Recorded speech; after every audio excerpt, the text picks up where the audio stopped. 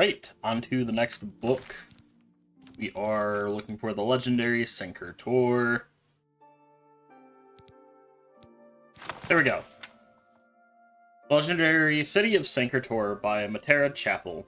During the Skyrim's conquest, First Era 240 to 415, ambitious Highland Earls, envious of the conquest and wealth of their northern cousins in High Rock and Morrowind, look south over the ramparts of the Jarl Mountains for their opportunities. Oh wait, it's Jarl. The Jarl Mountains proved to be too great a barrier in northern Cyrodiil too poor a prize to reward full-scale Nord invasions. However, Alessia hired many ambitious Nord and Breton war bands as mercenaries with the promises of rich lands and trade concessions. Once settled among the victorious Alessian Cyrodiils, the Nord and Breton warriors and battle mages were quickly assimilated into the comfortable and prosperous Nibenian culture. Alessia received the divine inspiration for her slave rebellion at Sinker-Tor, and here she founded her holy city, Sinker-Tor's Mine. Sinker-Tor's mines provided some wealth, but the poor soils and harsh climate of the remote mountain site meant it must be supplied with food and goods from the Heartlands. Further, located on one of the few passes through the Jarls, fortunes were subject to the instability of relations with Skyrim. When relations were good with Skyrim, it prospered through trade and alliance. When relations were bad with Skyrim, it was vulnerable to siege and occupation by the Nords. With the decline of the Alessian Order, circa First Era, year 2321, the seat of religious rule of Cyrodiil moved south to the Imperial City, but Sinker-Tor remained a mountain fortress and major religious center until the rise of the Septim Dynasty. In the Second Era, year 852, the city was suffering under one of the periodic occupations by Skyrim and High Rock invaders. King Culhwch sent his new general Talos to recapture the city and expel the northern invaders.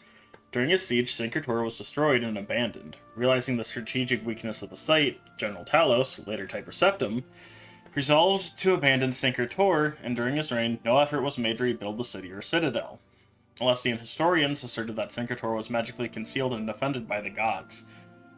Records of Sinker-Tor's repeated defeats and occupations by northern invaders gives the lie to this assertion. The entrance to the citadel was indeed concealed by sorcery, and the citadel and its labyrinthine subterranean complex were defended by magical traps and illusions, but their secrets were betrayed to besieging Nords by the Breton enchanters who crafted them. One enduring feature, the legend of Sinker-Tor, is the ancient tombs of the Riemann emperors. Following the defeat of the Yakaviri invaders, Sinker-Tor enjoyed a brief resurge of wealth and culture under Riemann Cyrodiil and his descendants, Riemann II and III. Tracing his ancestry to Saint Alessia and following the tradition that Saint Alessia was buried in the catacombs beneath Sinker-Tor, why is there a 1 there? Riemann built splendid funerary precincts in the depths of the ancient citadel under passages. Here, the last Riemann Emperor, Riemann III, was buried in his tomb with the Amulet of Kings. During the sack of Sinker-Tor, General Talos is said to have recovered the Amulet of Kings from the tomb of Riemann III. Theologians ascribe the long centuries of political and economic turmoil following the collapse of the Riemann dynasty to the loss of the Amulet of Kings, and associate the renaissance of the Cyrodiilic Empire in the Third Era with Tiber Septim's recovery of the amulet from Riemann III's tomb.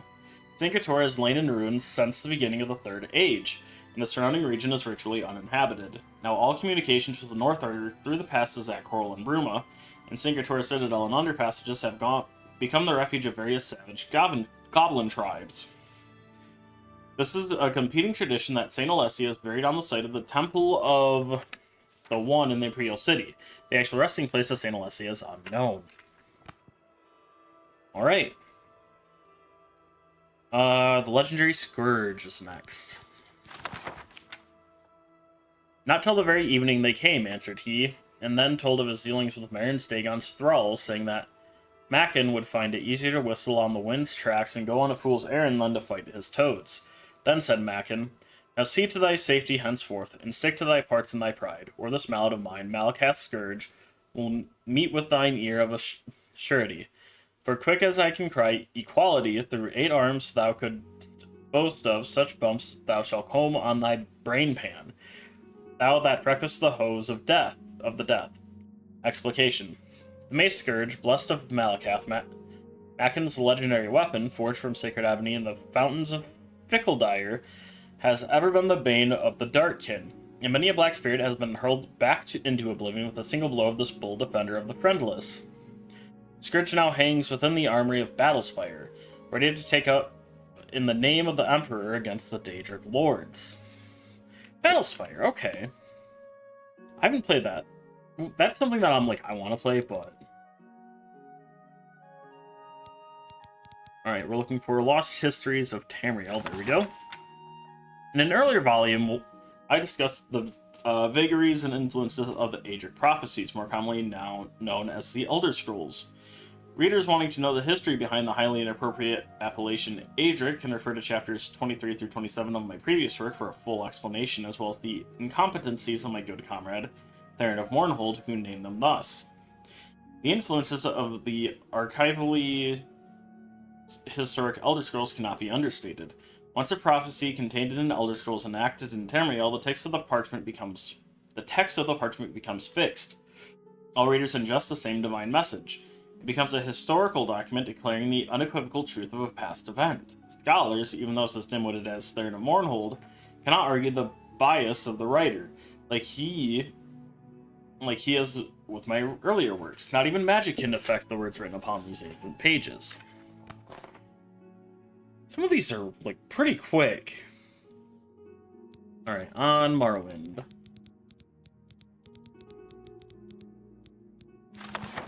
Here we go, one with actual substance.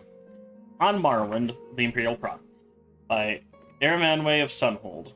After the conquest of Hammerfell, Imperial legions massed along the northeastern borders of Cyrodiil, and invasion fleets prepared in Skyrim.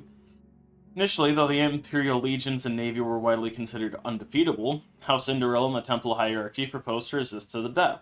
Redoran and Dress stood by Eärendil, with Telvanni remaining neutral. Hlaalu proposed accommodation. Contrived border incidences and Black March ended inconclusively, but the swampy terrain did not favor legion and navy coordination. Against the legions massed west of Silgrad Tower and Kraganmore, and the legions west of Blacklight and Cormaris View, Morrowind has pitifully small militias stiffened by small companies of Redoran mercenaries and elite units of House nobles and Temple ordinators and armigers. Further complicating matters was the refusal of Indoril, Dress, Hlaalu, and Telvanni to garrison the western borders. Indoril and Dress proposed, rather than defend the western border, instead to withdraw to the interior and fight a guerrilla war. Hlaalu advocating accommodation and Telvanni remaining neutral, Redoran therefore faced the prospect of standing alone against the Empire. The situation changed radically when Vivec appeared in person in Vivec City to announce its negotiation of a treaty with the Emperor Tiber Septim, reorganizing Morrowind as a province of the Empire, by guaranteeing all rights of faith and self-government. A shocked temple hierarchy, which apparently had not been consulted, greeted the announcement with awkward silence. Indoril swore they would resist to the death with the loyal support of Dress, while Redoran, grateful for a graceful excuse to avoid facing the legions unsupported, joined with Hlaalu in welcoming the agreement. Telvanni, seeing which way the wind blew, joined with Hlaalu and Redoran in supporting the treaty. Nothing is known of the circumstances of the personal meeting between Septim and Vivec, or where it took place, or the preliminaries which must have preceded the treaty. The public reason was to protect the identities of the agents involved. In the west, speculation is centered around the role of Zurin Arctis in brokering the agreement. In the east, rumors suggest that Vivec offered Numidium to aid in the conquest of the Altmer and Somerset Isle in return for significant concessions to preserve self-rule, house traditions, and religious practices in Morrowind. The Lord High Counselor of the Grand Council and Indoril refused to accept the treaty and refused to step down. He was assassinated and replaced by a Hlaalu. House Hlaalu took the opportunity to settle some old scores with House Indoril. A number of local councils changed hands in bloody coups. More blood was shed in those inter-house struggles than against the Imperial legions during Morrowind's transition from an independent nation to a province of the Empire. The generals of the legions had dreaded an invasion of Morrowind. The Domnor were widely regarded as the most dreadful and fanatic foes, further inspired by their temple and clan traditions. The generals had not grasped the political weaknesses of Morrowind, which Emperor Tiber Septim recognized and exploited. At the same time, given the tragic depopulation, deconstruction, and destruction experienced by the other provinces conquered by Septim, and the swift and efficient assimilation of Morrowind into the Imperial legal systems and economy, with a relatively small impact on lower or upper classes of Morrowind citizens, The tribunal also deserves some credit for recognizing the hopelessness of Morrowind's defense, and the chance of gaining important concessions at the treaty table by being the first to offer peace. By contrast, many Indoril nobles chose to commit suicide rather than submit to the Empire, with the result that the house was significantly weakened during the period of transition, guaranteeing that they would lose much of their influence and power to House Hlaalu, whose influence and power was waxing with its enthusiastic accommodation with the Empire. The Temple hierarchy more skillfully managed their loss of face, remaining aloof from political struggles and earning the goodwill of the people by concentrating on their economic, educational, and spiritual welfare. Alright. Next is the Pig Children. Alright. The Pig Children by Tyston Bane. No one, not the oldest dark elf of Mount Dagoth or the ancient Sage of Solitude himself, can recall a time when the orc did not ravage or fair Tamriel. Whatever foul and pestilent danger of Oblivion conjured them up could scarcely have created a more constant threat to the well-being of the civilized races of Tamriel than the obnoxious orc. Orcs are thankfully easy to recognize from other humanoids by their size. Commonly 40 pertents in height and 15,000 engades in weight. Their brutal pig-like features and their stench. They're consistently belligerent, morally grotesque, intellectually moronic, and unclean. By all rights, civilized races of Tamriel should have been able to purge the land of their blight eras ago, but their ferocity, animal cunning, and curious tribal loyalty have made them inevitable as leeches in a stagnant pool. Tales of orcish barbarity proceed in record. When Justiaga wrote of the Order of Diagnas joining the armies of Daggerfell and Sentinel to hold at bay the wicked orcs in their foul Orsinium fastness and burn aught in cleansing flame in the First Era, year 950, she assumed that any reader would be aware of the savagery of the orcs. When the siege was completed 30 years later, after the death of many heroes including Gaden's Shinji and the destruction of Orsinium, scattered the orcish survivors throughout the Rothgarian mountains, she further wrote, "The free peoples rejoiced for that their ancient fell enemy was dispersed into diverse parts." Obviously, the orcs have been terrorizing the region of the Iliac Bay at least since the early years of the First Era. Alright, next is Rimanada. That's over this. Where is it? Here we go. Rimanada, Chapter 1, Synchrotor and the Birth of Riemann. And in those days, the Empire of the Cyrodiils was dead, save in memory only, for through war and slug famine and iniquitous rulers, the West split from the East, and Clovius' estrangement lasted some 400s of years, and the earth was sick with this sundering. Once worthy Western kings of Anduin Sarchal, of Falkreath and Deladil, came through pride and habit as like thief barons and forgot covenant. In the heartland things were no better, as arcanists and false moth princes lay in drugged stupor with the studies of vileness, and no one sat on the throne in dusted generations. Snakes in the warning of snakes went unheeded, and the land bled with ghosts in deepest holes unto cold harbors. And it is said that even the Kaimel Adabal, the amulet of the Kings of Glory, had been lost, and its people saw no reason to find it. It was in this darkness that King Hrol set out from the lands beyond Lost Twill, with a sortie of questing knights numbered 18 less 1, all of them Western sons and daughters. For Hrol had seen in his visions the snakes to come, and sought to heal all the borders of his forebears. And to this host appeared at last a spirit who resembled none other than El Estia, queen of ancient times, who bore in her left hand the dragonfire of the Akatosh, and in her right hand the jewels of the Covenant, and on her breast a wound that spilled void onto her mangled feet. And seeing Elestia and Kimel Adabal, Hrol and his knights wailed and set to their knees and prayed for all things to become as right. Unto them the spirit said, I am the healer of all men and the mother of dragons, but as you have run so many times from me, so shall I run until you learn my pain, which renders you and all this land dead. And the spirit fled from them, and they split among hills and forests to find her, all grieving that they had become a villainous people. Hrol and his shield thane were the only ones to find her, and the king spoke to her, saying, I love you, sweet Aless, sweet wife of Shor and of Oriel, and the sacred bull, and would render this land alive again, not through pain, but through return of the dragonfires of Covenant. I join east and west and throw off all ruin. And the shield thane bore witness to the spirit opening naked to his king, carving on a nearby rock the words, and Hrol did love unto a hillock, before dying in the sight of their union. When the 15 other knights found King Hrol, they saw him dead after his labors against a mound of mud. And they parted this host, appeared at last a spirit who resembled none other than Alestia, queen of the ancient times, who bore in her left hand the dragonfire. Oh, wait. And they parted each in their way. And somewhat mad, and the two that returned to their homeland beyond Twill would say nothing of Hrol, and acted ashamed for him. But after 9 months, that mound of mud became as a small mountain, and there were whispers among the shepherds and bulls. A small community of believers gathered around that growing hill during the days of its first turning. And they were the first to name it the Golden Hill, Syncretor. And it was the shepherdess, Sediena, who dared climb the hill when she heard his first cry. And its peak she saw what it had yielded, an infant she named Riemann, which is Light of Man. And in the child's forehead was the Chimel Adabal, alive with the dragonfires of yore and divine promise.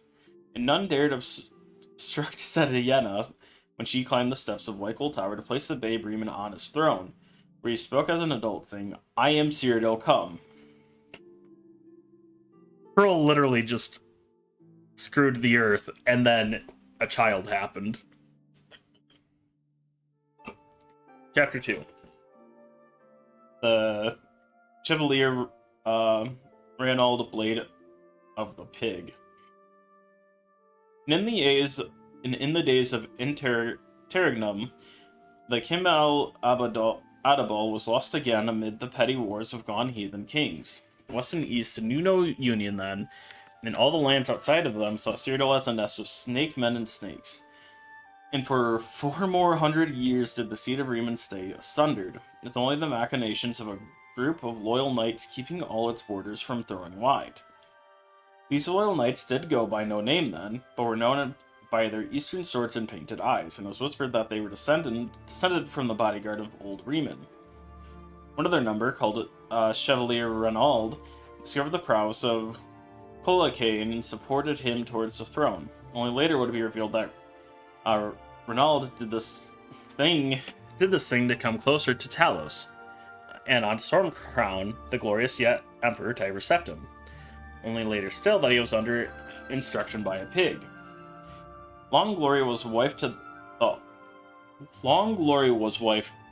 all the knights of the Dragon Banner, who knew no other and were brothers before, beyond many seas, and now were brothers under the law, named the Blade Surrender of Pale Pass. And having vampire blood, these brother knights lived for ages through and past Riemann, and then kept guard over his ward, the Coiled King, Versailles.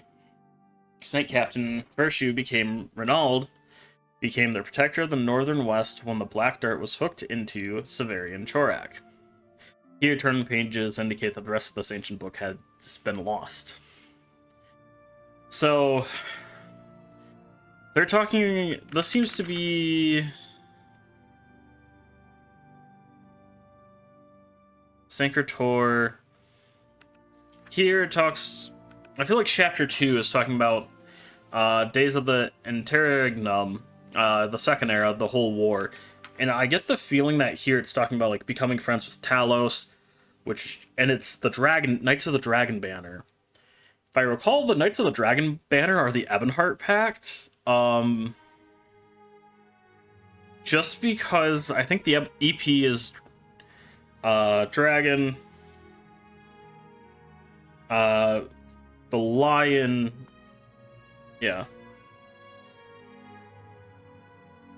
Let me look it up. Heart Pact. Symbol. Yeah, I think they're dragon. Yeah, theirs is the dragon. I'm pulling up the thing real quick. Yeah. Daggerfall Covenant is the lion, and the Eldamare Dominion is the eagle. So based on the logic of the Knights of the Dragon Banner and Type Septim, it makes me feel like they are tied together. I don't know. Unless there's something else that explains how like Type Septim actually came from a different faction.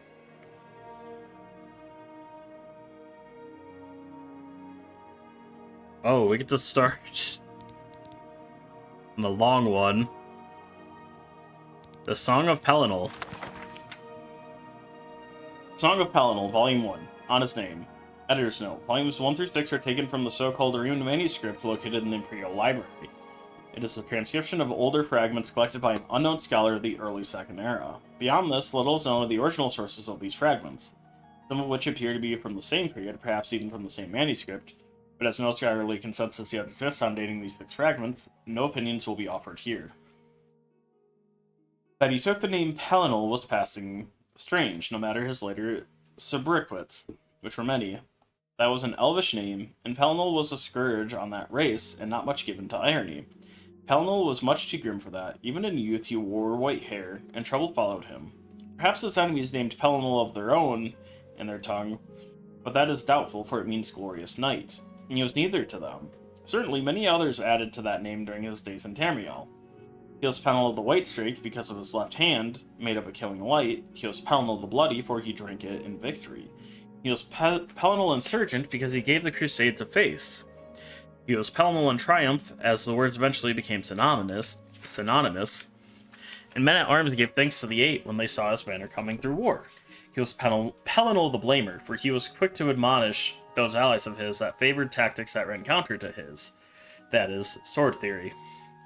And he was Pelinal the Third, though whether that was because some said he was a god geyser who had incarcerated twice before already, or that simpler, he was the third vision given to Perif and on Alessia, and her prayers of liberation before he walked among the corridors of rebellion is unknown.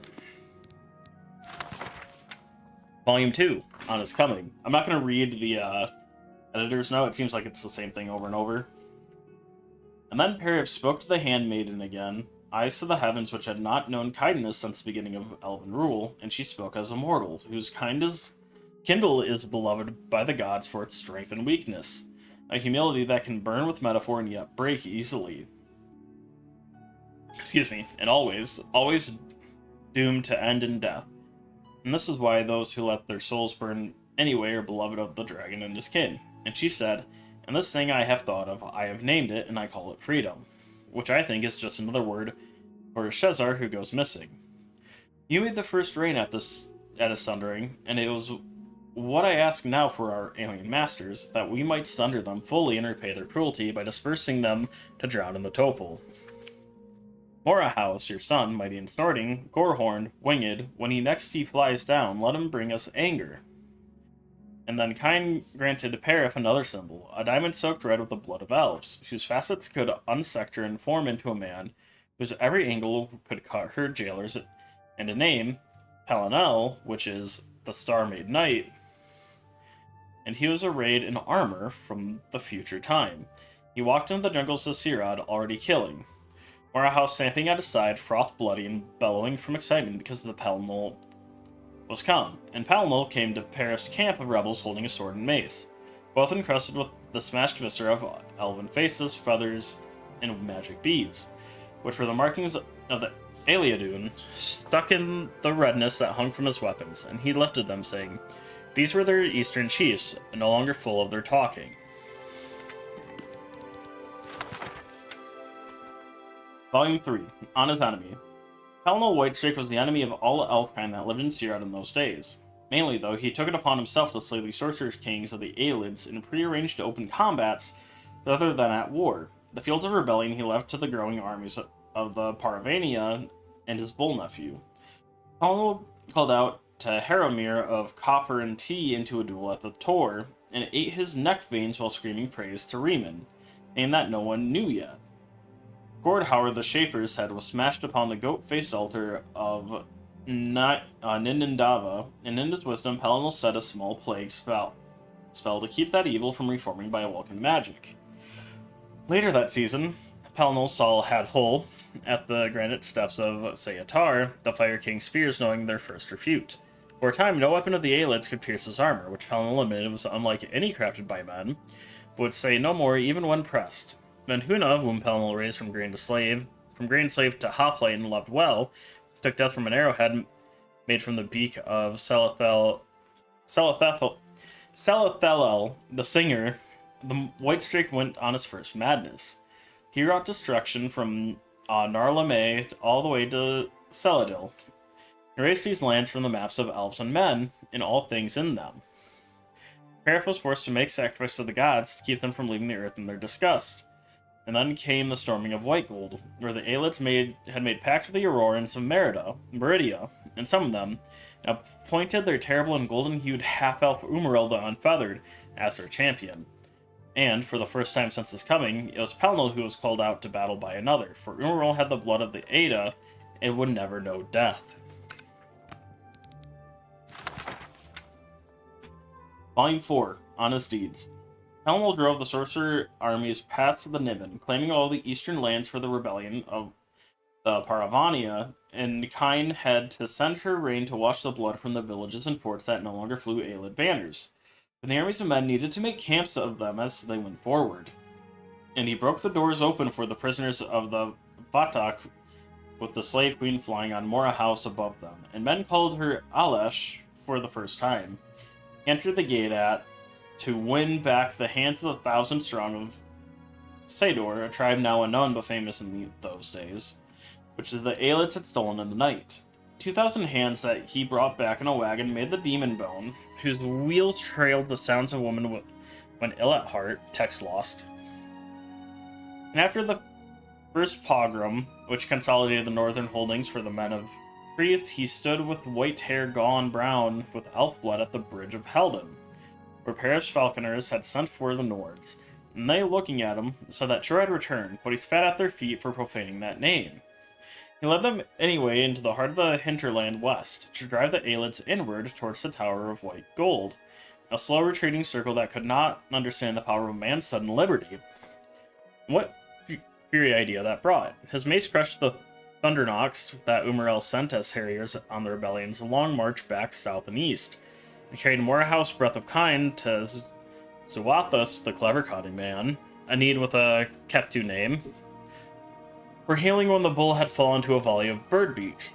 And of course, at the Council of Skiths, where all the Paravada's armies, and all of the Nords shook with fear at the storming of the White Gold, so much so that the Alesh herself counseled delay, Pelennor grew furious, and made names of Umaril and made names of what cowards he thought he saw around him, then made for the tower by himself, for Pelennor often acted without thought. Volume 5, on his love of Mora House. It is the solid truth that Mora House was the son of Kine, but whether or not Pelennor was indeed the Shezarene is best left unsaid, for once Plantanu, who favored the short sword, said it, and that night he was smothered by moths. It is famous, though, that the two talked of each other as family, with Mora House as a lesser, and that Pelennor loved him and called him nephew, but these could merely be the fancies of immortals. Never did Pelennor counsel Mora House in time of war, but the man both fought magnificently, and led men well. He never resorted to madness, but the White Streak did warn against the growing love with Perif. We are Aeda more, and change things through love. We must take care lest we beget more monsters on this earth. If you do not desist, she will take you, and you will transform all Sirad if you do this. And to this the bull became shy, for he was a bull, and he felt his form too ugly for the Parvania at all times, especially when she disrobed for him. He snorted, though, and shook his nose hoop in the light of the Secunda moon, and said, "She is like this shine on my nose hoop here. An accident sometimes, but whenever I move my head at night, she is there. So you know that what you ask is impossible."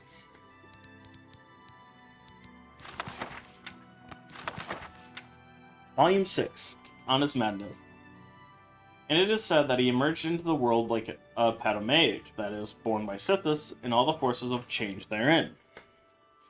Still others, like Fift of Newteed, said that beneath the Palinol's star armor was a chest that gaped open to show no heart, only a red rage-shaped diamond fashion, singing like a mad, mindless dragon, and that was proof that he was a myth echo. And there where he trod were shapes of the first urging. Penel cared for none of this, and killed any who would speak god logic, except for Fair Parif, who he said enacts rather than talks, as language without exertion is dead witness. When the soldiers who heard him say this stared blankly, he laughed and swung his sword, running into the rain of kind to slaughter their Aelid captives, screaming, "Oh, Akka, for our shared madness I do this. I watch you watching me watching back. Umaril dares call us out, for that is how we made him." And it was during these fits of anger and nonsense that Pelennor would fall into the madness, where whole swaths of lands were devoured in divine rampage to become void. And Alessia would have to pray to the gods for their succor, and they would reach down as one mind and soothe the white streak until he no longer had the will to kill the earthen whole. And Garrett of the Men of Guy once saw such a madness from afar and maneuvered, after it had abated, to drink together with Pelennor, and he asked what such an affliction felt like, to which Pelennor could only answer, like when the dream no longer needs its dreamer. Ooh. Okay. Volume 6. Honest battle with Umaril and his dismemberment. Editor's note. This fragment comes from a manuscript recovered from the ruins of Alessian's Order's monastery at Lake Canalus, which dates it to sometime prior to the War of Righteousness, First Era, year 2321. However, textual analysis suggests that this fragment actually preserves a very early form of the song, perhaps from the mid-6th century. And the little photo of Pelennor and Umaril. So after many battles with Umaril's allies were dead Aurorans lay like candlelight around the throne, the Pelennor became surrounded by the last Aelid sorcerer kings and their demons, each one heavy with Varlians.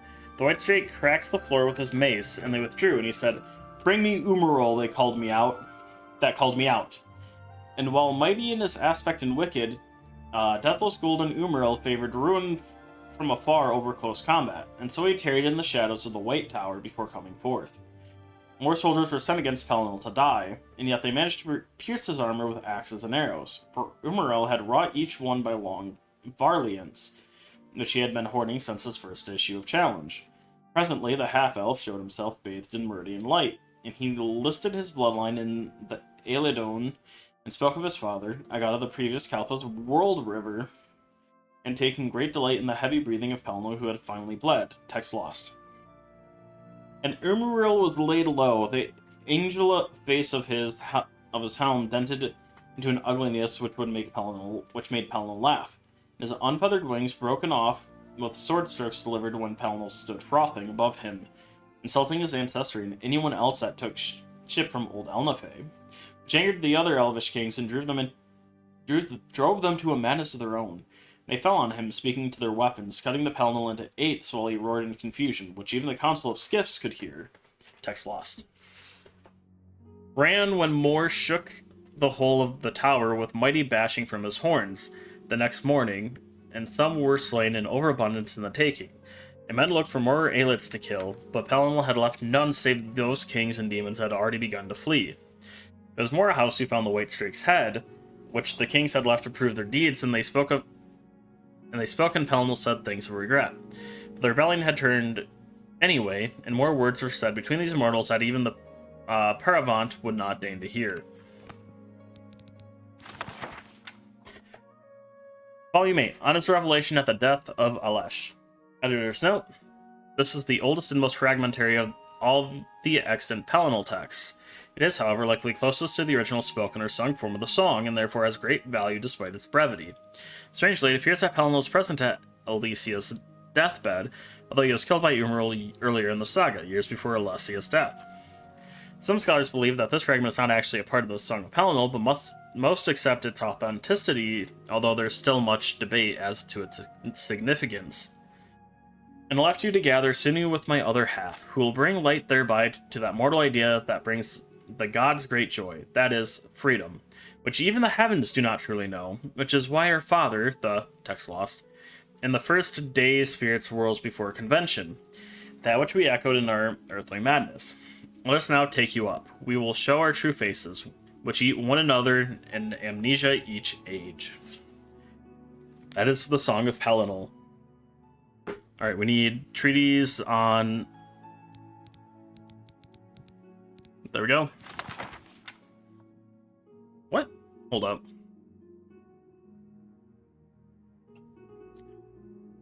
Chapter to the 10th. Varsa Balam and the Nefarivigum. There's danger there. I will not be the first scholar to point to a combination of benign intent and arrogance on behalf of the Aelids as the source of many ruinous affairs for the old Heartland Elves.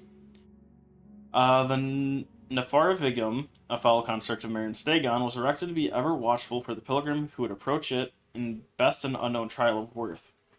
It is said that such a pilgrim would be rewarded with the blessing of Marin's razor, a vicious blade through which Dagon himself can claim the very souls of those it strikes.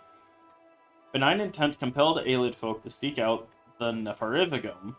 Arrogance let them believe themselves capable of disbarring any who would seek the razor. So was built Varsa Balam, a great ringed labyrinthian city during the height of Aelid rule. Sure as death, pilgrims came to Varsa Balam, and for years the elves drove back many, till it came to pass that a vampire slipped into the city unnoticed. Merfolk were touched with the foul affliction, throwing the city into a gathering storm of madness and ruin, and soon it seemed none was left to prevent the razor from being recovered. Then suddenly, Varsa Balam was gone. Historic accounts dispute whether it happened through some final safety, a natural cataclysm, or by the touch of the divines themselves. Whatever the cause, history agrees on the result. The bounds of the Eastern Ibn swallowed Varsa Balam and the Nefarivigum with it, whereas remained hidden since the early days of the First Era. If the tale is true, then somewhere on the eastern fringe of the Niben Valley, where man's rule has scarcely reached through the years, the Nefarivigum still lies in wait, among a city of unliving abominations entombed within the cold bowels of the mountain. We've actually found that, and we actually found Marin's Razor in there for that exact same reason. Alright. We're looking for the Wild Elves. Here we go. On Wild Elves, by Kirjo Chorvak. In the wilds of most every province of Tamriel, descended philosophically, if not directly, from the original inhabitants of the land, are the Aelids, commonly called the Wild Elves. While three races of elven stock, the Altmer or High Elves, the Bosmer or Wood Elves, and the Dunmer or Dark Elves, have assimilated well into the new cultures of Tamriel, the Aelids and their brethren have remained aloof toward our civilization, preferring to practice the old ways far from the eyes of the world. The Wild Elves speak a variation of Old Cyrodiilic, opting to shun Tamrielic and separating themselves from the mainstream of Tamriel even further than the least urbanized of their elven cousins. In temperament, they are dark-spirited and taciturn. Now, this is from the point of view of outsiders, or Pelani in their tongue. Pelennor. I wonder if Pelennor was called Pelennor because he was an outsider. And doubtless they act differently within their own tribes. Indeed, one of the finest sages of the University of Gwilym was the civilized Aelid elf, Tyr Hain Fyr, first era 2790 to the second era 227, whose published work on Wild Elves suggests a lively, vibrant culture. Fyr is one of the very few Aelids to speak freely on his people and religion. He himself said, the nature of the Aelid tribes is multi-hued. Their personalities often wildly different from their neighboring tribes. Fyr T, Nature of Aelidic Poesy, page 8, University of Gwilym Press, second era, year 12. Like any alien culture, Wild Elves are often feared by the simple people of Tamriel. The Aelids continue to be one of the greatest enigmas of the continent of Tamriel.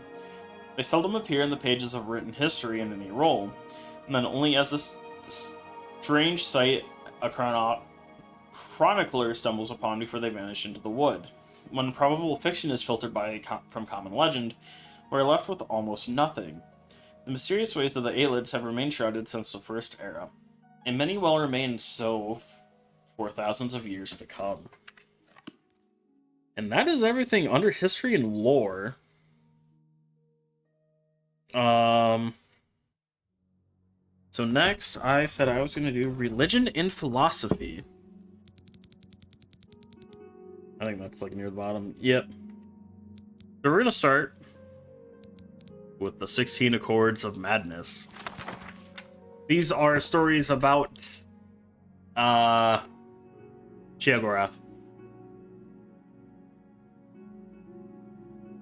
16 Accords of Madness, Volume 9. Vermina's Tale. Darius Shano found himself running as fast as he could. He had no idea what he was running from or towards, but he didn't care.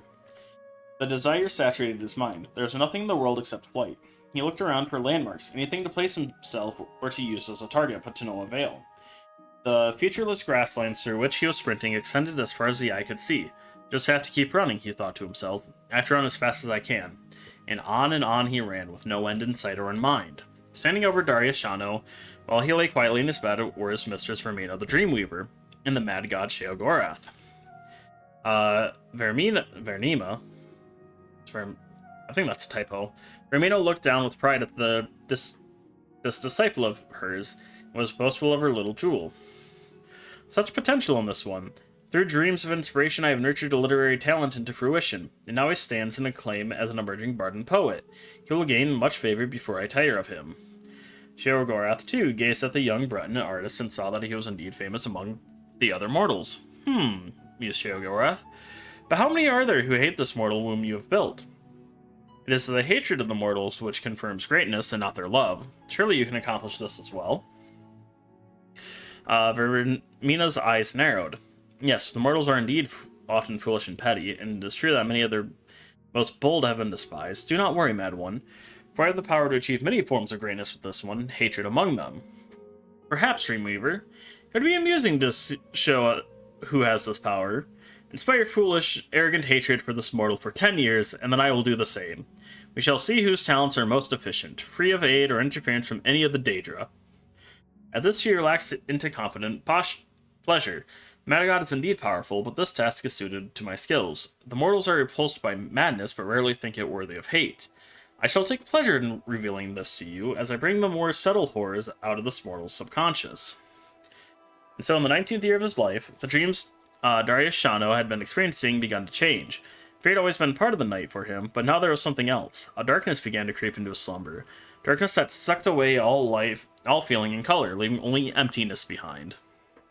When this happened, he opened his mouth to scream, but found that the darkness had taken his voice as well. All he had was the terror and the void. Each night, they filled him with a new understanding of death, yet when he awoke, there was no fear, for he had faith that his lady had a purpose.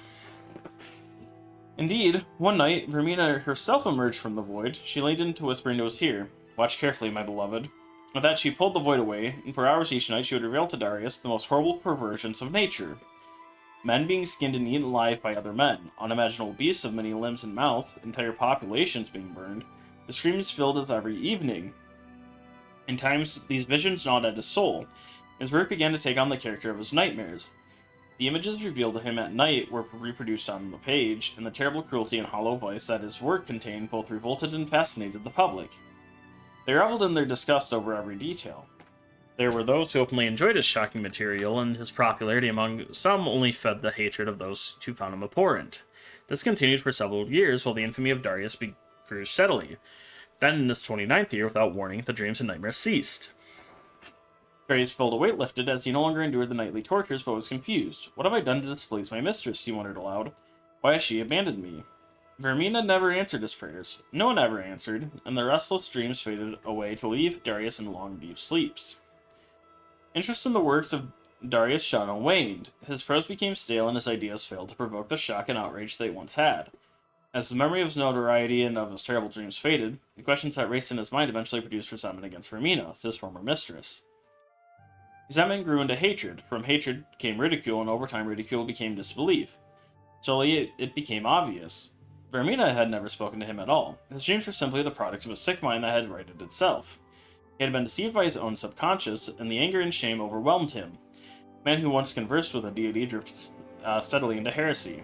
In time, all of the bitterness, doubt, and sacrilege focused in Darius' creative philosophy that was threaded throughout all of his subsequent works. He challenged the gods themselves, as well as the infantile public and corrupt state for worshipping them. He mocked them all with perverse caricatures, sparing no one and giving no quarter.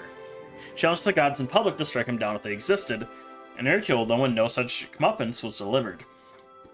To all of this, people reacted with outrage far greater than they had shown his previous work.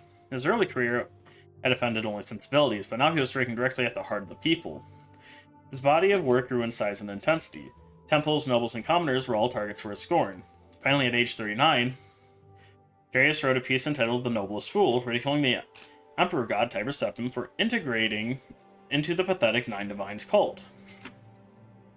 The local king of Dania, who had been humiliated by this upstart in the past, saw his chance. For a sacrilege against the Empire, Darius Shano was executed with a ceremonial blade in front of a cheering crowd of hundreds. His last bitter words were gurgled through a mouthful of his own blood. 20 years after the wager was first placed, Romina and Sheogorath met over Darius Shano's headless corpse. The Dreamweaver had been eager for this meeting. She had been waiting for years to confront the Daedric Prince over his lack of action. I have been deceived by you, Sheogorath. I performed my half of the bargain, but during your 10 years you never contacted the mortal once. He owes none of his greatness to you, or your talents, or your influence. Nonsense, croaked the mad god. I was with him all along. When your time ended and mine began, your whispers in his ear were replaced with silence. I severed his link to that from which he found the most comfort and meaning, and withheld the very attention the creature so desperately craved. Without his mistress, this man's character could ripen under resentment and hatred. Now his bitterness is total, and overcome by a madness fueled by his rage, he feeds me in my realm as an eternal servant. Sheogorath turned and spoke to the empty space by his side. Indeed, Darius Shano was a glorious mortal, despised by his own people, his kings, and even by the gods he mocked. For my success, I shall accept 80 followers of Romina into my service, and the dreamers will awaken as madmen. And thus did Sheogorath teach Romina that without madness, there are no dreams, and no creation.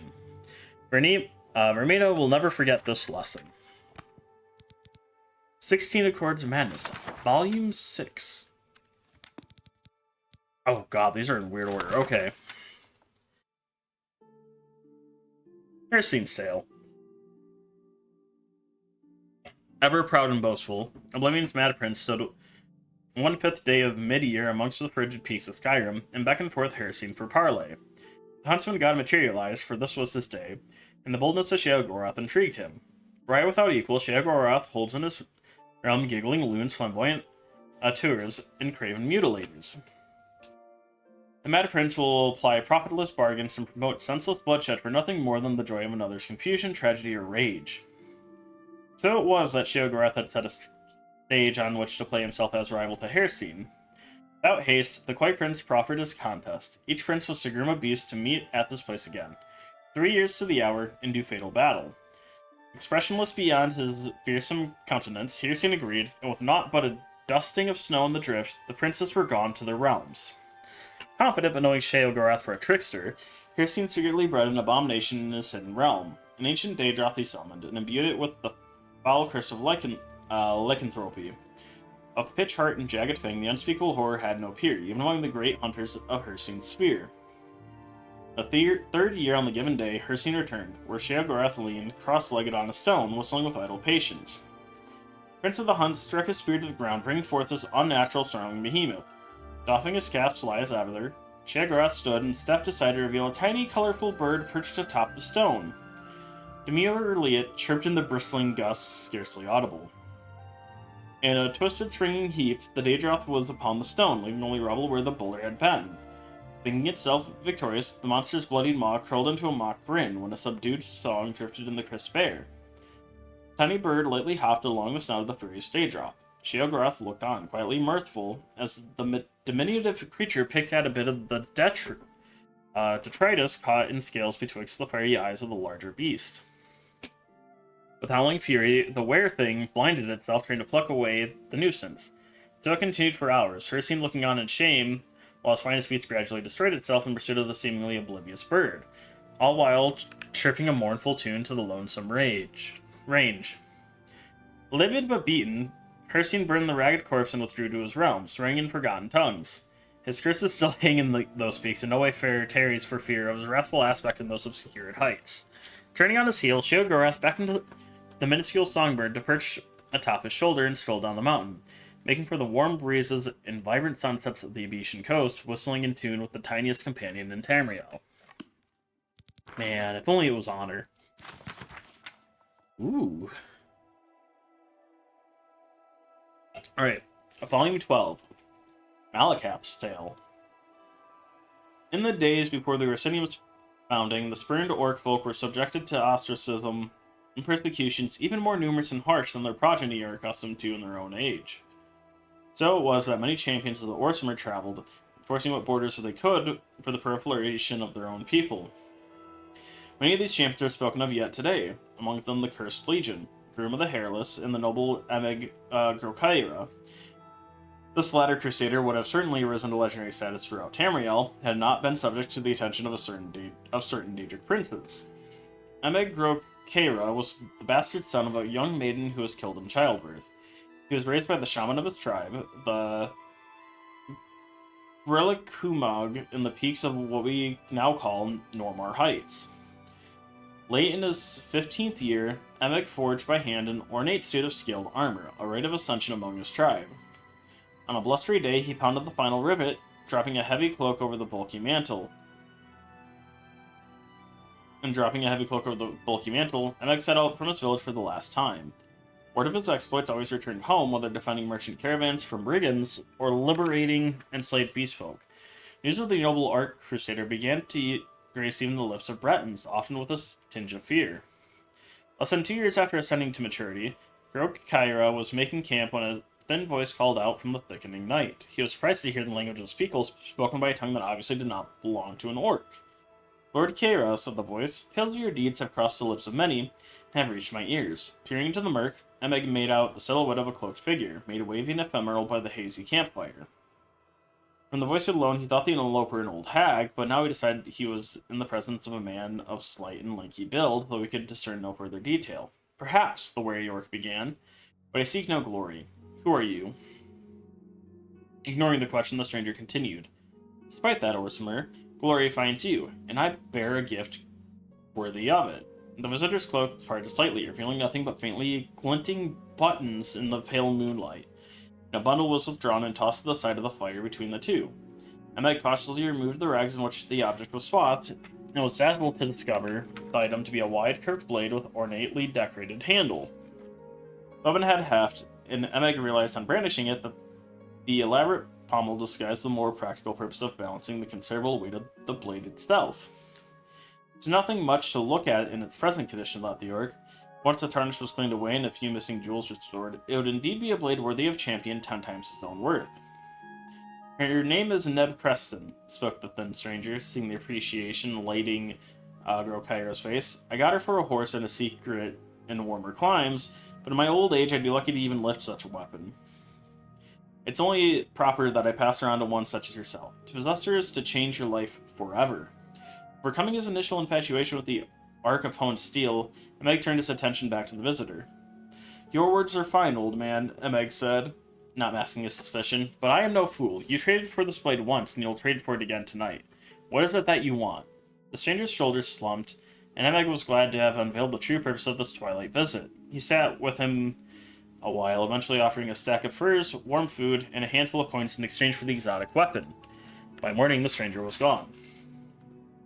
In the week following Emig's encounters with the stranger, Neb Crucian had not left its scabbard. He had encountered no enemy in the woods, and his meals consisted of fowl and small game caught with bow and arrow. The peace suited him fine, but on the 7th morning, when fog was still crept between the low-hanging boughs, Emig's ears pricked up at the telltale crunch of a nearby footfall in the dense snow and forest debris. Emig's nostrils flared, but he was upwind. Being unable to see or smell his guest, and knowing that the breeze carried his scent in that direction, Emig's guard was up, and he cautiously drew Neb Creston from its sheath.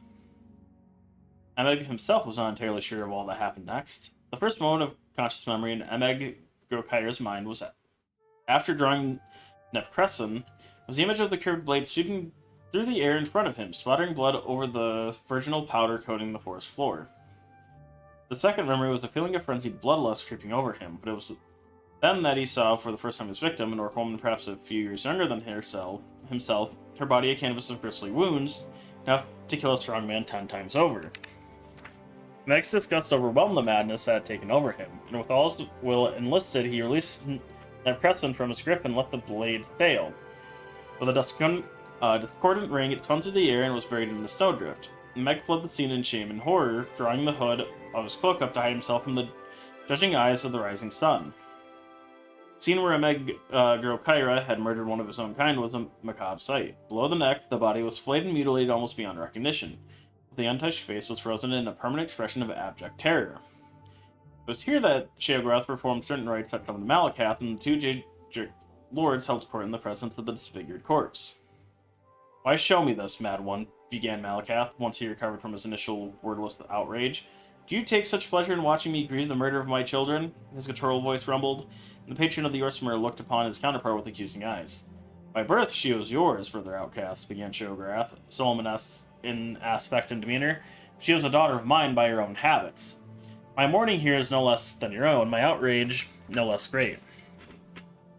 "I'm not so sure," grumbled Malakath. "Rest assured that vengeance for this crime is mine to reap. I expect no contest from you. Stand aside."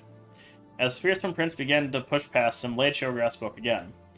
"I have no intention of standing between you and vengeance. In fact, I mean to help you. I have servants in this wilderness and can tell you where to find our mutual foe. I only ask that you use a weapon of my choosing. Wound the criminal with my blade, and banish him to my place, where I can exact my own punishment. The rights of honor killing here belong to you." With that, Malakath agreed, took the wide blade from Sheogorath, and was gone. Malakath materialized in the path of the murderer, the cloaked figure obscured through a blizzard haze. Bellowing a curse so foul as to wilt the surrounding trees, the blade was drawn and Malakath crossed the distance more quickly than a wild fox. Frothing with rage, he swung the blade in a smooth arc that lopped the head of his foe cleanly off. Then plunged the blade up to its hilt in his chest, choking off the spurts of blood into a steady, growing stain of red bubbling from beneath the scaled armor and heavy cloak. Panting from the unexpected immediacy and fury of his own kill, Malakath rested on a knee as the body before him collapsed heavily backwards, and the head landed roughly upon a broad, flat stone. Next sound broke the silence like a bolt. "I'm sorry," sputtered the voice of Amegro Kyra. Malakath's eyes went wide as he looked upon the severed head, seeping blood from its wound, but somehow kept alive.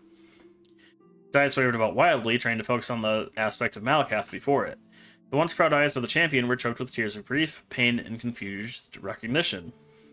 To his horror, Malakath recognized only now that the man he had killed was not only one of his Orsimer children, but very literally a son he had blessed an orc maiden with years hence. For achingly long moments, the two looked upon each other, despondent and shocked. Then, silent as oiled steel, Sheogorath strode into the clearing. He hefted Grokyra's disembodied head and bundled it into a small gray sack.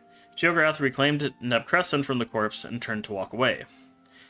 Malakath began to stand, but knelt again, knowing he had irreversibly damned his own offspring to the realm of Sheogorath, and mourned his failure as the sound of his son's hoarse pleas faded into the frozen horizon. Damn. Okay, I expected this to be a lot longer, but a children's Anuad, or that Anuad paraphrased. I expect this to be a lot longer. And the first ones were brothers, Anu and Padome. They came into the void, and time began. As Anu and Padome wandered the void, the interplay of light and darkness created Nirn. Both Anu and Padome were amazed and delighted with her appearance, but she loved Anu, and Padome retreated from them in bitterness. Nur became pregnant, but before she gave birth, Padome returned, professing his love for Nur. She told him that she loved only Anu, and Padome beat her in rage. Anu returned, fought Padome, and cast him outside time. Nur gave birth to creation, but died from her injury soon after. Anu, grieving, hid himself in the sun and slept. Meanwhile, life sprang up on the 12 worlds of creation and flourished. After many ages, Padme was able to return to time. He saw creation and hated it. He swung his sword, shattering the 12 worlds in their alignment. Anu awoke and fought Padme again. The long and furious battle ended with Anu the victor. He cast aside the body of his brother, who he believed was dead, and attempted to save creation by forming the remnants of the 12 worlds into one, Nirn, the world of Tamriel. As he was doing so, Padme struck him through the chest with one last blow. Anu grappled with his brother and pulled them both outside of time forever. The blood of Padme became the Daedra. The blood of Anu became the stars. The mingled blood of both became the Aedra, hence their capacity for good and evil, and their greater affinity for earthly affairs than the Daedra, who have no connection to creation. On the world of Nirn all was chaos. The only survivors of the 12 worlds of creation were the Elnafey and the Hist. The Elnafey are the ancestors of Mer and Men. The hiss are the trees of Argonia. Nirn originally was all land with interspersed seas, but no oceans. A large fragment of the Elnofey world landed on Nirn relatively intact, and the Elnofey living there were the ancestors of the Mer. These Elnofey fortified their borders from the chaos outside, had their pocket of calm, and attempted to live on as before. Other Elnofey arrived on Nirn scattered amid the confused jumble of scattered worlds, wandering and finding each other over the years. Eventually, the wandering Elnofey found the hidden land of Old Elnofey, and were amazed and joyful to find their kin living amid the splendor of ages past. Wandering Elnofey expected to be welcomed into the peaceful realm, but the Old Elnofey looked on them as degenerates. Fallen from their former glory. For whatever reason, war broke out and raged across the whole of Nirn. The Old Elnofey retained their ancient power and knowledge, but the Wanderers were more numerous and toughened by their long struggle to survive on Nirn. This war reshaped the face of Nirn, sinking much of the land beneath new oceans, leaving the lands as we know them. Tamriel, Akavir, Atmora, and Yokuda. We're missing one, right? The Old Elnofey realm, although ruined, became Tamriel. The remnants of the Wanderers were left divided on the other continents. Over many years, the Elnofey of Tamriel became the Mer, or the Elves, the Dwemer, the Deep Ones, sometimes referred to as the Orcs, the Chimer, the Changed Ones, who later became the Dunmer, the Dunmer, the Dark or Cursed Ones, the Dark Elves, the Bosmer, the Green or Forest Ones, the Wood Elves, and the Ultimer, the Elder or High Ones, the High Elves. On the other continents, the Wandering Elnofey became the Men, the Nords of Atmora, the Redguards of Yokuda, and the Saci of Akavir. The Hist were bystanders in the Elnofey War, but most of the realm was destroyed as the war passed over it. A small corner of it survived to become Black Marsh. Wait, what? Yep. In Tamriel, but most of the realm was sunk beneath the sea. Eventually, men returned to Tamriel. The Nords were the first colonizing the northern coast of Tamriel before recorded history, led by the legendary Ysgramor. The 13th of his line, King Harald, was the first to appear in written history, and so the mythic era ended. That was quick. Alright, Alright, we're looking for the story. Am I not here? Do I not see here?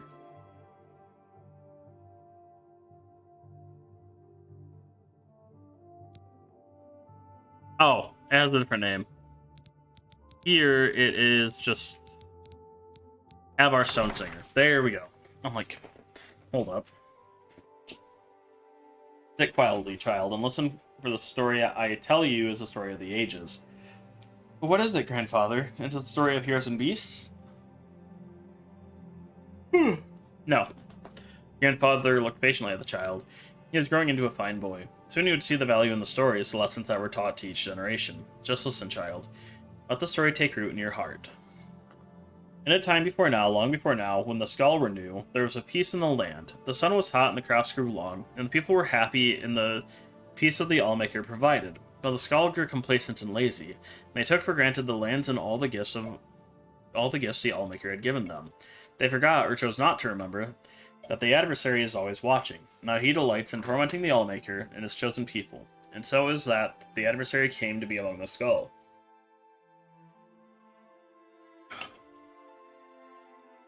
The adversary has many aspects. He appears in the unholy beasts and the incurable plague. At the end of seasons, we will know him as Thartag the World Devourer, but in these ages he came to be known as the Greedy Man. Greedy Man, that is what we call him, for to speak his name would certainly bring ruin on our people, lived among the Skull for many months. Perhaps he was once just a man, but when the adversary entered into him, he became the Greedy Man. That is how he is remembered. It came to be one day that the powers of the Skull left them. Strength left their arms of the warriors, and the shaman could no longer summon the beast to their side. The elders thought that surely the Allmaker was displeased, and some suggested the Allmaker had left them forever. It was then that the Greedy Man appeared to them and spoke.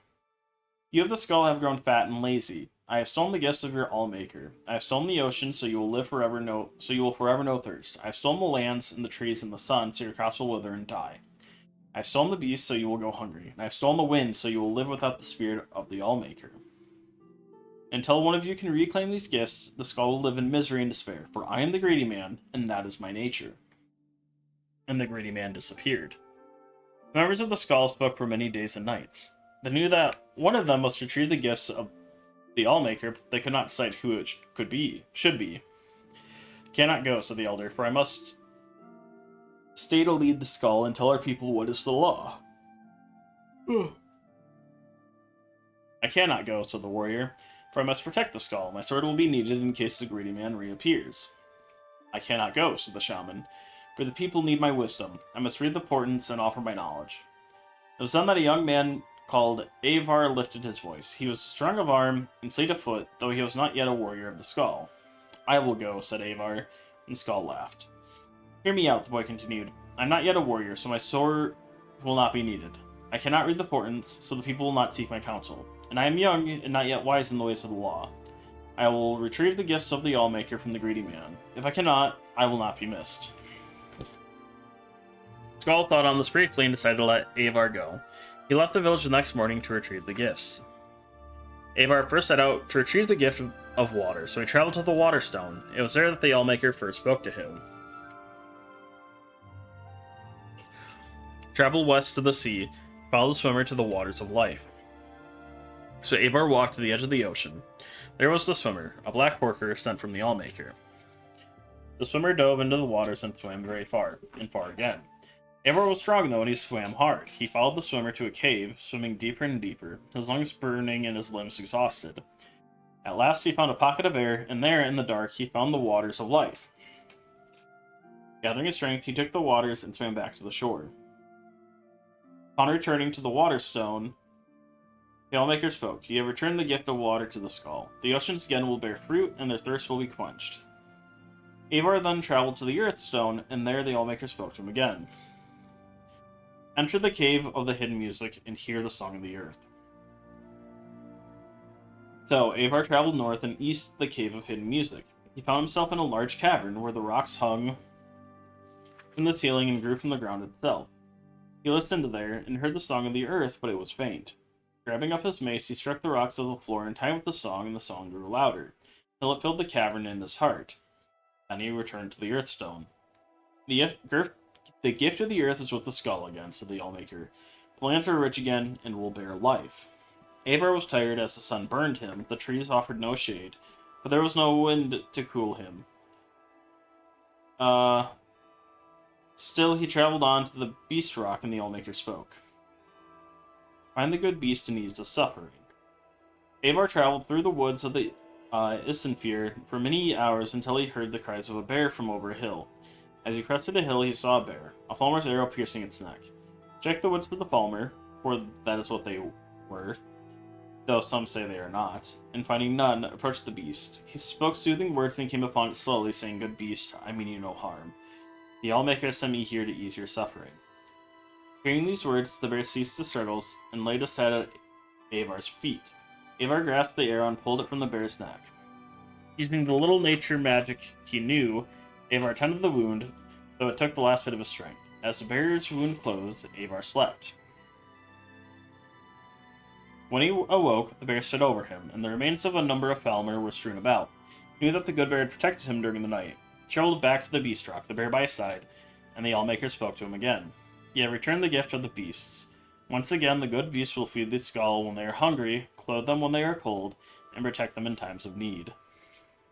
Avar's strength had returned, so he traveled to the Tree Stone, through the good beasts, though the good beast did not follow him. When he arrived, the Allfather spoke to him. The first trees are gone, must be replanted. Find the seed and plant the first tree. Avar traveled again through the here-staying forest, searching for the seeds of the first tree, but he couldn't find none. Then he spoke to the tree spirits, the living trees. They told him that the seeds had been stolen by one of the Falmer, for they are the servants of the adversary, and this Falmer was hiding them deep in the forest so that none would ever find them. Avar traveled to the deep part of the forest, and there he found the evil Falmer surrounded by the lesser tree spirits. Avar could see that the spirits were in his thrall, and that he had used the magic of the seeds and spoken their secret name. Avar knew he could not stand against such a force, that he must retrieve the seeds in secret. Avar reached into his pouch and drew out his flint. Gathering leaves, he started a small fire outside the clearing where the Falmer and Sorcelled spirits milled. All the skull knew the spirits' hatred of fires, for the fires ravaged the trees they served. At once, the nature of the spirits took hold, and they rushed to quell the flames. During the commotion, Avar snuck behind the Falmer and snatched... Second. Alright, we're good. Snatched a pouch of seeds, stealing away before the evil being knew they were gone. When Avar returned to the tree stone, he planted the tree in the ground, and the Allmaker spoke to him. The gift of trees was restored. Once again, the trees and plants will bloom and grow, and provide nourishment and shade. Avar was tired, for the sun would only burn, and the winds would not yet cool him, but he rested briefly in the shade of the trees. His legs were weary and his eyes heavy, but he continued on. Traveling to the Sunstone. Again, the Allmaker spoke. The gentle warmth of the sun is stolen, so now it only burns. Free the sun from the halls of Penumbra. And so Avar walked west, over the frozen lands, until he reached the halls of Penumbra. The air inside was thick and heavy. He could see no farther than the end of his arm. Still, he felt his way along the walls, though he heard the shuffling of feet and knew that this place held the unholy beast who would tear his flesh and eat his bones. For hours he crept along until he saw a faint glow at the far end of the hall. There, from behind a perfect sheet of perfect ice, came a glow so bright he had to shut his eyes, lest they forever be blinded. He plucked the flaming eye from one of the unholy beasts and threw it at the fire with all his might. A small crack appeared in the ice, then grew larger. Slowly, the light crept out between the cracks, widening them, splitting the ice wall into pieces. With a deafening crack, the wall crumbled, and the light rushed over Avar and through the halls. He heard the shrieks of the unholy beasts as they were blinded and burned. He ran out of the halls, following the light, collapsed on the ground outside. When he was able to rise again, the sun again warmed him, and he was glad for that. He traveled back to the Sunstone where the Allmaker spoke to him.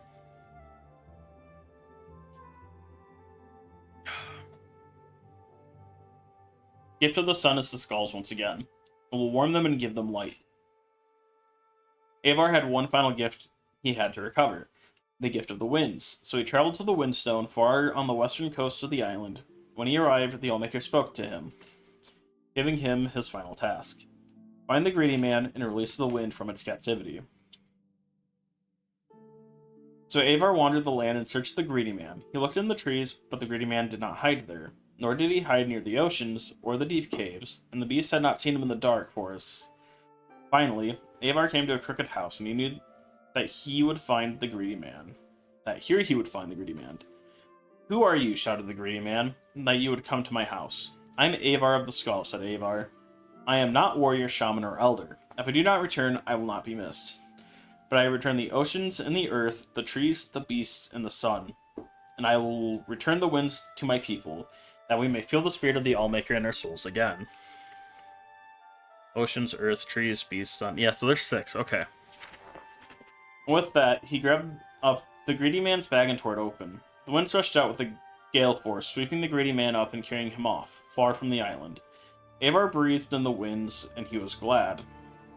He walked back to the Windstone where the Allmaker spoke to him a final time. You have done well, Avar. You, the least of the Skull, have returned my gifts to them. The greedy man is gone for now, and should not trouble your people again in your lifetime. Your Allmaker's pleased. Go now, and live according to your nature. And Avar started back to the Skull village.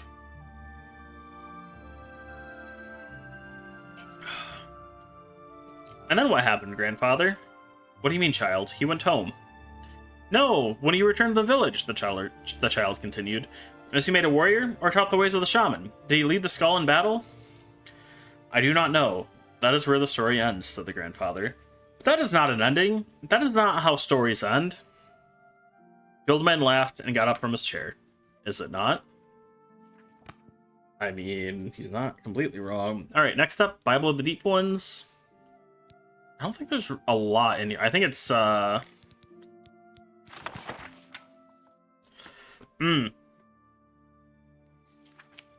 Given to me by the chief of the Deep Ones, he taught me language and his language and his runes. This is the ancient lore of his people from which we shall follow from now until ever. Signed in the presence of 12 witnesses, Earlaugh Moslin. I believe this doesn't actually translate to anything, right?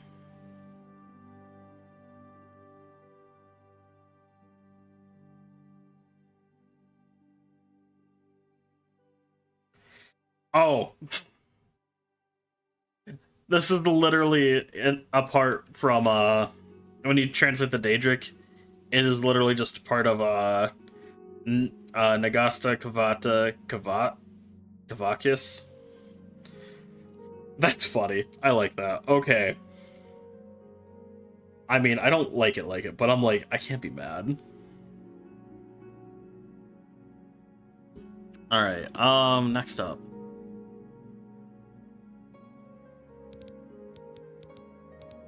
The Blessings of Sheogorath.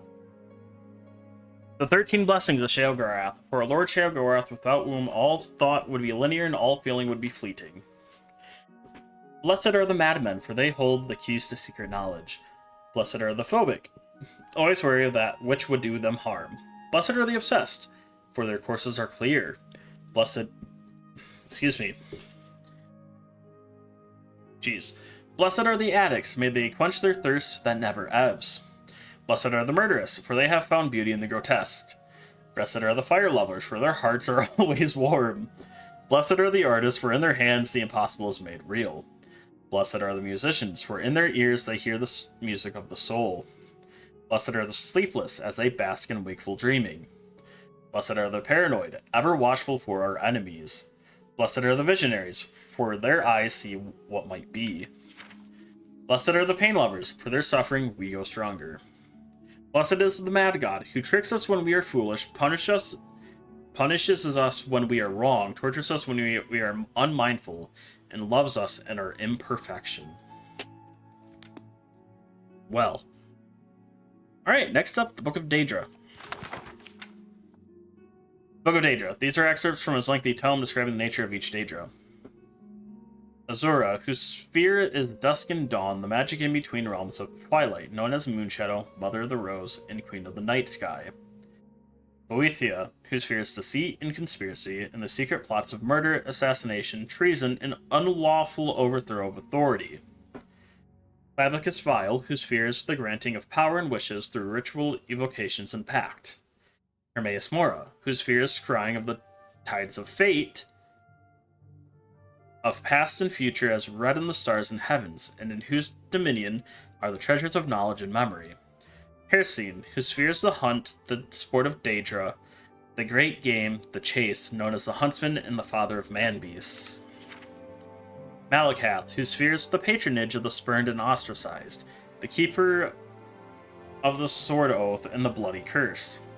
Marin's Dagon, whose sphere is destruction, change, revolution, energy, and ambition.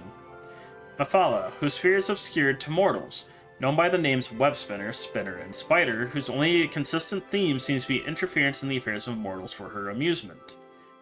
Merida, whose sphere is obscured to mortals, who is associated with the energies of living things. Molag Bal, whose sphere is the domination and enslavement of mortals, whose desire is to harvest the souls of mortals and to bring mortal souls within his sway by spreading seeds of strife and discord in the mortal realm.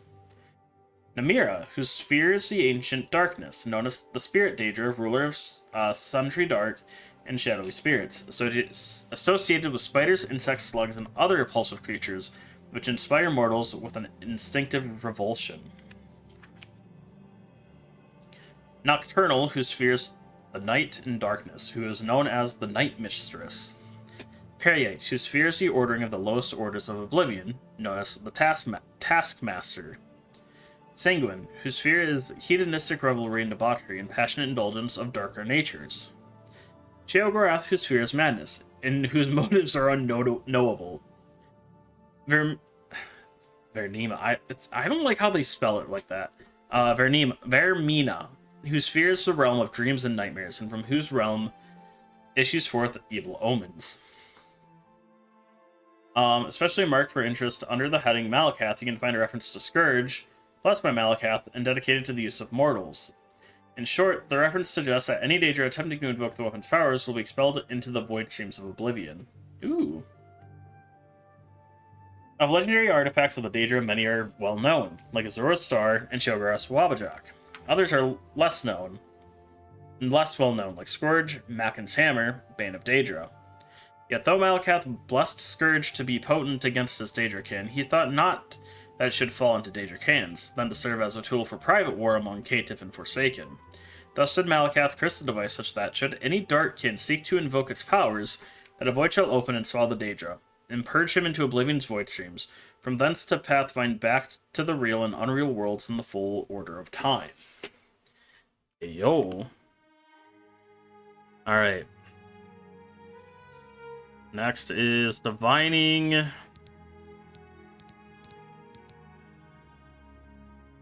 Do I not have that?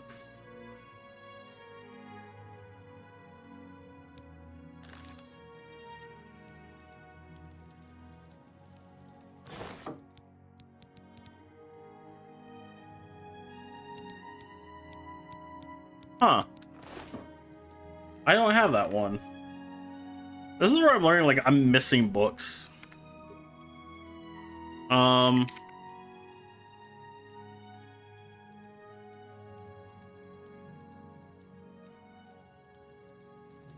Oh.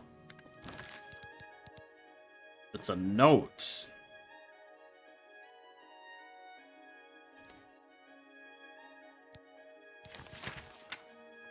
Hold on. Of night, the Elder Scrolls themselves can pierce the veil. They offer a view of the flux of time itself. The prophet who reads the scroll sees one version of what might be. Another prophet might have a different version with equal veracity. The price for insight is the reader's sight. He is struck blind, and... Huh. Alright. That might be why I didn't have it. It's a note. So I don't think it was in any of my lists to pick up either. Alrighty then. An overview of Gods and Worship in Tamriel by Brother Hedgefeld. Editor's note. Brother Hedgefeld is an associate scribe at the Imperial University Office of Introductory Studies. Gods are commonly judged upon the evidence of their interest in worldly matters. A central belief in the active participation of deities in mundane matters can be challenged by the reference to apparent apathy and indifference on the part of gods during times of plague or famine. From intervention in legendary quests to manifestations in common daily life, no pattern for the gods of Tamriel activities is readily perceived. The concerns of gods in many ways may seem unrelated or at best unconcerned with the daily trials of the mortal realm. The exceptions do exist, however. Many historical records and legends point to the direct intervention of one or more gods at times of great need. Many heroic tales recount blessings of the divinity bestowed upon heroic figures who worked or quested for the good of a deity or the deity's temple. Some of the more powerful artifacts in the known world were originally bestowed upon their owners through such reward. It has also been reported that priests of high ranking in their temples may on occasion call upon their deity for blessings or help in time of need. The exact nature of such contact and the blessings bestowed is given to much speculation, as the temples hold such associations secret and holy. This direct contact gives weight to the belief that the gods are aware of the mortal realm. In many circumstances, however, these same gods will do nothing in the face of suffering and death, seeming to feel no need to interfere. It is thus possible to conclude that we as mortals may not be capable of understanding more than a small fraction of the reasoning and logic such beings use. One defining characteristic of all gods and goddesses is their interest in worship and deeds. Deeds in the form of holy quests are just one of the many things that bring the attention of a deity. Deeds in everyday life, by conforming to the statutes and obligations of individual temples, are commonly supposed to please the deity. Performance of a ceremony in a temple may also bring a deity's attention.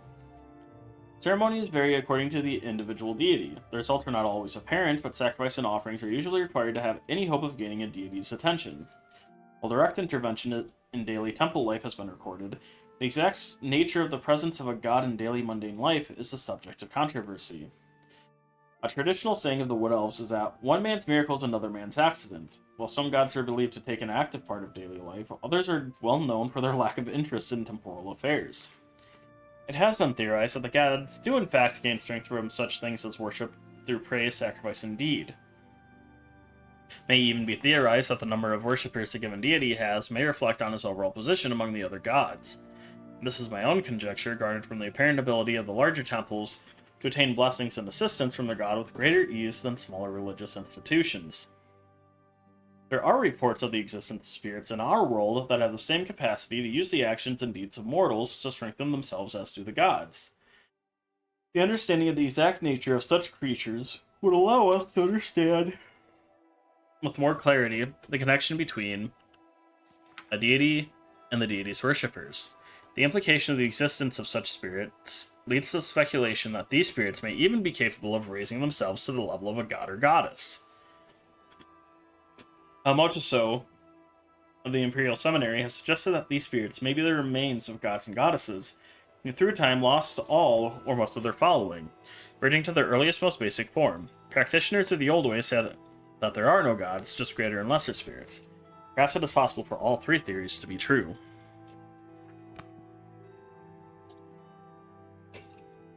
Alright. Heretical thoughts.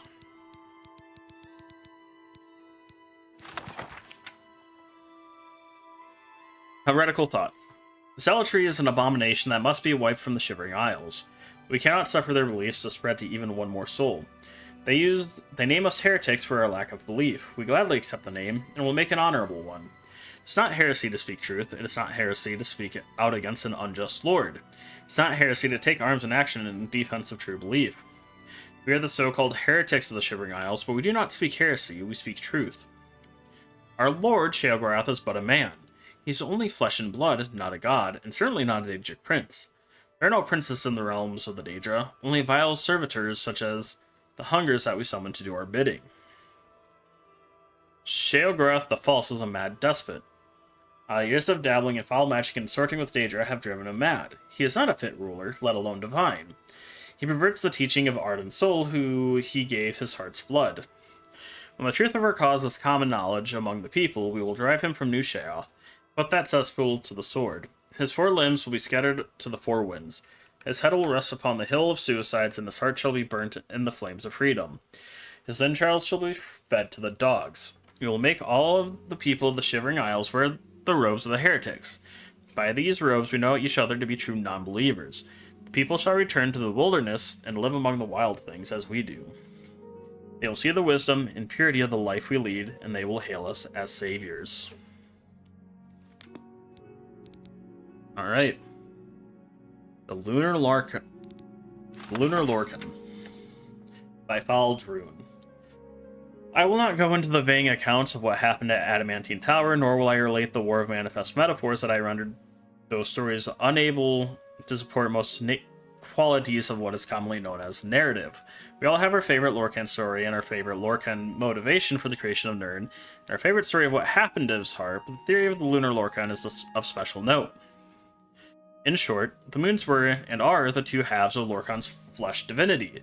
Like the rest of the gods, Lorcan was a plane or planet that participated in the Great Construction, except for the 8 lent portions of their heavenly bodies to create the mortal plane. Lorcan's was cracked asunder, and his divine spirit fell to Nirn as a shooting star, to impregnate it with the measure of its existence and a reasonable amount of selfishness.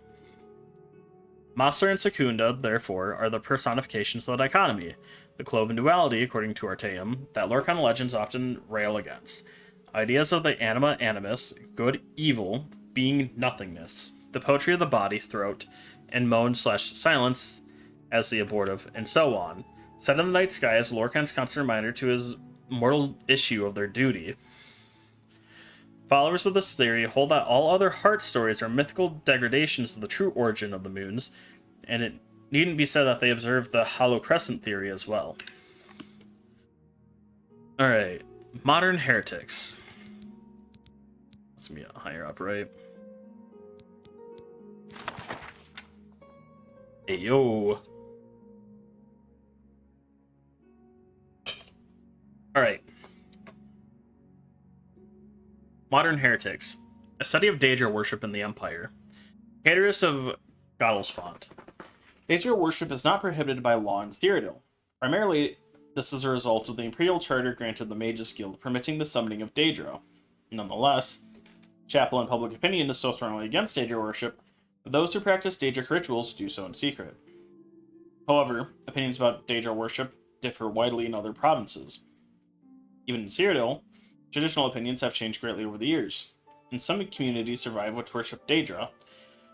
Some more traditional Daedra worshippers are motivated by piety and personal conviction. Many modern Daedra worshippers are motivated by a lust for arcane power. In particular, questing heroes of all stripes seek after the fabled Daedric artifacts for their potent combat and magical benefits. Hi, I'm one of them. I personally have discovered one community worshipping the Daedra Lord Azura, Queen of Dawn and Dusk. A researcher curious about Daedra worship might research in several ways: through the study of the literature, through exploration, and discovery of ancient Daedric shrines, through questioning local informants, and through questioning worshippers themselves. I use all these means to discover the Shrine of Azura. First, I read books. References like this one may provide a helpful general background concerning Daedric shrines. For example, my researches led me to understand that in Cyrodiil, Daedric shrines are generally represented by statues of Daedra lords, are generally situated in wilderness locations far from settlements, that each shrine generally has associated with it a community of worshippers, often referred to as a coven, that shrines have associated with them a particular time, often a day of the week, when a Daedra lord might be solicited. That Daedra lord often will not deign to respond unless they regard a petitioner of sufficient prowess or strength of character, that they will only respond if given the proper offering, the secret of which offering often known only to the community of worshippers, and that, in return for the completion of some task or service, the Daedra lords will often undertake to offer an artifact of power to a successful quester. Then I questioned locals with an intimate knowledge of the wilderness. Two classes of informants I found especially useful: well-traveled hunters and adventurers who might come across shrines in their travels, and scholars of the Mages Guild. In the case of the Shrine of Azura, both sources were profitable. I discovered a Cheydinhal hunter who had chanced across a strange epic statue in his travels. The statue was of a woman with outstretched arms. In one hand she held a star, in the other she held a crescent moon. He had shunned the statue out of superstitious fear, but had marked the location in memory, far north of Cheydinhal, northwest of Lake Arius, high in the Gerald Mountains. Then proceeding to the local Mages Guild, with the description of the statue, I was able to confirm from its description the identity of the Daedra Lord worshipped.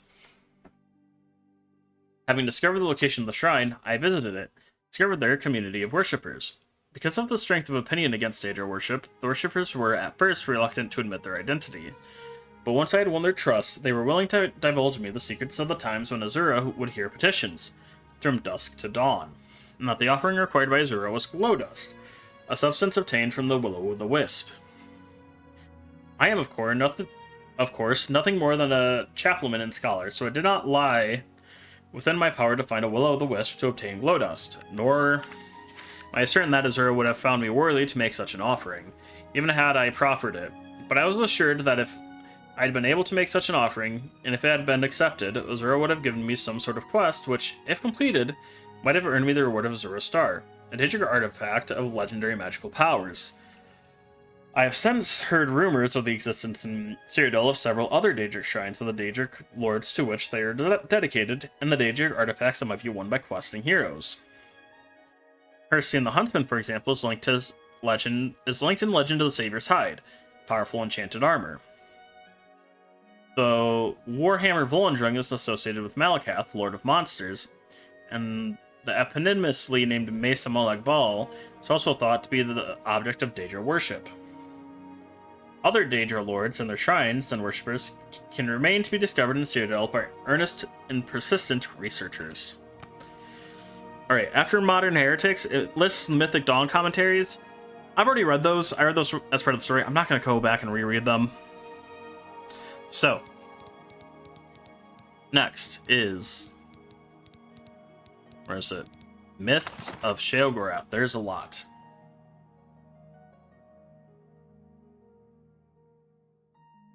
Myths of Sheogorath by Mimnoponus. Sheogorath invents music. In the earliest of days, in a time when the world was still raw, Sheogorath decided to walk amongst the mortals. He donned his guise of gentleman with a cane and moved from place to place without being recognized. After 11 days and 11 nights, Sheogorath decided that life among mortals was even more boring than his otherworldly existence. What can I do to make their lives more interesting, he said to himself. At that same moment, a young woman nearby commented wistfully to herself, "The sounds of the birds are so beautiful." Sheogorath silently agreed with her. Mortals could not make the beautiful and inspired calls of birds. Their voices were wretched and mundane. He could not change the nature of mortals, for that was the purview of other Daedric princes. However, he could give them tools to make beautiful sounds. Sheogorath took hold of the petulant woman and ripped her asunder. From her tendons he made lutes, from her skull and arm bones he made a drum, from her bones he made flutes. He presented these gifts to the mortals, and thus music was born. What did he do? Oh, jeez. Sheogorath and King Leander. King Leander was known to be an exceedingly rational man. He lived in a palace that was a small, simple structure, unadorned with art and ugly to look upon. I do not need more than this, he would say. Why spend my gold on such luxuries when I can spend it on my armies or on great public works? His kingdom prospered under a sensible rule. However, the people did not always share the king's sense of practicality. They would build houses that were beautiful to look upon, although not necessarily very practical. They devoted time and energy to works of art. They would celebrate events with lavish festivals. In general, they were quite happy. King Leander was disappointed that more of them did not follow his example and lead frugal, sensible lives. He brooded on this for many years. Finally, he decided that his subjects simply didn't understand how much more they could accomplish if they didn't waste time on those frivolous activities. Perhaps, he reasoned, they just needed more examples. The king decreed that all new buildings must be simple, unadorned, and no larger than was necessary for their function. People were not happy about this, but they liked their king and respected the new law. In a few short years, there were more plain buildings than ornate ones. The citizens used the money saved to make and buy even more lavish art and hold even more excessive celebrations. Once again, King Leander decided to provide them a strict example of how beneficial it would be to use their time and resources for more practical purposes. He banned all works of art in the city. People were quite put off by this, but they knew that their king was doing what he thought was best for them. However, human nature is not so easily denied. A few more years, the city was full of plain, simple buildings and devoid of any sort of art. However, the people now had even more money and time to devote to their parties and festivals. With a heavy heart, King Leander decided that his people were to be treated like children. Like all children, they needed rules and discipline laid down by great figures of authority to make them understand what was truly important in life. He decreed that there should be no revelry in the city. Singing, dancing, and music were all banned. Even food and drink were limited to water and simple foodstuffs. People had had enough. Revolt was out of the question since King Leander had a very well-trained and equipped army. They visited the shrines and temples and troves, praying to the gods, and even some to the Daedric princes, that King Leander would revoke these new oppressive laws. Sheogorath heard their pleas and decided to visit King Leander. He appeared to the king in his dreams as a field of flowers, each with arms instead of petals in the face of the mad god in the center. I am Lord of the creative and Lord of the deranged. Since you have no use for my gifts of creativity, I have decided to bless you with an abundance of my other gift. From that day forward, every child born in the city was born into madness. Since infants do not reveal mad illness of the mind, several years before this was realized. The king's own son was among the victims, suffering from seizures and delusions. Yet King Leander refused to change his ways. When his son Glint, 12 years old, he stabbed his father while Leander was sleeping. With his dying breath, King Leander asked, "Why?" His son replied, "It is the most practical thing I could do." The new young king ordered all the palace servants slaughtered. He ordered a grand festival to celebrate his new reign and the repeal of Leander's laws. He served the crowd a stew made from the carcasses of the palace servants. He ordered the east-facing walls of every building painted red, and the west-facing walls painted in stripes. He decreed that all citizens wear ornate masks on the backs of their heads. He then burned down the palace and began construction of a new one. Excuse me. In the new palace, the young king ordered his personal chambers to not have any doors, for fear that small woodland creatures would attack him. He ordered that it have no windows for fear that the sun and moon were jealous of him and plotting his death. And thus ended the line of King Leander. People of the city returned to their grand works of art and raucous celebrations. They talked and acted as if they still had a living king, and even kept up the palace, using it to house and care for their mad children. Sheogorath was mightily pleased with this outcome. From that day forward, the city was blessed with more than the normal number of gifted artists and deranged citizens.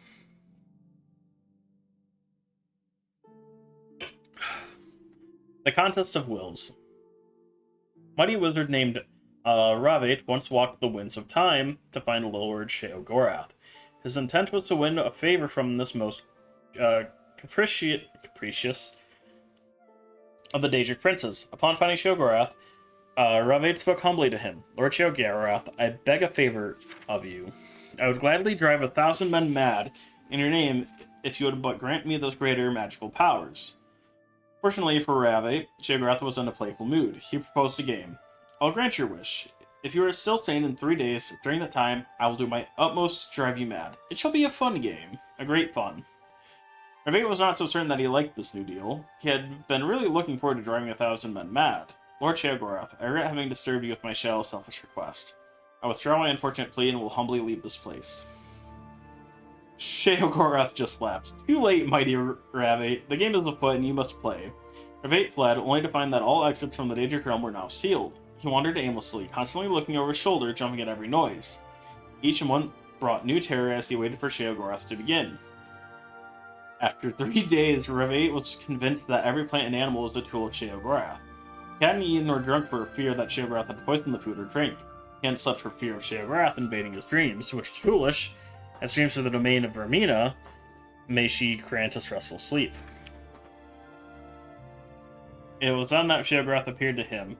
Ravate cried out, You have set the whole world to watching me. Every creature and plant are doing your bidding to drive me mad. Sheogorath replied, Actually, I have done nothing. You have driven yourself mad with your fears. Your delusions prove that you are truly deranged, and therefore I win. While you wanted to make 1,000 men mad, I only wanted to break one man's mind. Yours. From that day forward, Ravate served Sheogorath's every whim. Whenever daring travelers tried to approach Sheogorath, Ravate warns them, Sheogorath is already inside each of us. You have already lost. I love that. Okay. Ooh, Nerevar. Moon and Star. Nerevar, Moon and Star. This is the selection from a series of monographs by various Imperial scholars on Ashlander legends. In ancient days, the Deep Elves and a great host of Outlanders from the west came to steal the land of the Dunmer. In that time, Nerevar was the great Khan and war leader of the House people, but he honored the ancient spirits and the tribal law and became as one of us. So when Nerevar pledged upon his great ring of the ancestors, one clan under Moon and Star, to honor the ways of the spirits and rights of the land, all the tribes joined the House people to fight a great battle at Red Mountain. Though many Dunmer tribesmen and housemen died at Red Mountain, the Dunmer were defeated and their evil magics destroyed, and the Outlanders driven from the land. But after this great victory, the power-hungry Khans of the great houses slew Nerevar in secret, setting themselves up as gods, neglected Nerevar's promises to the tribes. But it is said that Nerevar will come again with his ring and cast down the false gods, and by the power of his ring will make good his promises to the tribes, to honor the spirits and drive the outsiders from the land. Alright. Next up, the Old Ways. I need to find that. Next time, after we're done with this session, I'm going to deposit all my books. The Old Ways by Solaris the Lore Master. We who know the Old Ways are well aware of the existence of a spiritual world invisible to the unenlightened. Just as one living in a kingdom but unaware of the political machinations underneath may see a new tax or battle preparation as the caprices of fortune, many observe floods, famines, and madness with helpless incomprehension. This is deplorable. As the great Celian Darnazon moaned, the power of ignorance can shatter ebony like glass. What, after all, is the origin of the spiritual forces that move the invisible strings of Mundus? Any neophyte of Artaeum knows that these spirits are our ancestors, and that, while living, they too were bewildered by the spirits of their ancestors, and so on back to the original Acharii? I don't know. Acharii.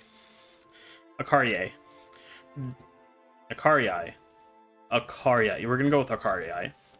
The Daedran gods to whom the common people turn are no more than the spirits of superior men and women whose power and passion granted to them influence in the afterworld. Certainly, this is our truth and our religion, but how does it help us in our sacred duty of Celifernse, or providing grave and faithful counsel to lesser men?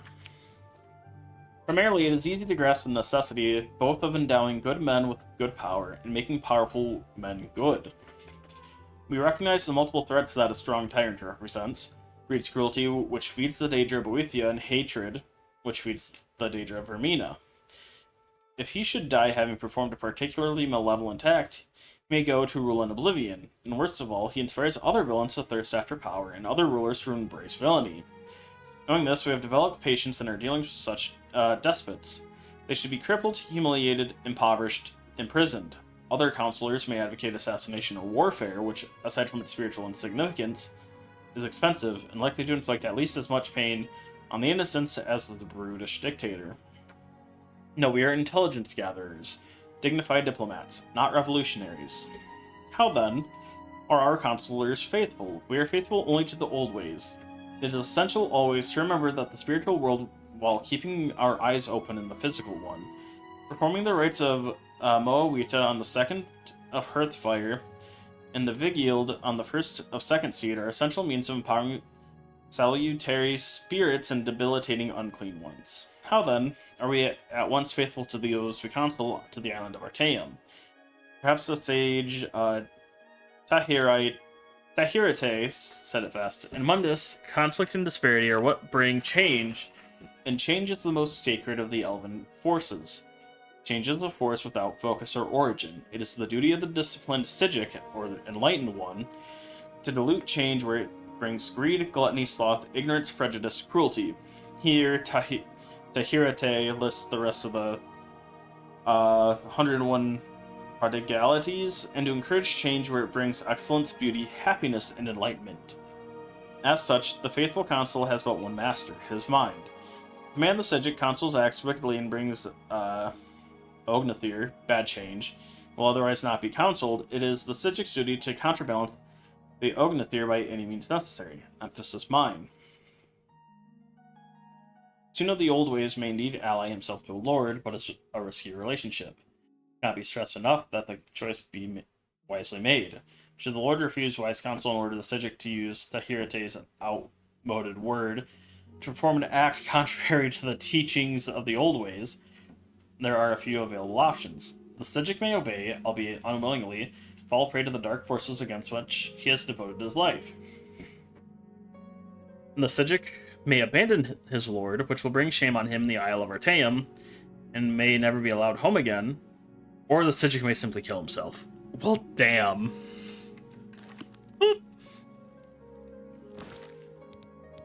Alright, we got this thing in Latin.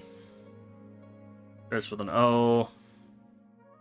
And oh, it's in here. There we go.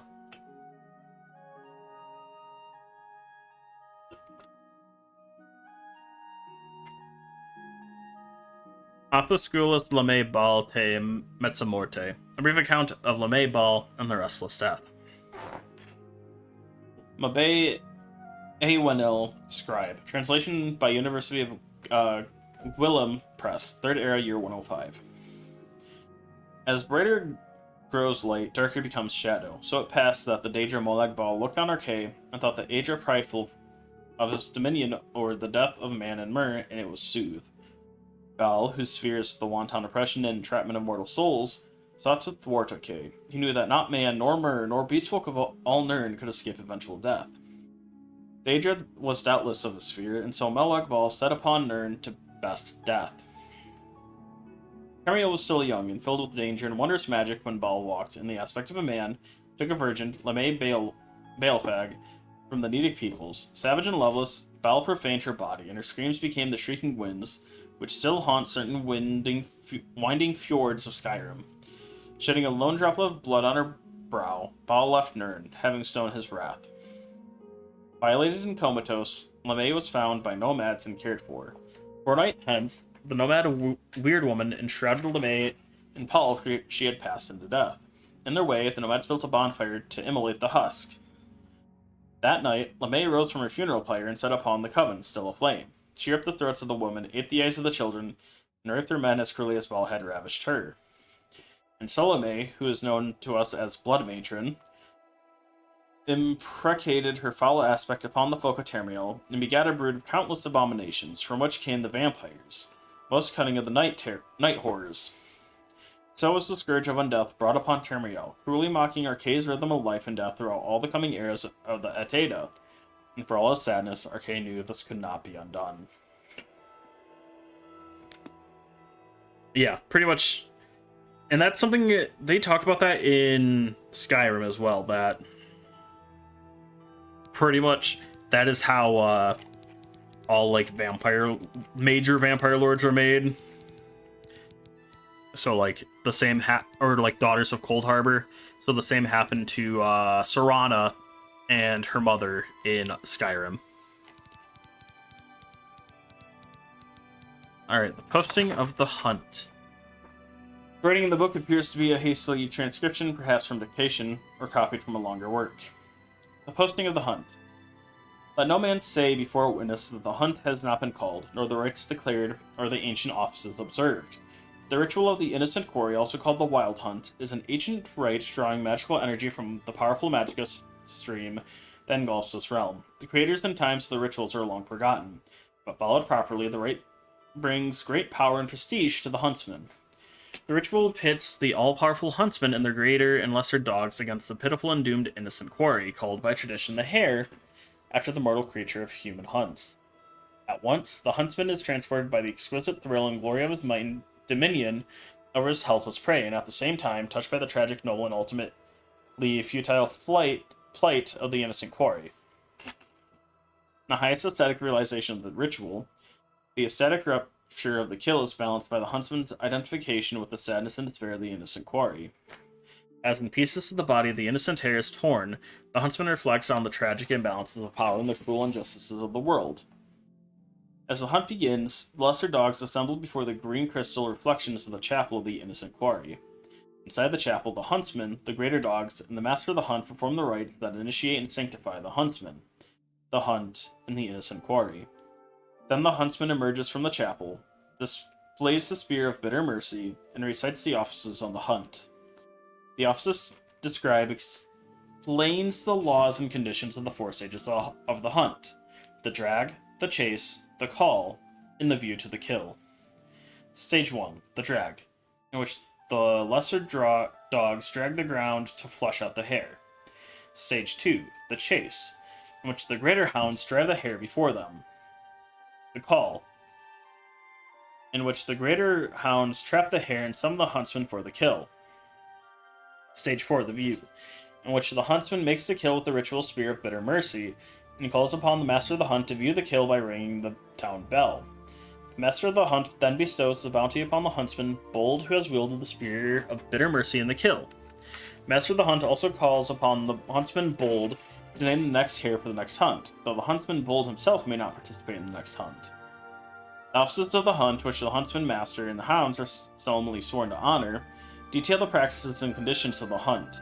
These practices and conditions, also known as the law, strictly define all details of the hunt, such as how many hounds of each sort may participate, how the spear of bitter mercy may be wielded, and so forth.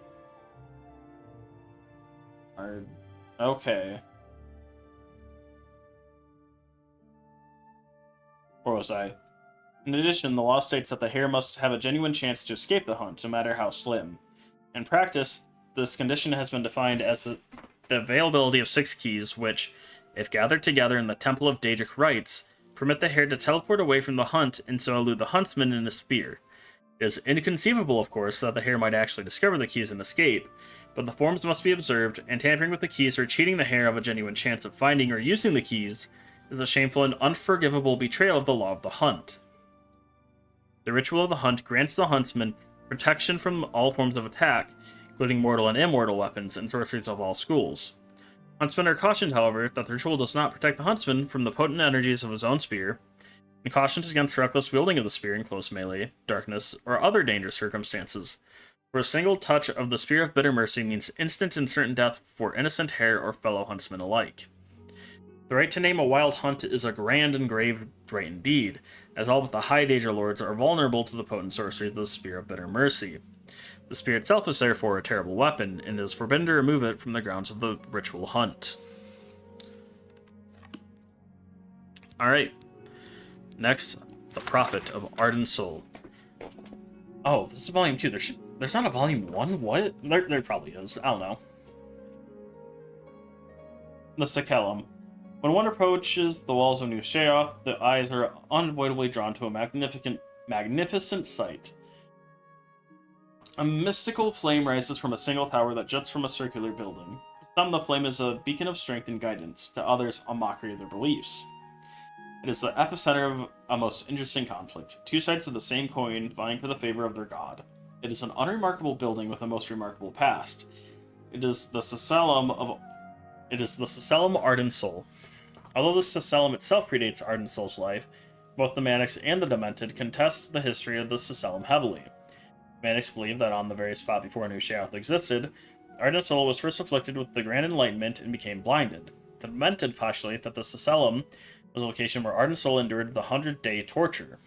However, it was not these purported events of Ardent Soul's life that aligned the Cecellum with the prophet's name, it was his death.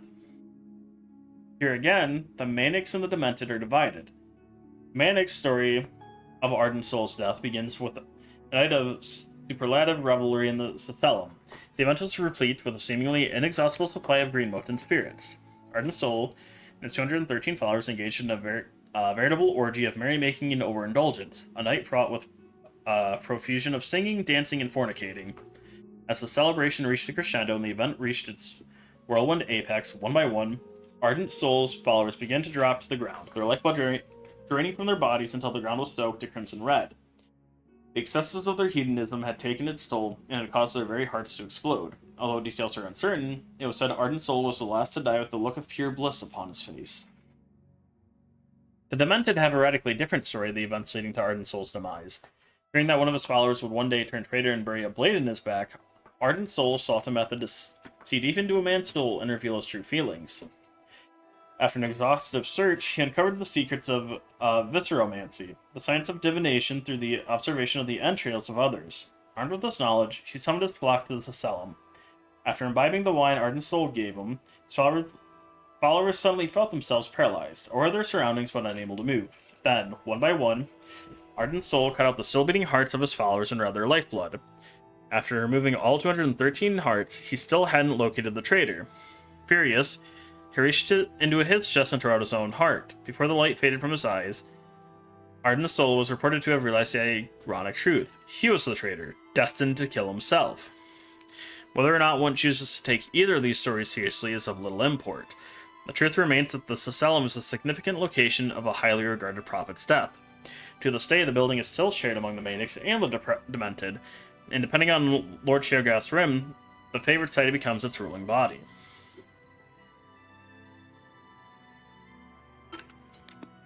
Well done.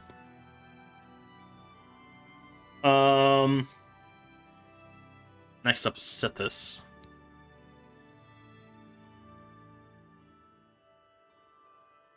There it is.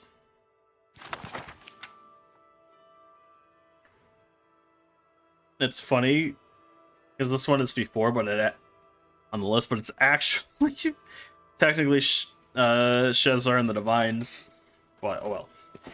Sithis. Sithis is the start of the house. Before him was nothing, but the foolish Altmer have names for it and revere this nothing. That is because they are lazy slaves. Indeed, from the sermons, stasis asks merely for itself, which is nothing. Sithis under the nothing and mutated the parts, fashioning from them a myriad of possibilities. These ideas ebbed and flowed and faded away, and that is how it should have been. One idea, however, became jealous and did not want to die. Like the stasis, he wanted to last. This was the demon Anuiel, who made friends and called themselves the Aedra. They enslaved everything that Sithis had made and created realms of everlasting imperfection. Thus are the Aedra the false gods, that is, illusion. So Sithis begat Lorkhan and sent him to destroy the universe. Lorkhan, unstable mutant. Lorkhan had found the Aedric weakness. While each rebel was by their nature immeasurable, they were, through jealousy and vanity, also separate from each other. They were also unwilling to go back to the nothing of before. So while they ruled their false dominions, Lorkhan filled the void with a myriad of new ideas. These ideas were legion. Soon it would seem that Lorkhan had a dominion of his own, with slaves and everlasting imperfections, and he seemed, for all the world, like an Aedra. Thus did he present himself as such to the demon Anuiel and the 8 givers, as a friend. Go on to Sharmat Dagoth as a friend. E Herma Mora Altadun Padhome Lacan et al. I don't know what that last line means. Alright.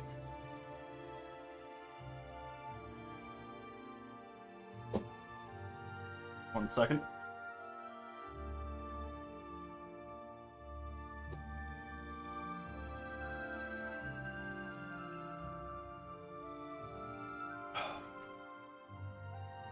Alright. That's all fine.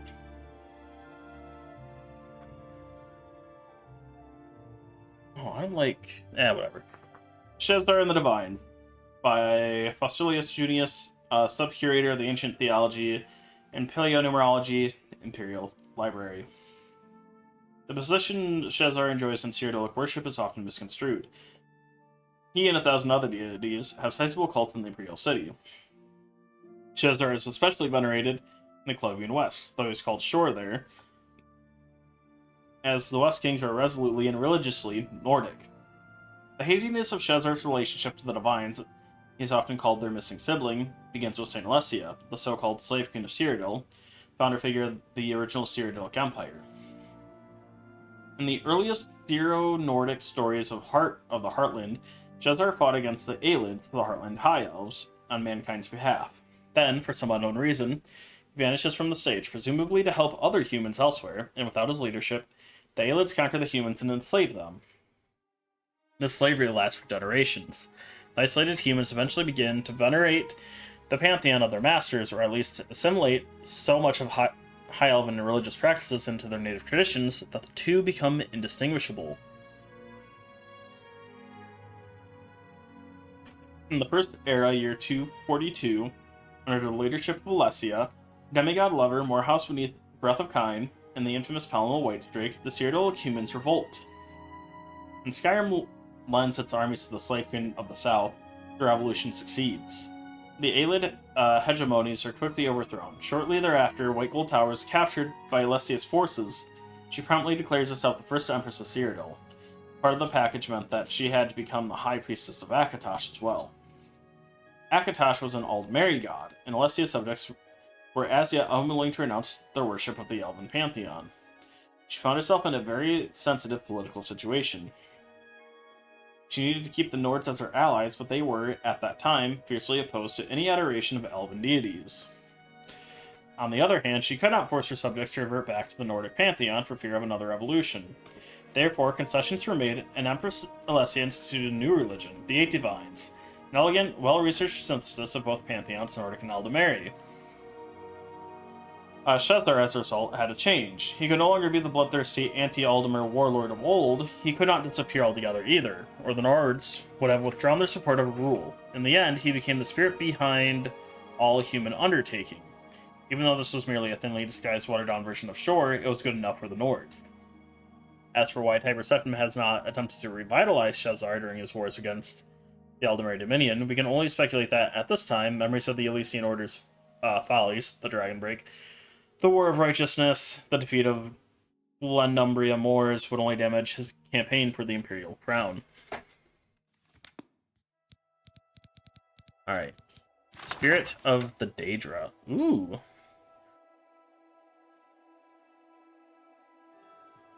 Alright. How you should know us. Death, defeat, and fear. We do not die. We do not fear death. Destroy the body, and the Animus is cast into the darkness, but the Animus returns. But we are not all brave. We feel pain and fear it. We feel shame and fear it. We feel loss and fear it. We hate the darkness and fear it. The Scamps have small thoughts and cannot fear greatly. The Verme have no thoughts and cannot fear. The Dremora have deep thoughts and must master fear to overcome it. The Clan Bond. We are not born. We have not fathers nor mothers, yet we have kin and clans. The shape form is strong. It shapes body and thought. In the clan form is strength and purpose. The Oath Bond. We serve by choice. We serve the strong so that their strength might shield us. Clans serve by long practice, but practice may change. Dremora have long served Dagon, but not always so. Practice is secure when oath bonds are secure and trust is shared. When oath bonds are weak, there is pain and shame and loss and darkness and great fear. How we think about man. Perhaps you find Scamp's comic and Verme brutish. Then do you imagine we view you humans? You are the prey, and we are the huntsmen. Scamps are the hounds, and the vermeil are the beaters. Your flesh is sweet, and the chase is diverting. As you may sometimes praise the fox or hare, admiring its cunning and speed, and lamenting as the hounds tear its flesh, so do we sometimes admire our prey, and secretly applaud when it cheats or snares or eludes pursuit. But like all worldly things, you will in time wear and be used up. You age, grow ugly, weak, and foolish. You are always lost later soon. Sometimes the prey turns upon us and bites. It is the small thing. When wounded or weary, we fly away to restore. Sometimes the precious thing is lost, but that risk makes the chase all the sweeter. Man's mystery. Man is mortal and doomed to death and fail and loss. This lies behind our comprehension. Why do you not despair? Alright. The 10 commands, we gotta find that. ST. Where is it?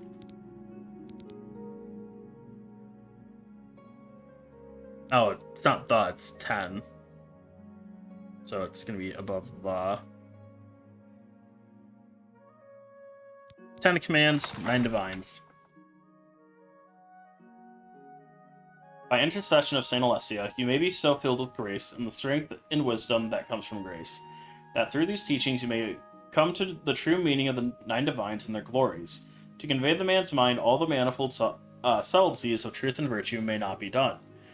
We all are the sea's ink, and all the skies the parchment upon which their wisdoms were writ. The Akatosh in his wisdom, knowing how impatient is man, and how loath he is to travel upon the hard roads of truth, has allowed these 10 simple commands to be made manifest with powerful clarity and concise definition. 1. Stendhal says, be kind and generous to the people of Tamriel. Protect the weak, heal the sick, and give to the needy. 2. Arcais says, honor the earth, its creatures, and the spirits, living and dead. Guard and tend the bounties of the mortal world, and do not profane the spirits of the dead. 3. Mara says, live soberly and peacefully. Honor your parents, preserve the peace, and secure of home and family. 4. Zenithar says, work hard and you will be rewarded. Spend wisely and you will be comfortable. Never steal or you will be punished. Oof. 5. Talos says, be strong for war, be bold against enemies and evil, and defend the people of Tamriel. 6. Kenrith says, use nature's gifts wisely, respect her power, and fear her fury. 7. Dibella says, open your heart to the noble secrets of art and love. Treasure the gifts of friendship. Seek joy and inspiration in the mysteries of love. 8. Giuliano says, know the truth. Observe the law. When in doubt, seek wisdom from the wise. 9. Akatosh says, serve and obey your emperor. Study the covenants. Worship the 9. Do your duty. And heed the commands of the saints and priests. 10. The 9 say, above all else, be good to one another. If only each man might look into the mirror of these commands and see reflected there the bliss that might enfold them, were he to serve in strict obedience to these commands, he would be cast down and made contrite and humble. Though the obedient man may come to the altars of the 9 and be blessed, and may receive the comfort and healing of the 9, and may give thanks for his manifold blessings. Heedless, the wicked man turns away, and forsaking the simple wisdoms granted to him by the all-wise and all-knowing 9, he lives in sin and ignorance all the days of his life. He bears the awful burden of his crimes, and before men and God his wickedness is known, and neither blessing nor comfort may come, he expects from the altars and shrines of the 9. Yet the wicked and foolish are not doomed, for in their infinite mercies the 9 have said, repent and do good works, and the fountains of grace shall once more spill forth upon you. Repent for your crimes. Tender unto the emperor the fines of gold, that they may be used to spread the faith and its benefits to all men. Do yourself good works. Redeem your infamy by shining deeds. Show to all men in the 9 the good fame of the righteous man, and you may once again approach the altars and shrines of the chapel to receive the comfort and blessings of the 9. I wonder if that was an old system, where, like, you couldn't use it unless you're, oh, what the hell?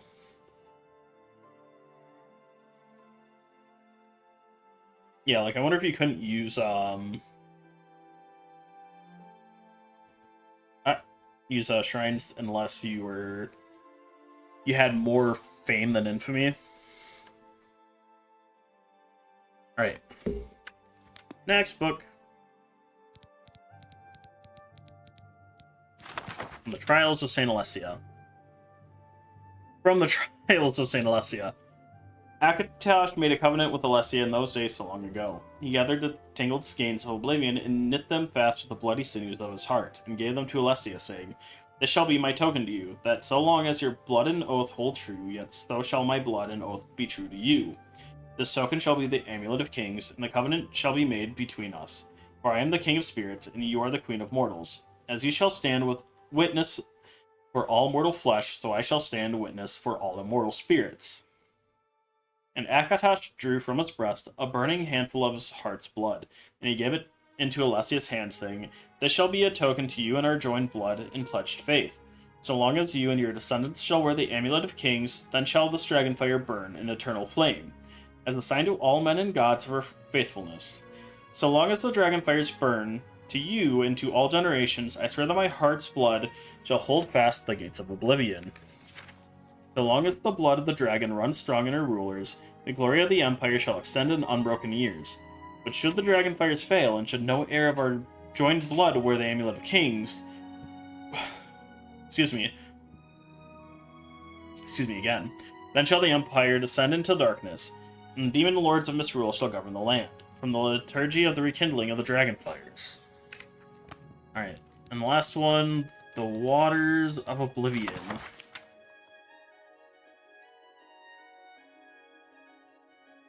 120 numbered ages in the void that fated folk have given deep schooled in evil. Then the bright gods resolved to punish those faithless spirits, and shatter the unruly caitiffs, those huge unholy scathers. Loathsome to the light, they repented exceedingly that they had gazed upon oblivion, and seen there the first of dark kin, and welcomed them as brothers and sisters. The principalities of victory, behold how great was the wickedness of the wayward spirits, and so they were born in sin and full of wiles. They resolved then to chasten the tribes of Daedra and smite Darkend with hammer in hand. But ever shall darkness contest the light, and great were the powers that breathed the void and laid waste upon one another. No oath might bind them, so deep were they in envy and perfidy. Once the portals are opened, who shall shut them upon the rising tide? And that was the last book for religion and philosophy. So I gotta pull up my list. God, why do I have so many tabs open? I just closed the wrong tab. Great. I literally tabbed it, or closed the one I needed. Oh, next is politics. Okay. So we're gonna do the Black Arts on Trial. Yeah, so it does start with T. The Black Arts on Trial by Hannibal Traven, Archmagister of the Mages Guild. History. Necromancy, commonly called the Black Arts, has a history that dates back before recorded time. Virtually all the... Am I doing that next? Yeah. Virtually all the earliest laws of the land make mention of it as expressly forbidden on pain of death. Independent practitioners of the arts of sorcery, however, continued to study. The Sidic Order of the Isle of Ratan, precursor to our own Mages Guild, also forbade its use.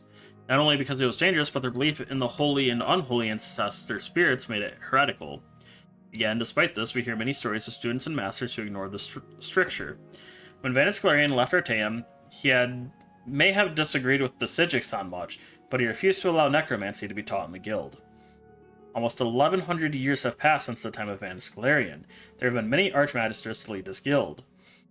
Question of necromancy has continued to be asked. The strictures against it in the guild have never been lifted, but attitudes about it have shifted back and forth over the years. Some Archmagisters have been inclined to ignore it entirely, some have fought very actively against it, and still other Archmagisters have been rumored to be necromancers themselves. In my new role as Archmagister of the Mages Guild, it is my duty to set policy on this matter. Though I have my own opinions on the Black Arts, I took counsel with two of the most learned mages in the Empire, Magister Voth Carlus of Corinth, and Magister Oliseta Grakog of Orsinium, and we debated for 2 days. What follows are summaries of the salient points of the debate, arguments, and counter-arguments, which lead to the resolution of the Mages Guild on the subject of necromancy. Argument by Master Grackhog. Necromancy is poorly understood. We will not make it disappear by ignoring it. As an intellectual institution dedicated to the study of the magical arts and sciences, we have obligations to the truth. Censoring ourselves in our scholarship is antithetical to our mission of neutrality and objectivity.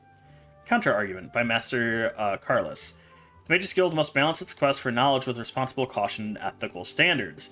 It is not censoring a student's course of study to have him proceed cautiously with a purity of purpose. It's not limiting a student's freedom to set rules and boundaries, indeed it is essential. Argument by Master Carlos. Necromancy is an anathema throughout the civilized world.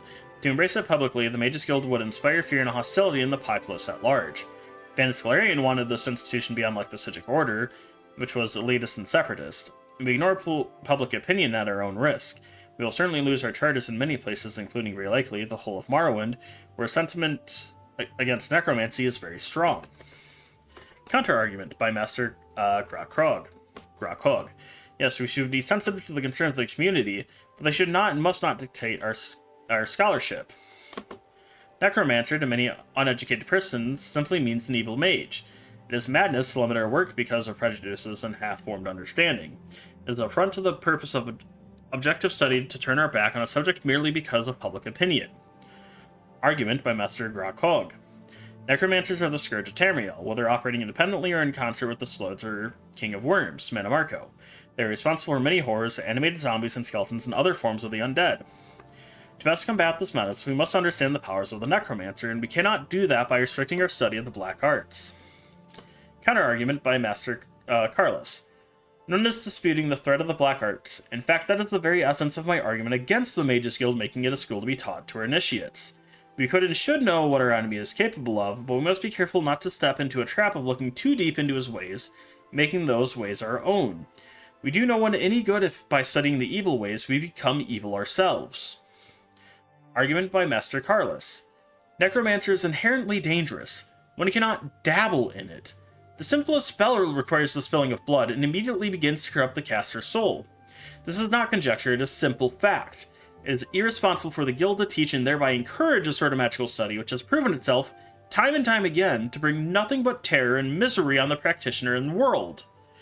Counter-argument by Master Grackhog. All schools of magicka are dangerous to the uninitiated. A simple fireball spell from the School of Destruction can cause great harm when cast by a novice, not only to others but the mage himself. The School of Mysticism, by its very nature, forces the practitioner to divorce his mind from logic, to embrace a temporary sort of insanity, which one might argue is very like corrupting one's soul. Argument by Master Grackhog. The guild already permits some forms of necromancy. The schools of magicka are, as we know, artificial constructs, originally formulated by Vandus Galarian to divide and thereby simplify study. They have changed many times throughout the years, but at their heart, every master knows they are all linked together. When a student of conjuration summons a guardian ghost, he is touching on the school of necromancy. When a student of enchantment uses a trapped soul, he too may be considered guilty of a black art. The School of Mysticism, as I've stated before, has some kinship with necromancy as well. To say that the student may not learn the ways of necromancy is to stifle common skills in the other, more historically legitimate schools of the guild. Counter-argument by Master Carlos. Yes, the schools are intertwined, but the standard spells of each school have passed the proof of time. We know that a student of mysticism, properly instructed, will not be permanently harmed by his experience. In many ways, it is a question of extremes. How far we would permit our studies to take us. Necromancy, by its nature, relies on the practitioner going further into the darkness than is wise, virtually guaranteeing his destruction. It has no place in the Mages Guild. Conclusion. The risks of studying necromancy outweigh its usefulness. The guild does not wish to censor the study of any of its members, but it will not tolerate studies in the black arts, except in limited form for the purpose of combating its evil adherents.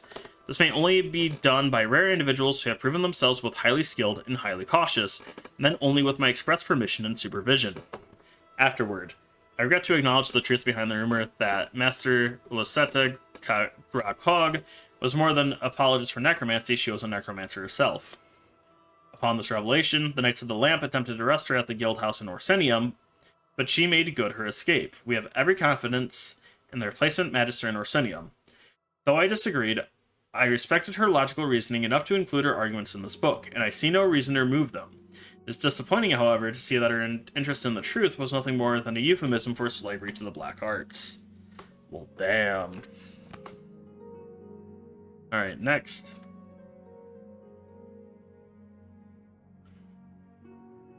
We need to find the eastern provinces. There we go.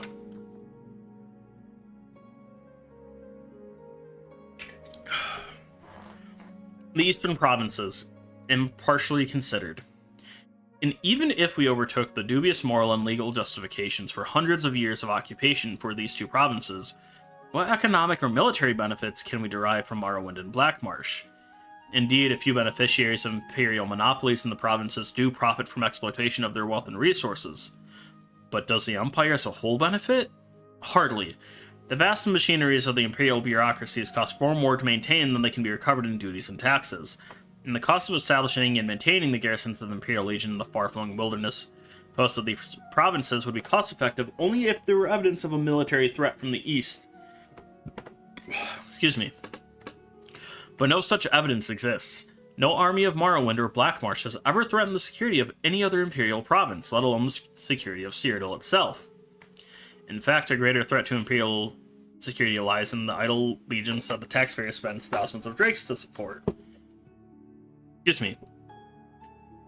The generals of these legions, facing no enemies or opposition within the borders of their provinces, may look with ambition to the west. Their loyal veteran troops and coffers fattened by friendly monopolists, they become unpredictable political factors in the uncertainties surrounding the imperial succession. If the occupation of Morrowind and Blackmarsh were motivated by idealistic aspirations, perhaps there might lie some justification for bearing the burden of empire, but consider the shame of the Empire's mute acceptance to the unspeakable practice of slavery in Morrowind. Instead of using our Imperial legions to flee the wretched Khajiit and Argonian slaves from their Dark Elf masters, we pay our troopers to protect the indefensible institution of slavery. Within the ebony mines of Morrowind, bloated monopolists under Imperial charters exploit slave labor to harvest the outrageous profits assured by rampant graft and corruption. Consider the colossal arrogance of our proposition to bring peace and enlightenment to the east when, in fact, we have only brought our armies into lands who have never threatened us, and when we have only exploited the most shameful and evil practices we have found in Morrowind and Blackmarsh simply to enrich the friends and flatterers of the Imperial family. Impartially considered, our occupation of the eastern provinces is morally corrupt, militarily indefensible, and economically ruinous. The only conclusion is that we should disband the Eastern Legions, withdraw the Imperial bureaucracies and monopolists from the East, and give these ancient lands and peoples their freedom. Only by doing so may we hope to preserve the fragile ideals and fortunes of Western culture. Alright, next up. Myth or... where is it? Myth or menace?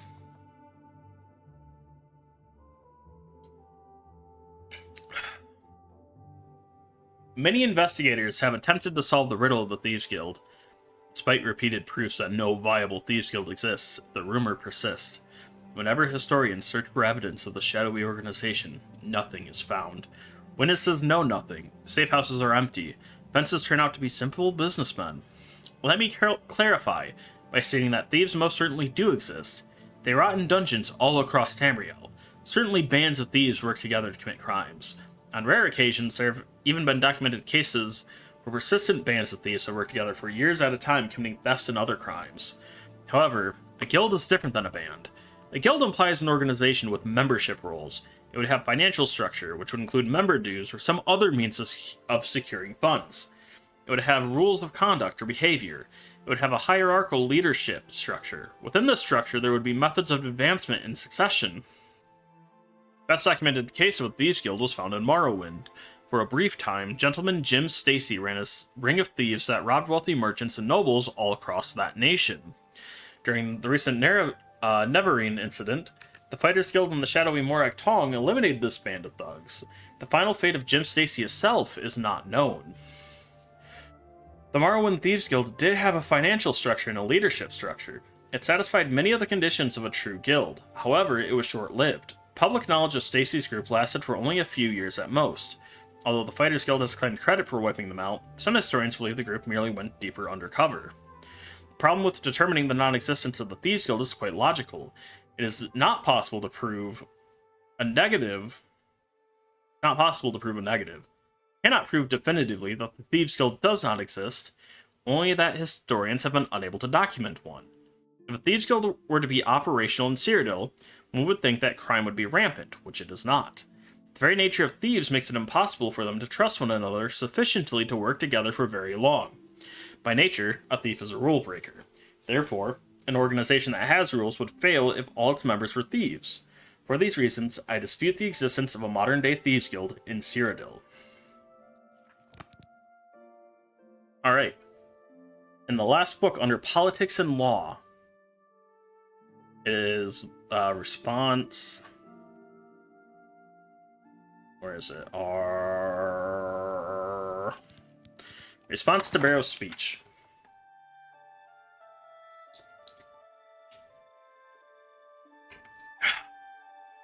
Response to Barrow's speech by Malvisor Battle Mage. On the 14th of last seed, an illusionist by the name of Baravar Barrow gave a very ignorant speech to the Chantry of Julianos in the Imperial City. As ignorant speeches are hardly uncommon, there was no reason to respond to it. Unfortunately, he has since had the speech privately printed as Barrow's speech to the Battle Mages, and it received some small, undeserved attention in academic circles. Let us put his misconceptions to rest.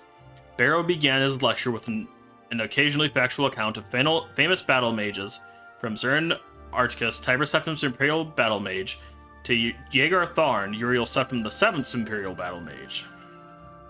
His intent was to show where it matters. The Battle Mage relies on other schools of Magicka, not the School of Destruction, which is supposedly a Battle Mage's particular forte. Allow me first to dispute those so-called historical facts. Zern Arctis did not create the Golem Numidium by spells of mysticism and conjuration, as Barrow alleges. The truth is, we don't know how Numidium was created, or if there was a Golem or Ashnok in any traditional sense of those words. Uriel V's battle mage, Hethoth, was not an Imperial battle mage. He was simply a sorcerer in the employ of the Empire. Which spells he casts in the various battles on Akavir are irrelevant, not to mention hearsay. Barrow calls Empress Morahatha's battle mage Wellock an accomplished diplomat, but not a powerful student of the School of Destruction. I congratulate Barrow on correctly identifying an Imperial battle mage, but there are many written examples of Wellock's skills in the School of Destruction. The sage Celerus, for example, wrote extensively about Wellock casting the vampiric cloud on the rebellious army of Black Rose, causing their strength and skill to pass on to their opponents. What is this but an impressive example of the School of Destruction? Barrow rather pathetically includes Jaegar Tharn in his list of underachieving battle mages.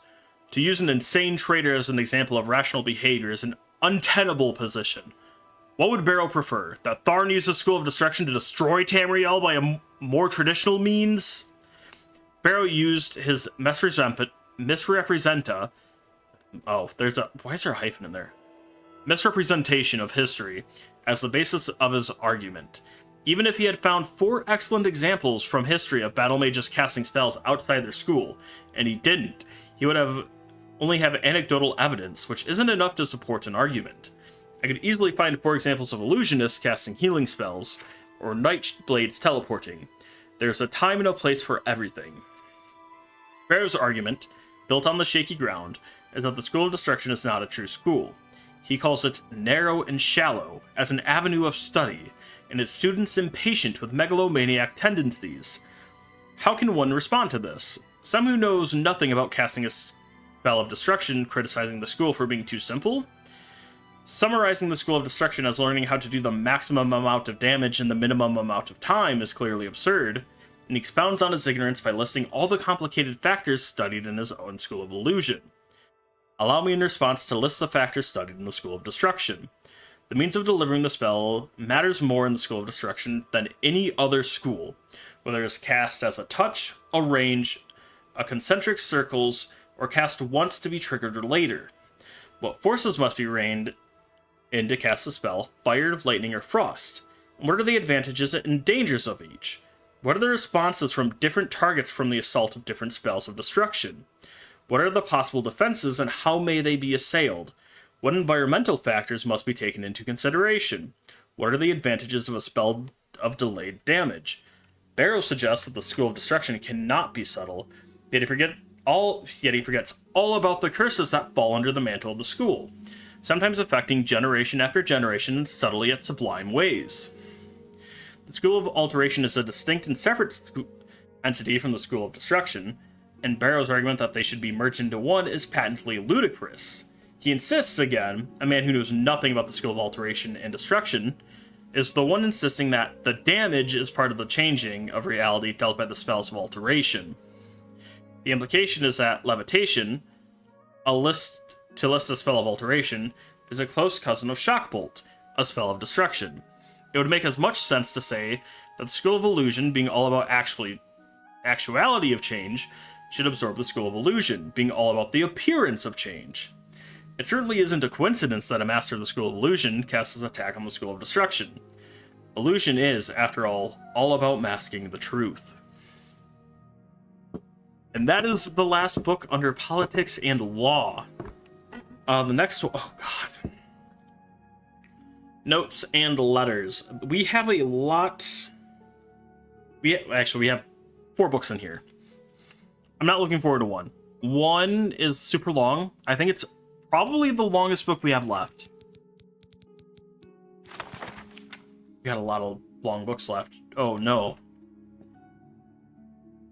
Alright, let me quickly erase these off my board.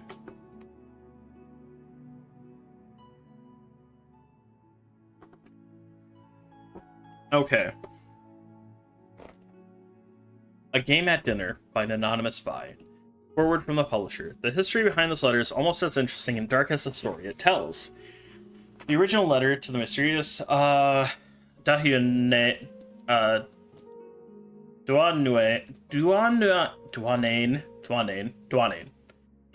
that's what we're going with, was copied and began circulating around the ashlands of Vardenfell a few months ago.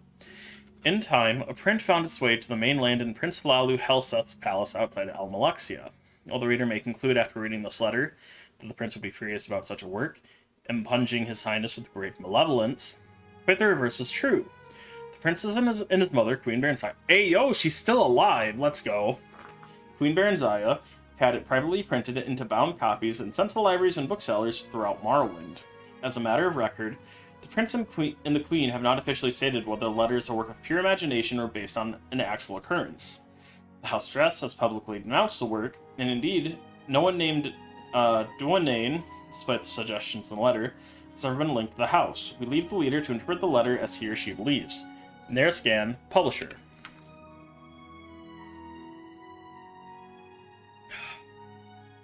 Darkliege Duanane. He asked for a detailed description of my experience last night and the reasons for my plea to house dress for another assignment. I hope I have served you well in my capacity as informant in the court of Prince Helseth, and who I have stated in many previous reports could teach Molag Bal how to scheme. As you know, I've spent nearly a year now working my way into his inner circles of advisors.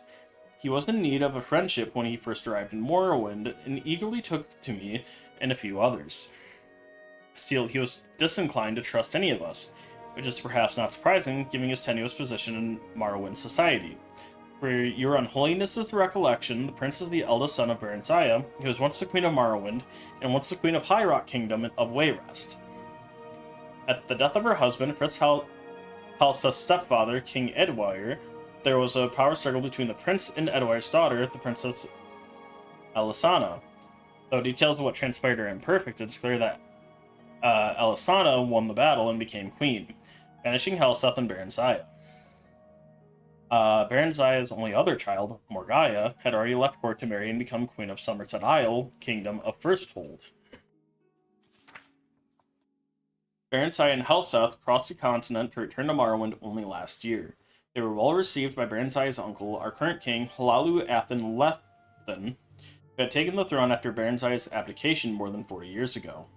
Barenziah made it clear that she had no designs to reclaiming the throne, but merely to retire to her family estates. Helseth, as you know, has lingered in the royal court, and many have whispered that while he lost the throne of Wayrest, he does not intend to lose the throne of Morrowind at Lethan's death.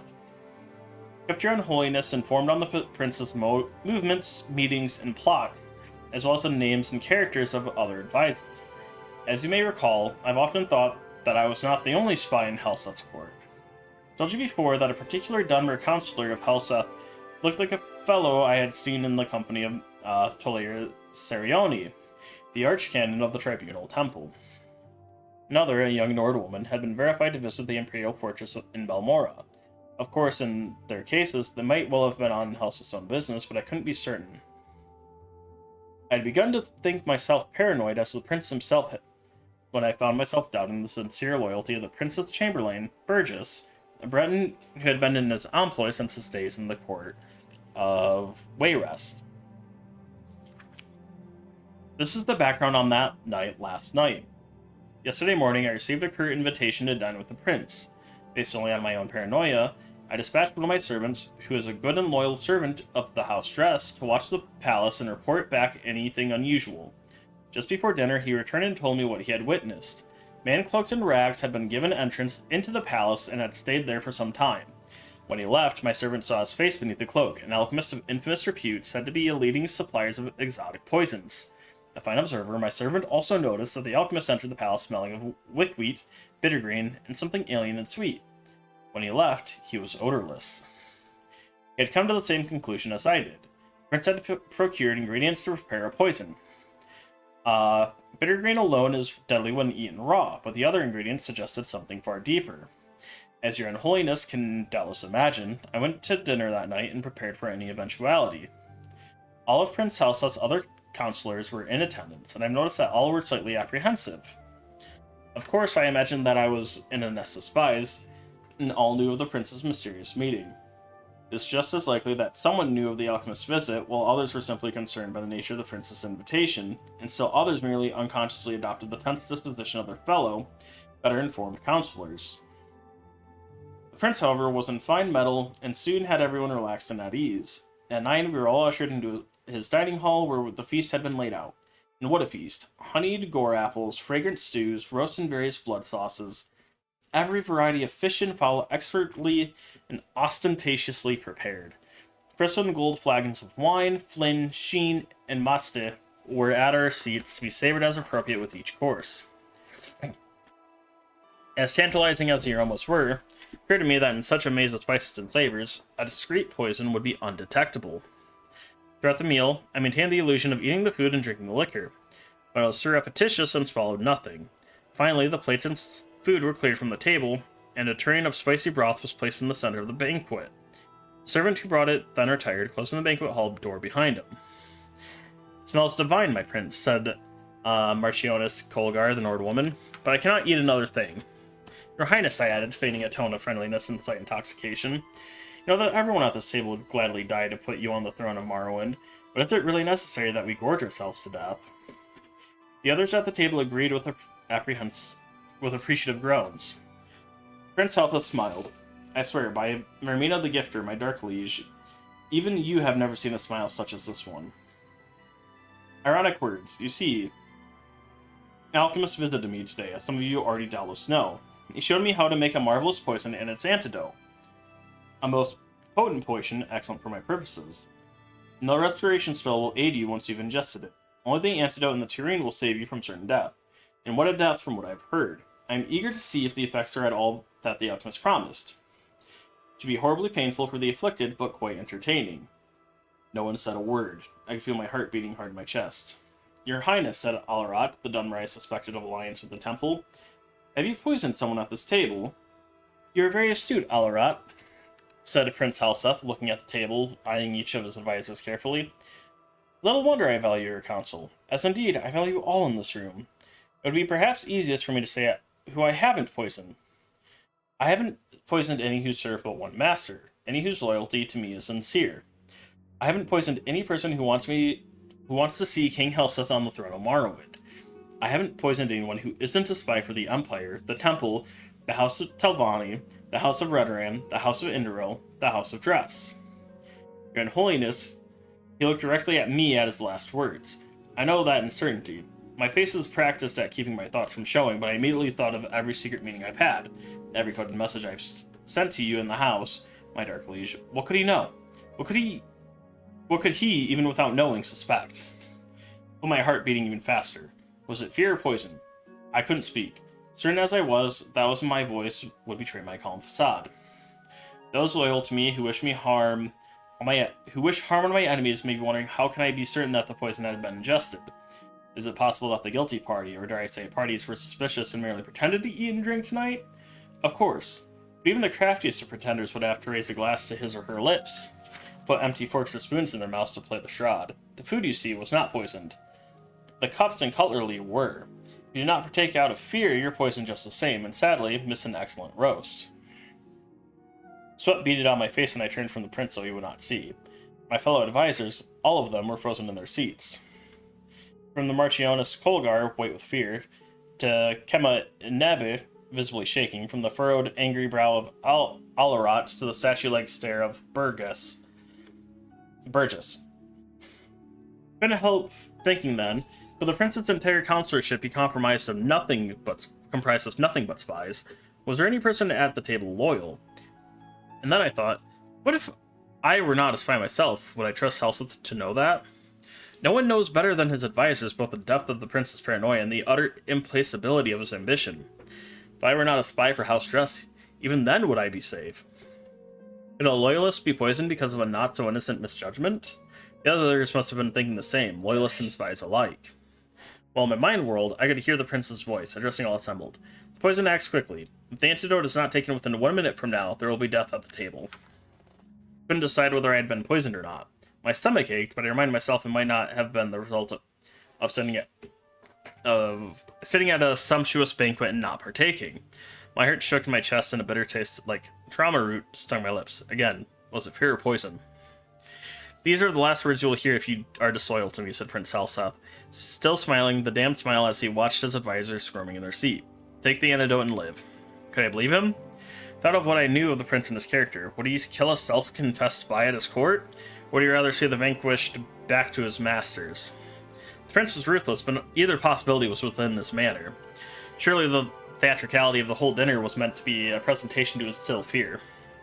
What would my ancestors say if I joined them after sitting at a table, eventually dying of poison? What would they say if I took the antidote, confessing my allegiance to you in the house dress, and was summarily executed? And, I confess, I thought of what you might do to me even after I was dead.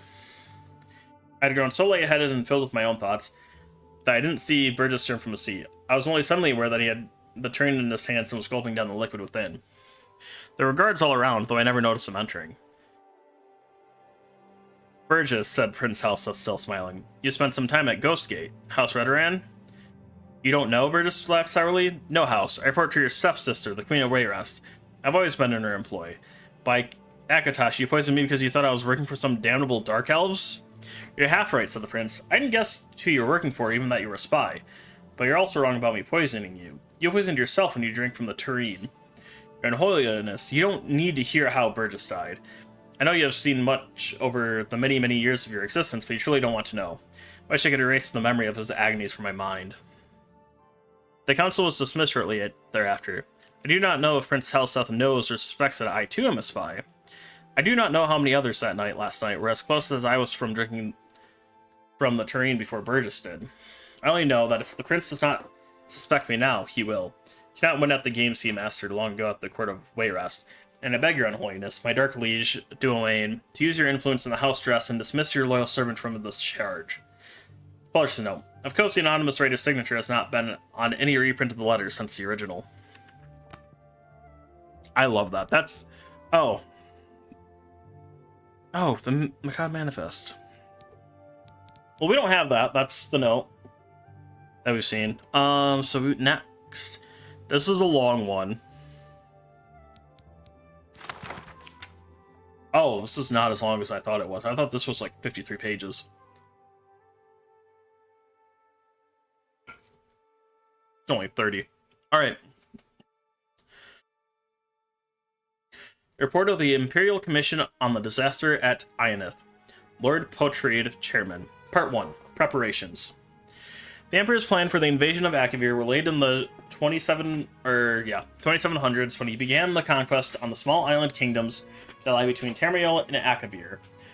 With the fall of Black Harbor and Esroniet in 282, Uriel V was already looking ahead to the ultimate prize. He immediately ordered the extensive renovations to the port, which would serve as the marshalling point for the invasion force and as the main supply source throughout the campaign. At this time, he also began the construction of the many large ocean-going transports that would be needed for the final crossing to Akavir, in which the navy was previously deficient. Thus, it can be seen that the Emperor's preparations for the invasion were laid well in advance. Before even the conquest of Esret was complete, and was not a sudden whim as some have charged.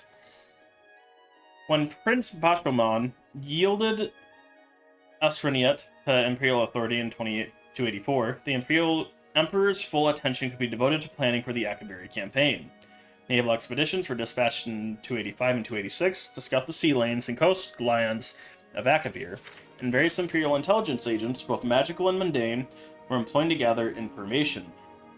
On the basis of all this information, the kingdom of the Tsaitsi in the southwest of Akavir was selected as the initial target for the invasion. Meanwhile, the Emperor was gathering his expeditionary force. A new Far East fleet was created for the campaign, which for a time dwarfed the rest of the navy. It is said to be the most powerful fleet ever assembled in the history of Tamriel. The 5th, 7th, 10th, and 14th legions were selected for the initial landing, with the 9th and 17th to follow as reinforcements once the beachhead was secured.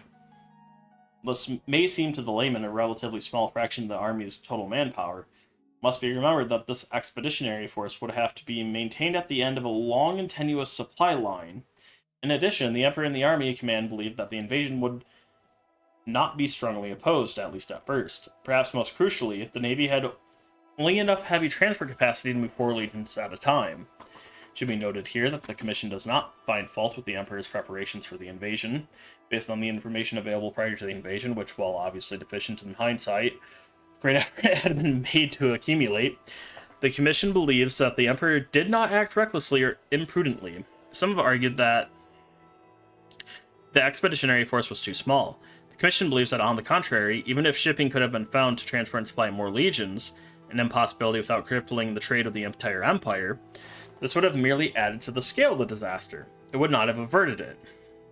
Neither could the rest of the empire be denuded of legions. The memory of the Cameron usurper was still fresh, and the Emperor believed, and this commission agrees, that the security of the empire included a larger concentration of military forces outside of Tamriel.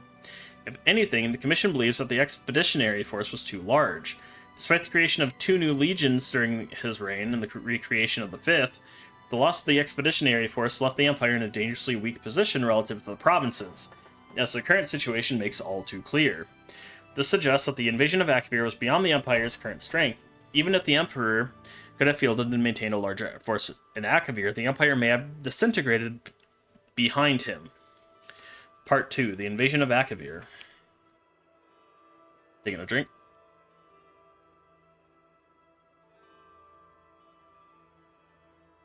The expeditionary force left Black Harbor on the 23rd of Rain's Hand, 288, and with fair weather landed in Akavir after 6 weeks at sea. The landing site was a small Tsaitsi port at the mouth of a large river, chosen for its proximity to Tamriel as well as its location in the fertile river valley, giving easy access to the interior as well as good foraging for the army. All went well at first. The Tsaitsi had abandoned the town when the expeditionary forces approached, so they took possession of it and renamed it Septimia, first colony of the new imperial province of Akavir. While the engineers fortified the town and expanded the port's facilities to serve the Far East fleet, the Emperor marched inland with 2 legions. The surrounding land was reported to be rich, well-watered fields, and meeting no resistance, the army took the next city upriver, also abandoned. This was refounded as Ionith, and the Emperor established his headquarters there, being much larger than Septimia and better located to dominate the surrounding countryside. The expeditionary force had yet to meet any real resistance, although the legions were constantly shadowed by mounted enemy patrols, which prevented any but large scouting parties from leaving the main body of the army. One thing the Emperor sorely lacked was cavalry, due to the limited space on the transport fleet, although for the first time being, the battle mages made up for this with magical reconnaissance. The Emperor now sent out envoys to try to contact the Saisi king or whoever ruled this land, but his messengers never returned.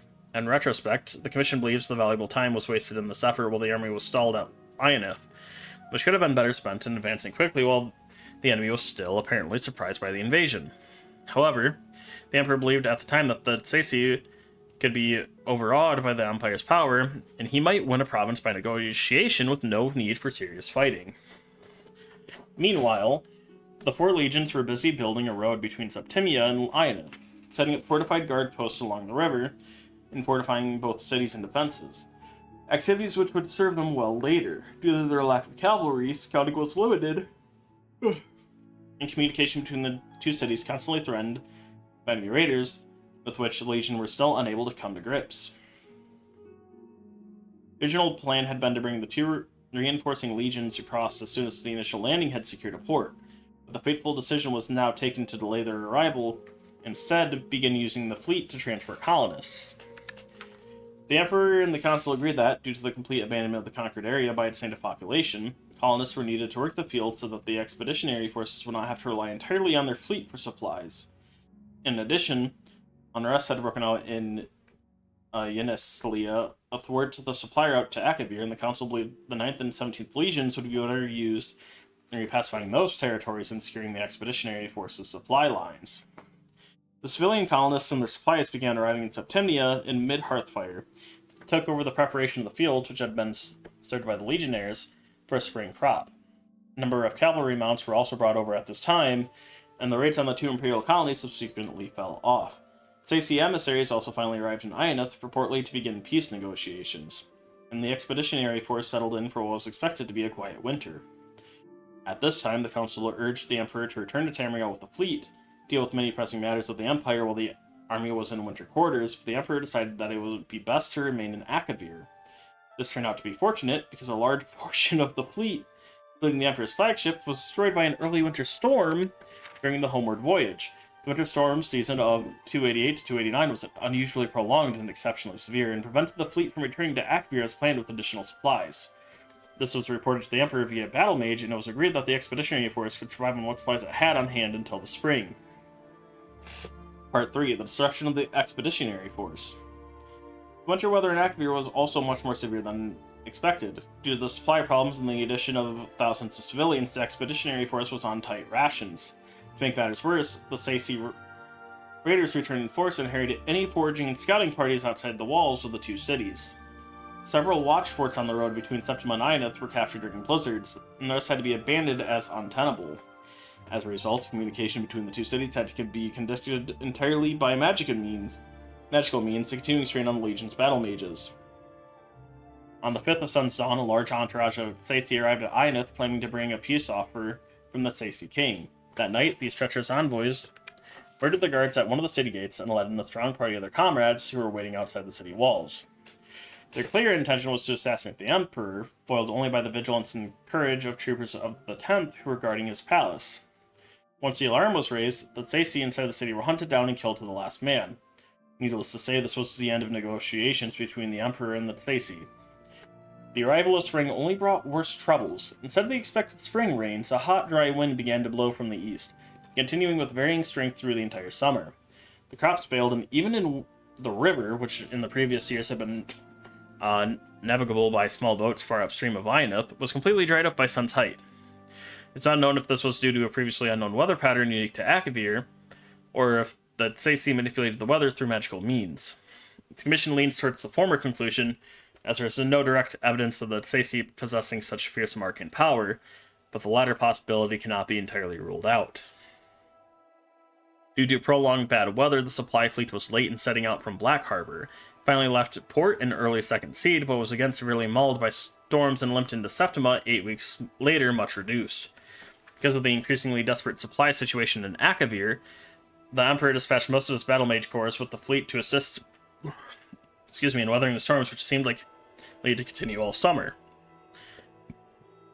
At this time, the Council urged the Emperor to abandon the invasion and to return to Tamriel with the expeditionary force, but he again refused, noting that the fleet was no longer large enough to transport all 4 legions at once.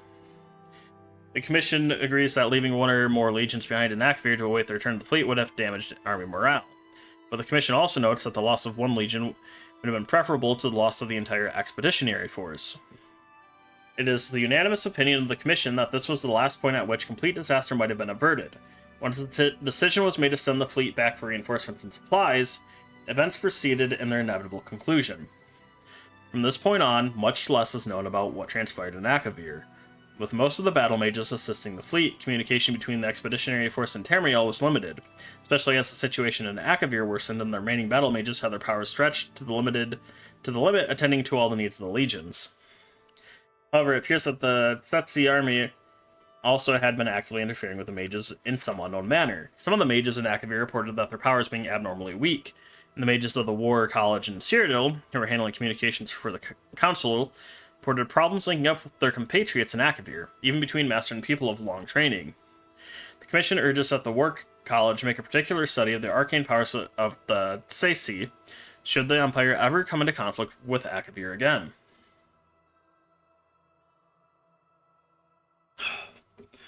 What is unknown is that the Emperor marched out of Eineth in mid-sun's height, leaving only small garrisons to hold the cities. He had learned that the Tsetsi were massing their forces on the other side of a mountain range to the north, and he intended to smash their army before he could gather full strength and capture their supplies, of which he was in desperate need. This rapid advance seems to have taken the Tsetsi by surprise, and the expeditionary force crossed the mountains and fell onto their camp, routing the Tsetsi army, capturing its leader, a noble of some kind. But the Emperor was soon forced to retreat, and the legions suffered heavily on their retreat to Eineth. The Emperor now found himself besieged in Eineth, cut off from the small garrison at Septima, which was also besieged. By this time, it seems that the efforts of the few remaining battle mages were devoted entirely to creating water to keep the army alive, a skill not normally emphasized at the War College. We had arrived safely back at Black Harbor thanks to the Battle Mage Corps, but all attempts to return to Akavir were frustrated by a series of ever more savage storms that battered Astronians throughout the rest of 289. The Council's last contact with the Emperor was in early Frostfall. By Evening Star, the Council was currently worried about the situation in Akavir and ordered the fleet to sail regardless of the risk. Despite the continued storms, the fleet managed to press on to Akavir. Hope was raised when contact was made with the Emperor's battle mage, where that Eineth still held out. Plans were quickly laid for the expeditionary force to break out of Eineth and pull back to Septima, where the fleet would meet them. This was the last direct contact with the expeditionary force. The fleet arrived in Septima to find its garrison under savage assault from a large Tsetsi army. Battle mages with the fleet threw back the army long enough for the survivors to embark and the fleet to withdraw. A few survivors of the expeditionary force who reached Septima told how the Emperor had the army out of Eineth by night 2 days earlier, successfully breaking through the enemy lines, but then being surrounded by overwhelming forces on the road to Septima. They told of a heroic last stand by the Emperor and the 10th Legion, which allowed a remnant of the 14th to reach Septima. 2 survivors of the 10th arrived in Septima that night, having slipped through the enemy lines during their undisciplined victory celebration. These men confirmed having seen the Emperor die, cut down by enemy arrows as he rallied the 10th shield wall. Dang. Part 4. Conclusion. The Commission believes that the invasion of Akavir was doomed from the start for several reasons, some of which could have been foreseen beforehand, unfortunately. Despite extensive intelligence gathering, the expeditionary force was clearly unprepared for the situation in Akavir. The unexpected weather which plagued the army and navy was particularly disastrous. Without the loss of a majority of the Far East fleet during the campaign, the expeditionary force could have been withdrawn in 289. The weather also forced the Emperor to assign most of his battle corps mages to the fleet, leaving him without their valuable assistance during the fighting, which soon followed.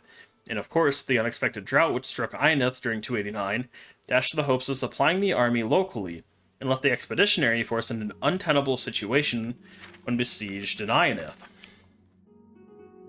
The Tsetsi were also much stronger than intelligence reports had suggested.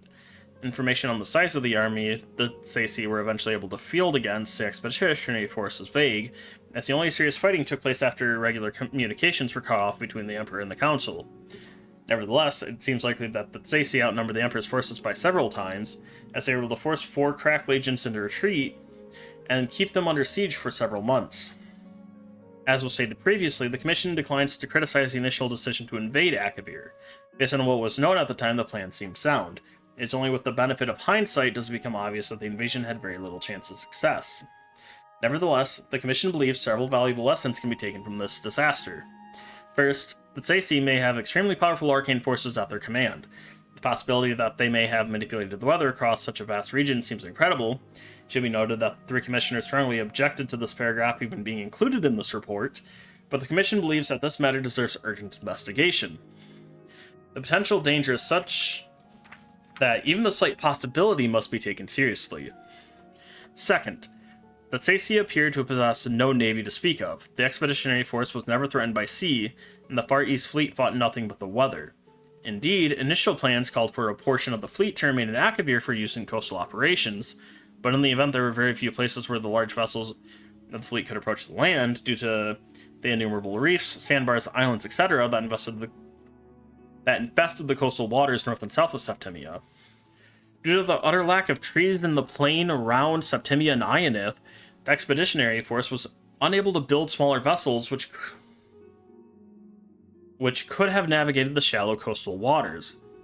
Any further military expeditions against Akavir would do well to consider some way of bringing a means for inshore naval operations in order to exploit this clear advantage over the Tsaci, the advantage that was sadly unexploited by the expeditionary force. Third, much longer-term study needs to be made of Akavir before another invasion could even be contemplated. The information gathered over the 4 years prior to the invasion was extensive, but clearly inadequate. Weather conditions were completely unexpected. The Tsaci were much stronger than expected, and the attempted negotiations by the Emperor, the Tsaci were by the Emperor with the Tsaci a disaster. Akavir proved alien beyond expectation, and the Commission believes any future attempt to invade Akavir should not be contemplated without much greater knowledge of the conditions, politics, and people of that continent than presently obtains. Finally, the Commission unanimously concludes that given what we know now, any attempt to invade Akavir is folly, at least in the present state of the Empire. The Empire's legions are needed at home. One day, a peaceful, united Empire will return to Akavir and exact severe retribution for the disaster at Ionith for a fallen Emperor. But that day is not now, nor in the foreseeable future. I was expecting that one to be a lot longer. Alright.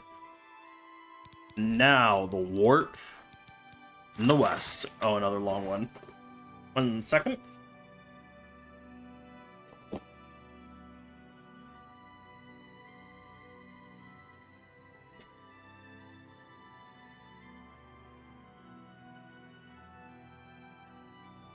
Alrighty.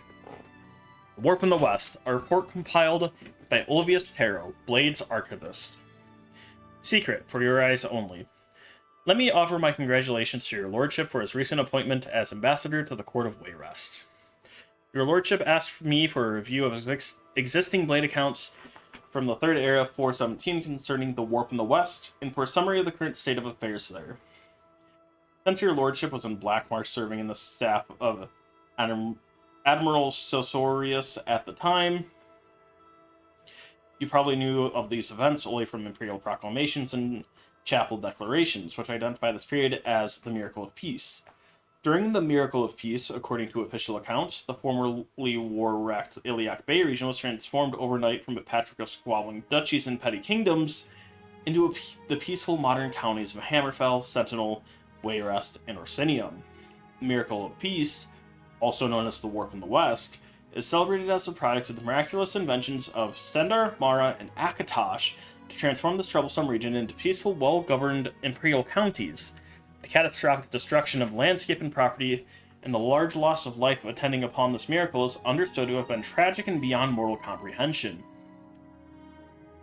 As much as this account confirms and validates the current borders of these counties and identifies the rulers and boundaries of these counties as ordained by the Nine, the Miracle of Peace serves imperial objectives of peace consolidation of ancient petty states and sovereigns into manageable imperial jurisdictions. The other remarkable features of this event, mass disappearances, armies mysteriously transported hundreds of miles or completely annihilated, titanic storms and celestial phenomena, apparent local discontinuities of time, fit comfortably into the notion that these events are part of a vast mysterious divine intervention. However, this is only the public announcement of these events, and as you may suspect, it conflicts with many other accounts.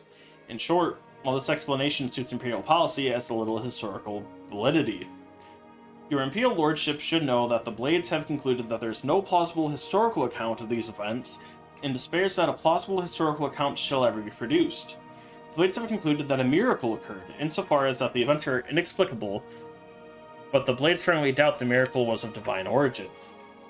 There's a good reason to believe that the ruling families of the 4 modern Iliac Bay counties have had forewarning of the event. There's also some evidence that some of these ruling families may have been directly or indirectly responsible for the event. Excuse me. We do not know the exact sequence of actions that produced the event, although we are confident that the totem artifact was involved. Totem? And that a Blades agent was involved in employing that artifact. Yes, you in Daggerfall. You, the player. We unfortunately lost contact with that agent immediately after the event. His report might have gone some way to resolving the contradictory and paradoxical accounts of the event. Blades have on file few reports from agents dating from Warp in the West period. Most of our agents were lost in the initial dislocations, and others were lost in the confusion after the event. I present a few of these reports to give you a general sense of their limitations, including the report of your diplomatic predecessor, Lord Strahl. You will have had access to other private and rumored accounts of the period. I believe you will agree that these documents raise more questions than they answer. The report of Hammerfell agent Briarbird.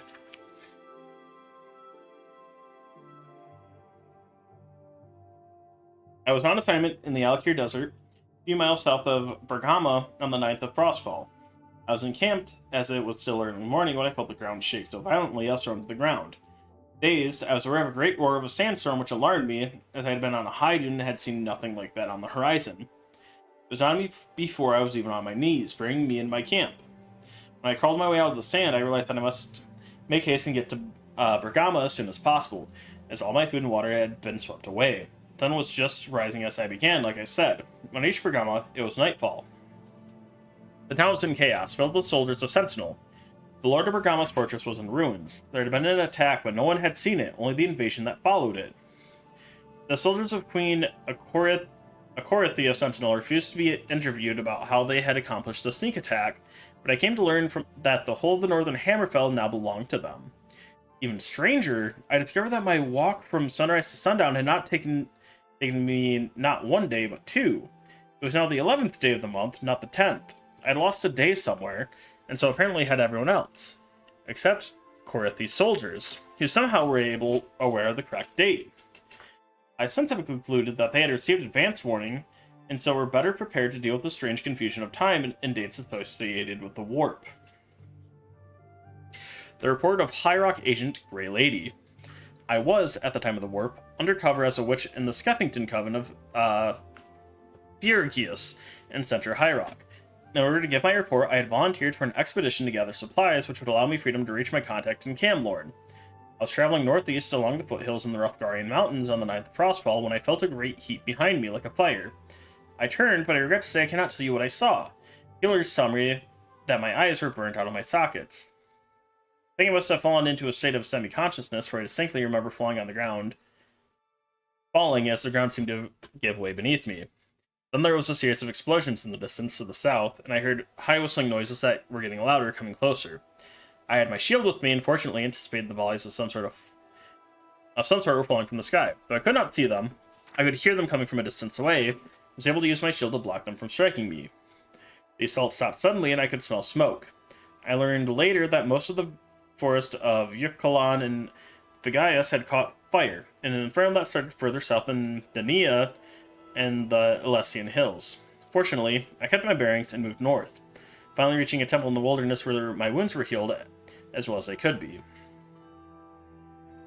It was there I learned that there had been a 3-day clash between Daggerfall, Wayrest, and Arsenium, not far from where I had been, that the land midway between their kingdoms had been decimated. Report of Ambassador Lord Nigon Strahl. His Imperial Majesty had sent me on a delicate errand, the details of which I cannot convey in this unsecured report, but my official capacity was to be the Emperor's ambassador to the court of Wayrest. From there, I was able to meet with an old friend, Lady Brisciana, who was already in the vicinity. Foregoing any attempt at stealth, I was on an Imperial barge sailing westward on the Bejewel's the morning of the 9th of Frostfall. I remember it was slightly chilly that day. It was a slightly chilly day, but the sky was very blue. We had just passed the delightful riverside village of Candlemas when the captain sounded the alarm. There, in front of us, was a colossal wall of water, at least 30 feet high. smashed our barge to splinters before any of us had a chance to react. I woke up on shore, having been rescued by one of my servants who had miraculously not lost consciousness. He and I and one other man were the only survivors. I thought at first it was suspiciously similar to what happened to another agent of ours in High Rock, but a short time before, where a freak storm had shipwrecked him in the Iliac Bay near Privateer's Hold.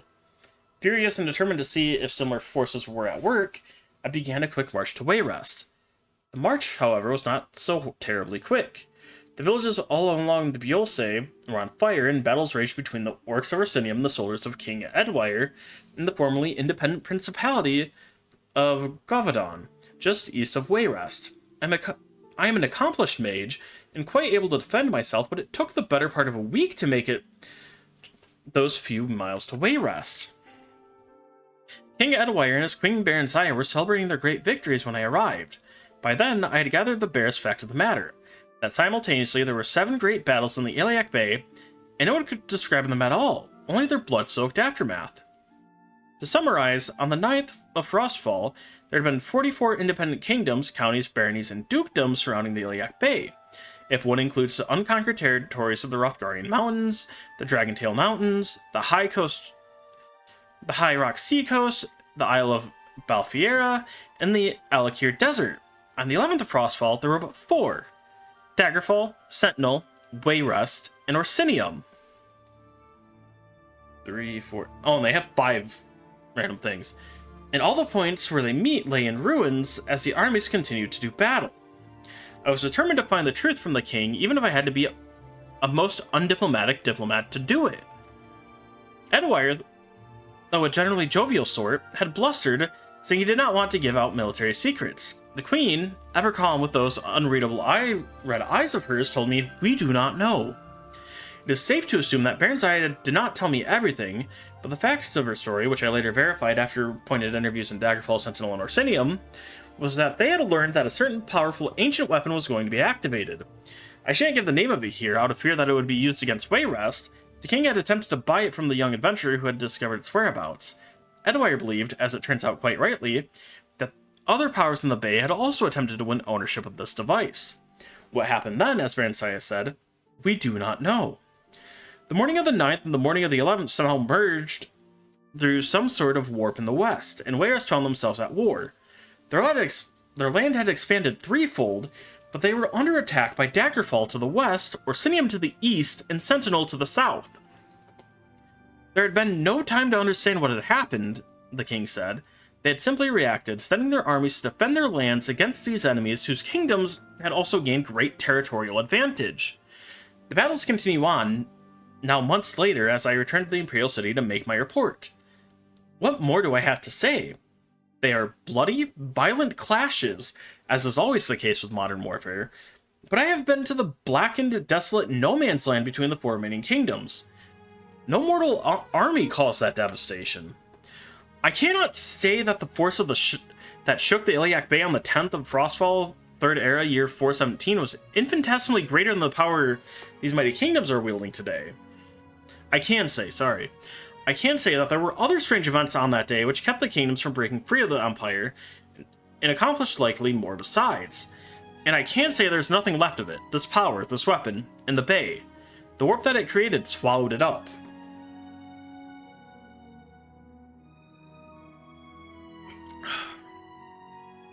Current political affairs in the Iliac Bay. Almost 20 years have passed, and the region, though transformed, has stabilized. There are no more disputed territories, and the kingdoms of Daggerfall, Wayrest, Sentinel, and Orsinium hold their borders in relative peace. Wayrest spreads across the eastern coast of the bay, stretching from the land formerly called Anticlare to half of Govardhan. Edwire has passed on to his ancestors, leaving his kingdom in the hands of his daughter, Alisana, who has 2 children by her royal consort, seems likely to hold her father's lands. Your lordship may also choose to communicate directly with King Helseth and Queen Baronzaya in Mournhold. Their primary preoccupations are, of course, with Mournhold's affairs, but they may still have useful observations upon Wayrest's ruling families and political environment that may aid you in your understanding of the court of Queen Alisana. King Gortwag of Orsinium controls much of the Hrothgarian Mountains, as well as the profitable river coast of the Buolse. He persists in his demands that Orsinium be recognized as an imperial province separate from High Rock. The council treats Gortwog as a recognized king and collects taxes directly from Orsinium, but officially, Orsinium remains the county of High Rock, though technically it spans both the provinces of High Rock and Hammerfell. Sentinel has gained the most land, sprawling across the entire southern Iliac Bay from Ababangora beyond the Dragontail Mountains to the edge of Mornoth, Orsinium's territory. Queen Okarithi, at her death, left her enormous kingdom to her only surviving son, Lotan, who is now surely one of the most powerful kings in Tamriel. Daggerfall is still ruled by the Breton king Gothrid and the Redguard queen Abuki. Their land now encompasses all the west of western High Rock. From the border they share with Wayrest at Anticlair to the east, to Yoclan to the north. They have 4 children now, and are much beloved in the realm. There are other repercussions of the mysterious warp in the west. They have not yet come to our attention in the course of 20 years of observation. I believe the warp in the west was actually caused by the Numidium, right? I'm like 90% sure. Okay. Anyways, onto journals and logs. There's a lot of stuff in journals. So it takes me a minute to find... Because a lot of them are actual journals, which we've already read. I'm not rereading them. Here we go, the first one. The Doors of Oblivion. Jesus. A lot of these are long. Yeah, right? Journals and logs. Okay. The Doors of Oblivion by Saif Ij Hija. When thou enterest into Oblivion, Oblivion entereth into thee. Nigh Tyrol Lar. The greatest mage who ever lived was my master Morian Zenas. Zenus. Oh, I know Zenus. Zenus is one of the main support spells for the Arcanist. Don't worry about that, that's actually half a joke. You have heard of him as the author of the book on Oblivion, the standard text for all on matters Daedric. Despite many entreaties over the years, he refused to update his classic book with his new discoveries and theories, because he found that the more one delves into these realms, the less certain one is. He did not want conjecture, he wanted facts. For decades before and after the publication of On Oblivion... Is On Oblivion in this list? I feel like I should be reading that first. Zenus compiled a vast personal library on the subject of Oblivion, the home of the Daedra. He divided his time between this research and personal magical growth on the assumption that should he succeed in finding a way into the dangerous world beyond and behind ours, he would need much power to wander its dark paths. 12 years before Zenus began the journey he had prepared his life to make, he hired me as his assistant. I possessed the 3 attributes he required for the position. I was young and eager to help without question. I could read any book once and memorize its contents, and despite my youth, I was already a master of conjuration. Zenus too was a master of conjuration. Indeed, a master at all the known and unknown schools, but he did not want to rely on his ability alone in the most perilous of his research.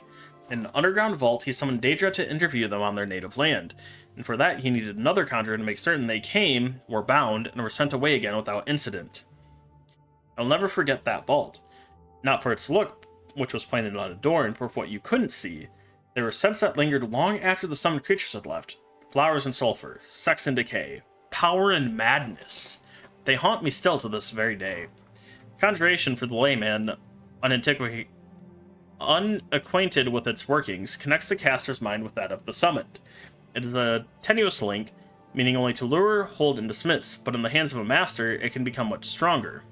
The Sigix and Dwemer can, in the Dwemer's case, perhaps I should say could, connect with the minds of others and converse miles apart, a skill that is sometimes called telepathy.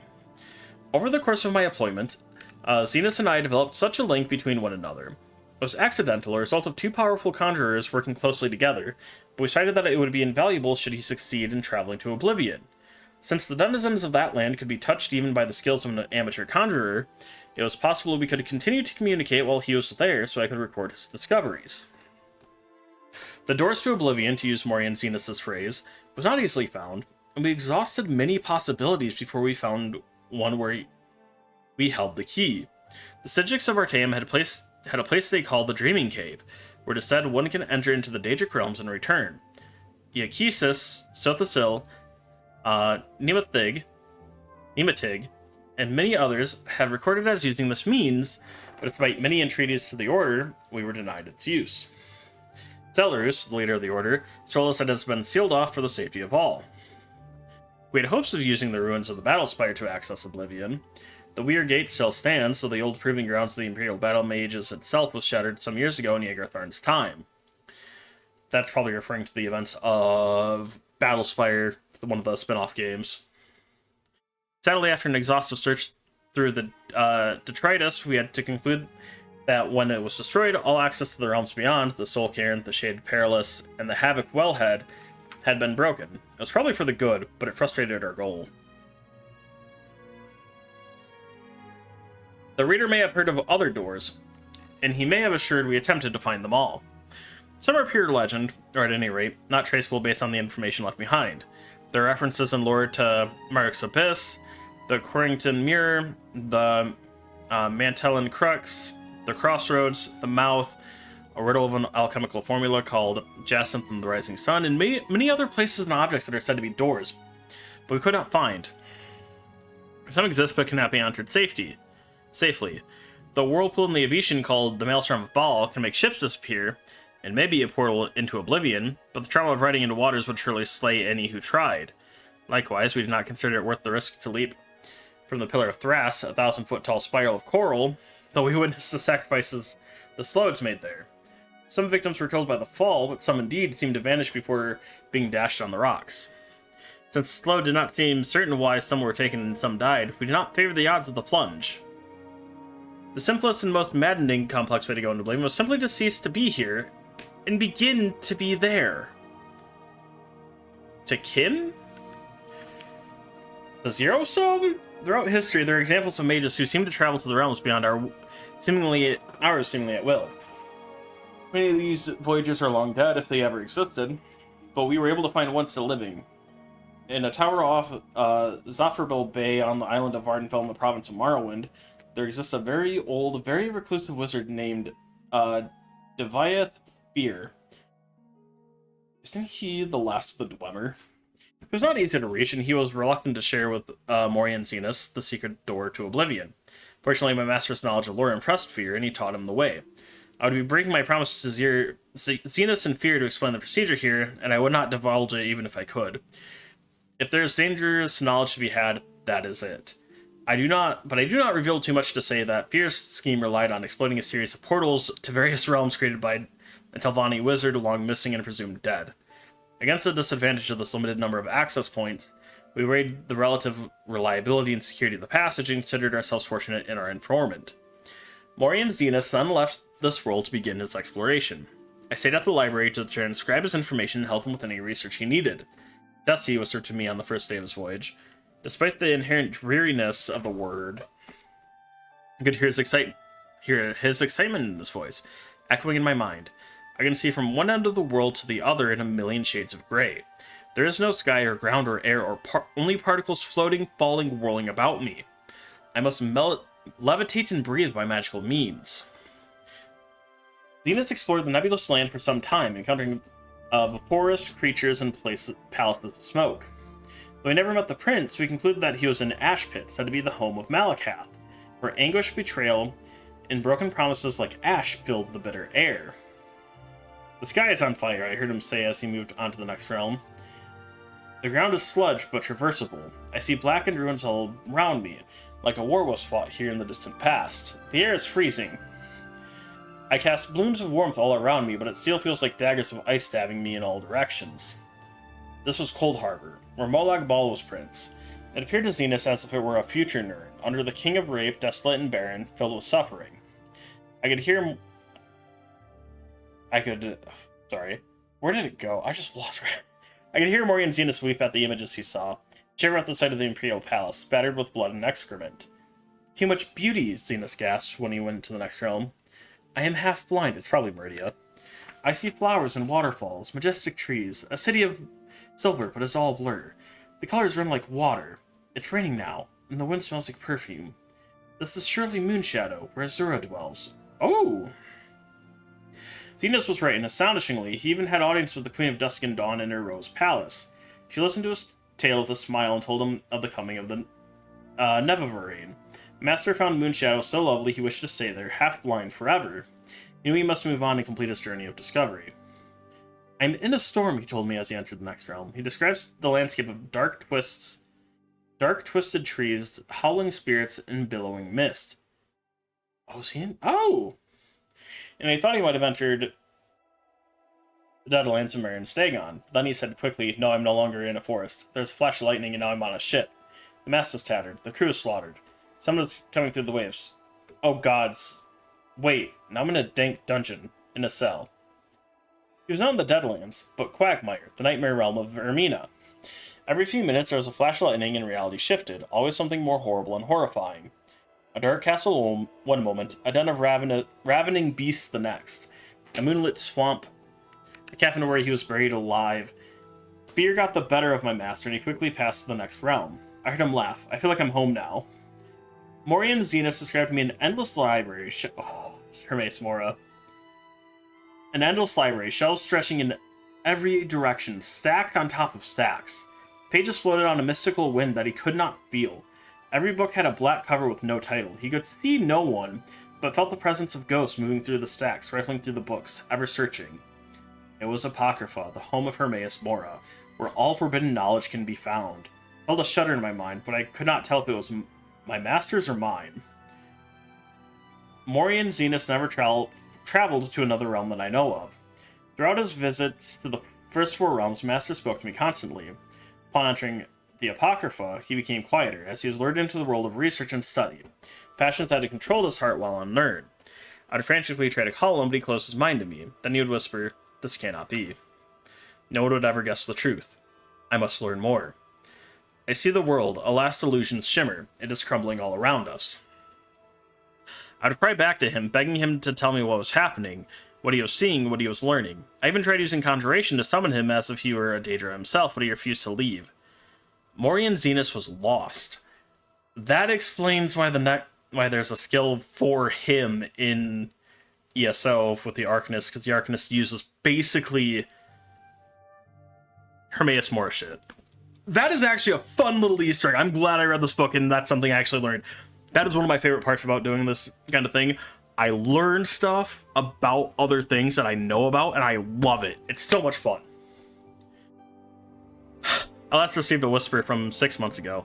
Before then, it had been 5 years, and 3 before that. His thoughts are no longer intelligible in any language.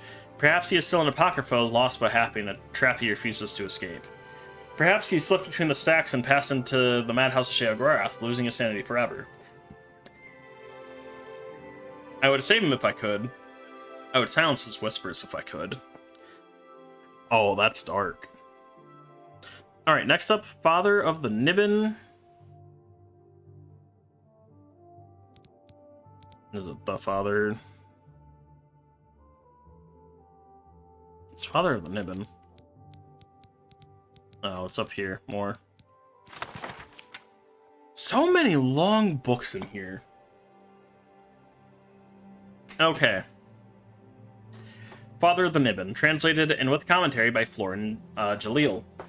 Introduction. Writing the biography of anyone is a challenge. Usually the problem lies in assessing one's sources, comparing the prejudices of one chronicle versus another. Wyatt Jarth, I have been told, in writing his well-regarded series on the Wolf Queen of Solitude, used over 100 contemporary narratives. Cannot complain about my task having a similar issue. There's but one record of the man called Topal the Pilot, the earliest known Aldmer explorer of Tamriel. Only 4 short verse fragments of the epic Father of the Niben have survived to present day, but they offer an interesting if controversial look at the Middle Merethic era when Topal the Pilot may have sailed the seas of Tamriel. Though Father of the Niben is the only written record of Topal the Pilot's voyages, it is not the only proof of his existence. Among the treasures of the Great Crystal Tower of Somerset Isle are his crude but fascinating maps, his legacy to all Tamriel. The translation of the Aldemari Udhendra Nibenu, Father of the Niben, is my own, and I accept that other scholars may disagree with some of my choice of words. I do not promise my translation lives up to the beauty of the original.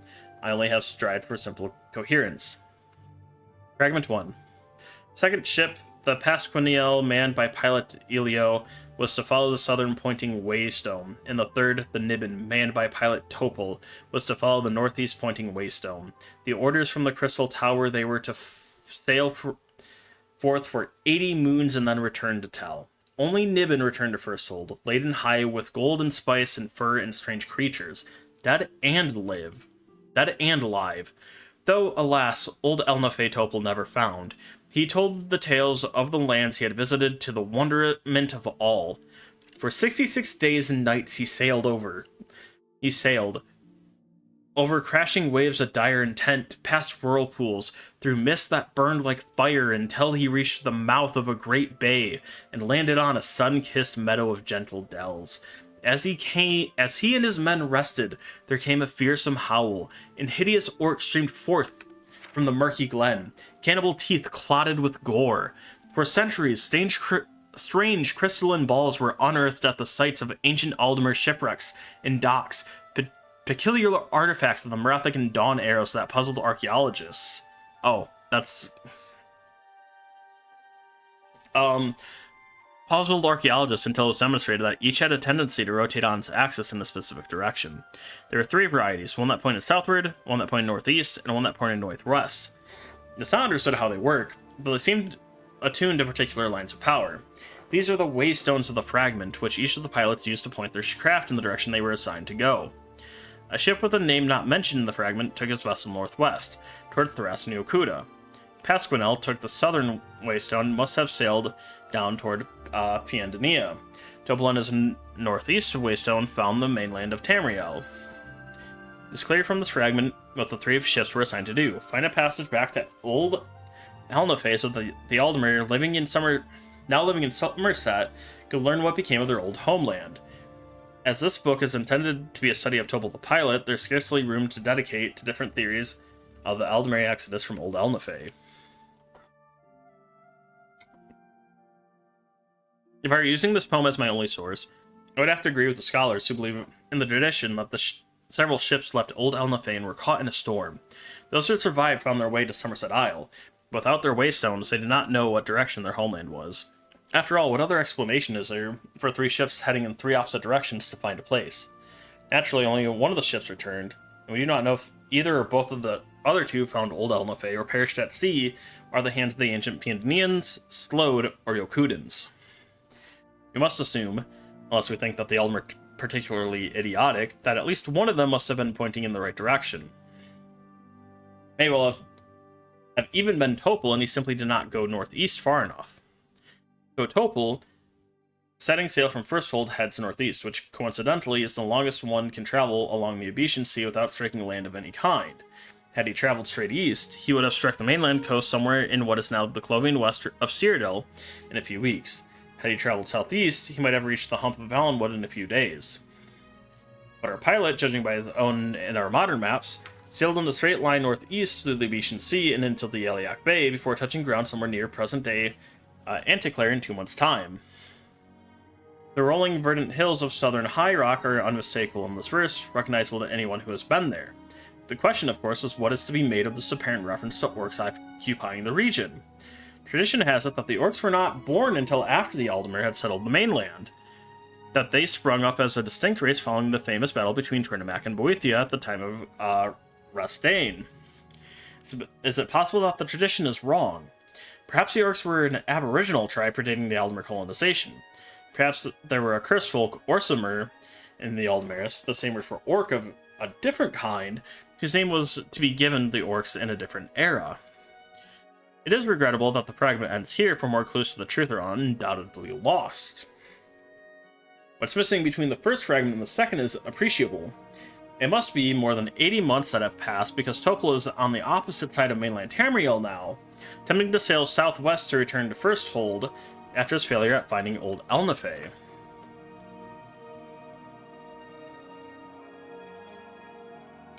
Fragment 2.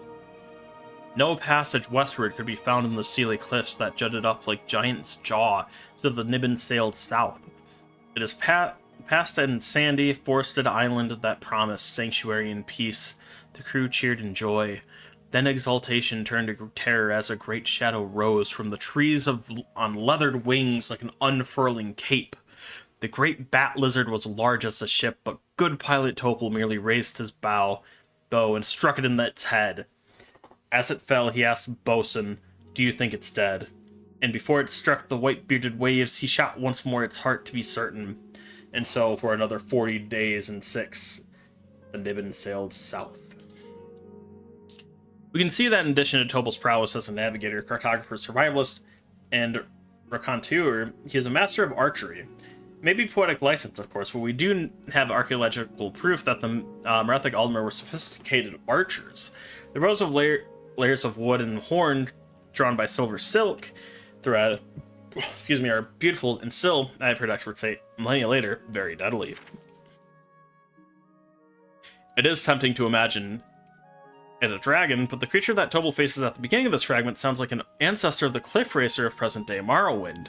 The treacherous cliff coastline sounds like the region around Necrom, and the island of Gorn may be where the nest of the bat lizard is. No creature like that exists in Eastern Morrowind to my knowledge at the present day. Fragment 3. The fetid evil swamplands and their human lizards retreated to the east, and Topol and his men's hearts were greatly gladdened by the sight of diamond blue, pure, sweet ocean. For 3 days they sailed in great cheer northwest. We're first told beckon them, but hope died. In horror, as land like a blocking shield rose before them. Topol the pirate was sore wroth, and consulted he the maps he had faithfully drawn, to see whether best to go south where the continent must end, or take the river that sneaked through a passage north. "North!" he cried to his sad men. "North we go! Now, fear not! North!" Tracing Topol's movements, we see that he had skirted the edge of Morrowind and delved into southern Blackmarsh, seemingly determined to follow his waystone as best as he can. The swamp he is leaving is probably near present-day Gideon. Knowing what we now know about Topol's personality, we can understand his frustration in the bay between Blackmarsh and elsewhere. Here's a man who follows his orders explicitly, and knows that he should have been going southeast through the riverways to reach Firsthold. Looking at his maps, we can see he attempted to find passages through as he mapped out the inner sea of Morrowind. And several of the swampy tributaries of Blackmarsh, no doubt being turned away by the disease and fierce Argonian tribes that dissuaded many other explorers after him. With a modern map of Tamriel in hand, we can see that he makes the wrong choice in electing to go northeast instead of pushing southward. He could not have known that what he perceived to be an endless mainland was only a jutting peninsula. He only knew that he was traveling too far southward already, so he made a smart but incorrect decision to go up the river. It is ironic that this miscalculation would today bear his mark of history. The bay he thought was an endless ocean is now known as Topol Bay, and the river that took him astray shares the name of his boat, the Niben River. Fragment 4. The cat demons of 4 legs and 2 ran the river's length, always keeping their boat in their green-eyed sight, hissing and spitting and roaring with rage. But the sailors never had to brave the shores, for fruit trees welcomed them, dropping their arms down to the river's edge as if to embrace the myrrh, and the men took the fruit quickly before the cats could pounce. For 11 days they traveled north until they came to a crystalline lake, and 8 islands of surpassing beauty and peace. Brilliant, flightful creatures of glorious colors greeted them in Aldmeri language, making them wonder until they understood they were only calling back the word they were speaking without understanding it, and then the sailors laughed. Topol the pilot was enchanted with the islands, and the feathered men who lived there. There the Niben stayed for a moon, and the bird men learned how to speak their own words, and with talon feet to write. In joy for their knowledge, they made Topol their lord, giving him their islands for the gift. Topol said he would return someday, but first he must find passage for east to Firsthold, so far away. This last fragment is bittersweet for a number of reasons. You know that the strange, friendly, feathered people the pilot encounters will be lost. In fact, this poem is the only one where mention is made of bird creatures of Cyrodiil. The literacy that Topol gives them is evidently not enough to save them from the eventual fate, likely at the hands of the cat demons, who we may assume are ancient Khajiit. We know that Topol and his crew never find a route from the 8 islands, which are the modern-day Imperial City, through to the Iliac Bay. His maps tell the tale, where his lost poem cannot. We see his hand as he traces the route up the Niben to Lake Rumer, and after attempting a few tributaries, which do not lead him to where he wants to go, we You can imagine Toble's frustration, and that of his long-suffering crew, as they return back down the Nibbin to Topol Bay. There, they evidently discovered their earlier mistake, for we see that they passed the peninsula of Elsewhere. Eventually, they traveled along its coastline past the shores of Valenwood, and eventually home. Usually, epic tales end with a happy ending, but this one begins with one and ends to which, and the means to which it was accomplished is lost. Besides, the extraordinary bird creatures of present-day Cyrodiil, we have caught glimpses of ancestor orcs, perhaps, ancient cliff racers, ancient Argonians, and in this fragment, ancient Khajiit. Quite a history, a few lines of simple verse, all because a man failed to find his home and took all the wrong turns to retrace his steps.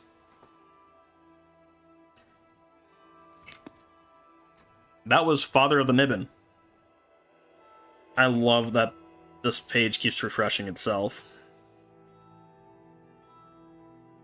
Alright. So we're in journals, it's a little messy. The Path of Transcendence.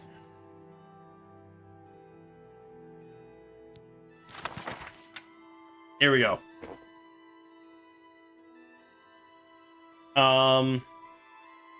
Entry 1. My initial findings may have been inconclusive, but they set me on the path I will pursue until I achieve my goal or lie rotting in this cave. Either outcome will be a welcome respite from the days and nights I've spent toiling without food, water, or any kind of companionship.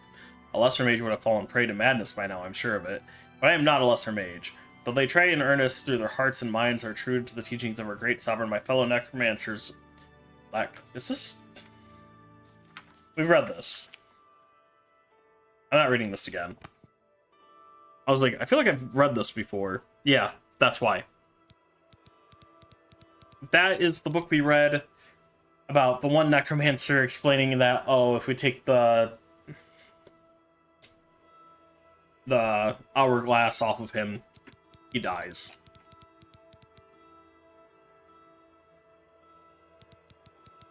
Alright. The Ramblings of Odin's Avidius. I used to be somebody. I was captain of the guard in the Imperial City until that plebeian hero decided... We've already taken care of this. We read that when we got that. Okay. The Red Kitchen Reader.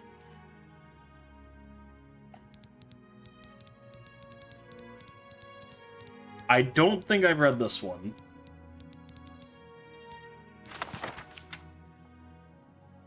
Yeah, sorry, I keep finding things that I've actually read, so I'm like, great. Alright. By Simicles Quo. Though naturally modest, I must admit to some pleasure in being dubbed by your Emperor's father, the late Pelagius IV, as the finest connoisseur in Tamriel. He was also good enough to appoint me the first and to this day the only master of cuisine in the Imperial Court. Other emperors, of course, had master chefs and cooks in their staff, but only during the reign of Pelagius was there someone as rarefied taste to plan the menus and select the finest produce to serve at court. His son earlier requested I continue in that position, but I was forced to graciously decline the invitation because of age and poor health. This book, however, is not intended to be an autobiography. I've had many great adventures in my life as a knight of fine dining, but my intention for this book is much more specific. Many times I have been asked, what is the best thing you've ever ate? The answer is not a simple one. Much of the pleasure of a great meal is not only in the food, it is in the setting, the company, the mood.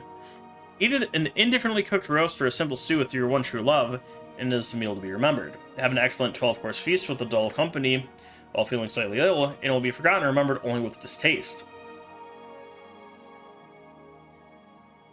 Sometimes meals are memorable for the experiences that come before them.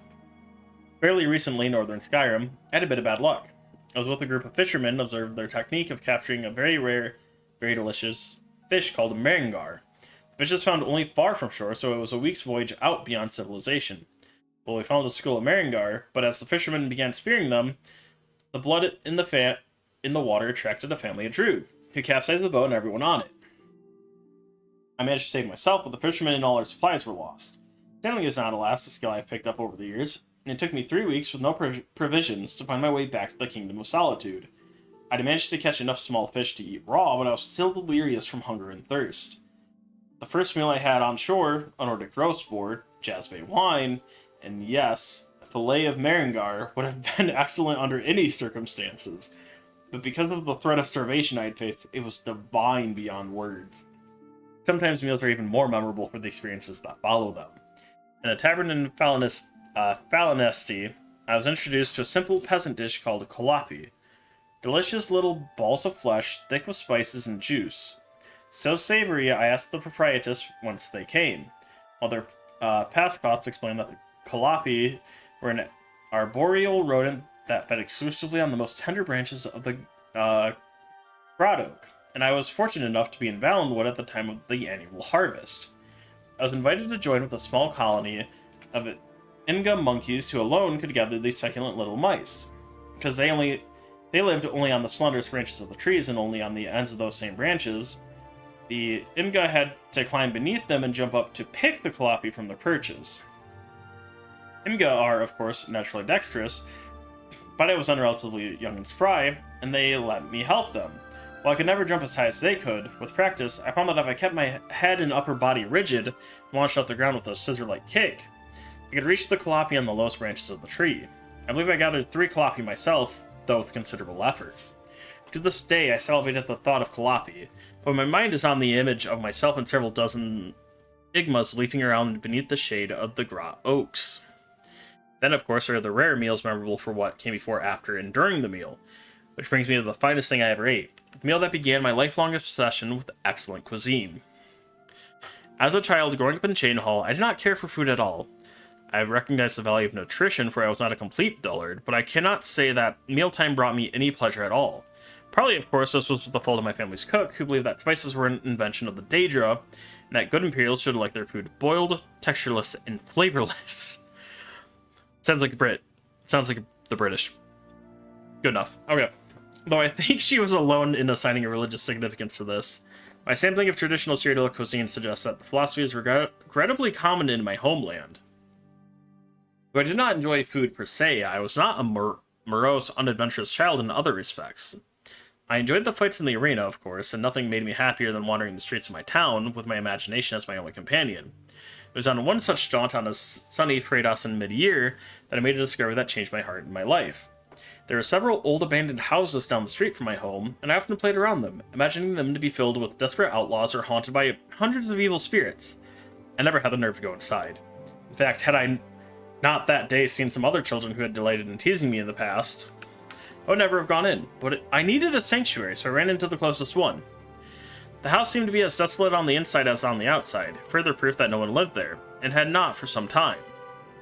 When I heard footsteps, I could only assume that the loathsome little urchins I hoped to avoid had followed me in. I escaped to the basement, and from there past a broken down wall that led to a well. I could still hear the footsteps above, and I decided that I was still loath to confront my tormentors. Knocking aside the rusty locks on the well, I slipped down below. The well was dry, but I discovered it was far from empty. There was a sort of sub-basement to the room. 3 large rooms that were cleaned, furnished, and evidently not abandoned at all. My senses told me someone was living in the house, after all, not only my senses of sight, but my sense of smell. For one of the rooms was a large, red-painted kitchen, and spread out on the coals of the oven was a roast, carved into small morsels. Passing a beautiful and appropriate bas-relief of a mother carving a roast for her grateful children, I beheld the kitchen and the wonders within. Like I said, food had never interested me before, but I was transfixed, and even now as I write this, words fail me in describing the rich aroma that hung in the air. It was like nothing I had ever smelled in my family's kitchen, and I was unable to stop myself from popping one of the steaming chunks of meat into my mouth. The taste was magical, the flesh tender and sweet. Before I knew it, I'd eaten everything on the stove, and I learned at that very second the truth that the food can and should be sublime. After gorging myself and having my culinary epiphany, I was conflicted on what to do. Part of me wanted to wait down in the red kitchen until the chef returned, so I could ask him what a secret recipe was for the delicious meal. Part of me recognized that I had stolen into someone's house and eaten their dinner, and would be wise to leave while I could. That was what I did. Time and again, I tried to return to that strange, wonderful place, but Chain Hall had changed over time. Old houses have been reclaimed, new houses abandoned. I know what to look for on the inside of the house, the well, the beautiful etching of a woman preparing to carve out a roast for her children, the red kitchen itself, but I've never been able to find the house again. After a while, as I grew older, I stopped trying. It's better as it remains in my memory, the most perfect meal I ever ate. The inspiration for my life that followed all was cooked up, together with that fabulous meat right there in the red kitchen.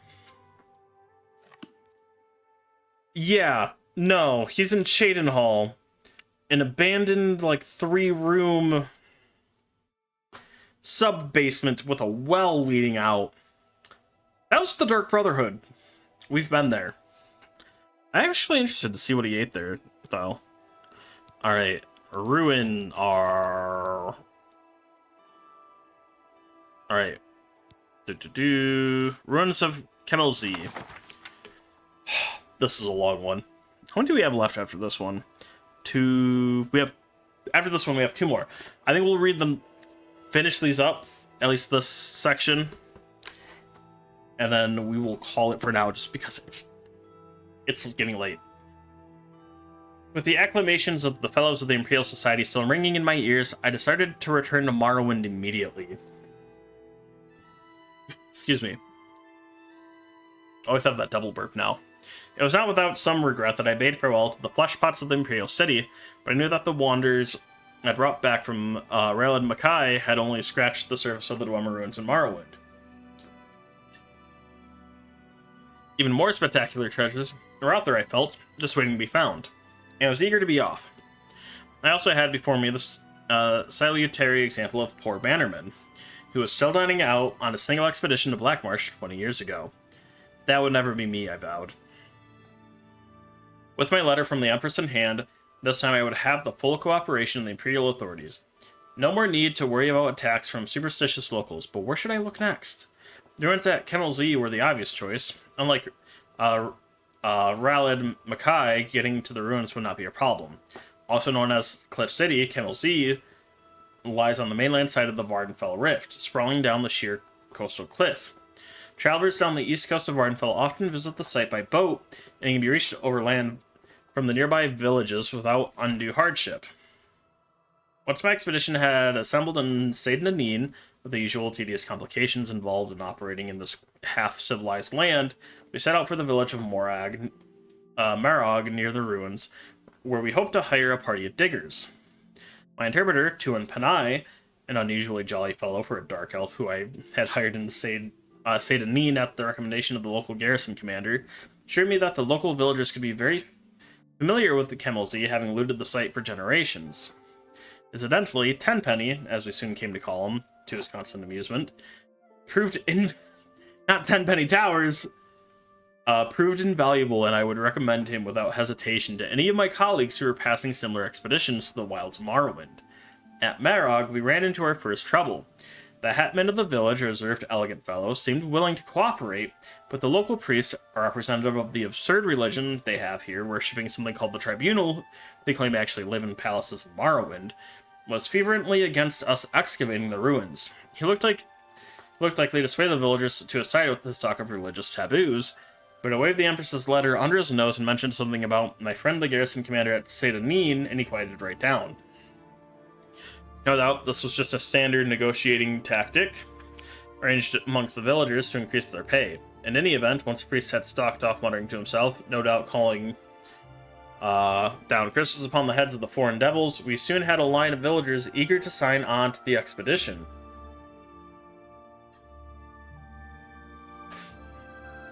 While my assistant was working up the mundane details of contracts, supplies, etc., Master Aram and I rode on to the ruins. By land, they could only be reached using narrow paths that wind down the face of the cliff from above, where any misstep threatens to send one tumbling into the sea, foaming about the jagged rocks below. The city's original entrance to the surface must have been in the part of the city to the northeast, the part that fell into the sea long ago when the eruption of Red Mountain created this mind-bogglingly vast crater. After successfully navigating the treacherous path, we found ourselves in a large chamber, open to the sky on one side, disappearing into the darkness on the other. As we stepped forward, our boots crunched on piles of broken metal, as common in dwarven ruins as potsherds and other ancient sites. This was obviously where the looters brought their finds from deeper levels, stripping off the valuable outer casings of the dwarven mechanisms and leaving their innards here, easier than lugging the intact mechanisms back up to the top of the cliff. I laughed to myself, thinking of the many warriors unwittingly walking around Tamriel with pieces of dwarven mechanisms on their backs. For that, of course, is what most dwarven armor really is. just the armored shells of ancient mechanical men. I sobered when I thought of how exceedingly valuable an intact mechanism would be. This place was obviously full of dwarven devices, judging from the litter covering the floor of this vast chamber, or had been, I reminded myself. Weirdos have been working over the site for centuries, just as the casing alone would be worth a small fortune sold as armor. Most dwarven armor is made of mismatched pieces from various devices, hence its reputation for being bulky and unwieldy. But a match set from an intact mechanism is worth more than its weight in gold, for the pieces all fit together smoothly, and the wearer hardly notices the bulk. Of course, I have no intention of destroying my finds for armor, no matter how valuable. I would bring it back to the Society for Scientific Study. I imagined the astonished cries of my colleagues as I unveiled it at my next lecture and smiled again. I picked up a discarded gear from the piles at my feet. It still gleamed brightly as if new made.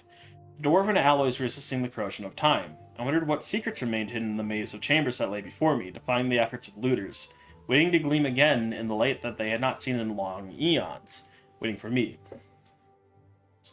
It remained only to find them. With an impatient gesture to Master Arm to follow, I strode forward into the gloom. Master Orem, Tenpenny, and I spent several days exploring the ruins while my assistant set up camp at the top of the cliff and hauled supplies and equipment from the village. I was looking for a promising area to begin excavation. A blocked passage or corridor untouched by looters that might lead to completely untouched areas of the ruins. We found 2 such areas early on, but soon discovered that the many winding passages bypass the blockage, give access to the rooms behind. Nevertheless, these outer areas, for the most part stripped clean of artifacts by generations of looters, were full of interest to the professional archaeologist. Behind a massive bronze door, burst from its hinges by some ancient turmoil of the earth, we discovered a large chamber filled with exquisite wall carvings, which impressed even the jaded Tenpenny, who claimed to have explored every dwarven ruin in Morrowind. They seemed to depict an ancient ritual of some kind, with a long line of classically bearded dwarven elders proceeding down the side walls, all seemingly bowing to the giant form of a god carved into the front wall of the chamber, which was caught in the act of stepping forth from the crater of a mountain in a cloud of smoke or steam. According to Master Aram, there are no known depictions of dwarven religious rituals, so this was an exciting find indeed. I set a team to work prying the carved panels from the wall. They were unable to even crack the surface. On closer examination, the chamber appeared to be faced with a metallic substance with the texture and feel of stone, impervious to any of our tools. I considered having Master Aram try his blasting magic on the walls, but decided that the risk of destroying the carvings was too great. Much as I would have preferred to bring them back to the Imperial City, I had to settle with taking rubbings of the carvings. Even if my colleagues in the society showed enough interest, I was sure specialists could be found. Perhaps a master alchemist could find a way to safely remove the panels. But in another curious room at the top of a long, winding stair, barely passable due to the fall of rubble from the roof. At the top of the stair was a domed chamber with a large ruined mechanism at its center. Painted constellations were still visible in some places on the surface of the dome. Master Ermin agreed this must have been some kind of observatory, and the mechanism was therefore the remains of a dwarven telescope. To remove it from ruins down the narrow stairway would require its complete disassembly, which fact no doubt had preserved it from the attention of looters, so I decided to leave it in place for the time being. The existence of this observatory suggested, however, that this room had once been above the surface. Closer examination of the structure revealed that it was indeed a building, not an excavated chamber. The only other doorway from the room were completely blocked, and careful measurements from the top of the cliff to the entry room, and then the observatory revealed that we were still more than 250 feet below the present ground level. A sobering reminder of the forgotten fury of Red Mountain. This discovery led us to focus our attentions downward. Since we now knew approximately where the ancient surface lay, we could rule out many of the higher blocked passages. One wide passage, impressively flanked with carven pillars, particularly drew my mind. It ended in a massive rockfall, but we could see where looters had begun and then abandoned a tunnel through this debris. With my team of diggers and Master Oren's majory to assist, I believed we could succeed where our predecessors had failed. I therefore sent my team of Dark Elves to work on clearing the passage, relieved to finally be beginning the real exploration of the Camel Z. Soon I hoped my boots would be stirring up dust that had lain undisturbed ever since the dawn of time. Excuse me. With this exciting prospect before me, I may have driven my diggers a bit too hard. Penny reported that they were beginning to grumble about the long days, and that some were talking of quitting. Knowing from experience that nothing puts heart back into these dark elves like a taste of the lash, and the ringleaders whipped, and the rest confined to the ruins until they had finished clearing the passageway. Thanks Sender for my foresight in requisitioning a few legionnaires from Saint-Denis. They were sullen at first, but with the promise of an extra day's wages when they broke through, they soon set to work with a will. While these measures may sound harsh to my readers back in the comforts of civilization, let me assure you, there is no other way to get these people to stick to a task. Probably. The blockage was much worse than I had first thought, and in the end it took almost 2 weeks to clear the passage. Diggers were as excited as I was when their picks finally broke through the far end into the emptiness, and we shared a round of the local liquor together. Foul concoction, in truth. Show that all was forgiven. I could hardly restrain my eagerness as they enlarged the hole to allow entry into the chamber beyond. Will the passage lead to entire new levels of the ancient city filled with artifacts left by the vanished dwarves? Or would it be only a dead end? Some side passage leading nowhere. My excitement grew as I slid through the hole and crouched for a moment in the darkness beyond. From the echoing sounds of the stones rattling beneath my feet, I was in a large room, perhaps very large. I stood up carefully and unhooded my lantern. As the light flooded the chamber, I looked around in astonishment. Here were wonders beyond even my wildest dreams. As the light from my lamp filled the chamber beyond the rockfall, I looked around in astonishment. Everywhere was the warm glitter of dwarven alloys. I had found an untouched section of the ancient city. My heart pounding with excitement, I looked around me. The room was vast, the roof soaring up into darkness beyond the reach of my lamp. The far end lost in shadows with only a tantalizing glimmer hinting at the treasures not yet revealed. Along each wall stood rows of mechanical men, intact except for one oddity. Their heads had been ritually removed and placed on the floor at their feet. This could mean only one thing. I discovered the tomb of a great dwarven noble, maybe even a king. Burials of this type had been discovered before, most famously by Ransom's expedition to Hammerfell, but no completely intact tomb had ever been found, until now. But if this was truly a royal burial, where was the tomb? I stepped forward gingerly, the rows of headless bodies standing silently as they had for eons, their disembodied eyes seeming to watch me as I passed. I had heard wild tales of the curse of the dwarves, but always laughed it off as superstition. But now, breathing the same air as the mysterious builders of the city, which had lain undisturbed since the cataclysm that spelled their doom, I felt a twinge of fear. There was some power here, I felt. Something malevolent that resented my presence. I sat for a moment and listened. All was silent. Except, it seemed, I heard a faint hiss, regular as breathing. I fought down a sudden urge of panic. I was unarmed, not thinking of danger in my haste to explore past the blocked passage. Sweat dripped down my face as I scanned the gloom for any movement. The room was warm. I suddenly noticed, much warmer than the rest of the labyrinth thus far. My excitement returned. Could I have found a section of the city still connected to a functioning steam grid?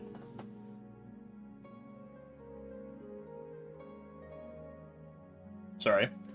Pipes ran along the walls and in all sections of the city. Walked over and placed my hand on one. It was hot, almost too hot to touch. Now I saw that in places where the ancient piping had corroded, small jets of steam were escaping, the sound I had heard. I laughed at my own credulity. I now advanced quickly to the far end of the room, giving a cheerful salute to the ranks of mechanical soldiers who had appeared so menacingly only moments before. I smiled with triumph at the light as the light swept back to the darkness of centuries to reveal the giant effigy of a dwarven king standing on a raised dais, his metal hand clutching his rod of office. This was the prize indeed. I circled the dais slowly, admiring the craftsmanship of the ancient dwarves. The golden rod stood 20 feet tall under a freestanding dome, cupola, his long, upswept beard jutting forward proudly as his glittering metal eyes seemed to follow me. But my superstitious mood had passed, and I gazed benevolently at the old dwarven king. My king, as I had already begun to think of him. I sat down onto the dais to get a better look at the sculpted armor. Suddenly, the eyes of the figure opened and it raised a mailed fist to strike. Up to one side as the golden arm came crashing down, striking sparks from the steps where I stood a moment before. With a hiss of steam and the whir of gears, the giant figure stepped ponderously out from under its canopy and strode towards me with frightening speed, its eyes tracking me as I scrambled backwards. I dodged behind a pillar as the fist whistled down again. I dropped my lantern in the confusion, now I crept into the darkness outside the pool of light, hoping to slip between the headless mechanisms and thus escaped back to safety of the passageway. Where had the monster gone? You'd think that a 20-foot golden kind would be kind of hard to miss, but he was nowhere to be seen. The guttering lamp only illuminated a small part of the room. He'd be hiding anywhere in the gloom. I crawled faster. Without warning, the dim ranks of dwarven soldiers in front of me went flying as the monstrous guardian loomed before me. He had cut off my escape. As I dodged backwards, blow after blow whistled down as the implacable machine followed me relentlessly, driving me into the far corner of the room. At last, there was nowhere left for me to go. My back was to the wall. I glared up at my foe, determined to die on my feet. The huge fist lifted for one final blow.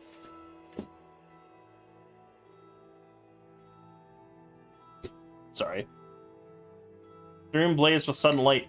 Bolts of purple energy crackled across the metal carapace of the dwarven monster, and it halted, half turning to meet this new threat. Master Arum had come. I was about to raise a chair when the giant figure turned back to me, unharmed by the lightning bolt hurled by Master Arum, determined to destroy this first intruder. I shouted out, "Steam! Steam!"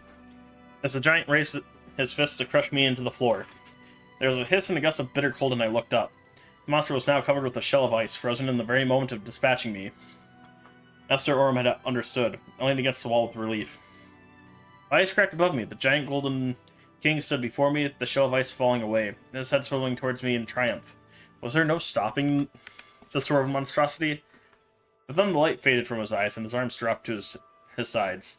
The magical frost had worked, cooling its steam-driven energy. As Master Orm and the diggers crowded around me, congratulating me on my narrow escape, my thoughts drifted. I imagined my return to the Imperial City, and I knew that this would be my greatest triumph yet. How could I possibly top this find? Perhaps it was time to move on, covering the fabled Eye of Argonia. Now that would be a coup. I smiled to myself, reveling in the glory of the moment, but already planning my next adventure. Alright. Next is Sacred Witness. These are not getting short. Alright. Sacred Witness, A True History of the Night Mother by Enric Milnes. I've met countesses and courtesans, empresses and witches, ladies of war and slatterns of peace, but I've never met a woman like the Night Mother, and I never will again. I am a writer, a poet of some small renown. If I told you my name, you may have heard of me, but very likely not. For decades until very recently, I've adopted the city of Sentinel on the coast of Hammerfell as my home, and kept the company of other artists, painters, tapestrists, and writers. No one I knew would have known an assassin by sight, least of all the queen of them, the Bloodflower, the Lady Death, the Night Mother. Not that I had not heard of her. Some years ago, I had the good fortune of meeting Pelarn Assi, a respected scholar, who had come to Hammerfell to do research for a book on the Order of Diagna. His essay, The Brothers of Darkness, together with Ynir Gorming's Fire and Darkness, The Brotherhoods of Death, are considered to be the canon tomes on the subject of Tamriel's Order of Assassins. By luck, Gorming himself was also in Sentinel. I was privileged to sit down with the two in a dark skooma den in the musty slums of the city, as we smoked and talked about the Dark Brotherhood, the Morak Tong, and the Night Mother. While not disputing the possibility that the Night Mother may be immortal, or at least very long-lived, Assi thought it was most likely that several women, or perhaps some men, throughout the ages had assumed the honorary title. It was more logical to say that... It was no more logical to say there's only one Night Mother, he asserted, than to say there was only one King of Sentinel. Gorming argued that there never was a Night Mother, at least no human one. The Night Mother was Mephala herself, whom the Brotherhood revered second only to Sithis. I don't suppose there's any way of knowing for certain, I said in a note of diplomacy. Certainly there is, whispered Gorming with a grin. You could talk to that cloaked fellow in the corner. I had not noticed the man before, who sat by himself, his eyes hidden by his cloak, seemingly as much a part of the dingy place as the rough stone and unswept floor. Turning back to Ynir, I asked him why that man would know about the Night Mother. He's a dark brother, hissed Pelarn Assi. That's as plain as the moons. Don't even joke about speaking with him about her. He moved on to other arguments about the Morak Tong and the Brotherhood, but never got the image of the lone man, looking at nothing and everything in the corner of the dirty room, with fumes of skooma smoke floating around him like ghosts. When I saw him weeks later on the streets of Sentinel, I followed him. Yes, I followed him. The reader may reasonably ask why and how. I don't blame you for that.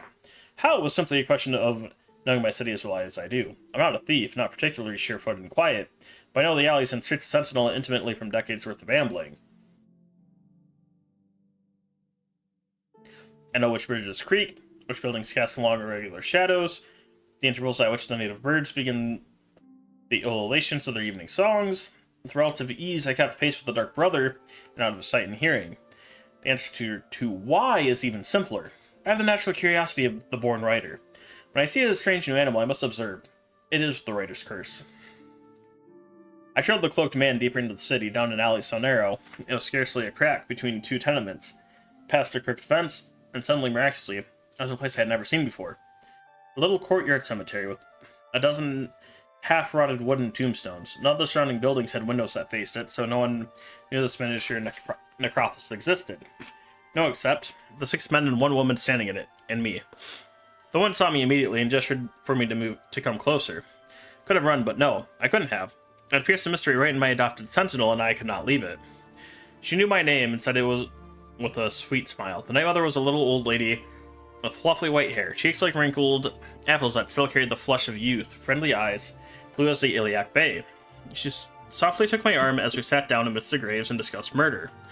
She was not always in Hammerfell, not always available for direct assignment, but it seemed she enjoyed actually talking to her clientele. I did not come here to hire the Brotherhood, I said respectfully. Then, why are you here? The Night Mother asked, her eyes never leaving mine. I told her I wanted to know about her. I did not expect an answer to that, but she told me. I do not mind the stories you writers dream about of me, she chuckled. Some of them are very amusing. Some of them are good for business. I like the sexy dark woman lounging in the divan in Karlovac Townway's fiction particularly. The truth is that my history would not make a very dramatic tale. I was a thief, long, long ago. Back when the Thieves Guild was only beginning. It's such a bother to sneak around a house when performing a burglary, and many of us found it most efficacious to strangle the occupant of the house, just for convenience. I suggested to the guild that a segment of our order be dedicated to the arts and sciences of murder. It did not seem like such a controversial idea to me, the Night Mother shrugged. We had specialists in cat burglary, pickpocketing, lockpicking, fencing, all the other essential parts of the job, but the guild thought that encouraging murder would be bad for business. Too much, they argued. You might have been right, the old woman continued, but I discovered there's a profit to be made, just the same, from sudden death. Not only can one rob the deceased, but if your victim has enemies, which rich people often do, you can be paid for it even more. I began to murder people differently when I discovered that. After I strangled them, I would put 2 stones in their eyes, one black and one white. Why? I asked. It was a sort of calling card of mine. You're a writer. Don't you want your name on your books? I don't use my name, but I wanted potential clients to know me and my work. I don't do it anymore. No need to, but at the time, it was my signature. Word spread, and I soon had quite a successful business. And that became the Morag Tong, I asked? Oh, dear me, no, the Night Mother smiled. The Morag Tong was around long before my time. I know I'm old, but I'm not that old. I merely hired on some other assassins when they began to fall apart after the murder of the last potentate. They did not want to be members of the Tong anymore, and since I was the only other murder syndicate of any note, they just joined on. I phrased my next question carefully. Will you kill me now that you've told me all this? She nodded sadly, letting out a little grandmotherly sigh. You're such a nice, polite young man. I hate to end our acquaintanceship. I don't suppose you would agree to a concession or two in exchange for your life, would you? My everlasting shame, I did agree. Said I would not say anything about our meeting, which, as the reader can see, was a promise I eventually, years later, chose not to keep. Why have endangered my life thus? Because of the promise I did keep. I helped the Night Mother and the Dark Brotherhood in acts too despicable, too bloody for me to set in paper. My hand quivers as I think about the people I betrayed, beginning with that night. Tried to write my poetry, but the ink seemed to turn to blood. Finally, I fled, changing my name, going to land where no one would know me. And I wrote this. The true history of the Night Mother, from the interview she gave me on the night as well. It will be the only thing I ever write, this I know, and every word is true. Pray for me. Editor's note. Though originally published anonymously, the identity of the author has never been in serious doubt. Any layman familiar with the work of the poet Enric Milnes will recognize Sacred Witness's familiar cadence and style in such books of his The Alakir. Shortly after publication, Milnes was murdered, and his killer was never found. He had been strangled in 2 stones, a black and white one crushed into his eye sockets. Very brutally. I love that. Oh, I accidentally tabbed out. On to the Wabajak. Oh, this one's short. Dang, we've been going for over 4 hours. Wabajak. Little boys shouldn't summon up the forces of eternal darkness unless they have an adult supervising. I know. But on that stunning night of the 5th of First Seed, I didn't want an adult. I wanted Hermaeus Mora. The danger of knowledge, learning, gums and varnishes. You see, I was told by a beautiful, large-breasted man. Hold up. I lived under the library in my hometown that the 5th of First Seed was Hermaeus Mora's night. If I wanted the Young Infinium, the Book of Knowledge, I had to summon him. When you're the new King of Solitude, every bit of knowledge helps. Normally, you need a Witch's Coven or a Mage's Guild, or at least matching pillowcase and sheets to invoke Prince of Oblivion. The man under the library showed me how to do it myself. He told me to wait until the storm was at its height before shaving the cat. I've forgotten the rest of the ceremony, it doesn't matter. Yeah. Someone appeared who I thought was Hermaeus Mora. The only thing that made me somewhat suspicious was Hermaeus Mora, from what I read, was a big, blobby-eyed, multi-eyed, clawed monstrosity. This guy looked like a waistcoat banker. Also, he kept calling himself Sheogorath, not Hermaeus Mora. Still, I'm so happy to have successfully summoned Hermaeus Mora. These inconsistencies did not bother me. He had me do some things that didn't make any sense to me, beyond the mortal scope, breadth, and keen, I suppose. And then his servant happily gave me something he called the Wabajak. Wabajak. Wabajak. Wabajak.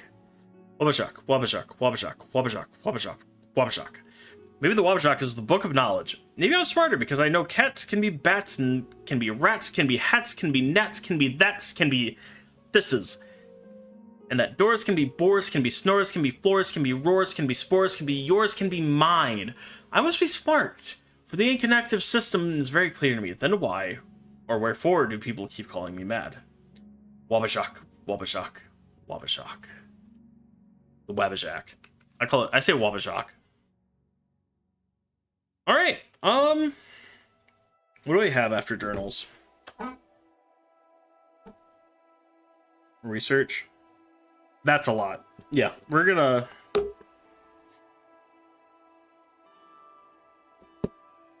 Yeah. Alright.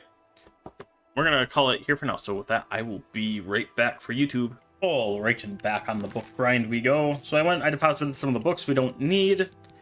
Next up, Advances in Lockpicking. Advances in Lockpicking. I'm not a writer. I am a thief. I am a good thief.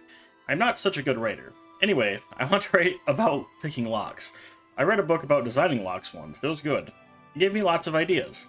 Some guys make locks with angled keyholes. Always carry a bent lockpick. They will work good in these locks. I do, and I open lots of locks. Sometimes I carry copper lockpicks. Copper bends easy. That way I can bend it right there. Copper lockpicks break easy too. Be careful.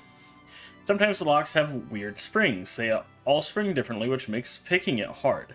I hold my torch close to the lock. This makes it hot. When it's hot, the springs are all the same. They don't bounce so differently anymore. Be careful not to burn yourself. Some thieves can't read. If you can't read, get someone to read this book to you. It'll make more sense then. I love that. Okay. Next up, Arcana Restored.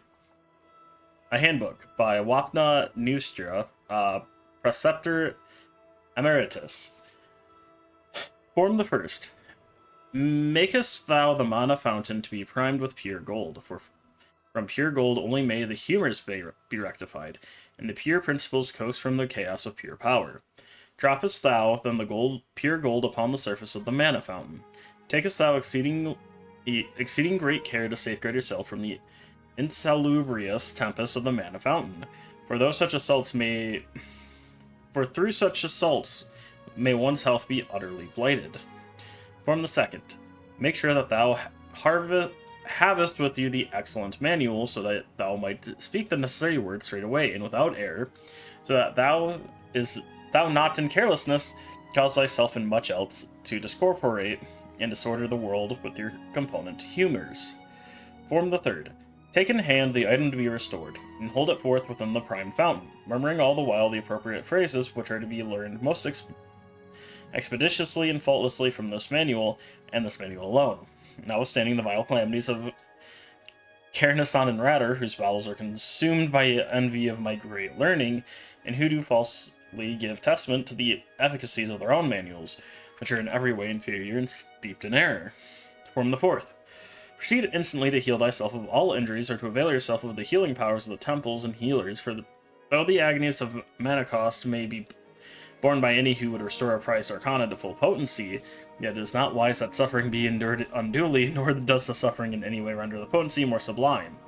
Notwithstanding the foolish speculations of Carnison and Ratter, whose faults and wickedness are manifest even to the least learned of critics. Alright. Next up, The Art of War Magic. The Art of War Magic by Zurin Arctis, with the commentary by other learned masters. Chapter 3, Dispositions. Master Arctis said, the moment to prepare your offenses is the moment the enemy becomes vulnerable to attack.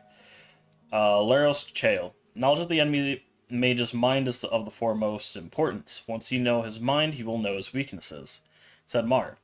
Master Arctis advised Tiber Septim before the Battle of Five Bridges not to commit his reserves until the enemy was victorious.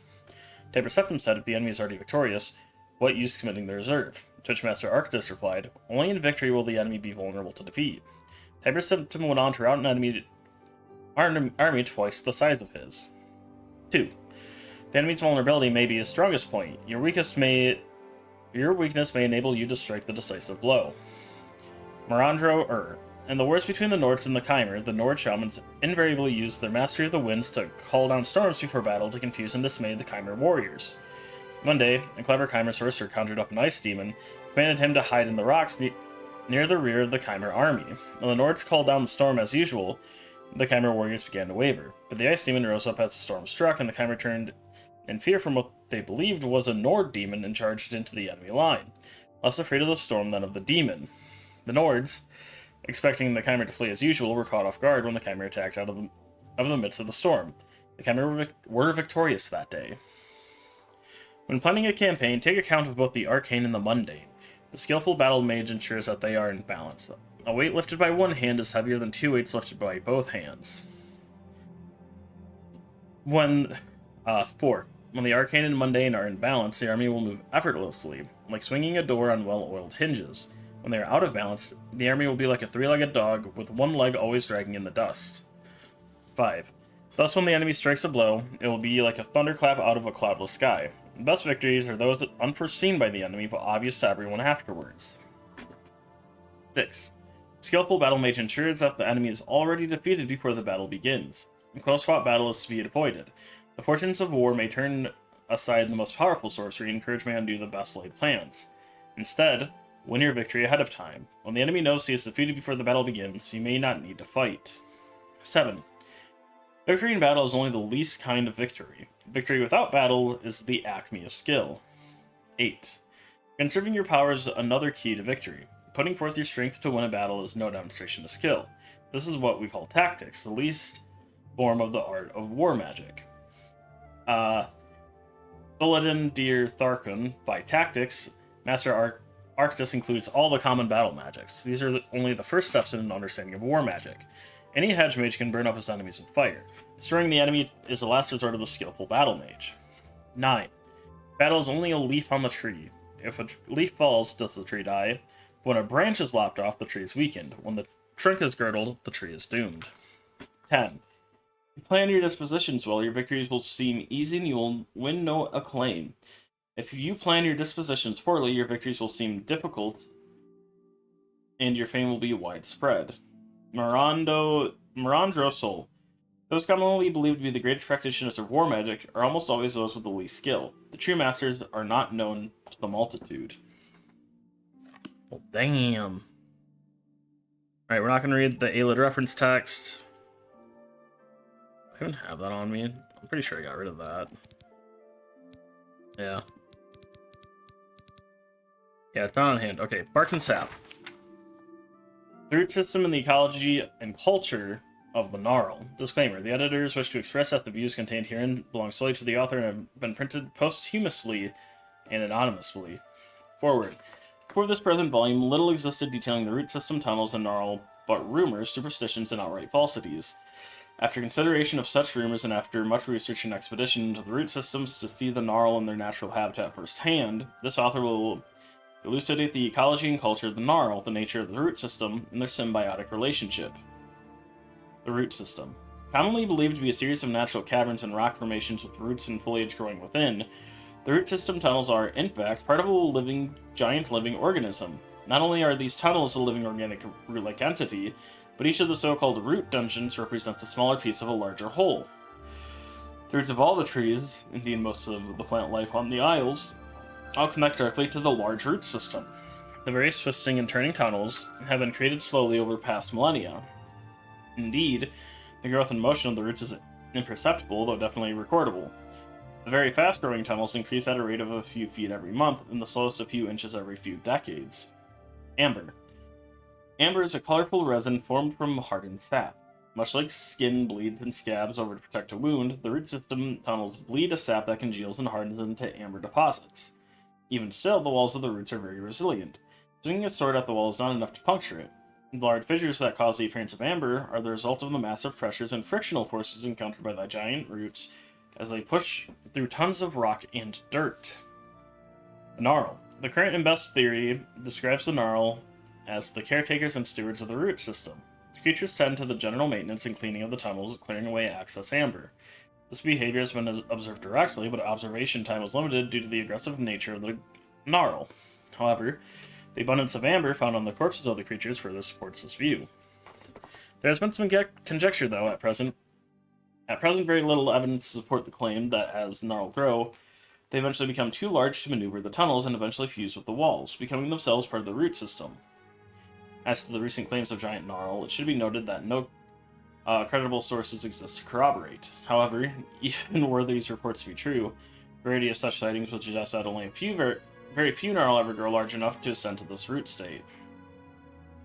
Little is known about the natural lifespan of the Gnarl or their social behavior, since observational expeditions into the root system are difficult at best. We do know with certainty that they are very territorial. The Gnarl are so protective of their tunnels that they will respond aggressively to anyone who comes within sight, which makes studying their social systems nigh impossible. This behavior has, however, provided us with an abundance of corpses to study at our leisure. When we analyze the corpses of dead Gnarl, we can see clearly that these creatures are made entirely of plant material. They are covered in bark and leaves, and over time they decompose similarly to other plant detritus. All examples to plant Gnarl or parts thereof into the ground have been proven simple folly. To date, we don't actually know how the Gnarl reproduce. Upon examination, we have found nothing that looks like a brain as found in other sentient creatures. This does lend credence to the symbiotic caretaker theory, suggesting a kind of hive mentality, though there have been no substantiated sightings of any such queen Gnarl who might be controlling the drones. The other available explanation is that it is magic that animates these creatures, though this author finds resolving difficult questions in this manner to be counterproductive to the development of a rational theory. Conclusion. The complex root is a living organism that grows little by little each month, tunneling beneath the land. Virtually all the plant life on the Isles is connected to this root system. Severe trauma to the system walls results in the formation of amber deposits as part of its natural defense mechanism. The root systems has a symbiotic relationship with the Gnarl, who act as its protectors and caretakers, who might be phylactically and physiologically connected to the root system itself. In short, we have a living system with its own dedicated staff of protector caretakers, growing and developing largely unnoticed beneath our very feet. Here, the editors wish to acknowledge that the author was found dead near the entrance to one of the root dungeons. We again wish to remind the reader the opinions expressed by this author are his own. While we do not dismiss the rational method employed by the author in his studies, we certainly do not deny that magic is explanation enough for our Lord Sheogorath's many wondrous beings. We did, however, carefully consider omitting this clearly treasonous second half. We have decided to include it for journalistic integrity and at the request of his generous widow. Afterward. And now, I will venture towards that theoretical discussion of Straussian heresy, which I dare say will one day be the end of me, but which I must put forward for good or ill. The common belief is that our Lord Sheogorath has blessed our land with two temperaments, mania and dementia. However, after much studying and reasoning, I believe that it is the very realm itself that imposes upon us these two spheres of polar extremes. I've devised a clever experiment whereby I seek to prove this theory. Take a flower from a common plant, cut it, and place its stem in water with dye in it. You'll notice that the petals will slowly take on the color of the dye. Clearly, the veins of the plant transfer the color to the leaves. Now, when we look at the Dementia side of the land, colors are muted and dark, and in the Mania side, bright and colorful. I believe the root system and the gnarls that serve it are draining the color from the land of Dementia and giving it to the land of Mania. For what purpose it isn't clear. My experiment shows how color is transported through plant veins and what bigger system of plant veins is there than the giant root system tunnel network. It is not then obvious that this system is the conduit of the forces of Mania and Dementia. And do we not eat the plants and the fruit of the trees that connect to the root system and the beasts that feed on them, and drink the waters that fall from their leaves? Do we not breathe the air that carries their spores and seeds? Do we not throw our own waste onto the ground to be absorbed into the soil? Thus are we not intimately connected to the giant root system under our feet? Surely we are one with it. Clearly, the root system is feeding those of us in the Mania brilliant color, giving us our mood swings, filling our hearts with passions and sensations, and giving us powerful urges by stealing these things from our fellows in Dementia, leaving them dark, desperate, angry, violent, and disturbed. Sheogorath is not the source of our gifts, it is the land itself that has unbalanced us so. Gnarl are the servants and lifeblood of this parasitic process. If we were to kill all the Gnarl, the balance would be restored. Mania would be less bright, true, but so would Dementia be less dark. We in our world would become whole again. Let go of your belief in the collective fantasy of Sheogorath.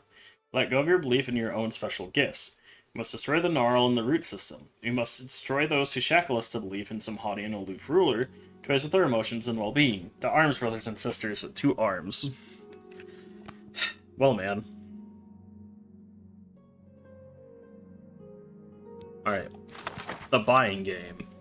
1 second. By Abigail Timsard Dadison. So many people simply buy the items they need at the price they are given. It's a very sad state of affairs when the game is really open to all. You don't need an invitation, and it is the game of bargaining. Be played seriously, and I hasten to add politely. And elsewhere, it's common for the shop owner to offer the prospective buyer tea or sweetmeats and engage in polite conversation before commencing the business. This eminently civilized tradition has a practical purpose, allowing the buyer to observe the wares for sale. It is considered impolite not to accept, though it does not imply obligation on the part of the buyer. Whether this particular custom is part of the cult or not, it's wise for the buyer and the seller to greet one another with smiles and warm salutations, like gladiators honoring one another before the battle.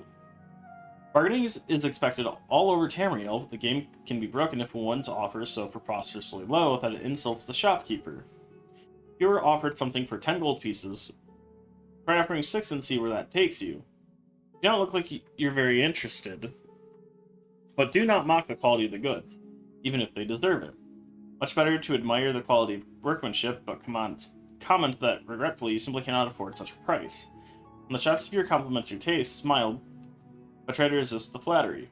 A lot of the game depends on recognizing the types of shopkeepers, and not automatically assuming that the rural merchant is ignorant or easily fooled, or the rapacious city merchant is selling shoddy merchandise.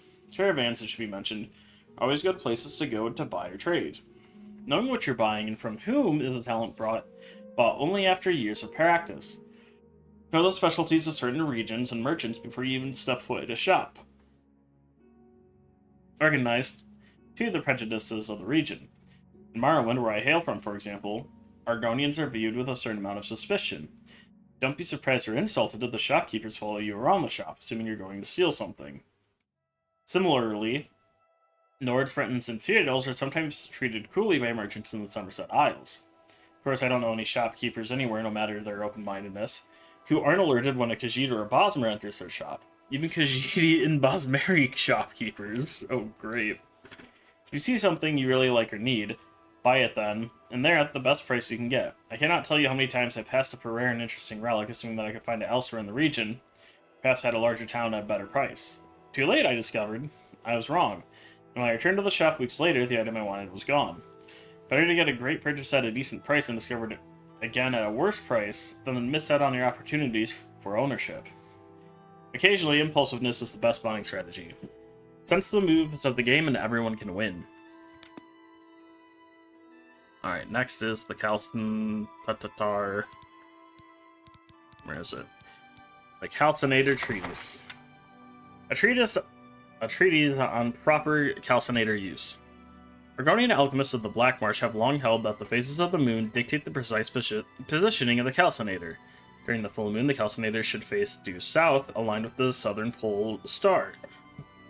Excuse me. It's well known that the southern pole star is slightly offset from true south. The diligent alchemist will refer to the star chart for the specific day and time to more precisely align the calcinator.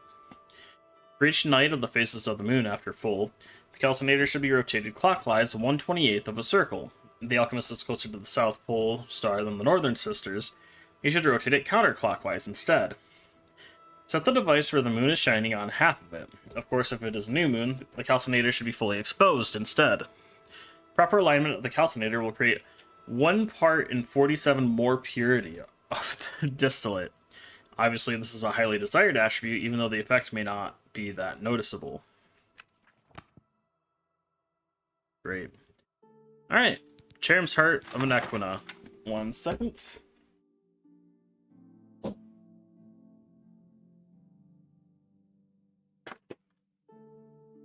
Ignore that.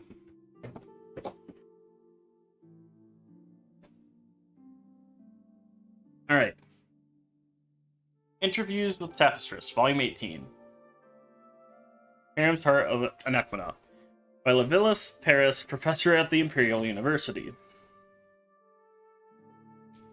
Contemporary with Machamet Lucine, interviewed in Volume 17 of the series, is the Khajiit Cherrim, whose tapestries have been hailed as masterpieces all over the Empire for nigh on 30 years now. His 4 factories, located throughout elsewhere, make reproductions of his work, but his original tapestries command stellar prices. The Emperor himself owns 10 Cherrim tapestries, and his representatives are currently negotiating the sale of 5 more. The muted use of color contrasted with the luminous skin tones of Cherrim's subjects is a marked contrast with the old style of tapestry. The subjects of his work in recent years have been fabulous tales of the ancient past. Excuse me. God's meaning discuss the formation of the world, the Chimera following the prophet Veloth and the Morrowind, the Wild Elves battling Mora House and his legions at the White Gold Tower. His earliest designs dealt with more contemporary subjects. I had the opportunity to discuss with him one of his first masterpieces, the Heart of Anequina, at his villa in Orcrest. The Heart of Anequina presents a historic battle of the 5-year war between Elsewhere and Valenwood, which raged from 3rd Era 394 or 395, depending on what one considers to be the beginning of the war, until 3rd Era 399. In most fair accounts, the war lasted 4 years and 9 months, but artistic license from the great epic poets added an additional 3 months to the ordeal. The actual details of the battle itself, as interpreted by Cherrim, are explicit. Faces of 120 Wood Elf archers can be differentiated from one another, each registering fear at the approach of the Khajiit army. Their hauberks catch the dim light of the sun. Menacing shadows of the elsewhere battle cats loom on the hills, every muscle strained, ready to pounce in command. It is not surprising that he got all the details right, because Cherrim was in the midst of it as a Khajiit foot soldier.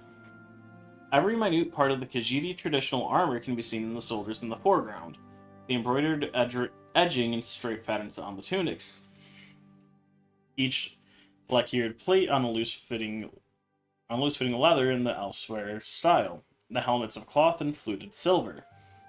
Cherrim does not understand the point of plate mail, said Cherrim. It is hot for one, like being both burned and buried alive.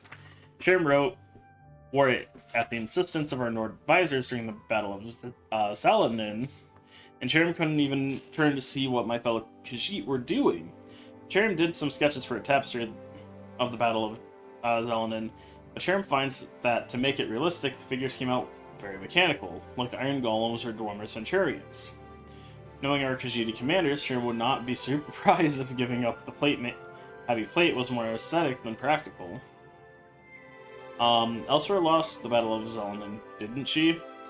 Yes, but Elsewhere won the war, starting at the next battle, the Heart of Anequina, said Cherrim with a smile. The tide turned as soon as we Khajiit sent our Nordic advisors back to Solitude. We had to get rid of all the heavy armor they brought to us and find enough traditional armor our troops felt comfortable wearing. Obviously, the principal advantage of the traditional armor was that we could move easily in it, as you can see from the natural stances of the soldiers on the tapestry. Now, if you look at this poor perforated Cathayrot, who just keeps battling on in the bottom background, see the other advantage. It seems strange to say, but one of the best features of traditional armor is that an arrow will either deflect completely or pass all the way through. An arrowhead is like a hook, made to stick where it strikes if it doesn't pass through. A soldier in traditional armor will find himself with a hole in his body and the bolt on the other side. Our healers can fix such a wound easily if it isn't fatal, but if the arrow still remains in the armor, as it does with heavier armor, the wound will be reopened every time the fellow moves. Unless the Khajiit strips off the armor and pulls out the arrow, which is what we had to do at the Battle of Zelenin, a difficult and time-consuming process in the heat of battle, to say the least. I asked him next, "Is there a self-portrait in the battle?" "Yes," Cherem said with another grin. "See that small figure of the Khajiit stealing the rings off the dead wood elf? His back is facing you, but he has a brown and orange striped tail like Cherem's. Cherem does not say that all stereotypes about the Khajiit are fair, but Cherem must sometimes acknowledge them." A self-depreciating lifestyle and self-portraiture is also evident in the tapestries of Ranulf Hook, the next artist interviewed in volume 19 of the series. Alright.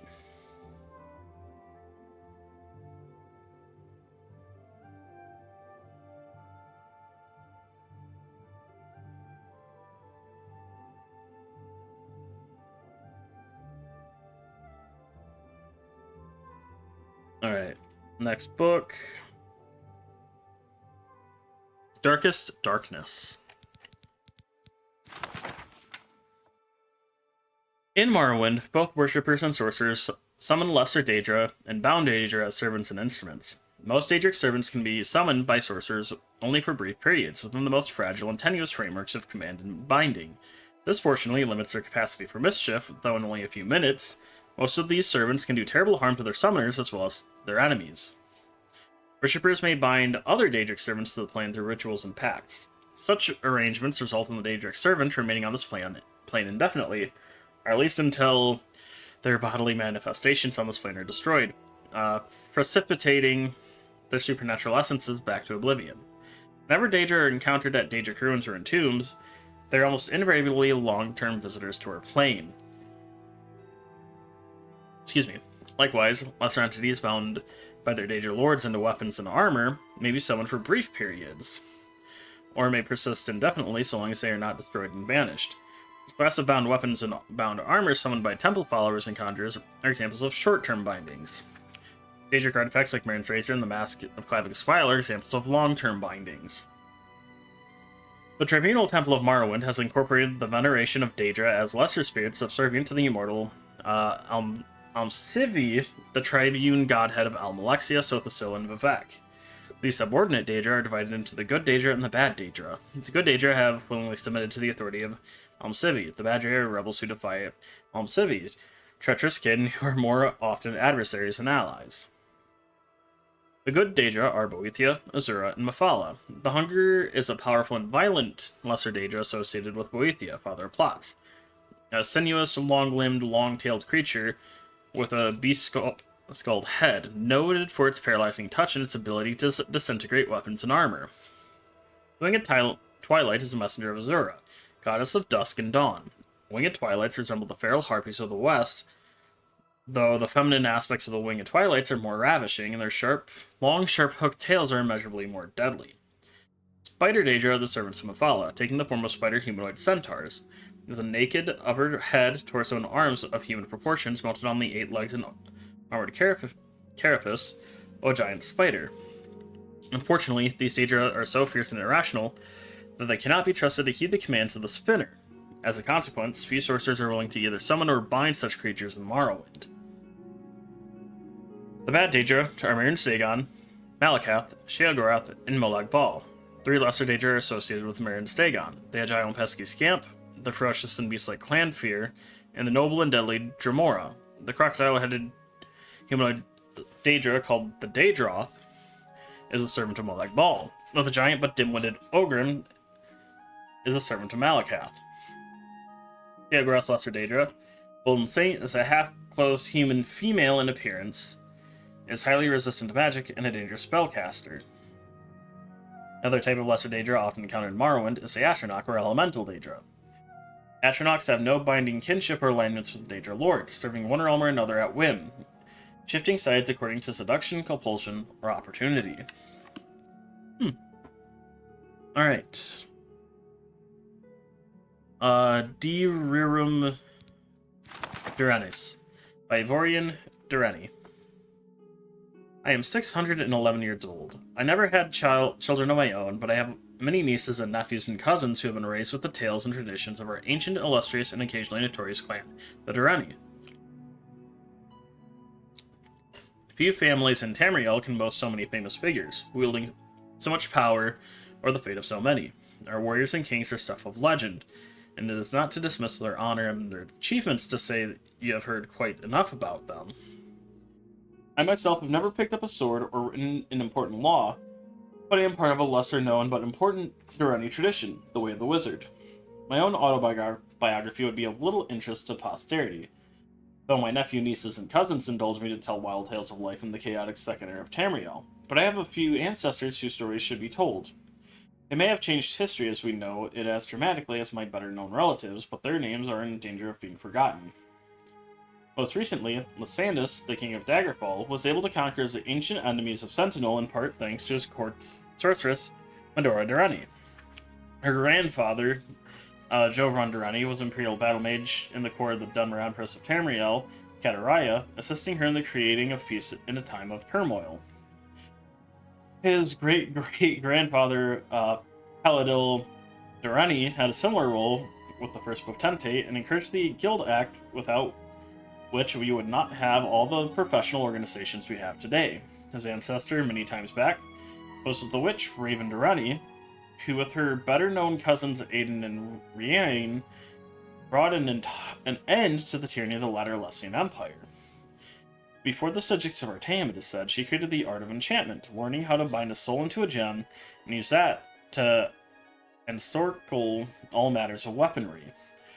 But it is the story of an ancestor even more ancient, even more distant than Raven, I wish to tell. Asael Dureni harkens back to the humble beginnings of her clan.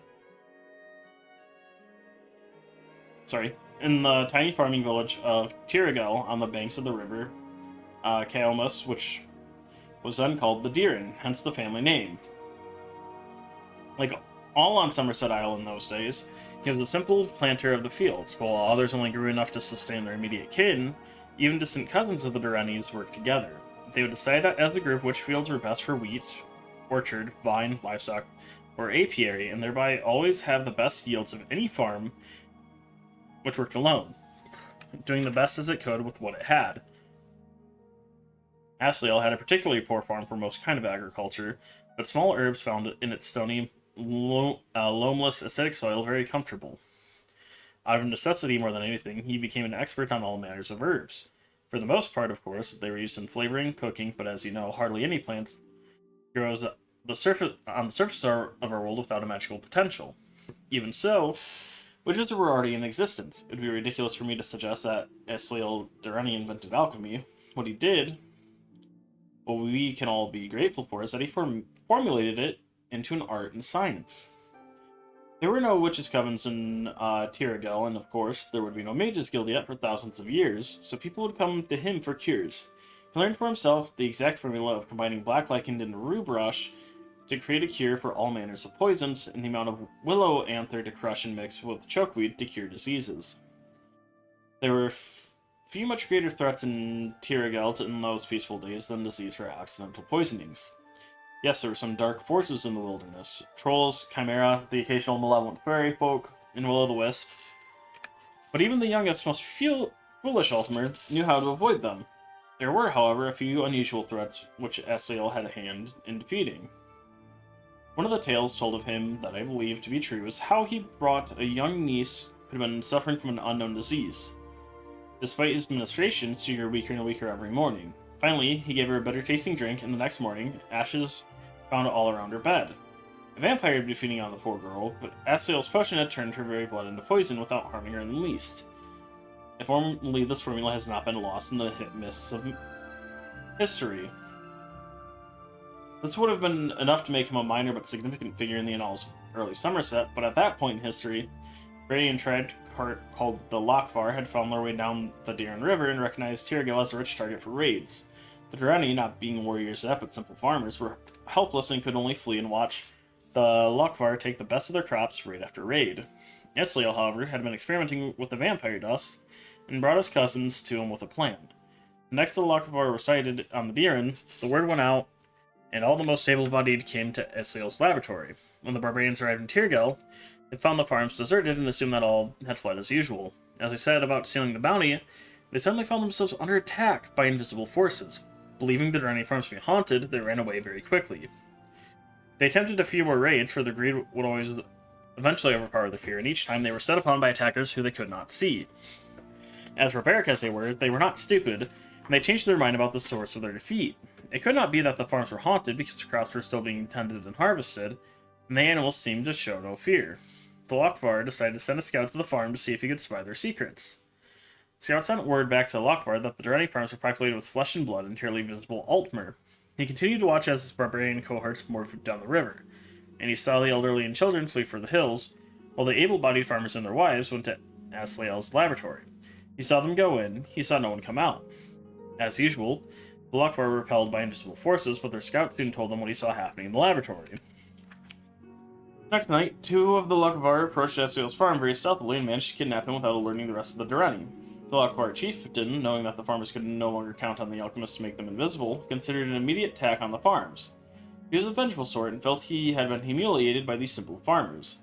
A crafty plan emerged in his mind. What if the Durrani, who always saw his barbarian tribe coming, for once did not? Imagine the slaughter if no one even had a chance to flee. Scout had told the chieftain that Asliel had used the dust of a vampire to make the farmers invisible, but he was not sure what the other ingredient had been. He described an incandescent powder that Asliel had mixed into the dust. Asliel, of course, refused to help the Lochvar. They were experts in torture as well as pillage, and he knew he would have to talk or die. Finally, after hours of torture, he agreed to tell them what the incandescent powder was. He did not know the name, but he called it glow dust, the only remains of a slain will-o'-the-wisp. He told them they would need a lot of it if they wanted to turn the whole tribe invisible for the raid. The Lochvar grumbled that not only did they have to find and kill a vampire to attain his dust, but to find and kill several will-o'-the-wisps to get theirs. In a few days' time, they came back with the ingredients the alchemist asked for. The chieftain, not being a complete idiot, made Asliel taste the potion first. He did as he was told and turned invisible, demonstrating that it did truly work. The chieftain put him to work creating more. No one apparently noticed that while he did, he was nibbling on black lichen rubrush. Yep.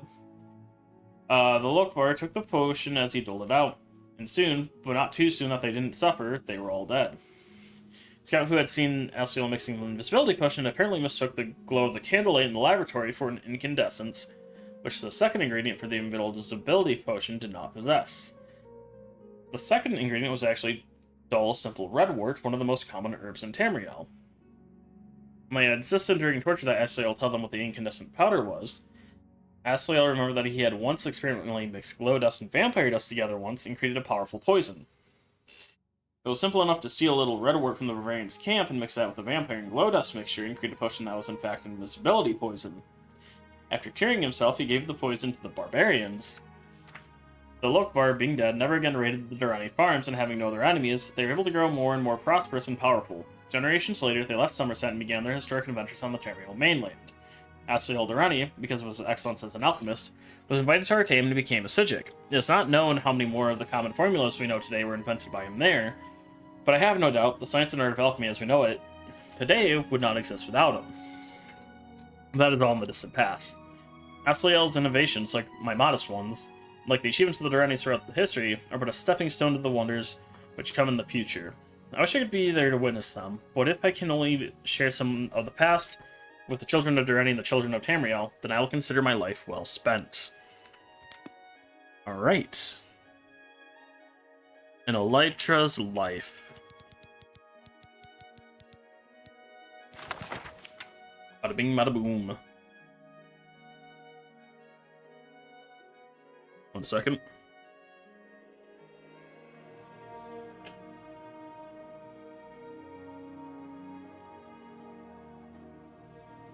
Okay. It is a strange life that I have chosen, here amongst the beasts of the Shivering Isles. These Elytra, a most gentle creature if ever they were a gentle creature, they have welcomed me among their brood as one of their own. I have made my life and home in their tunnels as if they were my own humble cabin, and indeed, I have been invited into their warm family unit. When you encounter the Elytra are initially set to unrest by their appearance. Their size alone is sufficient to unsettle most of the humanoid races. The enlarged thorax can grow to be as large as a human male, in nearly a full span in girth. When I first encountered my insectoid friends, I believed the enlarged thorax to be a method to manufacture the ichor that is vital to the lives of the Elytra. In truth, the thorax is the precious womb where the noble lives begin.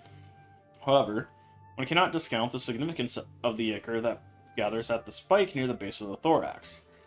This precious substance emits a smell that most will describe as acidic and sour, although I find it to be a delight. The ichor serves the most brilliant purpose of the Elytra.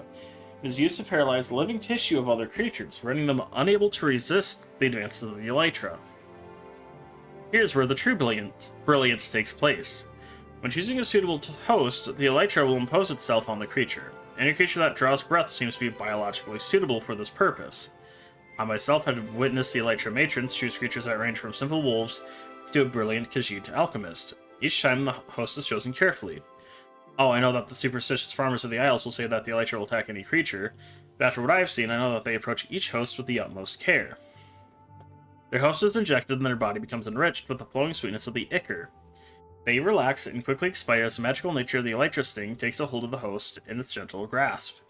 After the host moves on, the Elytra nests its eggs in the still warm shell of the host.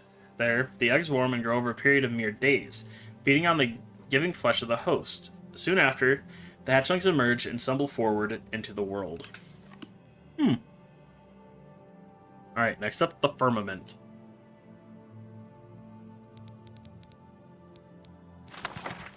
Oh, God, this is long. Oh. The Firmament by Fulke. The stars of Tamriel are divided into 13 constellations. 3 of them are the major constellations, known as the Guardians. These are the Warrior, the Mage, and the Thief. Each of the Guardians protects its 3 charges from the 13th constellation, the Serpent. When the sun rises near one of the constellations, it is that constellation's season. Each constellation has a season of approximately 1 month. The Serpent has no season, for it moves about in the heavens, usually threatening one of the other constellations. The Warrior. Warrior is the first Guardian constellation, and he protects his charges during their seasons. The Warrior's own season is Last Seed, when his strength is needed for the harvest. His charges are the Lady, the Steed, and the Lord. Those born under the sign of the Warrior are skilled with weapons of all kinds, but prone to short tempers. Mage is the Guardian constellation whose season is Rain's Hand. When Magicka was first used by men, his charges are the Apprentice, the Golem, and the Ritual. I assume it's the Apprentice and the Tower, but yeah. Those born under the Mage have more Magicka talent for all kinds of spellcasting, but are often arrogant and absent-minded. Well, while we're reading the Firmament, I want to look it up.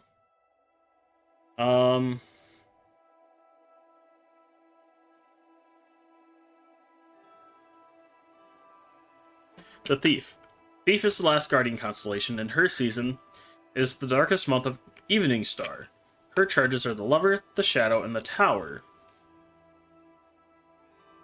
Wait, I'm confused. Thieves are not typically... Those born under the sign of the Thief are not typically thieves, so they take risks more often and only rarely come to harm. They will rarely run out of luck. They will run out of luck eventually, however, and rarely live as long as those born under other signs. Okay. The Serpent. Serpent wanders around in the sky and has no season, though its motions are predictable to a degree. No characteristics are common to all who are born under the sign of the Serpent. Those born under this sign are the most blessed and the most cursed. The Lady. Lady is one of the warrior's charges, and her season is Hearthfire. Those born under the sign of the Lady are kind and tolerant. Steed. Steed is one of the warrior's charges, and her season is Midyear. Those born under the sign of the Steed are impatient and always hurrying from one place to another. The Lord. Lord Season is first seed, and he oversees all of Tamriel during the planting. Those born under the side of the Lord are stronger and healthier than those born under other signs. The Apprentice. Apprentice's season is Sun's Height. Those born under the sign of the Apprentice have a special affinity for magic of all kinds, but are more vulnerable to magic as well. The Atronach. Oh, okay, yeah, it's the Atronach. The Atronach, often called the Golem, is one of the mage's charges. Its season is Sun's Dusk. Those born under this sign are natural sorcerers with deep reserves for magicka, but they cannot generate magicka of their own. IRL, I guess I'd be under the Atronach. The Ritual. Ritual is one of the mage's charges, and its season is Morningstar. Those born under this sign have a variety of abilities depending on the aspect of the moons and the divines. Lover. The Lover is one of the thief's charges, and her season is Sun's Dawn. Those born under the sun of the Lover are graceful and passionate. Shadow. Shadow's season is second seed. The Shadow grants those born under her sign the ability to hide in shadows. The Tower. Tower is one of the thief's charges, and its season is Frostfall. Those born under the sign of the Tower have a knack for finding gold and can open locks of all kinds. Bam.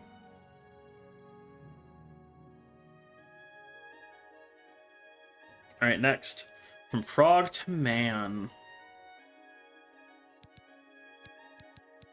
Find it. There we go.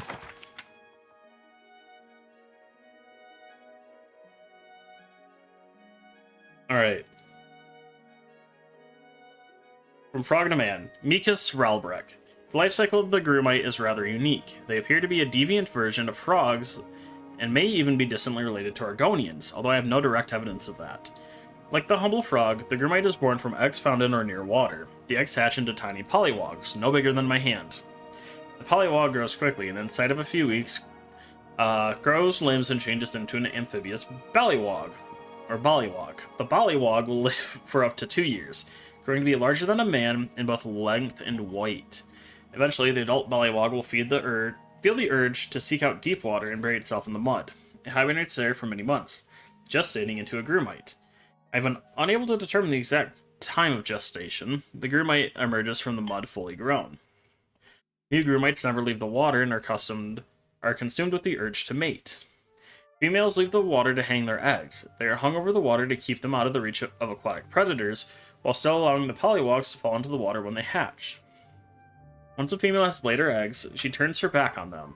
She'll live her life more on land than in water, although never far from it. The male's mating urges subside after 6 months to a year.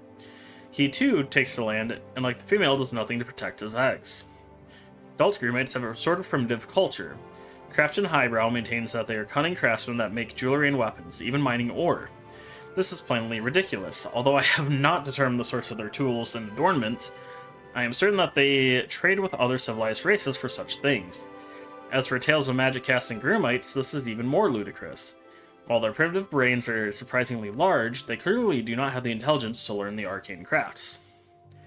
I do not know how Crafton managed to train his pet Grumite to cast spells, but I can assure all my readers that is a trick of some sort. Alright. Fundaments of Alchemy by Aliandon Mathiri. Often overlooked by aspiring mages, alchemy is a time-honored, rewarding discipline that can change the lives of those who master it. It is difficult and often dangerous to advance one's knowledge of the materials used in alchemical formulas, but continued study and hard work will, in the end, reward the alchemist greatly. Before success can be achieved or even attempted, the beginning alchemist must understand the basic principles behind his craft. Many items in our world, mostly organic in nature, can be broken down into more fundamental essences with magical properties. The more skilled the alchemist, the more properties of an ingredient that can be harnessed. Combining the essences of 2 or more ingredients can result in the creation of a potion, which anyone may then drink. Legend has it that a truly great alchemist can brew potions from a single ingredient, a feat well beyond the capabilities of most. Yeah, that happens when you become a master alchemist. The alchemist's potions can have several effects depending on the ingredients used. Not all effects are beneficial. In many cases, recipes result in a potion with a mix of positive and negative effects. It's up to the alchemist to determine which recipes yield the best results. It is worth noting that potions can be created to have only negative effects and used as poisons. This practice is not recommended by the author, and this text will not discuss such potions further. Wortcraft. Wortcraft is, in fact, amateur alchemy. Eating an ingredient requires grinding it against the teeth, which occasionally releases its simplest essence and results in a fleeting effect on the eater. Wortcraft never has a strong result as a potion created using the proper tools. An alchemist's tools. Mortar and pestle is the alchemist's most important and essential tool. Without it, no ingredient can be correctly prepared for use in a potion. The budding alchemist is advised to keep a mortar and pestle on hand at all times. Become comfortable with its use early on. Simple grinding of an ingredient is the most fundamental step in brewing potions. When properly ground, the petals of the red wort flower yield a powder that can, when mixed correctly with another ingredient such as ginseng, create a potion to cure poisons. This is one formula that many alchemists are quick to learn and retain, as mistakes in potion mixing often require its use. The advanced alchemist has other tools at his disposal to improve the quality of his potions. A retort can be employed to purify the mixture, improving the positive effects of a potion. Washing the mixture through an alembic helps to distill the potion, reducing any negative effects. And a calcinator can be used to burn away impurities in the mixture, increasing the potency of all the potion's effects. While these apparatuses are not necessary to create potions, it is advised that they be used whenever possible. Ingredient combination. Potion is only as good as its ingredients. Only those with identical effects may be combined to make a potion. Up to 4 ingredients may be successfully used in a single potion. As the alchemist gains skill in preparing ingredients, new properties may be discovered and be used in creating potions. While this can be an exciting time expanding the alchemist's repertoire, he should take care to carefully check which effects his potions will contain when he is done brewing. Many established recipes may have new results, not all of which are beneficial. Alright, next. Heavy Armor Repair. See, and I like some of these. These are actually, fun to read right now. They're quick. They're just, explaining, a lot of the basic skill uses, and it's fun to actually read about. Heavy Armor Repair. Heavy armor must be designed to take a lot of punishment. It will receive direct blows from all sorts of weapons while protecting the wearer. Such armor tends to be made from a few large pieces rather than lots of small pieces like light armor. Iron and steel are easy to work. Just heat them up and pound them back into shape. You can even use a campfire for field repairs. Avoid filing off any of the metal. Always try to conserve the metal and work it back into shape.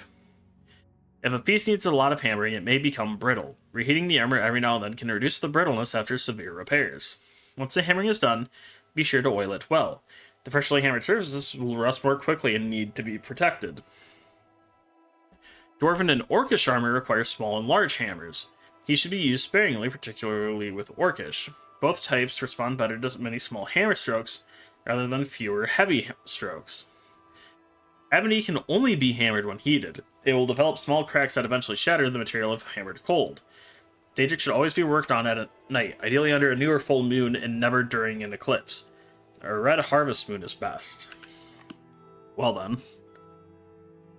Ignoring me over here. Alright. History of lockpicking. The modern lock has a fascinating history in Cyrodiil. The need to restrict access to one's home has been a problem since homes were first built. The very first security system was a simple bar across the door. This is the obvious shortcoming of only being functional when the owner is at home. The first recorded instance of a lock is the ingenious armbreaker of Castle Anvil. The count of the day put 5 slide bars on the side of a door. A hole in the door just above them allowed him to reach in and manipulate any of these bars. Only one of the bars truly locked or unlocked the door. The other 4 released the clasp on the hammer that fell down on the person's arm. Only by knowing which sliding bar was the true lock could one safely open the door. For over 100 years, the state-of-the-art in locks was defined by sliding bars and punished traps.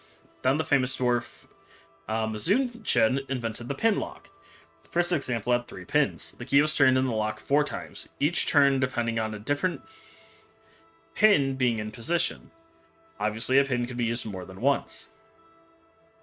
It was 65 years before anyone devised a method to open a pin-based lock without the key and without damaging the lock. It wasn't that the problem was so difficult, it was that nobody other than the royalty could afford Mizunchen's locks. An enterprising blacksmith named Orenthal decided to mass-produce a common form of the lock at a reasonable price. Suddenly, every shop had a lock. Now, there was a reason to subvert the locks. It wasn't long before lockpicks and lockpicking appeared. Orenthal became quite wealthy, inventing more and more sophisticated locks. Today's locks are sophisticated mechanisms with spring-loaded pins. Each metal pin must be pushed up by the key precisely to open the lock. Any imprecision in the key, any poorly made copy, or any clumsy attempt at lockpicking releases the spring tension, causing the pin to clamp down upon or even break the key or lockpick. Locks are made more secure by using multiple pins in the lock. Multiple pin locks are more delicate and difficult to make, and more expensive, but provide a greater reliability against tampering. Multiple pin locks have the further virtue of resetting all pins when any single pin is tampered with. A single mistake with the 5th pin of a 5-pin lock requires a thief to reset all 5 pins again. Most affordable locks are 1 or 2 pin locks. The 5-pin lock is the highest achievement of the lockmaster's craft, and the greatest challenge to a would-be intruder. Picking the modern lock is an art form. A lockpick is a thin metal bar with a small tooth on the end. This tooth is used to press the pin up into the lock mechanism. The thief uses skill and experience to manipulate each pin in turn to determine the exact tension necessary to set the spring-loaded pin at its catch point. With a subtle pressing and lofting of the pin, the master thief determines the exact motion required to set it. A novice thief breaks many picks while learning his trade. Only with time and practice will he get better at guessing the tension and timing necessary to set a pin. As a result, novice thieves tend to carry a great many lockpicks, while the masters only need to carry a few. Yeah, like us. We only carry one.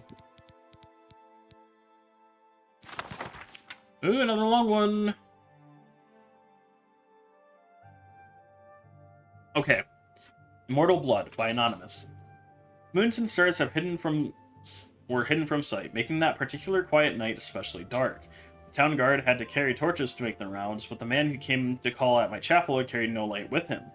He came to learn that Movarth Pikine could see in the dark almost as well as the light, an excellent talent considering his interests were exclusively nocturnal. One of my acolytes brought him to me, and from the look of him, I at first thought he was in need of healing. He was pale at the point of opalescence, with a face that looked like it had been very handsome before some unspeakable suffering. The dark circles under his eyes bespoke exhaustion, but the eyes themselves were alert, intense, almost insane. He quickly dismissed my notion that he himself was ill, though he did want to discuss a specific disease. Vampirism, he said, and then paused at my quizzical look. I was told that you were someone I should seek out for help understanding it. Who told you that? I asked with a smile. Tessenia Gray. I immediately remembered her. A brave, beautiful knight who had needed my assistance separating fact from fiction on the subject of the vampire. It had been 2 years, and I had never heard whether my advice had proved effective. You spoken to her? How is her ladyship? I asked. Dead, Movarth replied coldly, and then responding to my shock, he added to perhaps soften the blow. She said your advice was invaluable, at least for the vampire. When I last talked to her, she was tracking another. It killed her. And the advice I gave her was not enough, I sighed. Why do you think it will be enough for you? I was a teacher once myself, years ago, he said. Not in a university, a trainer in the Fighters Guild. But I know that if a student doesn't ask the right questions, the teacher cannot be responsible for his failure. I intend to ask you the right questions. And that he did. For hours, he asked questions and I answered what I could, but he never volunteered any information about himself. He never smiled. He only studied me with those very intense eyes of his, committing every word I said to memory. Finally, I turned the questioning around. You said you were a trainer at the Fighters Guild. Are you on an assignment for them? No, he said curtly. Finally, I could detect some weariness in those feverish eyes of his. I'd like to continue this tomorrow night, if I could. I need to get to sleep and absorb this. You sleep during the day, I smiled. To my surprise, he returned the smile. That was more of a grimace. When tracking your prey, you adapt their habits. Next day, he did return with more questions, these ones very specific. He wanted to know about the vampires of Eastern Skyrim. I told him about the most powerful tribe, the Volkihar, paranoid and cruel, whose very breath could freeze their victims' blood in the veins. I explained to him how they lived beneath the ice of remote and haunted lakes, never venturing into the world of men except to feed. Movarth Pikine listened carefully and asked more questions into the night, until at last he was ready to leave. I will not see you for a few days, he said, but I will return and tell you how helpful your information has been. True to his word, the man returned to my chapel shortly after midnight 4 days later. There was a fresh scar on his cheek, but he was smiling that grim but satisfied smile of his. Your advice helped me very much, he said, but you should know that the Volkihar have an additional ability you didn't mention. They can reach through the ice of their lakes without breaking it. It was quite a nasty surprise being grabbed from below without any warning. How remarkable, I said with a laugh, and terrifying. You're lucky you survived. I don't believe in luck. I believe in knowledge and training. Your information helped me, and my skill at melee combat sealed the bloodsucker's fate. I've never believed in weaponry of any kind. Too many unknowns. Even the best swordsmith has created a flawed blade. But you know what your body is capable of. I know I can land 1,000 blows without losing my balance, provided I get the first strike. The first strike, I murmured. So you must never be surprised. That is why I came to you, said Movarth. You know more than anyone alive about these monsters and all their cursed varieties across the land. Now you must tell me about the vampires of Northern Valenwood. And as he asked, and once again, his questions taxed my knowledge. There are many tribes to cover. The Bosamu, who were indistinguishable from Bosmer except one seen by candlelight. The Kiril, who could disintegrate into mist. The Ekef, who swallowed men whole. The dread Talboth, who preyed on children, eventually taking their place in the family, waiting patiently for years before murdering them all in their unnatural hunger. Once again, he bade me a farewell, promising to return in a few weeks, and once again he returned, as he said, just after midnight. This time, Marvarth had no fresh scars, but he again had new information. You're wrong about the Kiril being unable to vaporize when pushed underwater, he said, patting my shoulder fondly. Fortunately, they cannot travel far in their mist form, and I was able to track it down. It must have surprised it fearfully. Your field knowledge is becoming impressive, I said. I should have had an acolyte like you decades ago. Now tell me, he said, of the vampires of Cyrodiil. I told him what I could. It was but one tribe in Cyrodiil, a powerful clan who had outstood all the other competitors, much like the Imperials themselves had done. Their true name was unknown, lost in history, but they were experts at concealment. They kept themselves well-fed, they were indistinguishable from living persons. They were cultured, more civilized than the vampires of the provinces, preferring to feed on victims while they were asleep, unaware. They will be difficult to surprise, Movarth frowned, but I will seek one out and tell you what I learn. And then you will tell me of the vampires of High Rock, in Hammerfell, and elsewhere in Blackmarsh and Morrowind, in the Somerset Isles, yes? I nodded, knowing that this man was on an eternal quest. He wouldn't be satisfied with but the barest hint of how things were. He needed to know it all. He did not return for a month, and on the night that he did, I could see his frustration and despair. There were no lights burning in the chapel. I failed, he said as I lit a candle. You were right. I could not find a single one. I brought the light up to my face and smiled. He was surprised, even stunned by the pallor of my flesh, the dark hunger in my ageless eyes, and the teeth. Oh yes, I think the teeth definitely surprised a man who could not afford to be surprised. I haven't fed in 72 hours, I explained, and I fell on him. He did not land the first blow, or the last. Dang. So after heavy armor repair, let's do light armor repair. Light armor repair. There are two classes of light armor repair, metallic and non-metallic. Chainmail, elven, mithril, and glass are all examples of metallic light armor. You may be surprised to think that glass can be thought of as metallic, but appearances are deceiving. What we call glass is nothing like the window panes you see in houses. The greenish material is far stronger and has a much higher melting point. Non-metallic armors are fur and leather. For these armor types, the hammer is less useful than the sewing kit. A sharp awl is necessary to restitch the thick material. Holes frequently have to be patched with spare material. The rule of thumb is once you have to patch a patch, it's time to throw out the armor and get a new set. Metallic armor will occasionally need a patch. Usually it can be repaired by hammering the torn pieces back together.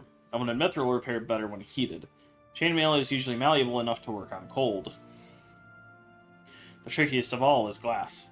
Hammer blows to draw across the grain run the risk of shattering the armor. Whenever possible, align the hammer blows with the grain. In extreme cases, place the armor in a tub of oil. Place the anvil so that the affected piece is on the anvil, but just under the oil. Vibrations from the hammer blows are absorbed by the oil and less likely to shatter the glass. Huh. Oh, it shifted up. Alright, liminal bridges.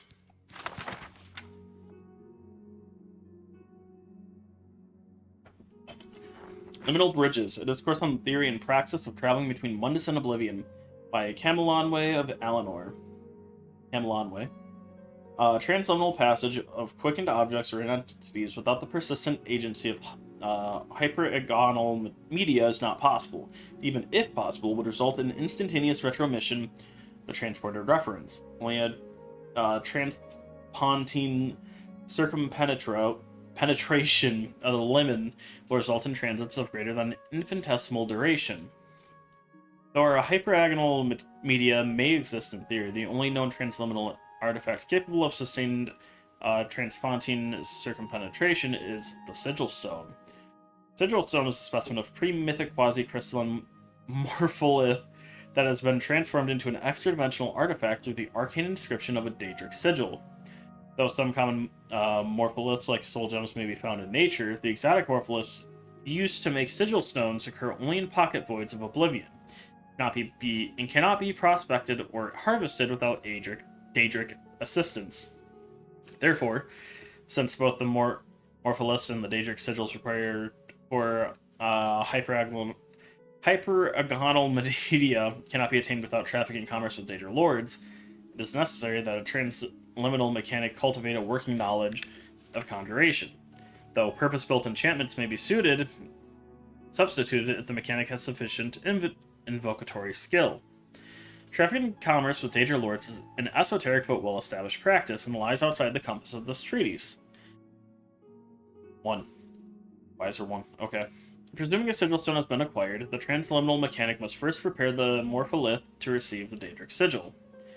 Let the mechanic prepare a chamber, sealed against all daylight and disturbances of the outer air, roofed and walled with white stone and floored with black tiles. All surfaces of this chamber must be ritually purified with solution of void salt and other solvent. A 4-square table shall be placed in the center of the room with a dish to receive the morpholith. 4 censers shall be prepared with incense compounded from Gorvix and Harada. On the equinox, the mechanic shall then place the morpholith.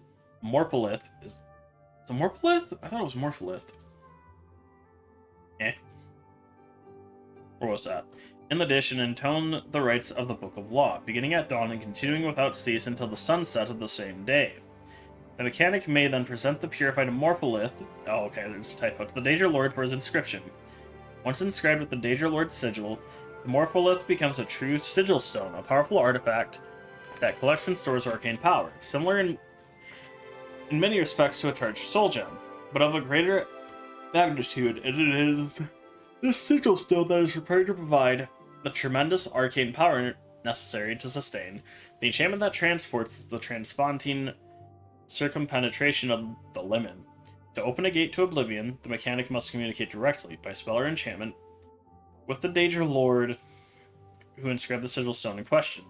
Daedra Lord and the mechanics jointly invoke the conjurational charter, and mechanic activates the charged sigil stone, which is immediately transported through the liminal barrier to the spot where its sigil was inscribed, thus opening a temporary portal between Mundus and Oblivion. This portal may only remain open for a brief period of time, depending on the strength of the liminal barrier at the chosen spots. Several minutes being the longest ever reported, so the usefulness of such a gate is quite limited. 1. Interested students are invited to consult the works of Albrecht, Theophanes, Bombidius, and Galerian the Mystic for the fundaments of this discipline. Excuse me. Recommended examples of the conjurational charter may be found in Therion's Book of Most Arcane Covenants, or Ralabala's 11 ritual forms. Okay. We don't have Lithnilian's research notes, the Liturgy of Affliction. Oh, it's under T. Yeah, Alright, the Liturgy of Affliction, a collection of the writings of Vexus Valeruin, transcribed by Aeneas Gale. Dearest reader, the tome you hold in your hand is a chronicle of pain, of torment, and of discovery. In these memoirs, I shall impart to you an autobiography of a foolish and failed attempt to achieve a great power.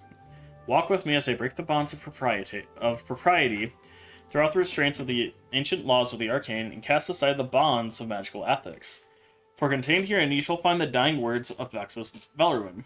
Let it be known to you, loyal reader, that I remain, until my dying moment, a student of Magica. But no typical apprentice am I. I am one who has forged a unique path to the deeper understanding of the mechanics of magicka. Through the infliction of destruction magic upon my own flesh, I have accomplished more than any student before me has. But it is by that folly that I come to you now, lucid as ever, fully alert in my faculties and acutely cognizant of the sacrifices that I have made in my quest. I have long since lost the capacity to feel any physical sensation beyond absolute agony. I've become so accustomed to it, so detached from the feeling, that to me, pain is simply always there. You do not think of the air around you as a sensation, do you? How is it, you ask, that I came to be what I am? It began innocently enough. I was once a healer, one of the most promising students of the temple. Which one? It doesn't matter. I was eventually expelled. Fools. You see, we had a number of patients interred in our humble sanctuary who had been infected with the red fever. My attempts to use the magical arts to turn the disease on itself were less than successful in their early stages. For trying to find a cure, I was cast out. It was not long after my exile that I discovered the means to eradicate infection using the destructive energies of magicka. In my exploration of the School of Destruction, I discovered that by pulling the elemental energies out of my own body, I was able to increase the raw output of energy. From the experience of a lightning bolt surging through my own body, I was able to deepen my understanding of the raw forces of magicka. At first, the pain was bearable. I directed only a minor amount of energy back in towards myself. I learned to couple the destruction with restorative energies. It helped to abate the damage done to my body, but it did nothing to stop the pain itself. As my tolerance for pain increased, I began to channel more and more through my own body. My understanding of destruction outgrew my knowledge of restoration. While it could still lessen the damage, it could not stop it. My skin became charred and blackened. It dried, flaked off, and cracked. I stunk of cooked meat, but I could not resist the draw of more and more energy. I became like a skooma fiend of the worst sort. I no longer used magic for any practical purpose. I simply sought out more and more energy. I relished the pain. Anticipated the moment when the energy and the pain would wash over me as one, freezing my flesh, burning it beyond recognition. My skin became a network of scars, sores, lesions, and burns. But it was never enough. Never. I needed more. More pain. More power. I lost my sight. My eyes melted into boiling pools of vitreous humor so hot that they left streaks of blistered skin as they ran down my face like burning tears. My right hand froze solid and shattered into 1,000 pieces when I carelessly bashed it against a door jamb in terror, once I realized what had happened. The bones of both my legs shattered outward like broken glass, shredding the flesh and muscle surrounding them. While this may sound like a terrible fate of consequence, my dearest reader, I can assure you that you will never know what it is to be a creature of flesh and bone like I have. You will never have the degree of knowledge of frailty of the flesh that I have grown to know. I achieved a level of understanding of magicka beyond that of the Grand Masters of the Guild, but that accomplishment pales in comparison to the grander discoveries that this experience has bestowed upon me. People like you think that pain is to be avoided, hidden from, feared. Through my suffering, the numbness that now robs me of the ability to feel it, I can say this to you. Pain is a simple factor of human existence. It affords us the opportunity to feel, to appreciate the temporary shell that our spirits occupy. Pain is the greatest gift that the gods have ever given mortal man. And now, as I tell you this story by way of a scribe, I am a stump of a man, wrapped in seeping bandages, never to know pleasure again.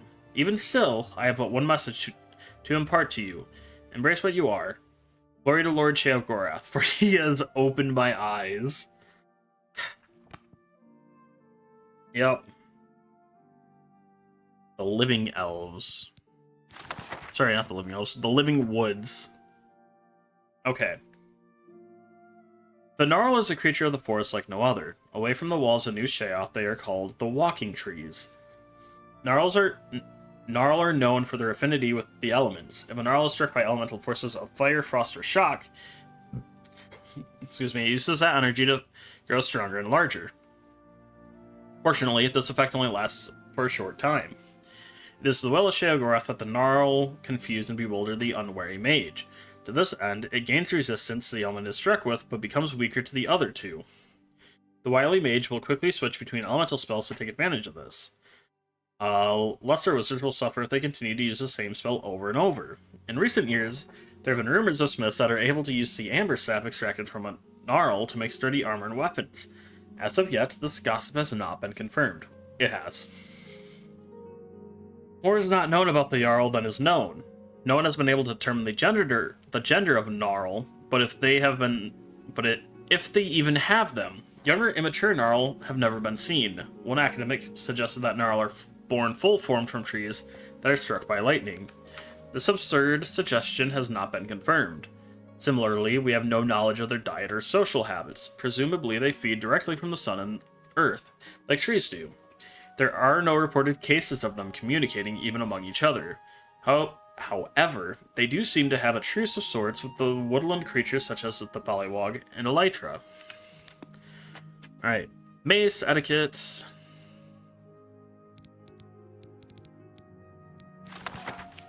Mace etiquette. Warriors sometimes make the mistake of thinking that there are no tactics with a mace. They assume that the sword is all about skill and the mace is only about strength and stamina. As a veteran instructor of mace tactics, I can tell you they are wrong. Wielding a mace properly is all about timing and momentum. Once the swing of the mace has begun, stopping it or slowing it down is difficult. The fighter is committed to not just the blow, but also the recoil. Begin your strike when your opponent is leaning forward, hopefully off balance. It is completely predictable that he will lean backward, so aim for a point behind his head. By the time the mace gets there, his head will be in its path. Mace should be held at the ready, shoulder high. The wind-up should not extend past the shoulders by more than a hand's width. When swinging, lead with the elbow. As the elbow passes the height of your collarbone, extend the forearm like a whip. The extra momentum will drive the mace faster and harder, causing far more damage. At the moment of impact, let the wrist loosen. The mace will bounce and hurt a stiff wrist. Allow the recoil of the blow to drive the mace back into the ready position, thereby preparing the warrior for a quicker second strike. Alright, magic from the sky. Is this about Aelids? Magic from the Sky by Irlav Jarl. The ancient Aelids believed that Nirn was composed of 4 basic elements: earth, water, air, and light. And of these 4 elements, they believed the most sublime form of light was starlight.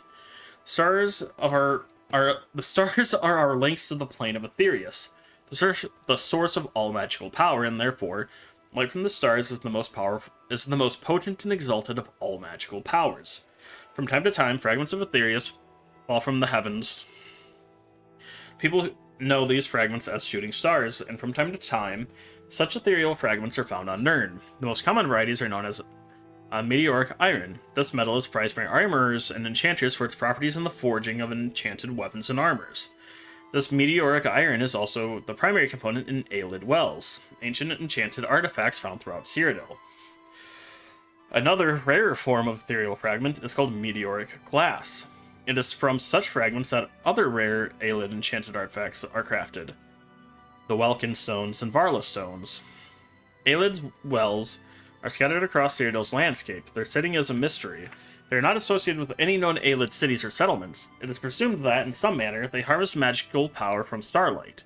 It is also suggested, without evidence or support, that they are located at the meeting points of ancient lines of magical power. However, modern arcane arts have discovered no perceptible evidence of such lines of power. 1 second.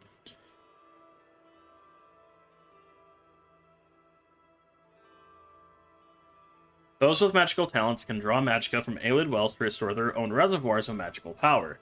No ritual or arcane knowledge is necessary, suggesting that these wells were designed to serve persons not skilled in the magical arts. Once drained, the wells replenish again only at magical midnight. Once recharged, they appear to radiate magical power back into the sky, which prompts some to theorize they are also objects with religious or magical ritual significance. Perhaps a means of offering magic back to the heavens. Welkin, Aldmeria's Skystone, Heavenstone, literally Sky Child, are pieces of cut and enchanted meteoric glass, which apparently act as storage devices for magical power.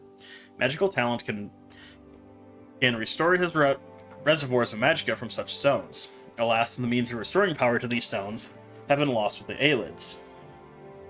Apparently, these objects simply crumble to dust after they have been used. Great Welkin stones are exceptionally large pieces of enchanted meteoric glass. Scholars believe that at the heart of each ancient Aelid city, a great Welkin stone was the source of the settlement's magical enchantments. Maybe that these great stones were linked to the lesser stones, restoring and maintaining their power. In any case, research on the Great Welkin Stones is impossible since all the known Aelid ruins have eluded other great stones. No examples of these great stones are known to survive. Another rare enchanted item found in Aelid ruins is called a Varla Stone, Aldemaris for Starstone. Varla stones are remarkably powerful, enabling untrained users to restore magical energy to any number of enchanted items. Because of their great value and utility, these items are also extremely rare, but since they are small and easily concealed, diligent explorers may still occasionally come across them in any Aelid ruin. Aelid Wells, Welkenstone's Varla Stones. Consider them these marvels of magical enchantment. Are we then to conclude that the Aelids were a superior race and culture? Did they so exceed us in art and craft that they mocked the feeble powers of the Third Era wizards? Never. The Aelids were powerful, yes, and cunning, they were neither good nor wise, and so they were struck down. The works have passed from Nirn, save these rare and sparkling treasures.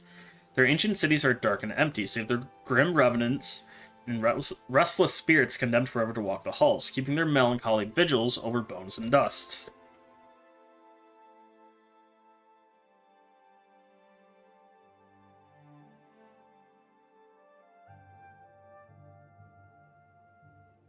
Okay. That was magic from the sky. Manual of Armor. Here we go.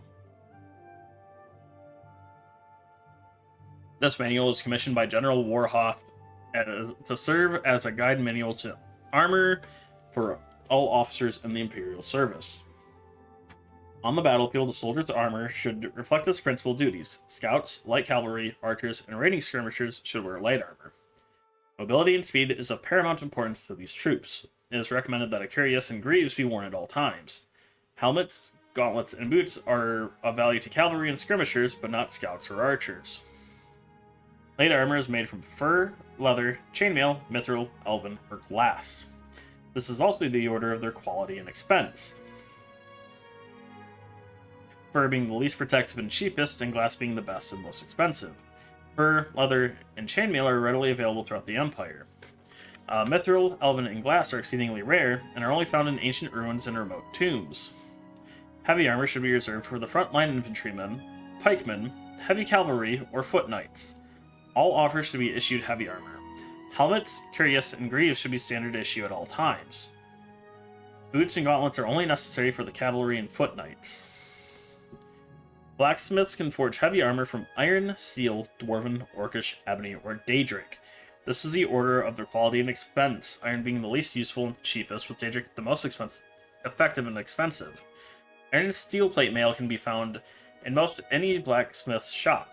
The other materials are rare, and armor made from them is only found in ancient treasure hoards hidden deep underground. Advanced practitioners in the Mages Guild know the secrets of placing enchantments upon pieces of armor. The greatest enchantments are typically placed on armor made from rare, more durable materials such as ebony and daedric, but even iron can be made to take an enchantment. The self-styled Bard of Battle, Morris Janus, once penned a comedic ballad about a Colovian general who was constantly removing and re-equipping his armor every few minutes to conserve the magic of powering it. By way of response to the implied criticism, the general had him mounted on the front of a battering ram during the siege of Castle Follow. Wasn't that a thing in Morrowind? I think that was.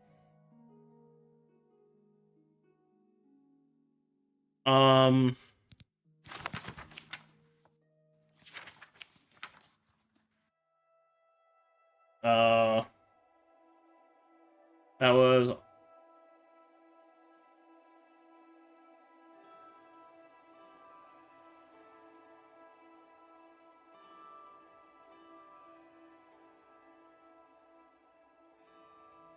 Oh, no, it's a Morris.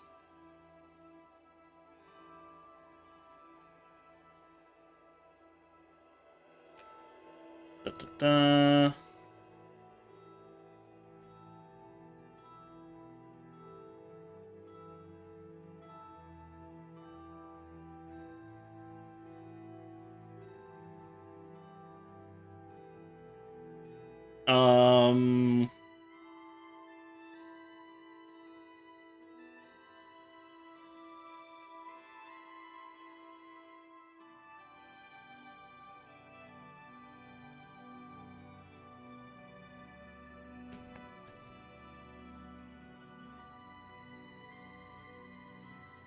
Yeah, because that was something.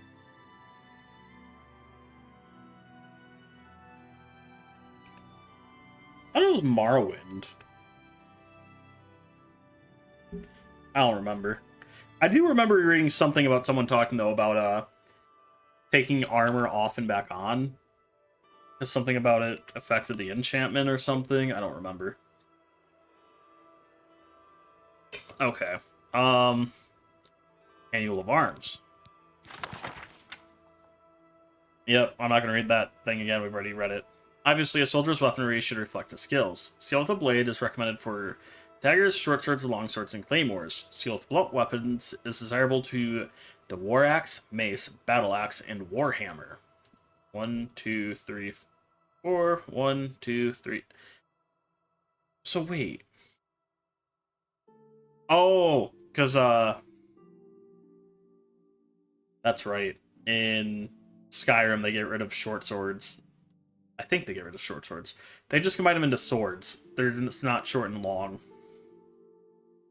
For the uninitiated, axes and hammers may seem to be very different weapons, but the rhythm, drill, and physical strength used by both weapon types are virtually identical.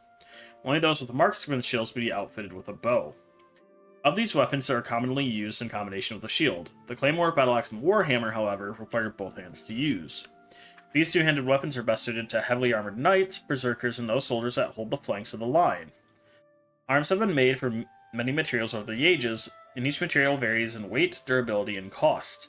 These materials are here ranked in order of desirability and cost, with cheapest and least desirable listed first. Iron, steel, silver, dwarven, elven, glass, ebony, and finally Daedric. Some armorers correctly observe that silver weapons are slightly less durable than steel. Nonetheless, its unique ability to affect ghosts, wraiths, and certain types of Daedric creatures is undisputed. Bows can be made with laminated cores of the same materials. This provides a higher tensile strength and therefore greater power on the draw. The material used in the arrow, particularly in the arrowhead, can affect its mass and penetration. Thus, the quality of the bow and the arrow are taken together to determine the weapon's overall armor penetration. Enchanted weapons are mentioned in virtually every fable and song. Magic on such items lies dormant until they strike an opponent. At that moment, the enchantment is activated, causing distress and injury to the target. Enchantments on bows are transferred to the arrows at the moment of release. Should the arrow have an enchantment of its own, however, the missile now carries both enchantments and delivers them to the target. An enchanted weapon has a limited reservoir of magicka. Each blow drains some of its reserves until finally it is drained dry. The enchantment can be recharged by arcane processes involving soul gems. The more powerful the soul in the gem, the more magicka is stored to the item. Alright, spellcraft. An introductory text. Beginning spellcasting. The most powerful mages in Tamriel were once beginners. They all had similar early experiences. Exposure to magic kindled an interest and or unlocked some latent ability, followed by years of hard work. These intrepid souls honed their skills, learned new spells, and vigorously trained their minds and bodies to become the formidable figures they were known as during their later lives. The Mages Guild of Tamriel has long been the first stop on a long road to knowledge and power for many individuals. Providing magical services to the general public, the guild offers a wide variety of spells for purchase and is recommended as a first stop for any aspiring spellcaster. Independent dealers may be found, though their selection of spells is often not as comprehensive as that of the Mages Guild. Many spells are beyond the capabilities of beginning mages. The ability to render oneself invisible, for example, is an advanced power and is beyond the novice spellcaster. Through practice, a mage may become more skilled in a given school of magic and find himself proficient enough to begin exploring its more powerful aspects. The fledgling mage should not be daunted by his inability to wield certain powers, but instead use this as a point of focus and a drive for bettering himself. Rather than becoming discouraged, the student should look forward to higher levels of skill, such as the advanced techniques of absorbing spells, summoning lesser and eventually greater Daedra and undead, for research purposes only, and protection against specific types of spells such as fire, frost, and shock spells. Mages wishing to specialize in a particular school of magic are encouraged to learn as many schools of as many spells as possible within that school. I assume that's supposed to be as, not of, and to practice them frequently. All mages, whether specializing or nurturing a general interest, are encouraged to apply for membership within the Mages Guild. Beyond services available to the general public, the accomplished guild member has access to many exclusive services such as advanced spellcraft and enchanting. These services have been deemed potentially dangerous to the public at large and have been restricted to higher-ranked guild members in good standing by the Council of the Mages. Citizens interested in the further use of magic should consult their local Mages Guild Archmagister. Next would be the Manual of Zadillion, but I'm not going to read that again. Mixed Unit Tactics.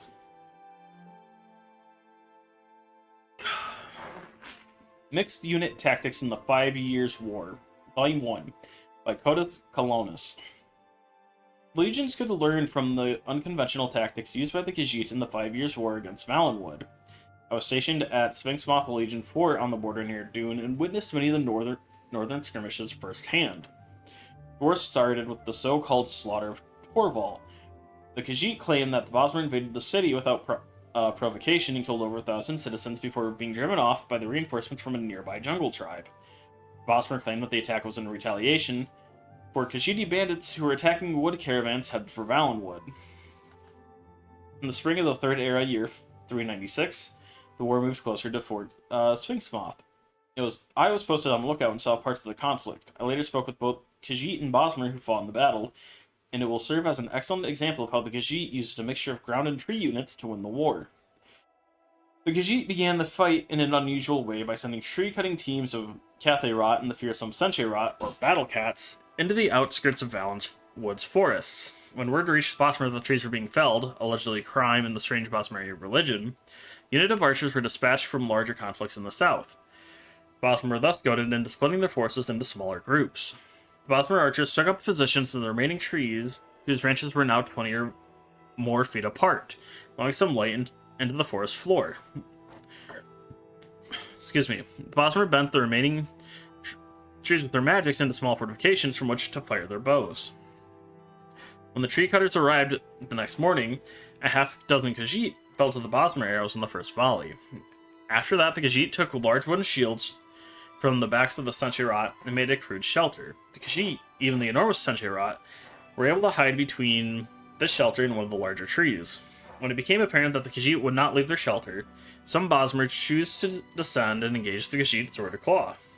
When the Bosmer were nearly upon the shelter, one of the Khajiit began playing on a native instrument of plucked metal bars. This was a signal of some kind, and a small group of men like Ohms and Ohmis Rots emerged from covered holes on the forest floor. Although outnumbered, they were attacking from behind by surprise and won the ground quickly. The Bosmer archers in the trees would have still won the battle were they not having troubles of their own. A group of Dagi and Dagi Rot, two of the less common forms of Khajiit, who live in the trees of the Tenmar Forest, jumped from one tree to another under a magical cover of silence.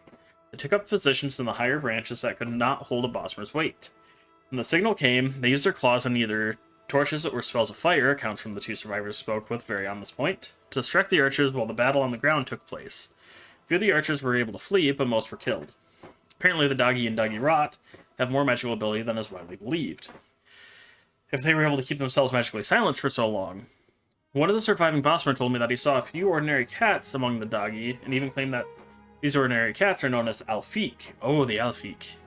And they were the spellcasters, but Bosmer are almost as unreliable as the Khajiit when it comes to the truth, and I cannot believe that a house cat can cast spells. No, the Alfiq just look like house cats. At the end of the day, the Khajiit lost perhaps a half-dozen fighters out of a force of no more than 4 dozen, while the Bosmer lost nearly an entire company of archers. The survivors were unable to report back before a second company of archers arrived, and this strategy was repeated with similar results. Finally, a much larger force was sent. The Bosmer won that battle with the help of the native animals of Valenwood. That third skirmish and the Khajiiti response I will discuss in the second volume of the series. Alright, next up, mysticism. Alright.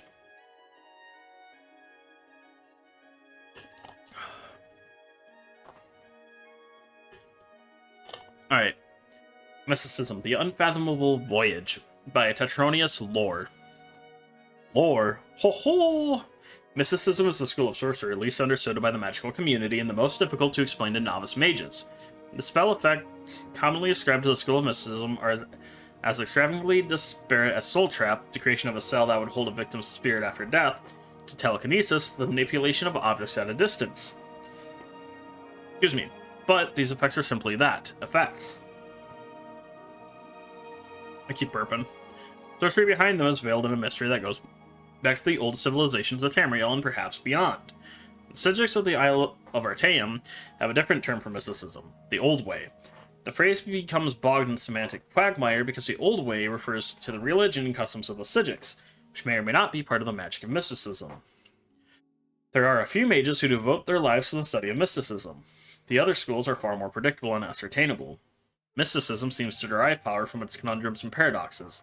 The act of experimentation, no matter how objectively implemented, can influence magicka by its very existence. Therefore, the mystic mage must consign himself to finding dependable patterns within a roiling imbroglio of energy. In the time it takes him to devise an enchantment with a consistent trigger and result, his peers in the other schools may have researched and documented dozens of new spells and effects. The mystic mage must thus be a patient and relatively uncompetitive philosopher. For centuries, mostly during the Second Era, scholarly journals published theory after theory about the aspect or aspects of magicka lumped together under mysticism.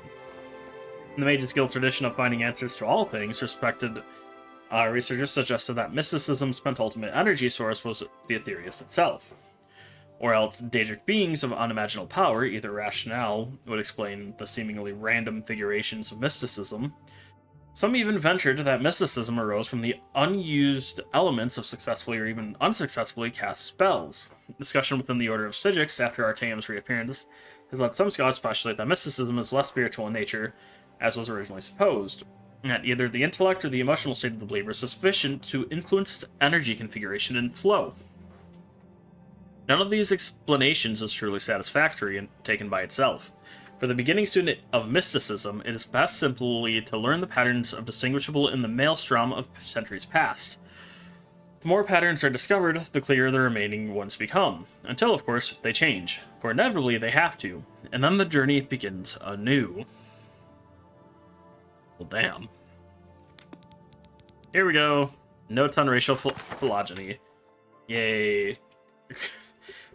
I can't laugh at that. Okay. Notes on Racial Phylogeny in Biology, 7th edition, by the Council of Healers, Imperial University. After much analysis of living specimens, the Council long ago determined that all races of elves and humans may mate with each other and bear fertile offspring. Generally, the offspring bear the racial traits of the mother, though some traces of the father's race may also be present. It is less clear whether the Argonian Skinshit are interfertile with both humans and elves. Though there have been many reports throughout the eras of children from those unions, as well as stories of unions with Daedra, there have been no well-documented offspring. Khajiit differ from humans and elves not only their skeletal and dermal physiology, the fur that covers their bodies, but their metabolism and digestion as well. Argonians, like the Droog, appear to be a semi-aquatic troglophile form of humans, though it is by no means clear whether the Argonians should be classified with Droog, men, Mer, or in the author's opinion, certain tree-dwelling lizards in Black Marsh. Damn. The reproductive biology of orcs is at present not well understood, and the same is true of goblins, trolls, harpies, Droog, Tsaci, Igma, various Daedra, and many others. Certainly there have been cases of intercourse between these races, generally in the nature of rape or magical seduction, but there have been no documented cases of pregnancy. Still, the interfertility of these creatures in the civilized hominids has yet to be empirically established or refuted, likely due to the deep cultural references. Surely, any normal Bosmer or Breton impregnated by an orc would keep that chained to herself. There's no reason to suppose that an orc maiden impregnated by a human would not be likewise ostracized by her society. Regrettably, our Ossos healers keep us from forcing a coupling to satisfy our scientific knowledge. We do know, however, that the Slow-to-Thras are hermaphrodites in their youth and later reabsorb their reproductive organs once they are old enough to move about on land. It can be safely assumed that they are not interfertile with men or Mer. One might further ponder whether the proper classification of these same races, to use the imprecise but useful term, should be made from the assumption of a common heritage, and the differences between them have arisen from magical experimentation. The manipulations of the so-called Earth Bones are from gradual changes from one generation to the next. on Oblivion. 1 second.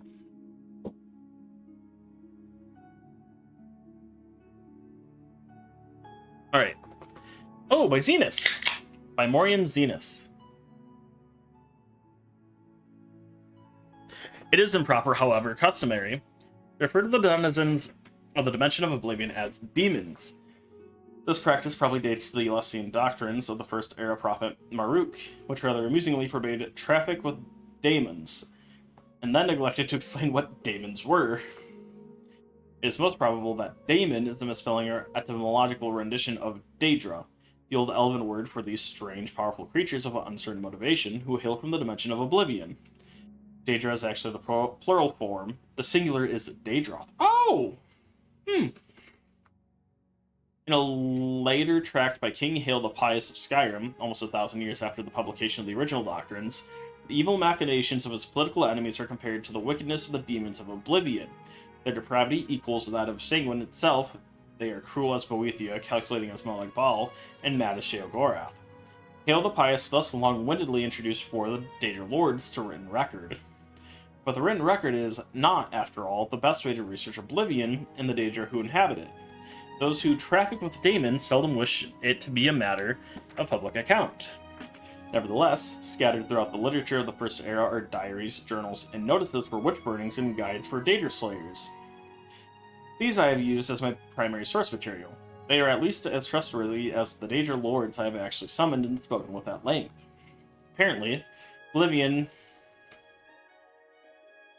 Wait, what? Oh. Apparently, Oblivion is a place composed of many lands. Thus, the many names for the Oblivion is synonymous. Cold Harbor, Quagmire, Moonshadow, etc. It may be correctly supposed that each land of Oblivion is ruled over by one prince. The Daedra princes, whose names appear over and over in ancient records, though this is not an infallible test of their authenticity or explicit existence, to be sure, are the aforementioned Sanguine, Boethia, Molag Bal, and Sheogorath. In addition, Azora, Mephala, Clavicus Vile, Vermina, Malakath, Hormaeus or Herma, there seems to be no one accepted spelling, Mora, Namira, Jiggerlag, Nocturnal, Marinstagon, and Periite. Hold up.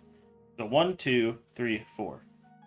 And then they named 1, 2, 3, 4, 5, 6, 7, 8, 9, 10, 11.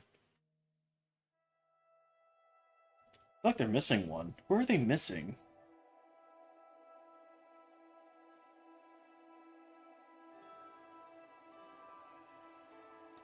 Marinstagon, the Molag Bal. Azura? No, they got Azura. Got it. Is there only 15? I thought there were 16.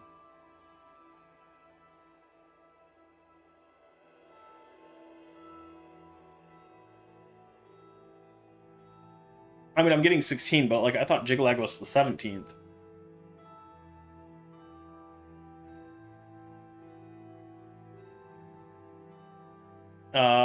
Boethia, yep. They have Vile, yep. Mora, Herseed. Oh, they didn't name Herseed. I was like, they're missing one. Who are they missing? And then, obviously, they're also missing, they have Meridia? I don't see Meridia in here either.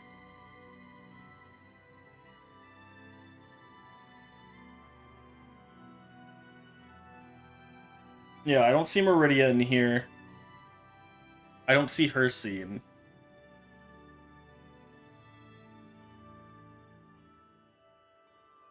Yeah, because it's... Yeah. And then, obviously, Athelia.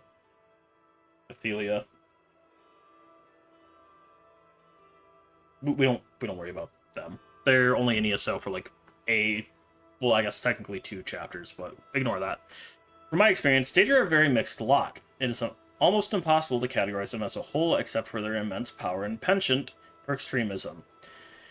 Be that as it may, I here attempted to do so in a few cases, purely for the sake of scholastic expediency. Marin Stegon, Molag Bal, Periite, Boethia, and Vermina are among the most consistently demonic of the Daedra, in the sense that their spheres seem to be destructive in nature. The other Daedra, of course, can be equally dangerous, but seldom purely for the sake of destruction as these 5 can. Nor are these previous 5 identical in their destructiveness. Marion Stegon seems to prefer natural disasters, earthquakes and volcanoes, for venting his anger. Molag Bal elects the employment of other Daedra, and Boethia inspires the arms of mortal warriors. Periite's sphere seems to be pestilence, and Vermina's torture. In preparation for the next installment in this series, I will be investigating 2 matters that have intrigued me since I began my career as a Daedra worshipper. First is one particular Daedroth, perhaps yet another Daedra prince, referred to in multiple articles of Inconabula as Hircine. Oh, there we go! Hircine has been called the huntsman of the princes and the father of man-beasts, but I have yet to find anyone who can summon him. The other, and perhaps more doubtful goal I have is to find a practical means for men to pass through to Oblivion. It has always been my philosophy that we need only fear that which we do not understand, and with that in mind, I ever pursue my objective. And we read the journal about him eventually getting on through there, blah blah blah. Alright, so the predecessors.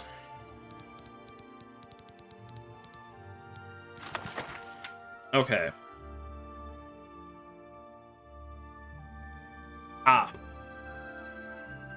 Predecessors.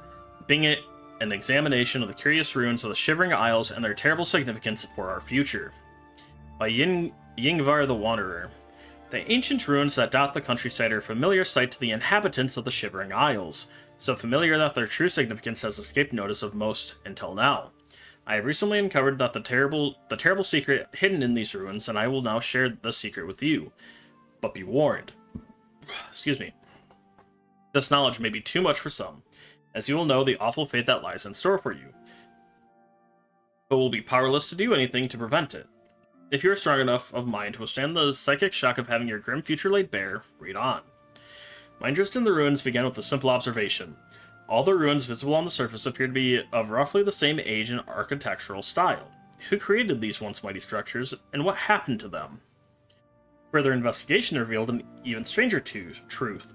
Although the ruins superficially all appear to derive from the same era, they are, in fact, widely differing ages. Many thousands of years separate the ruins of Kylarn, by far the oldest extant on the surface despite its relatively well-maintained estate, from the ruins of Abroka, which is almost 1,000 years old and is one of the youngest sites in the Isles. For those who would dismiss this conclusion, I invite you to visit the ruins and examine the evidence for yourselves. The depth of strata covering the buried portions of the structures, the weathering of the exposed stone, the growth of vegetation on and around the structures, etc. I've compiled the evidence in a separate monograph dating the predecessor ruins, Shocking New Evidence Comprehensively Explained, which is presently unpublished, though I will gladly make it available for those scholars wishing to delve further into the minutiae of the subject. Once I began to accurately establish the dates of the various ruins, a disturbing pattern emerged. The ruins fell into distinct periods, each period separated by exactly 1,000 years from the other, although Kylarn remarks the exception, being many thousand years older than the next oldest extant ruin, suggesting only that the ruins from many earlier eras lie waiting to be discovered or have been lost to the ravages of time. What could account for this process of destruction repeating itself every 1,000 years without fail? The legend of the Grey March sprang immediately to mind, that ancient tale of a vengeful god venting his wrath upon the land. What if it were more than a legend? What if it were the dimly remembered account of a real event? I suddenly realized the significance of the dating of the most recent ruin that I had discovered, Abroka, which my test proved to be 1,000 years old. Yes, dear reader, we come to it at last. The cataclysm is upon us again. I have dated the ruins of Abroka to great accuracy. I know the very year of our doom. I refrain from publishing the exact date, as this knowledge is a terrible burden that I would not inflict on others. For a long time I hesitated from issuing even this general warning, fearful of inciting panic or despair, but I've concluded that it's better to have time to prepare for the end in whatever way one sees fit than to have it thrust upon them unawares. I no longer doubt that the legend of the Grey March is based on historical events, and that the last days of our civilization will be terrible. The blasted and tumbled stones of the mighty cities of bygone eras are testament enough to that, but I find it strangely comforting to know that our end is already written in the stones of our predecessors. and that struggling against our doom is as pointless as shouting against the incoming tide. I hope that at least a few of my readers will find equal solace in this bleak foreknowledge. Doesn't the Grey March happen at the end of every era, though? And every era isn't 1,000 years. Like the third era is not that long. Also, there haven't been that many eras. Oh well.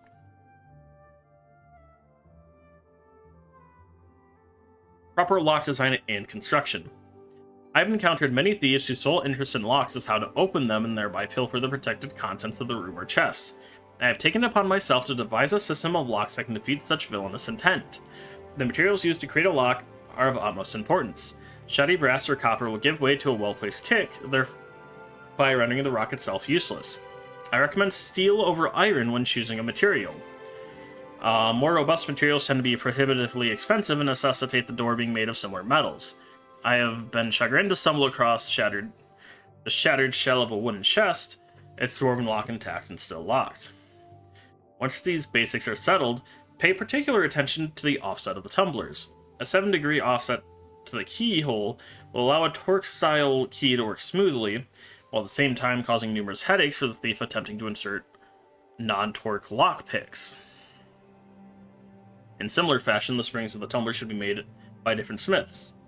Each smith will unknowingly create a spring with different tension than his fellow smiths. This variance will also create difficulties for anyone attempting to pick the lock. Ooh, I like that. Reality and other falsehoods. It is easy to confuse illusion and alteration. Both schools of magic attempt to create what is not there. The difference is in the rules of nature. Illusion is not bound by them, while alteration is. This may seem to indicate that alteration is the weaker of the two, but that is not true. Alteration creates a reality that is recognized by everyone. Illusion's reality is only in the mind of the caster and the target. To master alteration, first accept that reality is a falsehood. There is no such thing. Our reality is a perception of greater forces impressed upon us for their amusement. Hello, Godhead. Some say that these forces are the gods, others say there is something beyond the gods. For the wizard, it doesn't really matter. What matters is the appeal couched in a manner that cannot be denied. It must be insistent without being insulting. To cast alteration spells is to convince a greater power that it will be easier to change reality as requested than to leave it alone. Do not assume that these forces are sentient. Our best guess is that they are like wind and water, persistent but not thoughtful. Just like directing the wind or water, diversions are easier than outright resistance. Express the spell as a subtle change and it is more likely to be successful. Alright, next up, Saints and Seducers. Whew, long book.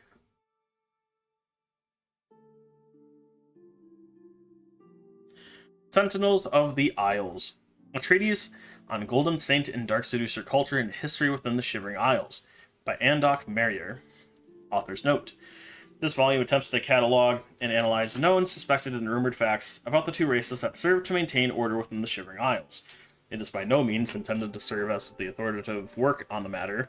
Rather, it is a personal effort of the part of the author to better understand these unique creatures.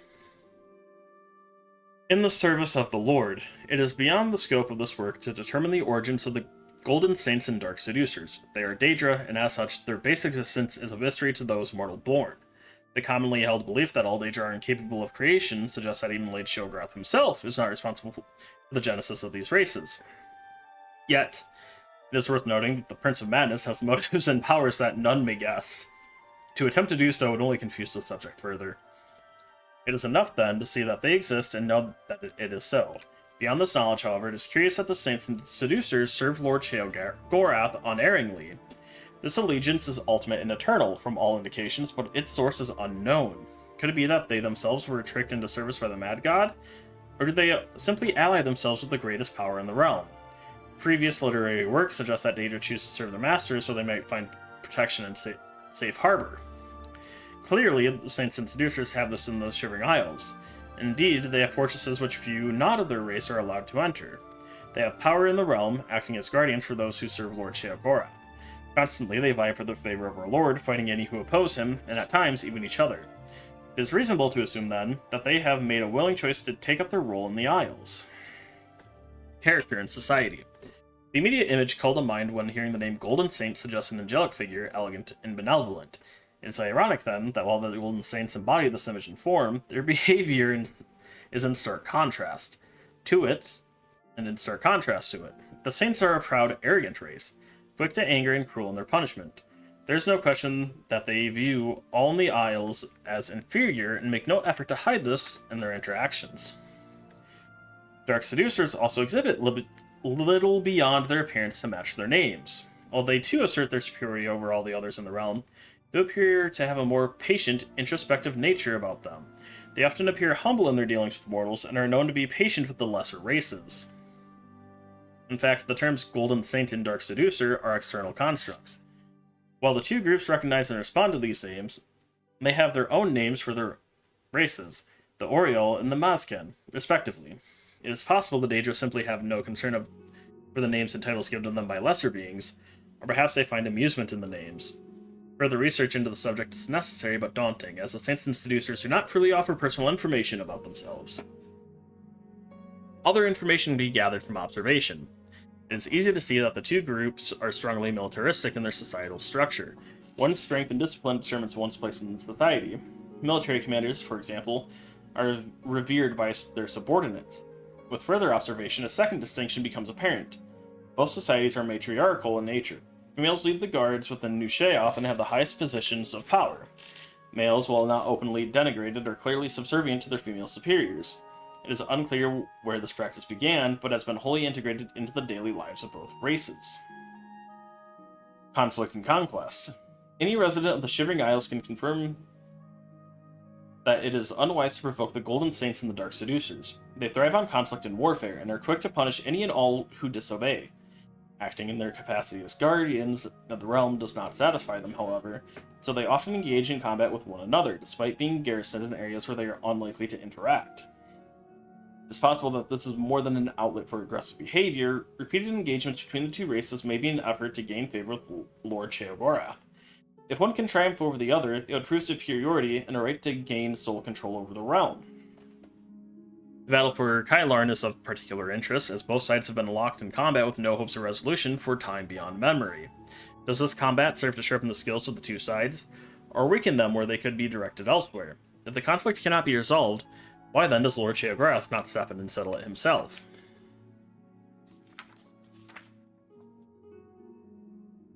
Religion and ceremony. Little is known about the private customs of the Golden Saints and Dark Seducers.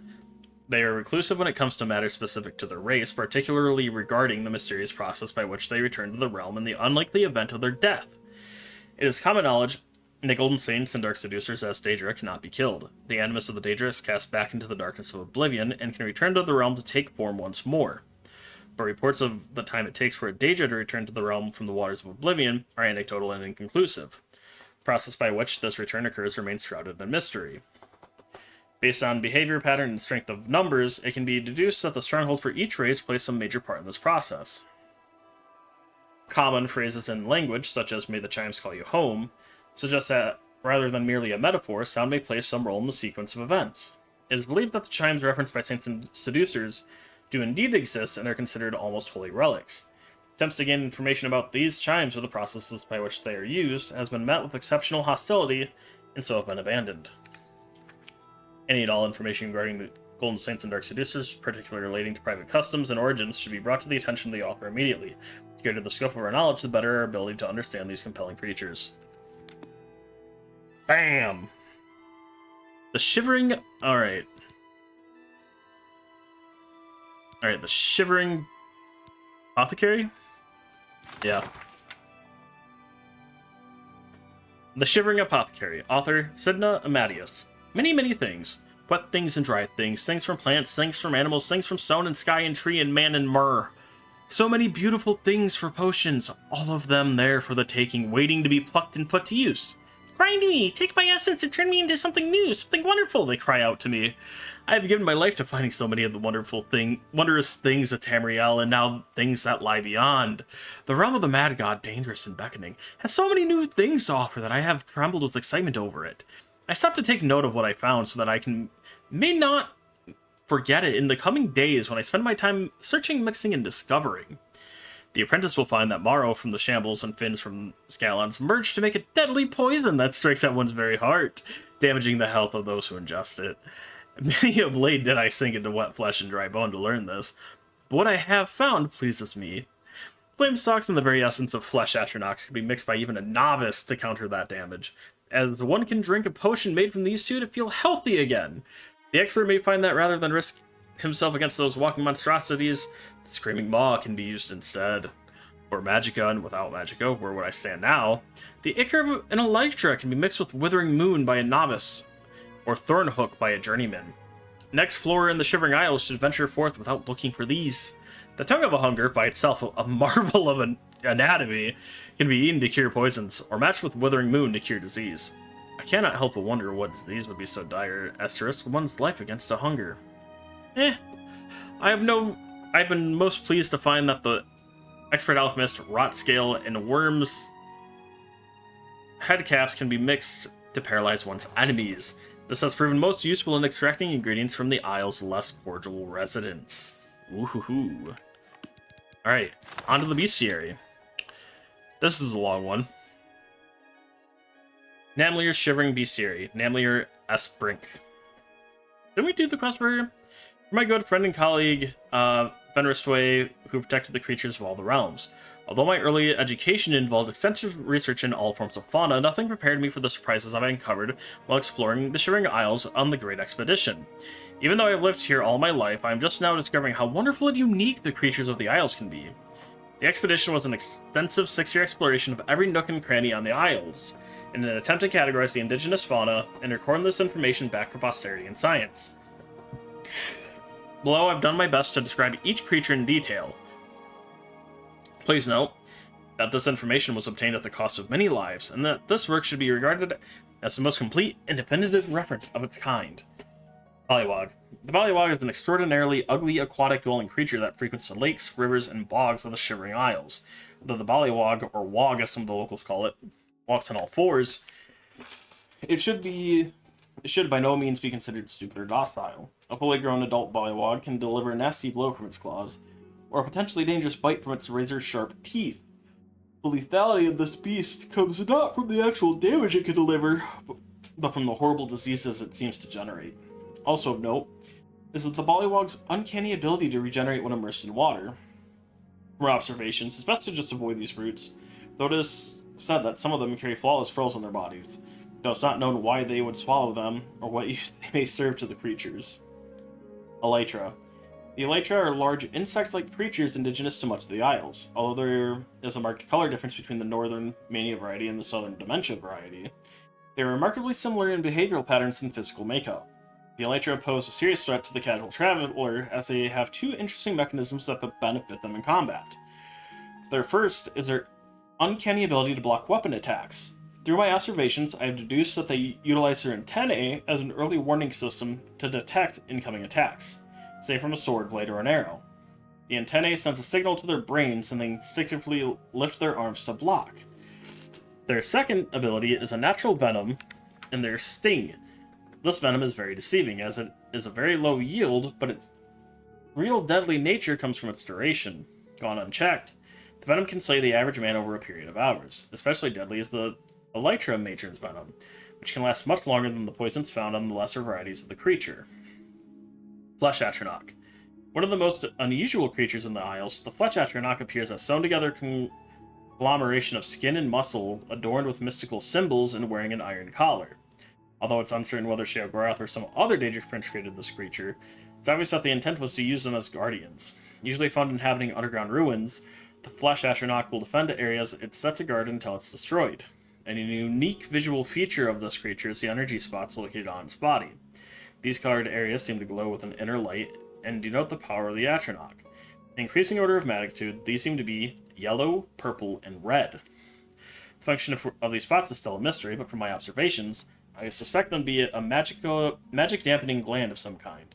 As expected, the Flesh Atronachs are all completely impervious to disease and poison, and highly resistant to fire and frost. Shock magic seems to affect them adversely, which appears to be their greatest weakness. The purple and red varieties also seem to possess innate magical abilities, including healing and fireballs. Gnarl. I'm tired of reading about gnarls. Perhaps the strangest creature of all is the gnarl, or walking tree, as it's sometimes called. Like the elytra, this animated plant can be found roaming almost anywhere on the Isles. One of Sheogorath's truly unique creations, the gnarl has the most unusual trait of being able to use magic cast upon it, and harness that power to bolster its own defense. Once struck with fire, frost, or lightning, the gnarl grows physically stronger and becomes resistant to just that element for a short time. Interestingly, this is where the gnarl's vulnerability comes into play. At the same time, the gnarl is resisting that element it was struck with, it becomes vulnerable to all of the other elements.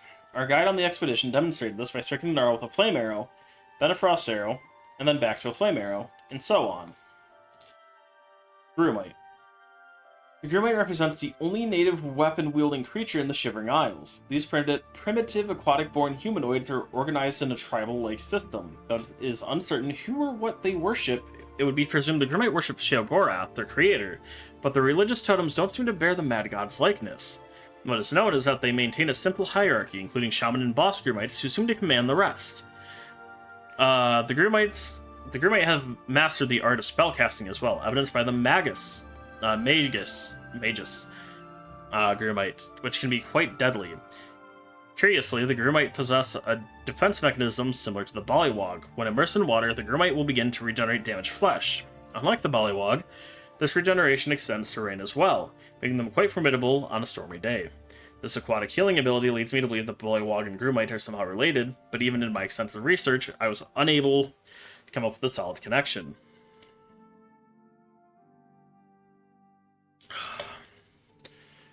Hunger. If any creature represents the darker side of Sheogorath, it's the Hunger. These are pure-born Daedric creatures placed here on the Isles as servitors and guards. The Hunger is not to be trifled with.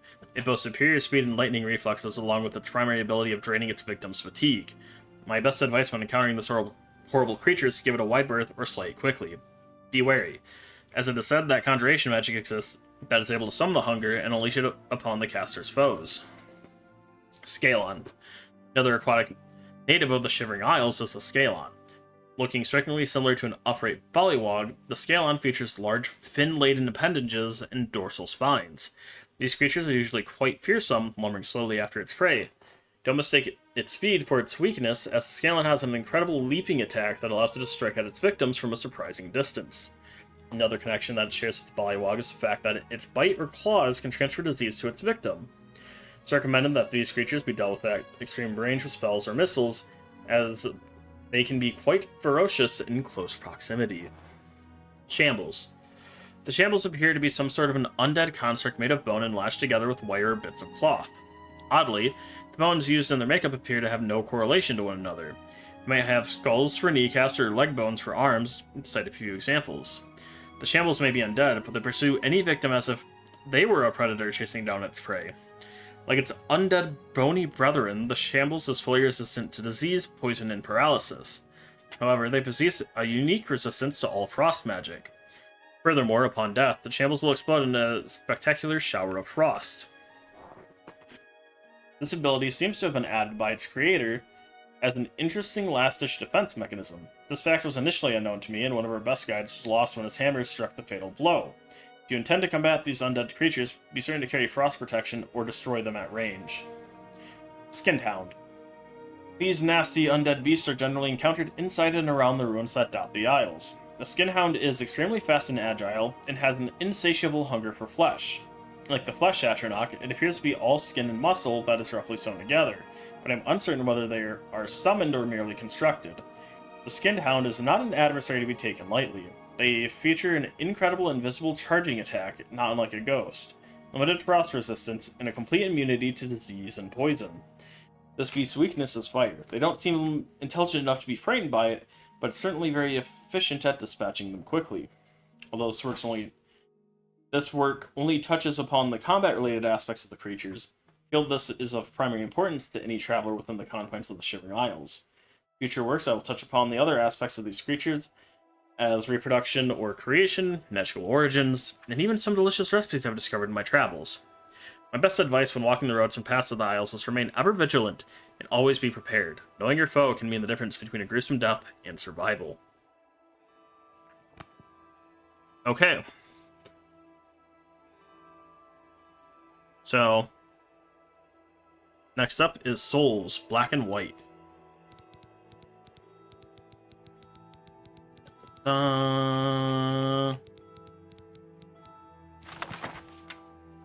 Souls, Black and White. The nature of the soul is not knowable. Every wizard that has attempted it vanishes without a trace. What can be known is that souls are a source of mystic energy that can be harvested. Every creature, living or dead, is powered by a soul. Without it, they are just lumps of flesh or piles of bones. This animating force can be contained within a soul gem if the soul gem has the capacity. From the gem, the power can be used to power magical items.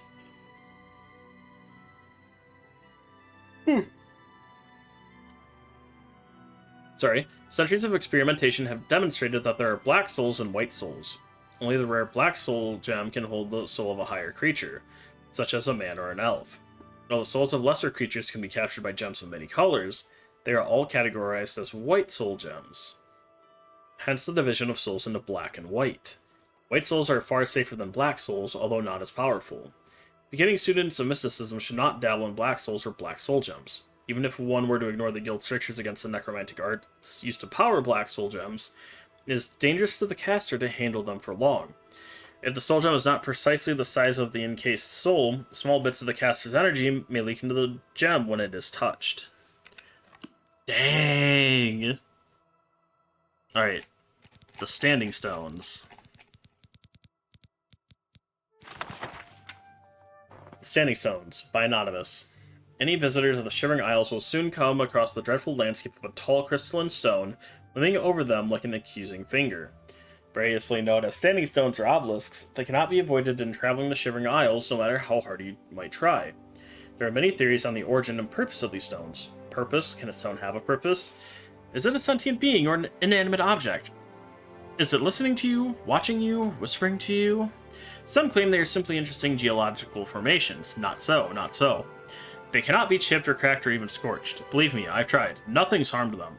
But perhaps they still feel the blows. They seemed angry for a while. I sang to them and that seemed to soothe them. I can't say why. If you tried to dig one up, as I have, you know that they go down forever. Months I spent digging down. No matter how deep, there it was, still gleaming in the secret darkness beneath the earth. They know the secrets, even those that are buried deep. Excuse me.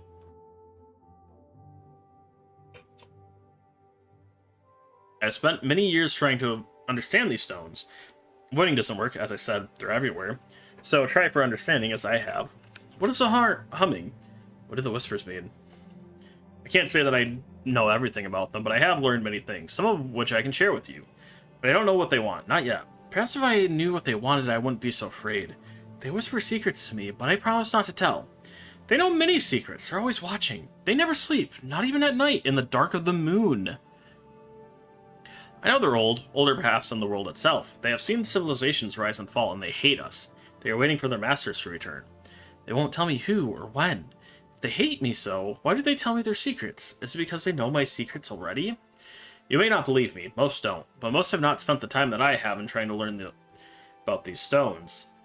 I have spent days listening to the secret whispers and learning their language. They talk, to each other mostly, but now to me. At first it was just a humming, which you could hear if you lean against a stone and listen very closely. It may take hours or days, but you will hear them. Once you hear the voice of the Standing Stones, you'll never be able to shut it out. Okay. Alright, back up to Tamrielic lore.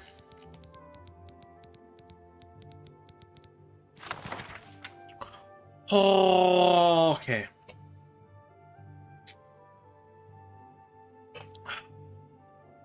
Tamrielic artifacts. Following our notes, I have gathered over the past centuries of items of unimaginable significance. All have been seen, owned, and lost again and again throughout Tamriel. Some may be myth, others may be hoax, but regardless, many have lost their lives attempting to find or protect these coveted items. Lord's Mail. Sometimes called the Armor of Morahouse or the Gift of Kynarath, there's an ancient cuirass of unsurpassable quality. It grants the wearer power to absorb health, resist the effects of spells, and cure oneself of poison when used. Said that whenever Kynarath deigns the wearer unworthy, Lord's Mail will be taken away and hidden for the next one to choose, for the next chosen one. Ebony Mail. The Ebony Mail is a breastplate created before recorded history by the Dark Elven goddess Boethia. It is he who determines who should possess the ebony mail and for how long a time. If judged worthy, its power grants the wearer added fire resistance to fire, magicka, and grants a magical shield. It is Boethiah alone who determines when a person is ineligible to bear the ebony mail any longer, and the goddess can be very capricious. Spellbreaker. Spellbreaker, superficially a Dwemer Tower Shield, is one of the most ancient relics of Tamriel. Aside from its historical importance in the Battle of Rourke and Shalador, Spellbreaker protects its wielder almost completely from any spellcaster, either by reflecting magics or silencing any mage about to cast a spell. It is said that Spellbreaker still searches for its original owner and will not remain the property of anyone else for long. For most, possessing Spellbreaker for any length of time is power enough. Chrysamere. Paladin's Blade is an ancient claymore with offensive capabilities surpassed only by its own defenses. It lends the wielder health, protects him or her from fire, and reflects any spells cast against the wielder back to the caster. Seldom has Chrysamere been wielded by any bladesman for any length of time, for it chooses not to favor one champion. The Staff of Magnus. The Staff of Magnus, one of the elder artifacts of Tamriel, was a metaphysical battery of sorts for its creator, Magnus. When used, it absorbs an enemy's health and mystical energy. In time, the staff will abandon the mage who wields it before he becomes too powerful and upsets the mystical balance it is sworn to protect. Warlock's Ring. The Warlock's Ring of the Archmage Cirabane is one of the more popular relics of myth and fable. In Tamriel's ancient history, Cirabane saved all the continent by judicious use of his ring, and ever since, it has helped adventurers with less lofty goals. It is best known for its ability to reflect spells at its wearer and to improve his or her speed and to restore health. No adventurer can wear the Warlock's Ring for long, for it is said that the ring is Cirabane's alone to command. Ring of Finaster. The Ring of Finaster was made hundreds of years ago by a man who needed good defenses to survive his adventurous life. Thanks to the ring, Finaster lived for hundreds of years, and since then it has passed from person to person. The ring improves its wearer's overall resistance to poison, magic, and shock. Still, Finaster was cunning and cursed the ring so that it eventually disappears from its holder's possessions, returns to another resting place, discontent to stay anywhere but with Finaster himself. Ring of Khajiit. The Ring of Khajiit is an ancient relic, hundreds of years older than Rajan, the thief that made the ring famous. It was Rajan who used the ring's powers to make himself invisible and as quick as the breath of wind. Using the ring, he became the most successful burglar in Elsewhere's history. Rajan's eventual fate is a mystery, but according to legend, the ring rebelled against such constant use and disappeared, leaving Rajan helpless before his enemies. The Mace of Molag Bal. Also known as the Vampire's Mace, the Mace of Molag Bal drains its victims of magic and gives it to the bearer. It also has the ability to transfer an enemy's strength to its wielder. Molag Bal has been quite free with this artifact. There are many legends about the mace. It seems to be a favorite for vanquishing wizards, yeah. Mask of Clavicus Vile. Ever the Vain One, Clavicus Vile made a mask suited to his own personality. The bearer of the mask is more likely to get a positive response from the people of Tamriel. The higher its personality, the larger the bonus. The best-known story of the mask tells the story of Avalia, a noble woman of some renown. As a young girl, she was grossly disfigured by a spiteful servant. Avalia made a dark deal with Clavicus Vile and received the mask in return. Though the mask did not change her looks, suddenly she had the respect and admiration of everyone. A year and a day after her marriage to a well-connected baron, Clavicus Vile reclaimed the mask. Although pregnant with his child, Avalia was banished from the baron's household. 21 years and 1 day later, Avalia's daughter claimed her vengeance by slaying the baron. Baron's Razor. Dark Brotherhood has coveted the Ebony Dagger for generations. This mystical artifact is capable of slaying any creature instantly. History does not record any bearers of Marin's Razor, however the Dark Brotherhood was once decimated by a vicious internal power struggle. It is suspected that the Razor was involved. Cuirass of the Savior's Hide. Another of Hircine's artifact was the Cuirass of Savior's Hide. Why is it saying another? I don't remember it mentioning one yet. The Cuirass has the special ability to resist magicka. Legend has it that Hircine rewarded his peeled hide to the first and only mortal to have ever escaped his hunting grounds. This unknown mortal had the hide tailored into this magical cuirass for his future adventures. The Savior's Hide has a tendency to travel from hero to hero as though it has a mind of its own. The Spear of Bitter Mercy. One of the more mysterious artifacts is the Spear of Bitter Mercy. Little to nothing is known about the spear. There are no recorded histories, but many believe it to be a Daedric origin. The only legend about it is its use by a mighty hero during the fall of the Battlespire. The hero was aided by the spear in the defeat of Maren Stegon and the recapturing the Battlespire. Since that time, the Spear of Bitter Mercy has made few appearances within Tamriel. Daedric Scourge. The Daedric Scourge is a mighty mace forged from sacred ebony in the fires of Fickledire. Legendary weapon of Macken, it was once a fierce weapon used to send spirits of black back into Oblivion. The weapon... typo. The weapon has the ability to summon creatures from Oblivion. Once a tool used against the Daedric Lords in the Battlespire, it now roams the lands with adventurers. Bow of Shadows. Legend has it the Bow of Shadows was forged by the Daedra Nocturnal. Legendary Ranger, Raelis Gile, was granted the bow for a secret mission that failed, and the bow was lost. Raelis did not go down without a hearty fight, and is said to have, with the aid of the bow, taken scores of his foes with him. Bow grants the user the ability of invisibility and increased speed. Many sightings of the Bow of Shadows has been reported, and it is even said that the sinister Dark Elf assassin of the Second Era, Dram, once wielded this bow. Fist of Randagulf. Randagulf of Clan Bagalind goes down in Tamrielic history as one of the mightiest warriors from Skyrim. He was known for his courage and ferocity in battle, and was a factor in many battles. Finally met his fate when King Harald conquered Skyrim. King Harald respected this great hero and took Randagulf's gauntlets for his own. After King Harald died, the gauntlets disappeared. The king claimed that the fist granted the bearer added strength.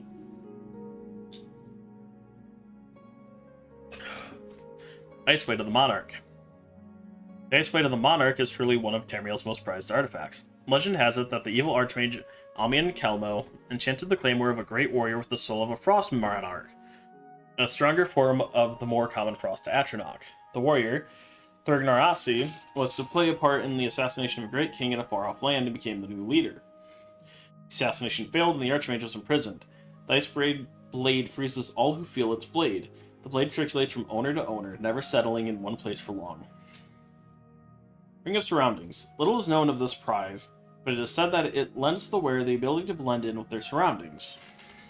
Okay, shocker. Boots of the Apostle. The boots of the Apostle are a true mystery. The wearer of the boots is rumored to be able to levitate, though nobody has ever seen them used. The Mentor's Ring. This ring is a prized possession for any apprentice to magic. It lends the wearer the ability to increase their intelligence and wisdom, thus making their use of magic more efficient. The High Wizard Carney Astron is said to be the creator of the ring. It was a construct for his young apprentices while studying under his guidance. After Astron's death, the ring and several other possessions vanished and have been circulated throughout Tamriel. Ring of the Wind. No facts are known about this ring, but the title and the few rumors lend one to think it grants the wearer added speed. Vampiric Ring. One of the more deadly and rare artifacts in Tamriel is the Vampiric Ring. It is said that the ring has the power to steal its victim's health and grant it to the wearer. The exact nature and origin of the ring is wholly unknown, but many elders speak of its evil creation in Morrowind long, long ago by a cult of vampire followers. The Vampiric Ring is an extremely rare artifact and is only seen every few hundred cycles of the moon. Eladon's Ward. Eladon was... Eladon was a holy knight of legend in Breton history. He was a sought-after man for his courage and determination to set all wrongs right. In one story, it is said that he rescued a baron's daughter from sure death at the hands of an evil warlord. For his reward, the baron spent all of his riches to have an enchanted shield built for Eidolon. Oh, they keep swapping how his name... What? For Eladon. For Eladon. The shield granted to Eladon the opportunity to heal his wounds. Staff of Hasadoki. Hasadoki was said to have been a very competitive wizard. He wandered the land to search for a wizard who was greater than he. To the best of all knowledge, he never found a wizard who could meet up to his challenge. It is said that he felt so lonely and isolated because so many feared his power, that he bonded his life force into his very own staff, where his soul remains to this very day. Magic users all over Tamriel have been searching for this magical staff. Granting its wielder a protection of magicka, it is a sure prize for any mage user. Bloodworm Helm. The King of Worms was said to have left behind one of his prized possessions, the Bloodworm Helm. The helm is a construct of magically formed bone. The helm allows the user to summon skeletons and control the undead. It would be a prized artifact to a necromancer. Dragon Bone Mail. This cuirass is one of the greatest artifacts any collector or hero could own. It's constructed from real dragon bone and was enchanted by the first Imperial Battle Mages in Arctis in the early years of the Third Era. It is a truly exquisite piece of work, and many have sought to possess it. The properties of the cuirass allows the wearer to be resistant to fire, and to damage an enemy with a blast of fire. Little is known about the involvement of Zerina Arctis with the enchantment of the cuirass, but an old tale speaks of a debt that he owed to a traveling warrior. Like the warrior, the Dragonbone Mail never stays put for long. Skull Crusher. The Skull Crusher is an amazingly large and powerful weapon. The Warhammer was created in a fire magically fueled by the wizard, Dorak Gusel, and was forged by the great weaponsmith, Hilbungard Rolamus. The steel is magically hardened, and the weight of the weapon is amazingly light, which makes for more powerful swings and deadly blows. The Warhammer was to be put on display for a festival, but thieves got it first. The Skull Crusher still travels Tamriel in search of its creators. Goldbrand. This magical sword is almost a complete mystery. Now, thieves tell tales about its golden make and how it was actually forged by ancient dragons of the north. Their tales claim that it was given to a great knight who was sworn to protect the dragons. The sword lends its wielder the ability to do fire damage on an enemy. Goldbrand has not been cited in recent history and is said to be awaiting a worthy hero. You can get it in Morrowind, I know that. Fang of Haynecht Namet. Black Marsh was once known to be inhabited by what the Argonians called the Wamasus. Oh, the Wamasus! Northern men considered them to be intelligent dragons with lightning for blood. One such mighty beast, Haynecht, was slain by the northern men, though it took 7 days and nights and a score of men. One of the surviving men took a fang home as a trophy. The fang was carved down into a blade and fashioned into a small dagger. The dagger mysteriously houses some of the beast's magical properties and grants the user the ability to do shock damage on an opponent. This unique dagger is seen occasionally by traveling heroes. Umbra Sword. The Umbra Sword was enchanted by the ancient witch Nairna Weir, and its sole purpose was the enchantment of souls. Used in conjunction with the Soul Gem, the sword allows the user the opportunity to imprison an enemy soul in the gem. Nairna was executed for evil creation, but not before she was able to hide the sword. The Umbra Sword is very choosy when it comes to owners, and therefore remains hidden until a worthy one is found. Denstagmer's Ring. All that is known of this ring is that it may grant the user protection from certain elements. Even the name Denstagmer is a mystery. Helm of Orion Bearclaw. Oh, we found that. One of Valenwood's legendary heroes is Orion Bearclaw, son of King Fome Todai. He was a respected clan hunter and a future leader. Wood Elf legend claims Orion single-handedly defeated Glenwe Faunva, the witch serpent of the Elven Wood, forever bringing peace to his clan. Orion would go on to accomplish numerous other deeds, eventually losing his life to the Knahaten Flu. His helm stood as a monument of his stature for future generations to remember. The helm was lost eventually as the clan split and is now a treasured artifact for adventurers. The helm of Orion Bearclaw is rumored to improve the wearer's agility and endurance. Daedric Crescent Blade. Probably the most rare and even outlawed item of all is the great prizes is the Daedric Crescent Blade. The blade was used by Marin's Dagon's Daedric forces in the capture of the Imperial Battlespire. These extremely unique blades were gathered up and destroyed after the Battlespire was recaptured by the Empire. All but one, it seems. Though the Empire believes them all to be destroyed, it is rumored that one still remains in existence. Some are in Tamriel, though none have ever seen it. The blade lends its wielder the ability to do great damage on an enemy and allows him to paralyze and put heavy wear on his enemy's armor. Quite the prize for any mighty warrior, if it does indeed exist.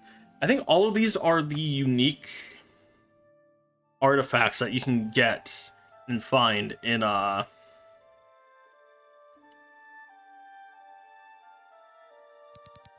Arena. I know definitely like Finaster's Ring is one. Alright, we're looking for RS. There we go, the true nature of orcs. The true nature of orcs. Orcs were born during the later days of the Dawn era. History has mislabeled them beast folk related to the goblin races, but the orcs are actually the children of Trinimac, strongest of the Altmeri ancestor spirits. When Trinimac was eaten by the Daedroth prince... Daedroth, okay. Boethia, transformed into that foul god's insides, the orcs were transformed as well. The ancient name for the orcs is Orsimer, which means the pariah folk. They now follow Malok, the remains of Trinimac, who is Malok.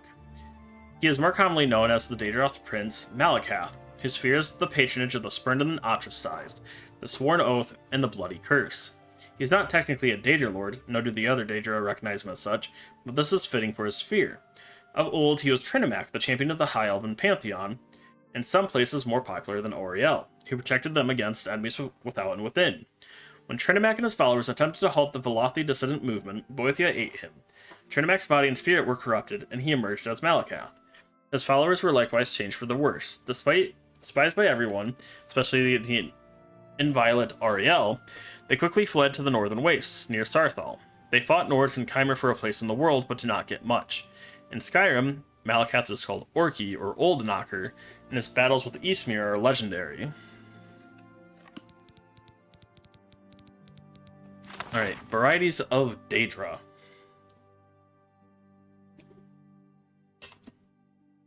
Alright.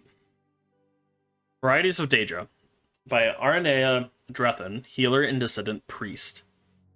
There's a little chance of our ever understanding the various orders of Daedra and their relationships to the Daedra lords and their dominions.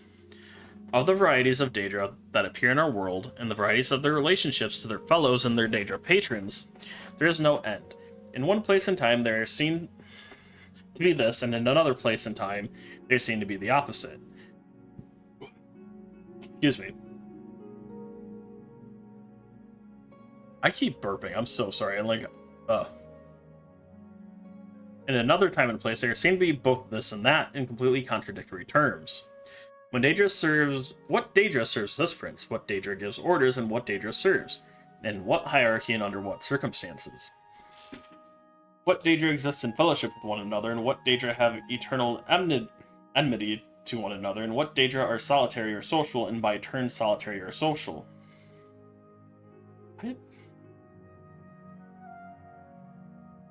There are no limits to the varieties of behaviors that may be observed.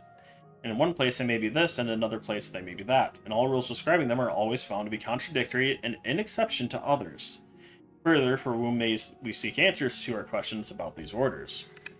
For mortals who know little but what they may observe of another world, from the gods who speak in riddles of enigmas wrapped in mysteries, who keep things from us, the better to preserve their dominion over us, from the Daedra themselves, who are never the models of straightforwardness or truth-telling, but rather are famous for misstatements and obfuscations? Words are hard.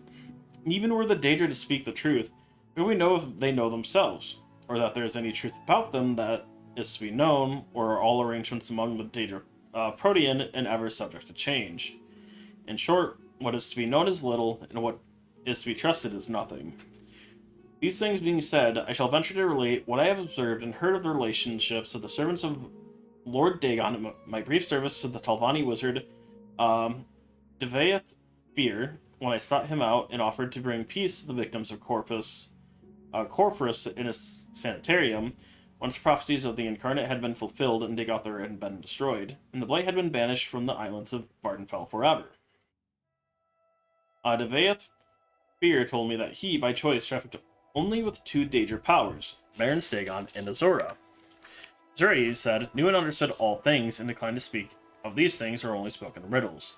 Baron Stegon, on the other hand, out of pride, fixity of purpose, and a predictable lack of subtlety in thought, knew nothing and understood nothing, and was inclined to speak freely and without falsehood. Devaeth Fear said that Dagon's chief servants, the Dremora, were like him in pride, fixed purpose, and lack of subtlety, with the addition of the peculiar traits of honor and loyalty, both within their class and within their relationship to Lord Dagon. And Devaeth Fear said that the Dremora were ordered into clans and castes, and these clans and castes were well defined. Individual Dremora might rise or fall in ranks or move backward and forward among clans, but only when regulated by complex oaths, and only at the will and pleasure of their Lord Dagon. The Dremora referred to themselves as the kin, the people, contrasting themselves to other Daedra whom they consider unthinking animals. The term Kynaz, Kynaz, refers to a member of the Dremora race, he of the Kine. The last of Kine castes are the Churls, the undistinguished rabble of the lowest rank of Dremora. Churls are obsequious, superiors, but ferociously cruel to humans and other Daedra. Next in rank are the Caitiffs, creatures of uncalculating zeal, energy without discrimination. Caitiffs are used as irregulars in the faction wars of the Daedra, as berserkers and shock troops, undisciplined and unreliable, but eager and willing. The highest of the regular rank and file of the Dremora troops are the Kindvals, warrior knights who have distinguished themselves in battle and shown the deliberate steadiness of potential war leaders. Above the rank and file warriors of the Churl, Caitiff, and Kindval castes are the officer castes. A Kynreeve is a clan sheriff or clan officer.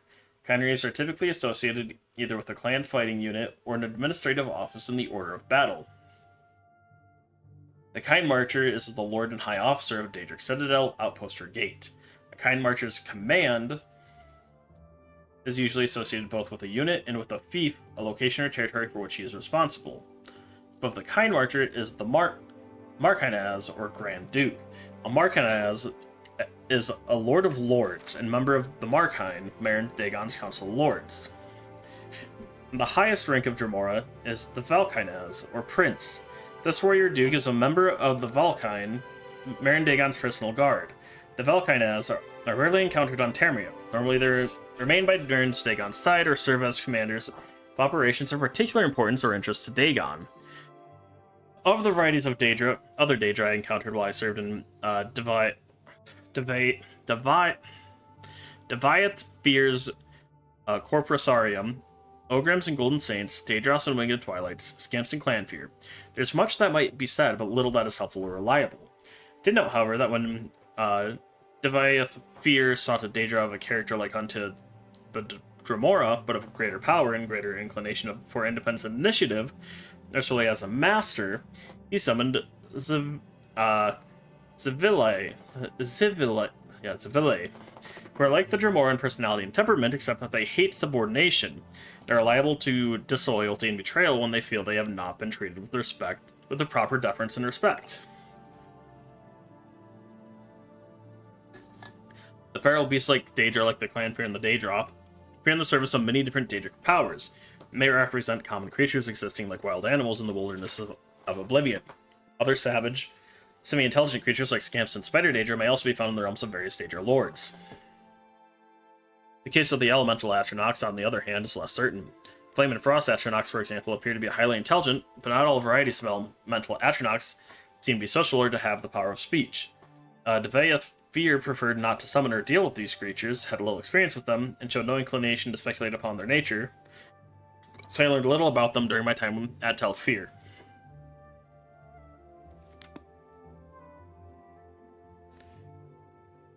Alright, we got 2 books left under this section. Way of the Exposed Palm.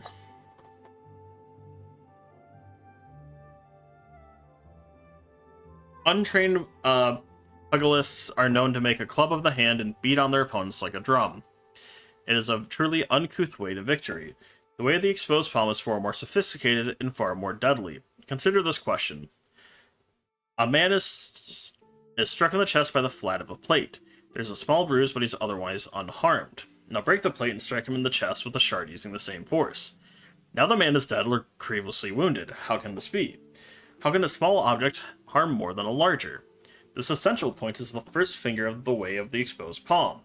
The 5-part way is concentration, reaction, equilibrium, speed, breath control. To master unarmed combat, all 5 digits must be mastered.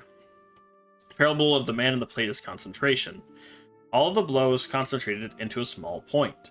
Therefore, it is more potent. To strike with just the thumb can be more deadly than to strike with the whole fist.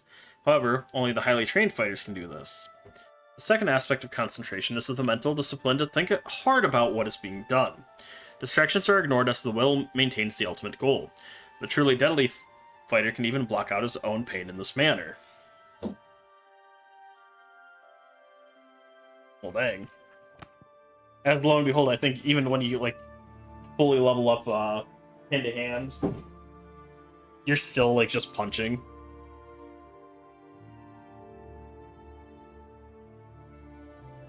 Oh, I find it kind of amusing.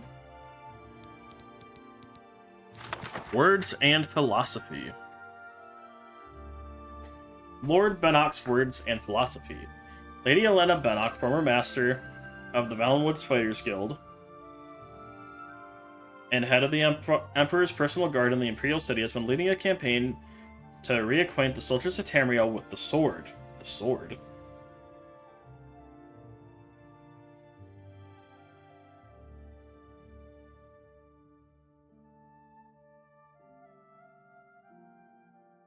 Well done.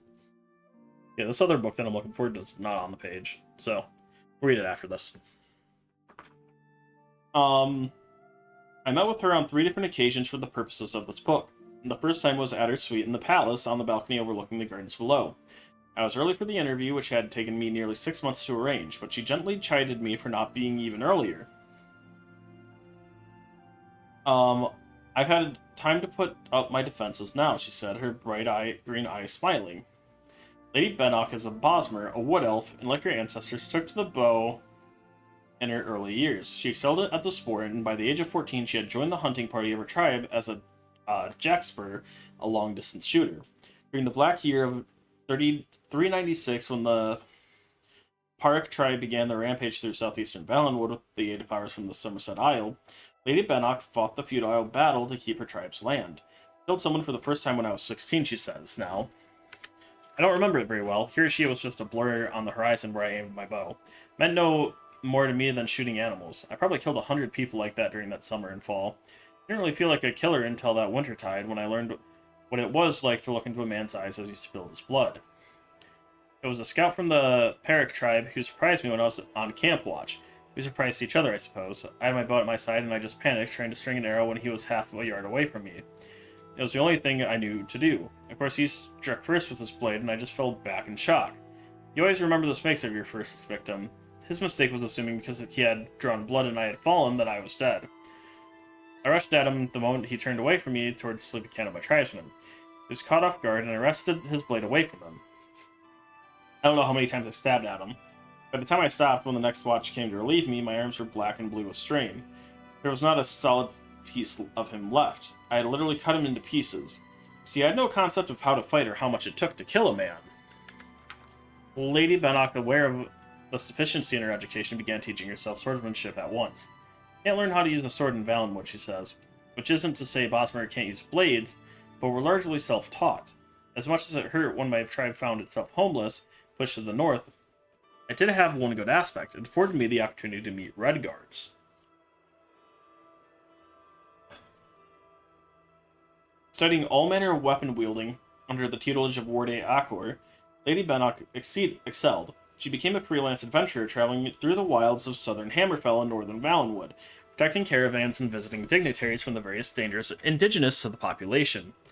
Unfortunately, before we were able to pursue her story of early years any further, Lady Bennock was called away on urgent summons from the Emperor. Such is often the case with the Imperial Guard, in these troubled times more so than in the past. When I tried to contact her for another talk, her servants informed me that their mistress was in Skyrim. Another month passed, and when I arrived at her suite, I was told she was in High Rock. To her credit, Lady Bennock actually sought me out for a second interview on Sun's Dusk of that year. I was in a tavern in the city called the Blood and Rooster, where I felt her hand on my shoulder. She sat down at the rude table and continued her tale as if it had never been interrupted. She returned to the theme of her days as an adventurer and told me about the time she ever felt confident with a sword. I found out that time an enchanted dye katana, quite a good one, of Daedric metal. It wasn't an original Akaviri, not even of design. I didn't have that kind of money, but it served my primary purpose of delivering as much damage with as little effort on my part as possible. Akra had taught me how to fence, but when faced with life or death situation, I always fell back on the old overhand wallop. A pack of orcs had stolen some gold from a local chieftain in Metatea, and I went looking for them in one of the ubiquitous dungeons that dot the countryside in that region. They were the usual rats and giant spiders, and I was enough of a veteran by then to dispatch them with relative ease.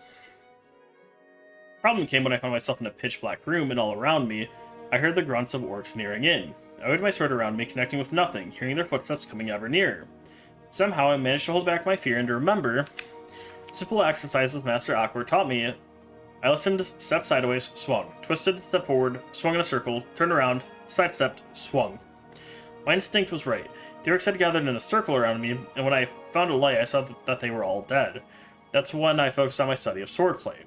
I'm suited enough to require a near-death experience to see the practical purposes, you see. Lady Bennock spent the remainder of the interview responding in her typically blunt way to the veracity of various myths that surrounded her and her career. It was true that she became the master of the Valenwood's Fighters Guild after winning a duel with the former master, who was a stooge of the Imperial Battle Mage, the traitor Yeager Tharn. It was not true that she was the one responsible for the Valenwood Guild's disintegration 2 years later.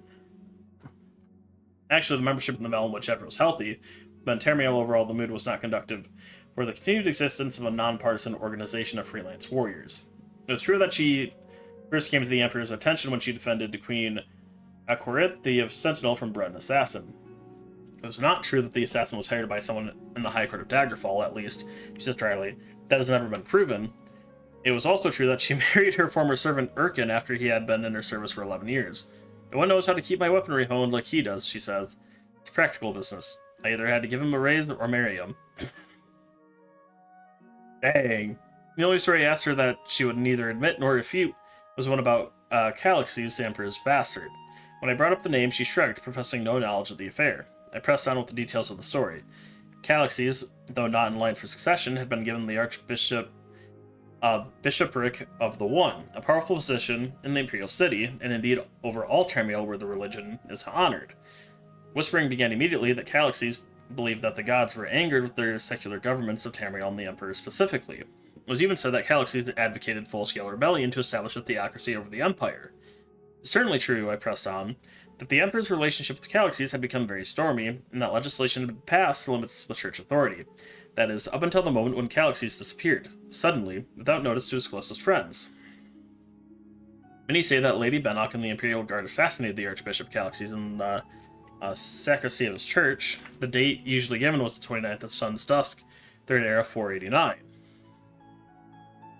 Or 498. So is that first era?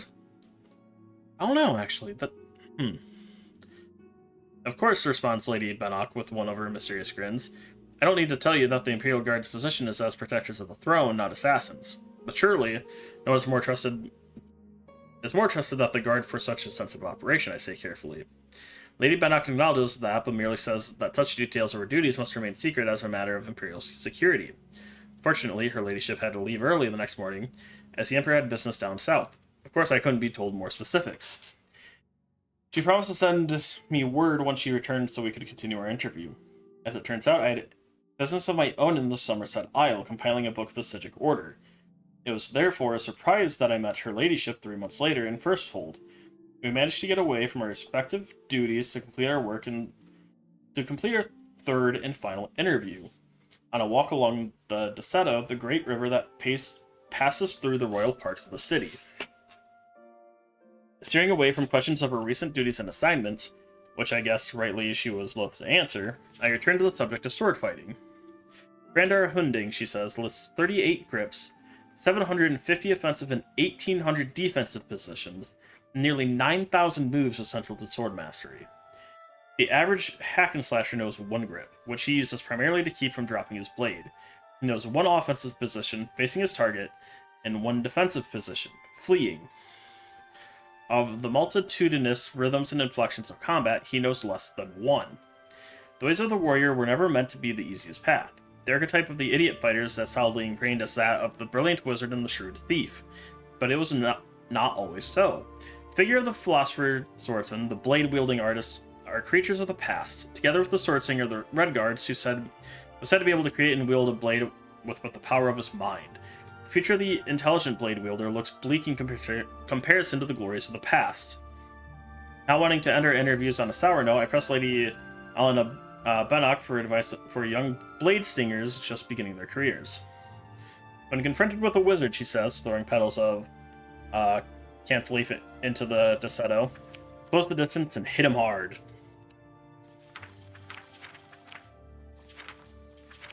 Okay, I need to look this up, 'cause I'm like... Like, there seems to be a problem here of, like... It says one thing, but I'm like...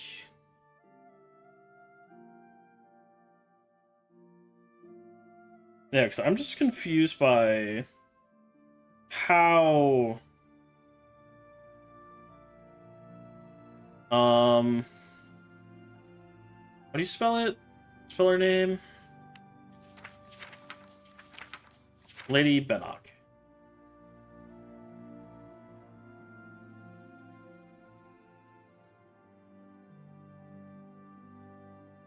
So she appears in Legends. Third, okay. I think it was a typo. Yeah. Yeah, it's third era. Seeing as, yeah. Oh no, it even says third era. Yeah, no, that's a typo. It's probably 398, third era 398. Because I'm like, is it the second era, the first era, or is it actually, yeah, no, okay. Congrats, we figured that out. Also, because I have this here, and I don't see it in any of the books. We're going to read Zealotry. Zealotry of Sheogorath. The self-proclaimed zealots of Sheogorath believe our liege lord to be not just a man of mysterious and wondrous powers, but a living god. They believe his will sustains the lands on it, and his whim supports all things in it. They believe ardent soul who reads the winds in our entrails with the mortal aspect of Lord Sheogorath, and will come again to cleanse the realm. Since these claims are clearly ridiculous, it can be assumed that all zealots are quite mad. The zealots cannot be reasoned with. They cannot be treated with easily. They attack almost anyone on sight, assuming them to be heretics or non-believers. They fight to the death, reveling in the carnage. Reader might ask, how does one join the zealots? After much research, I discovered that zealots sneak into settled areas and leave sets of robes behind. Anyone inclined towards zealotry can don the robes and approach the zealot safely. It's said that zealot leaders can see the true heart of a supplicant, even if he wears the robes, and will slay any false supplicants. Even then, the zealots have painful rituals meant to prove their fealty to Sheogorath. Only the most devout supplicants are accepted into the ranks. Those who fail these tests are put to death. Once a supplicant is accepted as a zealot, he is taught ceremonies and sorcerer's secrets. The best of these is summoning flesh astronauts to do their bidding. These powerful creatures are formidable foes. Alright, I need to add that to my list just because I finished it. Alright, next up. Books of Travel.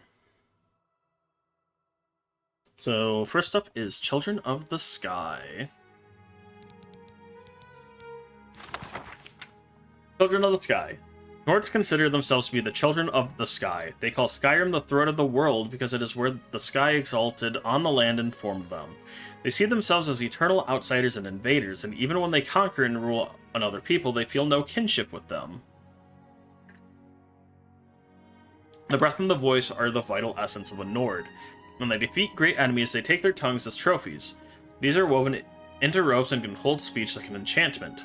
The power of a Nord can be articulated into a shout, like the I'm assuming Kai of an Akaviri swordsman. The strongest of these warriors are called tongues. When the Nords attack a city, they take no siege engines or cavalry. The tongues form in a wedge in front of the gatehouse and draw in breath. When the leader lets it out in a Kai, the doors are blown in and the axemen rush into the city. Shouts can be used to sharpen blades or to strike enemies. Common effect is a shout that knocks an enemy back, or the power of command. A strong Nord can instill bravery in men with his battle cry, or stop a charging warrior with a roar. The greatest of the Nords can call to specific people over hundreds of miles and can move by casting a shout, appearing where it lands. The most powerful Nords cannot speak without causing destruction. They must go gagged and communicate through a sign language or through scribing runes. The further north you go into Skyrim, the more powerful and elemental the people become, and the less they require dwellings and shelters. Wind is fundamental to Skyrim and Nords. Those that live in the far wastes always carry a wind with them. Next up, Glories and Laments.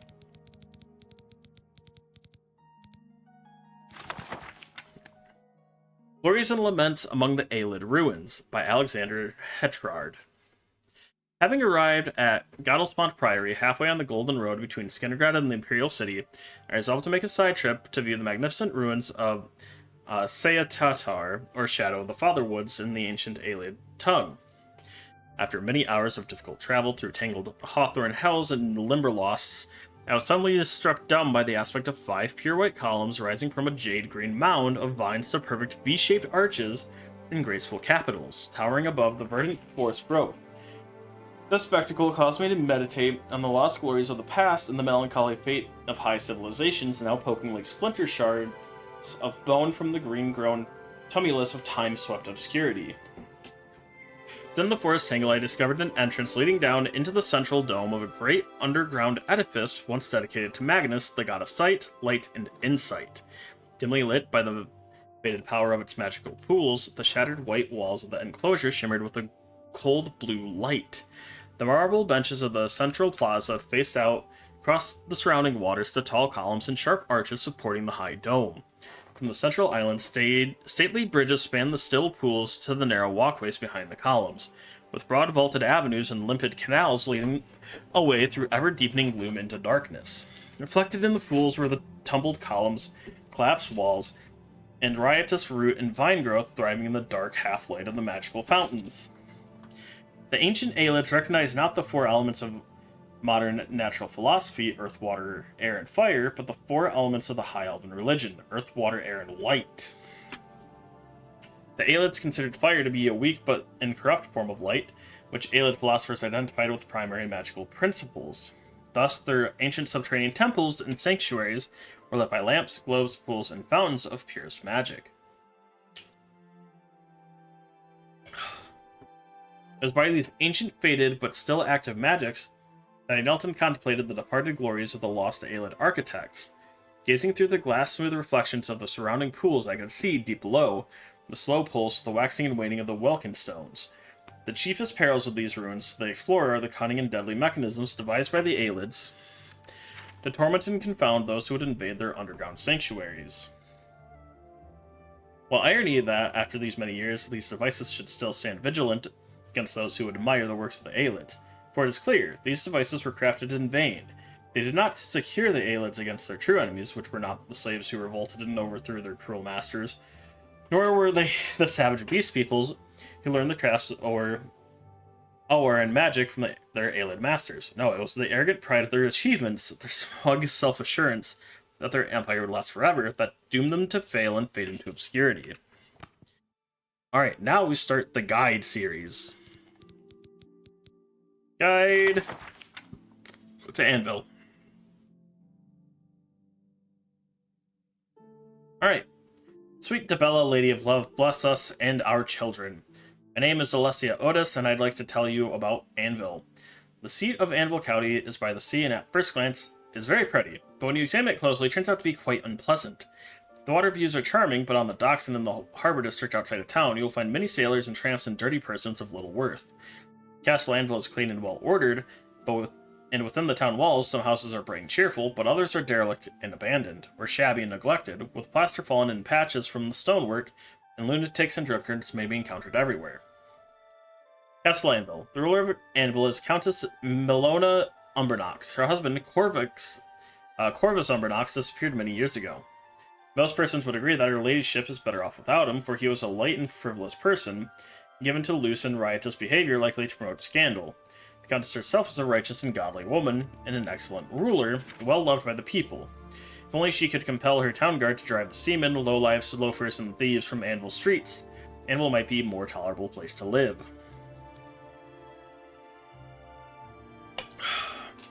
Districts of Anvil. Consider the 5 districts of Anvil. Castle Anvil lies outside the town walls south of the town, overlooking the harbor, and is reached by gate from the Chapel's Gate.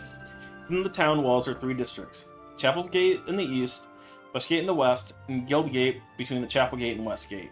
Harborside lies outside the town walls, south of town, and is reached by gate from Westgate District.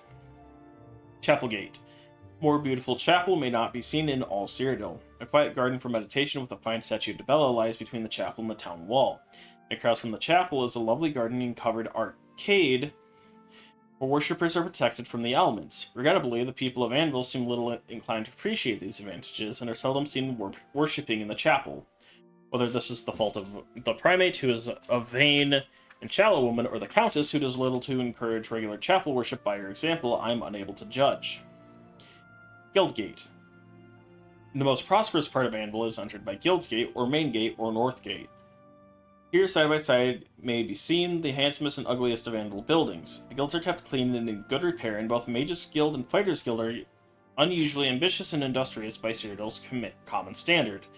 The head of the Mages Guild, Carahil, is a scholar of good reputation and an outspoken enemy of necromancy, summoning, and the dark arts. The Fighters Guild here is well staffed and active, and showed no signs of fecklessness and poor morale of chapters elsewhere in Cyrodiil. However, next to the Mages Guild is a ruined, long boarded up, and abandoned and prominent eyesore. Westgate. This is the residential district of Anvil. The houses here are shabby and ill-kept. The people are untidy and dull, with the exception of Anvil's famous citizen, the Argonian Arthurus Quiddleweave, who produces wretched books celebrating the misadventures and schemes of the lower and criminal classes. This person does her race no favor by confirming the prejudices of many who consider Argonians to be ungodly, dishonest, and worthless, and a little better than beasts. Damn. Harborside. Docks are rotten and in ill repair, and all manner of smells issue forth from the holds of ships and ramshackled warehouses. Shiftless persons gather here to bask in the sun, gossip, chatter, and plot how to beg or steal gold for wine and ale. Here, a good woman named Mirabelle Monet runs a house for homeless sailors, but I'm sorry to say, her mistaken tenderheartedness and charity only encourages malingering and drunkenness. Instead, she should urge these wicked and idle men to improve themselves through industry and teachings of the Nine. There is, however, a very appealing lighthouse south from the harbor, which one may contemplate a distant and less disagreeable view of Anvil's castle, town, and its harbor setting. May the Nine guard and guide you. Alright, Guide to Bravo. Mara, Mother Mild, make us hale and hearty. My name is Alessia Otis, and I'd like to tell you all about Bravo. Bravo is the dark grate of the sewer drain where foul and unappetizing debris collects. It is the poorest and dirtiest of Cyrodiil's towns, and the oldest and shabbiest, most plagued by criminals, drunkards, and skooma eaters, and most popular with beastfolk and other foreigners. All Bravo lacks is a coven of Daedra worshippers to make it the perfect pit of villainy, and many rumors suggest that even more evil and depraved worshippers are practiced in secret by Bravo's wicked heathens. This town is grey, grim, and depressing. The climate is damp and the atmosphere foul because of the fetid channels of the Larcius River that serve as Bravo's sewers, and because of the rank swamps of the lowland margins of the Niben Bay, where insects and diseases breed in abundance. The architecture of the town is remarkable for its unequaled ugliness and disorder. The houses, shops, and guilds are built from cracked and splintered timbers, soft from rot and green with mold and mildew. It is a pity that they do not fall down, for they might be rebuilt in a more pleasing manner. But rather, they continue to grow on top of one another like mounded middens, reaching lofty heights of 3 or 4 stories. Beggars and thieves lounge indolently on balconies overhanging the streets, and dump their refuse directly upon the unfortunate passers-by. Whole families live in teetering shacks on the tops of the buildings in unimaginable squalor. Bravo's people are dirty and dishonest. They live little better than goblins in caves, squatting in filthy, tumble-down shacks. The town citizens are divided into 2 classes: the smugglers, skooma eaters, bandits, thieves, and murderers, and the wretched beggars and fools that these criminals prey upon. Bravo is ruled by crime lords, and the town guard lives in the pockets of the skooma kingpins. You will not be surprised to find that there are many Argonians can cheat in this miserable place, since Elsewhere and Blackmarsh are close by, but you may be surprised to find many orcs here. However, beastfolk are comfortable in the company of other beastfolk, as are thieves and brutes naturally drawn to the company of one another. Bravo is not organized into orderly districts, however some landmarks may serve to orient the unfortunate visitor. The castle is approached by rickety bridges over the river to the east, the chapel is to the west. The shops and guilds are arranged in a line with their backs to the east wall and the channels of the river. Between the chapel and the shops and guilds are Bravo's ramshackle slums and tenements. Castle is the only sturdy stone-built dwelling in Bravo. It is nowhere as dirty and ill-furnished as the timber shacks of the people, but it is still a little better than the houses of the poorest paupers in Anvil or the Imperial City. Count Regulus Terentius, from a respectable family, once a noted tournament champion, is now widely recognized by his people as a drunken wastrel and ne'er-do-well. And his son, Gallius Terentius, is a strutting peacock who cultivates a society of crime lords and skooma eaters. The chapel stonework is in poor repair and covered with mold and mildew. The graveyard is surrounded by a ramshackle, unpainted wood fence, and the graves are untidy and neglected. The primate is a good servant of Mara, but she is unequal to the task of driving sin and wickedness from this nine-forsaken town. The priestess is wise and well-liked by those few who visit the chapel, but most people never pass once through the chapel's doors except to beg and steal. The inns are a disgrace. It is common to step over prostrate drunks and through pools of sick upon entering, and idlers, gamblers, and pickpockets swarm in the darkness and prey upon unwary travelers. A visitor foolish enough to sleep in these places should expect to be murdered in his bed. The guilds, by contrast, are relatively clean, quiet, and dry, and one forced by necessity to spend a night in Bravo might be justified in joining the Fighters Guild or the Mages Guild, despite their savage and godless ways, simply to be assured of a safe place to sleep. Well, the shops are no worse than any other feature of Bravo, and you may be more safe in them from assault or murder on account of the prodigious provisions merchants must take to protect themselves from thieves. If you are forced by circumstances to visit Bravo, you will very soon wish to leave, and you will wish to watch your back as you leave to be sure you are not followed by parades of bandits and assassins. Honor the Nine in prayer. Guide to Bruma. Father Talos, protect us all. My name is Alessia Otis, and I'd like to tell you all about Bruma. Yeah, we're on Bruma. Bruma is understood to be a Nibonese county, but in truth it is more Nord than Nibonese, on account of its close proximity to the Skyrim border, and on account of the terrible cold and discomfort of its location high in the Jarrow Mountains. Bruma is always cold and covered with snow, with braziers keeping burning in every quarter to prevent the citizens from freezing to death. Everything is built in wood, since trees are so plentiful in the forests of the Jarls. Even rich men live here in dark, dirty wooden huts. It is little wonder that Nords are such drunken heathen savages, for life is impossible in such a climate, and one might be tempted to drink into insensibility or sell one's soul, just to find sanctuary from the bitter cold and restless wind.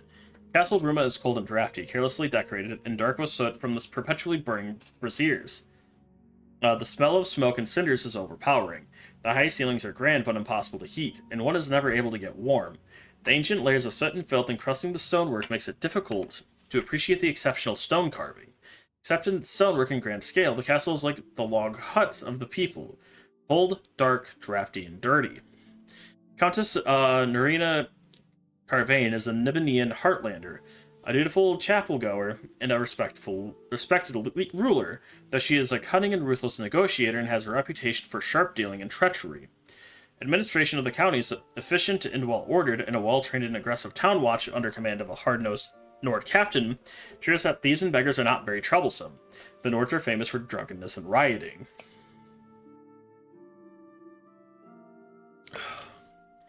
Access to the castle is through a gate west from town into a courtyard.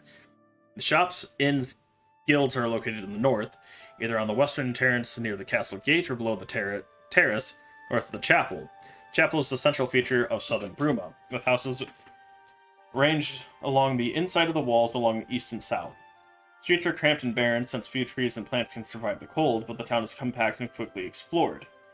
Bruma's Nibonian citizens faithfully observe chapel sundas rituals, but the lower classes are unregenerate followers of the heathen Nord gods, and they keep to their own secret superstitions and uncivilized practices. You will not be surprised to find that you can purchase good quality weapons and armor here, for Nordsmiths are famous for the quality of their wares. But you should not expect to be able to purchase books here, for Nords are ignorant and not fond of reading. The Fighters and Mages guilds are poor and short-staffed, for no one wants to be posted to such a grey and cold land. But at least the Mages Guild is kept good and warm, though I shrink from imagining what infernal engines are employed to produce and preserve that heat. May the Nine bless and save you. Alright, Cheydinhal. RK, bless my body and soul. My name is Alessia Otis, and I'd like to tell you all about Cheydinhal. The first impression of the visitor to Cheydinhal is of broad green parklands, graceful willows along the banks of the Corvolo. neatly groomed gardens, and flowering shrubs. Cheydinhall looks prosperous with clean, well-trimmed houses and neat stonework, ornamented with striking designs in glass, metal, and wood. But what lurks beneath this pleasing appearance? Crime, scandal, corruption. Cheydinhall is divided into 3 districts. To the north on a hill is the courtyard and inner keep of Castle Cheydinhall. A road runs east-west below the castle from East Gate to West Gate. The Corbollo River runs roughly north-south from this road, dividing the southern Cheydinhall into 2 districts, Chapel in the east and Market in the west. In the Market District lies all the shops, inns, and guild halls. In Chapel District are the chapel itself and Cheydinhall's residences. Bridges span the Corbollo in the north and south, with the south bridges connecting upon a pretty little island park in the middle of the river. Though Cheydinhall lies in the Nibinian east, its culture is shaped by the Dark Elf immigrants who emigrated here in the past half-century from Morrowind. Many of these immigrants were fleeing Morrowind's rigid society and heathen temple theocracy. In Cyrodiil, they hope to find the stimulating commerce atmosphere inspired by Xenothar's patronage. One of these immigrants is now Count Cheydinhall. Andal Indaris was of House Halalu in Morrowind, but he came to Cheydinhall searching for greater opportunity. His sudden rise into the highest ranks of Cyrodiilic nobility is hard to explain. Most old families of Cyrodiil rightly regard him as a presumptuous upstart. However, the discovery of the Count's wife, Lady Lathasa Indaris, badly battered and dead at the foot of the county hall stairs, immediately attracted scandal, and rumors of the Count's dissipation, rages, and infidelity suggest a darker mystery behind her death. Chapel of Arcane Cheydinhall is poorly attended. The Count sets a poor example. He never sets foot inside the chapel, but perhaps it is from fear of divine judgment that he avoids placing himself under the eyes of the Nine. Cheydinhall's primate priests and healers are godly people, and staunch professors of the faith, but the most honored and respected of the chapel's clerics is Aranel, the living saint of Arcane, tireless crusader against the wicked practice of necromantic sorcery in the Mages Guild and in the Imperial Battle College. Both of Cheydinhall's inns appear respectable from the outside, but the New Lands Inn is owned by a wicked, profane, dark elf ruffian, and the Cheydinhall Bridge Inn is owned by a dignified, devout Imperial matron. So I'm sure you know which place will serve you good, reasonable food, and which will provide you with a safe, clean bed, where you are unlikely to be murdered for your purse. The owner-proprietor of Cheydinhall's bookstore is Makna, an Argonian, and a ruder, more disagreeable creature I've never met. Nonetheless, his selection of books is excellent, and his price is reasonable. The poorest of Cheydinhall's residences are bright and clean, with well-groomed grounds, and the citizens think it no inconvenience when you step in to admire the furniture and appointments, provided you do this at a decent hour. However, be warned, many of these residents seem respectable to all appearances, but have no sooner do they open their mouths that they reveal themselves to be evil brutes, shocking and rude, and more likely to murder you and bury you in their basements as to speak a civil word to you. Maybe don't enter their houses. That many of these rough, unpleasant people are orcs should be no surprise to you. However, you will not wish to miss the House of Cheydinhall's most notable citizen, the celebrated painter, Lithandis. He's often hard at work in his studio and not to be disturbed, but his wife is gracious and hospitable, and may be persuaded to show you those of his paintings which hang on his own walls. Follow the Nine to glory.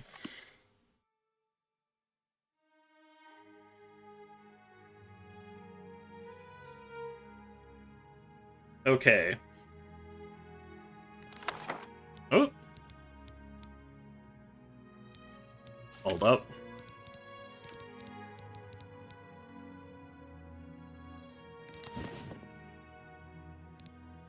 I wanted that back. Oh god.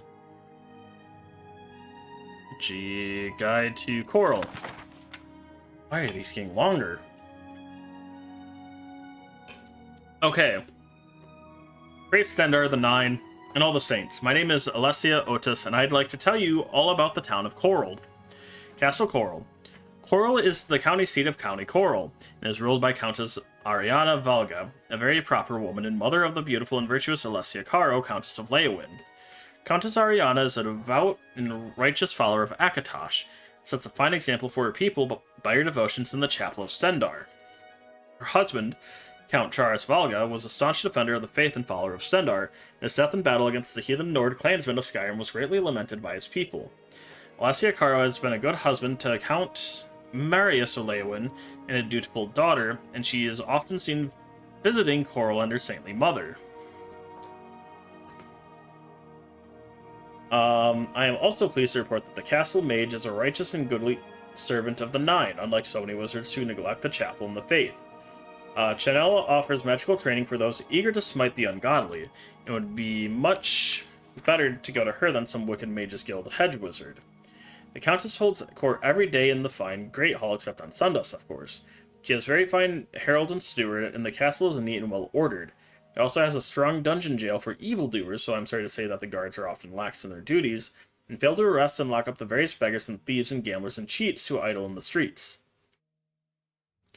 Districts of Coral. There are 5 main districts of Coral. When you enter the gate, you find yourself in Fountain Gate, before the fine pool and statue of the Saint of Sancre Tor, memory of all who died in that great battle. Around the fountain are the 2 inns, the general store and the smith. One street leads east to the castle, one north to the Great Oak Place, one west to Chapel Street and West Coral.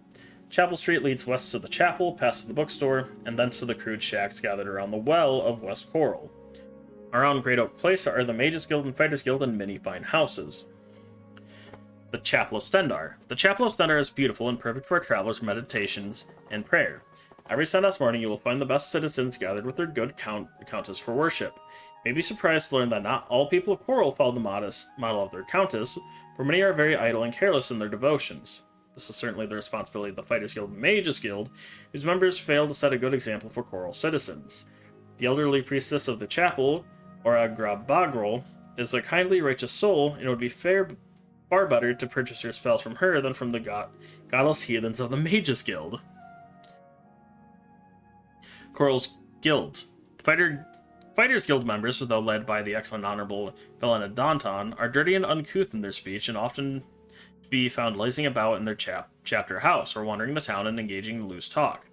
How much better it would be if they improved their characters by regular attendance at the Chapel of Stendar. Their excellent smith is an exception, being often seen at her devotions at the chapel. The members of the Coral Mages Guild are, for the most part, shiftless scholars and students who spend their time reading, quarreling, and brewing foul concoctions. They are well-spoken and well-educated, but what good is such learning if they fail to improve their souls by penitence and prayer? You may purchase spells and potions from these persons, but it will only encourage them in their irreverent amusements and wicked idleness.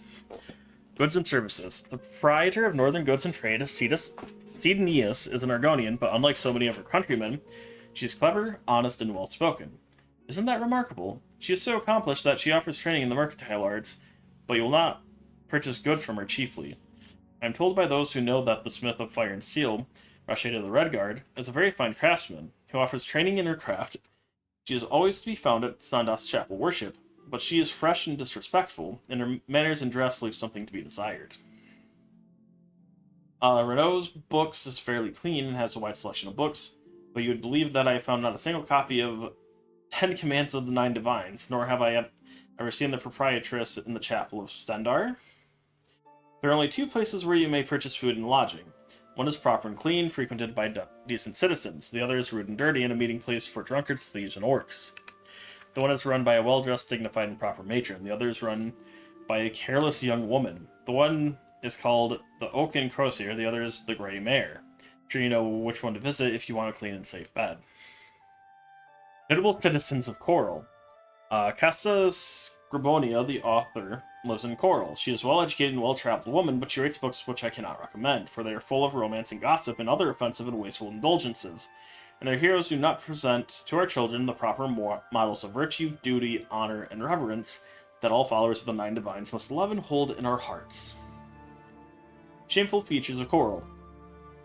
You will often see the townsfolk gathered in mischief and loose talk around the Great Oak, near the Fighter and Mages Guild.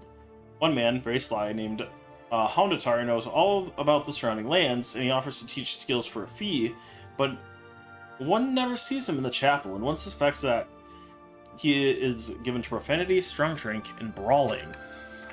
There are many thieves and murderers in Coral. They even secretly teach their crafts for fees in their homes. And where's the Coral Guard? Nowhere to be seen, I'm sorry to say.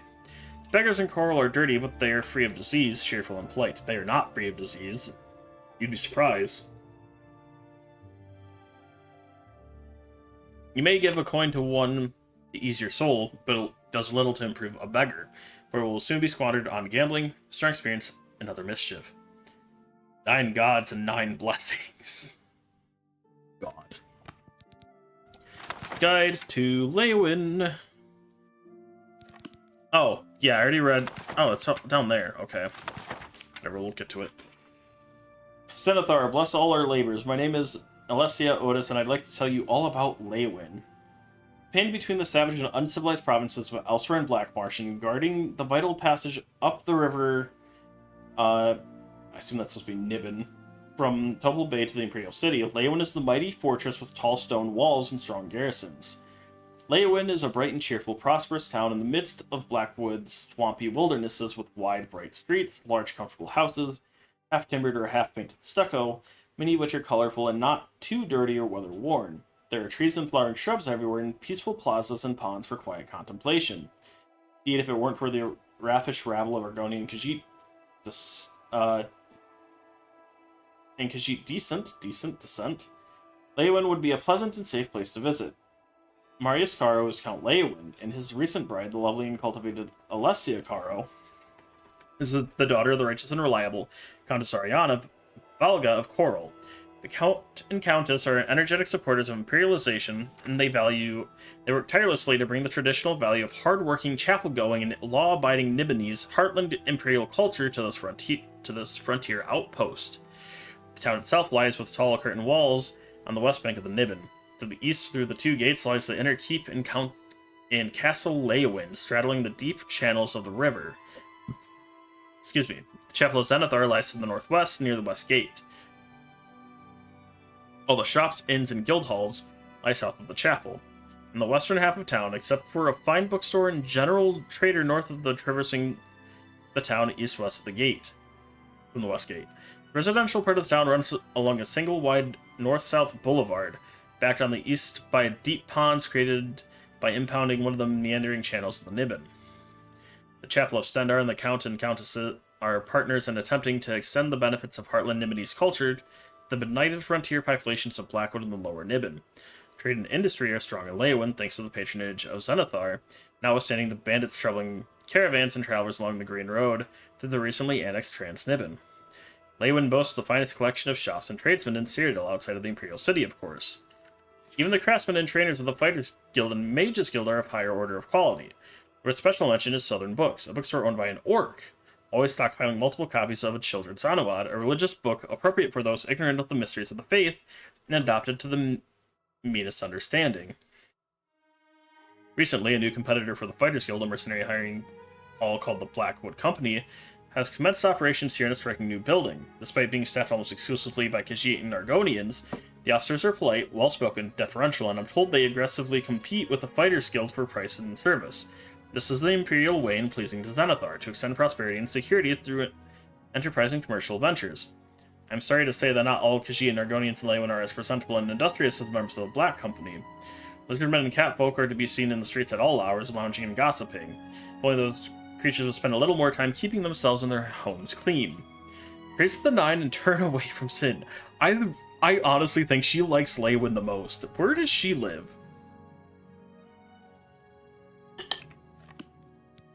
New Sheoth. Not by her. Traveler's Guide to New Sheoth and the Shivering Isles by Brenneth Erlin. Different book, different person. I love it. Okay. New Sheoth is generally recognized as the Jewel of the Shivering Isles, the culinary and cultural epicenter of the entire realm. Founded at the whim of our Lord Sheogorath, the city is a model of the Mad God's own perfect vision.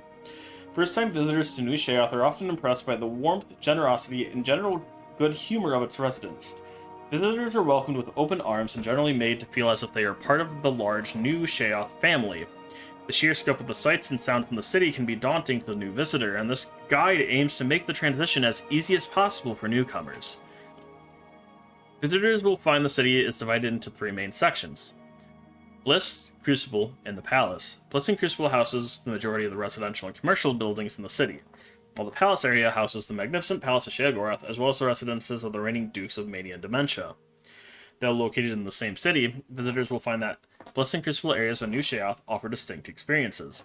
The shining parapets and golden roads of Bliss stand in stark contrast to the rustic buildings and unpaved streets of Crucible.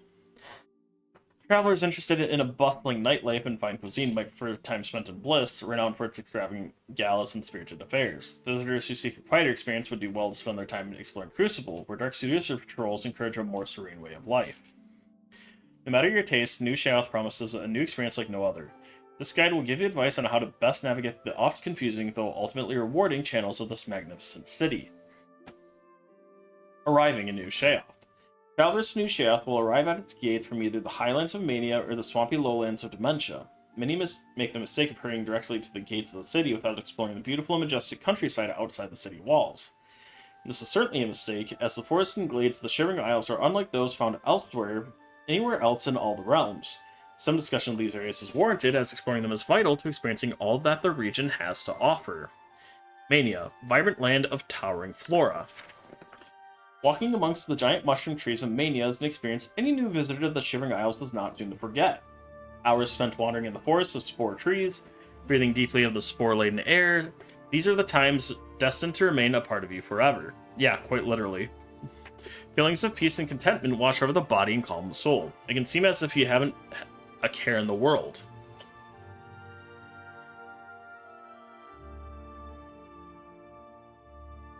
Take the time to examine the beautiful plant life found in the region.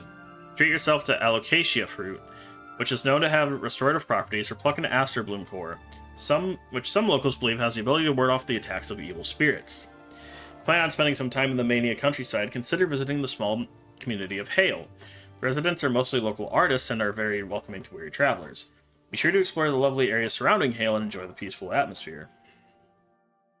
A cautious traveler is a safe traveler, though even in the idyllic lands of Mania.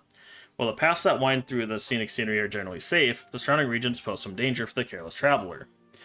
Mania is home to a number of indigenous animal species, some of which could be life-threatening to a less seasoned adventurer. We recommend sticking to the clearly marked paths when traveling anywhere within the Shivering Isles. The slow grace of dementia. It is often said, time spent in dementia is time not spent elsewhere. Truer words were never spoken. Many have spent days roaming the small islets of dementia, enjoying the scenic views over the majestic lowlands. Travel over the quaint bridges that span the small islands of southern dementia and enjoy a beautiful sunset along the moss-covered trees. If you're looking for a place to relax while exploring the lands of dementia, we suggest a visit to Deep Wallow. The small community is a working farm where the residents use a unique method of raising crops of some of the extraordinary local plant life. The residents of Deep Wallow are private people, so care should be taken in approaching them. Once you've learned their customs, we found them to be a most interesting group with whom to spend some time. Tip: for an exciting day trip, visit the Hill of Suicides, a site unlike any other in all the Shivering Isles. Located in central Dementia, travelers should not pass up the opportunity to take in the sights at this unique and fascinating location. There is no fee to visit the hill, though some travelers have found it almost impossible to leave. Yeah, I wonder why. Getting to the Shivering Isles. Arriving to the Shivering Isles is solely at the discretion of our Lord Sheogorath, Prince of Madness. Getting around. The best way to explore the Shivering Isles is by foot. Take the time to meander along the paths that stretch across the beautiful landscape. A weary traveler can often find a place to rest at one of the many campsites found dotted across the world. Accommodations. Expensive. The Choosy Beggar, Bliss, Ravenbiter, and his wife, Shir Medish, run a fine restaurant and inn in the Bliss district of New Sheoth. The rooms are nicely appointed, and the food is above average for the area. We highly recommend trying the wine. It's some of the best in the city. Many travelers find lunch to be an especially good time to visit the Choosy Beggar. Though the prices are no lower, the earlier hours often find Shir Medish in a more accommodating mood. Moderate. Sickly Bernice's Tap House, Crucible. Don't let the name fool you. Sickly Bernice's Tap House is exactly what you'd expect from an inn located in downtown Crucible. The lodgings, while not as opulent as those found at the nearby Choosy Beggar, are satisfactory. Sickly Bernice is an affable host when she is well enough to work. The food is palatable, as are the beverages. After a visit, make sure to see Eril at Eril's Mysteries. He sells a wide assortment of magics, including some wonderful low-cost cure disease spells. Shopping. Common Treasures. Bliss. If you're looking for, well, anything, Common Treasures and Bliss is a good place to start. Trader Tilse Aerolith has a wide assortment of wares available to the discerning customer. She's also more than willing to negotiate a good price for those unwanted items you may find in your travels. Cutter's Weapons. Bliss. There's not a finer weapon shop to be found in all of New Sheoth.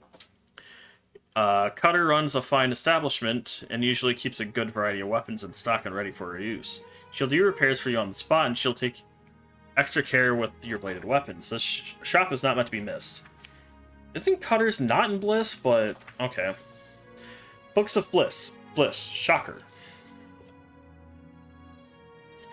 If you're looking for reading material on your journey, this is the place to get it. Santerre is a very, very friendly bookseller with a keen eye for more than just books. You won't be disappointed if you find some of your hard-earned gold in this establishment. The Missing Pauldron, Crucible... No, those... Cutter and the Missing Pauldron are kind of swapped. Tell me you're in the mood to buy, look no further than the Missing Pauldron and Crucible. Recently reopened under new manager, Dumag Gros Bonk. The shop seems to be doing quite well. Dumag will be happy to sell you some new armor, repair your old favorites, or just sit a while and tell you this rather long and interesting story of his life. Earl's Mysteries, Crucible. Many adventurers don't like to travel without a full spellbook, and Earl's is a place to go. A new shelf to stock up on the latest in spellmaking. It sometimes seems time stands still as you browse through the excellent selection of spells. Highly recommend. Things Found, Crucible. It's not an assortment of items to be sure, but it's never a dull day when you visit Things Found in Crucible. Owner Abuki has scoured the realm in search of the most intriguing and varied assortment of magical items to be found almost anywhere. Take some time and browse around. You'll never know what you might find. Alright, 1 second.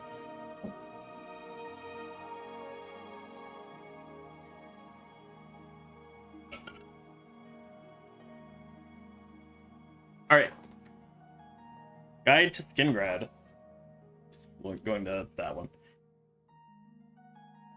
It's alright, I'm trying to, like... The page keeps randomly updating.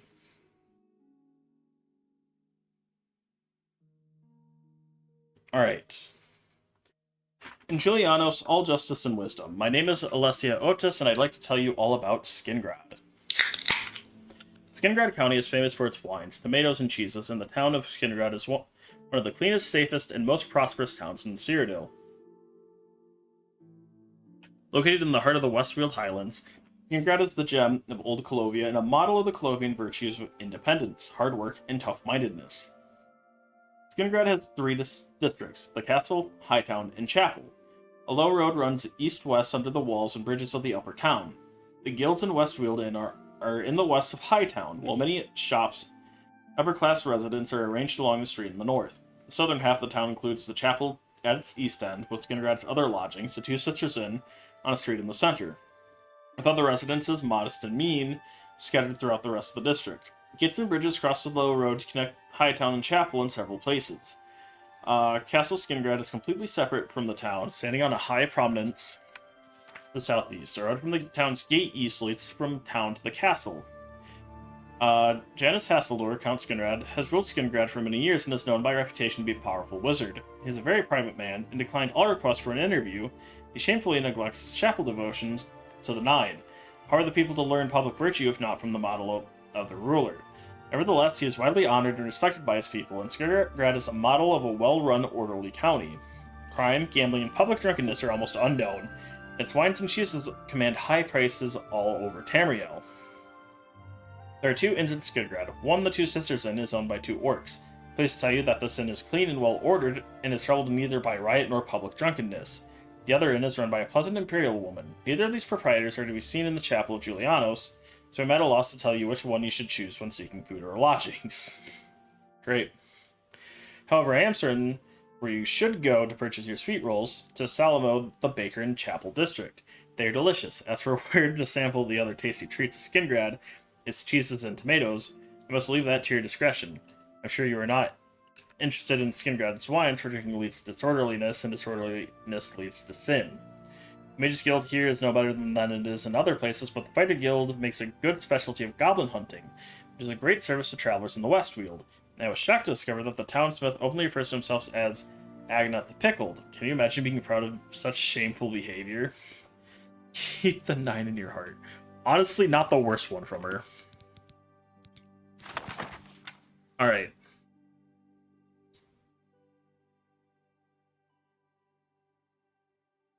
Alright, Alessia. Alessia's Guide to the Imperial City. Praise Akatosh, bless the Empire and all its people. My name is Alessia Otis, and I'd like to tell you all about the Imperial City. The Imperial City. Who do you think lives in the Imperial City? Uriel Septim, Emperor of Tamriel, Defender of the Faith, and descendant of the sainted Tiber Septim, Lord Talos, the holy god of state and law, and our blessed nine divines. All know the Emperor to be a good and holy man, for he may often be seen in the Temple of the One, making his devotions to the nine divines and the communion of saints. And where does he live? In the Imperial Palace in the center of the Imperial City, in the white gold tower which was built many ages ago by the godless stager-loving Aelids. How fine it is that the stones raised high by this ancient evil empire are now reconsecrated as a monument to imperial justice and piety. People who visit the Imperial Palace like to walk among the graves of saints and counts, battle mages and emperors, and gaze upon with wonder upon the white gold tower, which can be seen from any place within the city. The Elder Council chamber here cannot be entered, and though you may marvel at their curious ancient armors, you'll soon want to be away from the rude and discourteous Imperial guards. The Imperial City Districts. The Imperial City is divided into 10 districts. At the center of the Imperial Palace, the other districts are grouped around the palace. To the northwest is Elven Gardens, a pleasant residential district. Continuing Widdershins, the Talos District, an exclusive residential area, lies to the west. Southwest is the Temple District, and beyond it, outside the walls, the filthy and bad-smelling Waterfront District. To the southeast lays the Arboretum, and beyond that, outside the walls, the infamous Arcane University of the Mages Guild. To the east is the notorious Arena District, and last, to the northeast of the Palace lies the Market District, where anything may be bought, and beyond the Market District, outside the city walls, the Imperial Prison. The Temple District. I live in the Temple District of the Imperial City, and it is a very pretty place. You're welcome to visit me, my husband, and daughter when you come to worship at the Temple of the One. This district is very pretty, and only pleasant and well-bred persons live here, though, as in all parts of the city, beggars are a constant problem. Arboretum. In this beautiful garden, you will find the famous statues of the Nine Divines. In the center, you will find the statue of Lord Talos, Emperor Tiber Septim. But it is right that Talos should have this place of honor rather than Akatosh, King of Gods. It is the scheming pride of the Elder Council who sought favor with the sons of Talos that is responsible for the shameful error. The Market District. You will find crowds of people waiting outside the doors of the Office of Imperial Commerce to make their complaints about being cheated by some merchant. This is a very dirty place. Piles of crates lie around in untidy heaps, unwholesome toadstools and fungus grow in clumps, and the cobbles are slimy and encrusted with filth. If you may send your servant rather than visit yourself, it would be far better. The Arcane University. This place is unspeakably dirty and unkempt, no better than a slum. You'll never find the students or wizards outside in the air, for they are squatting in their dark dungeons, poring over profane texts and making crabbed scribbles on scrolls. Then the Arcane Archmage's Tower is hidden the Imperial Orrery, which the mages use to study the sky. Such fools. Or do they not look on the glory of creation itself and give praise to the Nine as they ought, rather than squat and peer at such a ridiculous and expensive machine? Mages are said to have a great library of precious books, but they jealously hoard them for themselves. This is no loss for the righteous, for these books are surely full of wicked nonsense. Yeah. Imperial Waterfront. This is a terrible place. It's not uncommon to stumble over the bodies of women and children who have been murdered here. There are no more wicked and godless men in Tamriel than merchants and sailors, and they gather here to plot and cheat citizens of their hard-earned gold. Gambling, enslaving, and skooma-sucking, and even more depraved activities take place in warehouses and ships here. Where are the City Watch? Nowhere to be seen. The prison. The prisons are very cruel and horrible, damp and dirty, with chains and pincers and manacles and instruments of torture on every hand. But did I find any prisoners in these cells? No, for the Watch is so lazy and careless that the cells are all empty. There are guards everywhere in the Imperial City. They travel in groups, for even they are afraid of the cruel bandits and thieves that lurk everywhere in the city. Do you not know why they do not throw the impertinent beggars into prison? Criminals are so bold as to introduce themselves to you on the street. One outlaw was so brazen as to boast that he had stolen his weapons and armor from the Imperial prison. How careless and idle these watchmen must be to allow this. They know no shame, for the wicked officers of the Watch are corrupt and accept gold from the hands of the very people they are supposed to place behind bars. The Arena. I'll not tell you about this place, for you have no need to visit it. Only idle or foolish persons come here to throw their money away on games of chance, or to spill their own blood, and they would better devote themselves to exterminating the armies of robbers and beggars that swarm in the streets. May the Nine bless you and keep you. Okay. That is all that. Next is the Hanging Gardens.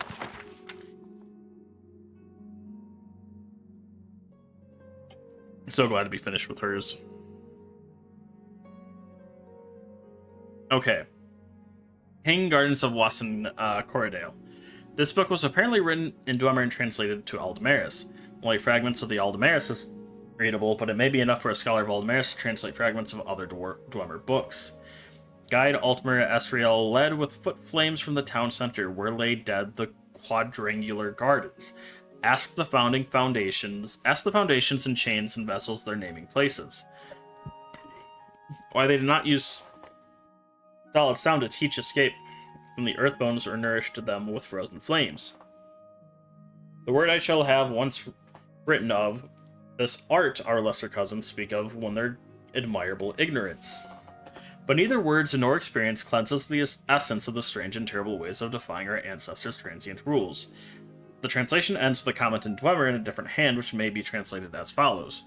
Put down your ardent cutting globes, Nibithold. Your Aldamaris has the correct words, but they cannot be properly misinterpreted. Well, damn. Alright, next up is Mysterious Akavir. Bum.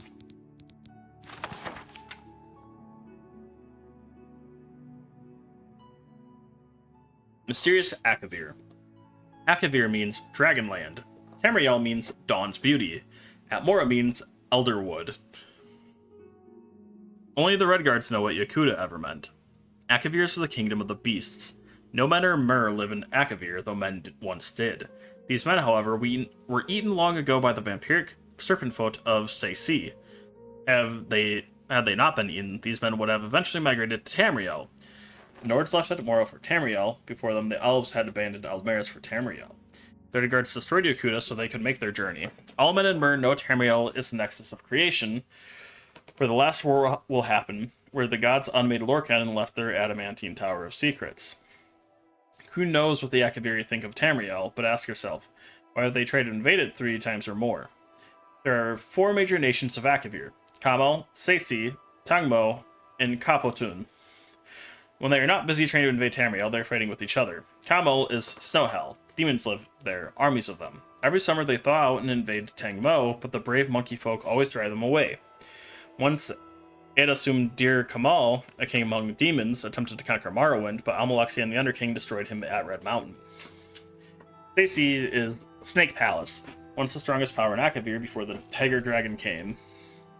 Serpent folk ate all the men of Akavir a long time ago, but still kind of look like them. They are tall, beautiful, and frightening, covered in golden scales and immortal. They enslave the goblins of the surrounding isles, provide labor and fresh blood. The holdings of Seisi are widespread. When agents of Tamriel think of the Akaviri... Akaviri, they think of the Serpent Folk because one ruled the Cyrodiilic Empire for 400 years in the previous era. He was potentate Versity du Shay, assassinated by the Morag Tong. Tangmo is 1,000 monkey isles. There are many breeds of monkey folk, and they are all kind, brave, and simple, and many are also very crazy. They can raise armies when they must, or all the other Akaviri nations have at one time or another tried to enslave them. They cannot decide who they hate more, the snakes or the demons, but ask one and he will probably say snakes. Though once bitter enemies, the monkey folk are now allies with the tiger folk of Kaputone. Kaputone is the tiger dragon's empire. The cat folk here are ruled by the divine Toshraka, the tiger dragon. They are now a very great empire, stronger than the Tsaitsi, though not at sea. After the serpent folk ate all the men, they tried to eat all the dragons. They managed to enslave the red dragons, but the black ones had fled to then Potun. A great war was raged, which left both the cats and the snakes weak, and the dragons all dead. Since that time, the cat folk have tried to become the dragons. Toshraka is the first to succeed. He is the largest dragon in the world, orange and black, and he has very many new ideas. First, Toshraka says, is that we kill all the vampire snakes. Then the Tiger Dragon Emperor wants to invade Tamriel. Alright, and our final one for travel is Provinces of Tamriel. Bow, bow. The Empire of Tamriel encompasses the 9 imperial provinces: Skyrim, High Rock, Hammerfell, Somerset, Valenwood, Elsewhere, Blackmarsh, Morrowind, and the ancient imperial province itself, Cyrodiil. Morrowind was among the last of the provinces to be integrated into the Empire, and because it was added by treaty and not by conquest, Morrowind retains exceptional power to define local law by reference to ancient Great House precedents. Skyrim, also known as the Old Kingdom or the Fatherland, was the first region of Tamriel settled by humans from the continent of Atmora. Sorry, I'm trying to get something pulled up. The hardy, brave, warlike Nords whose descendants still occupy this rugged land.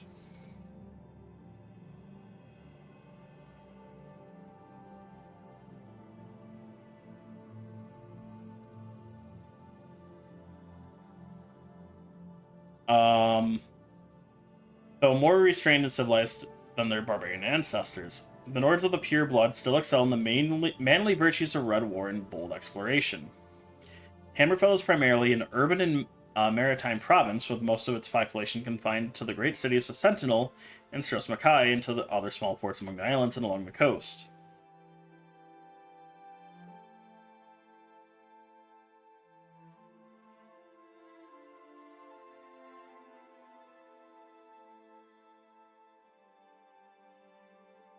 Okay.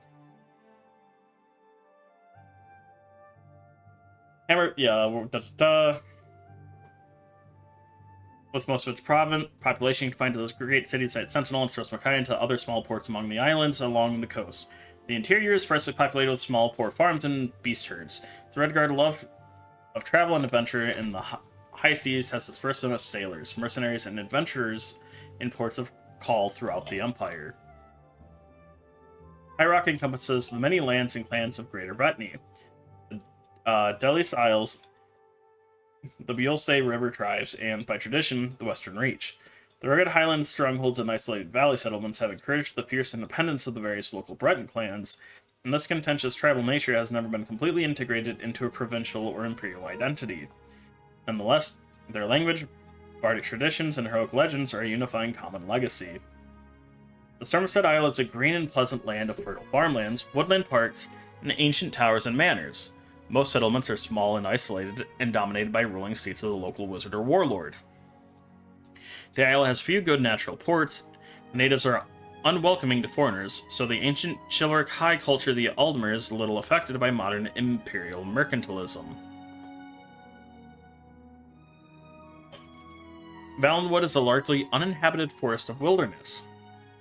The coasts of Valenwood are dominated by mangrove swamps and tropical rainforests, while heavy rainfalls nurture the temperate inland rainforests. Bosmer live in timber clan houses at sites scattered along the coast and through the interior, connected only by undeveloped foot trails. Few imperial roads traverse vast dense woodlands studded with tiny, widely separated settlements and carry little trade or traffic of any kind. The Khajiit of the southern elsewhere jungles and river basins are settled city dwellers with ancient mercantile traditions and a stable agrarian aristocracy based on sugarcane and salt rice plantations. The nomadic tribal Khajiit of the dry northern wastes and grasslands are, by contrast, aggressive and territorial tribal raiders periodically united under tribal warlords. While the settled south has been quick to adopt imperial ways, the northern nomadic tribes cling to their warlike barbarian traditions. Most of the native Argonian population of Blackmarsh is confined to the great inland waterways and impenetrable swamps of the southern interior. There are few roads here, and most travel is by boat. The coast and the northwestern upland forests are largely uninhabited. For ages, the Dunmer have raided Blackmarsh for slaves. Though the Imperial has made it illegal, practice persists, and Dunmer and Argonians have a long-standing and bitter hatred for one another.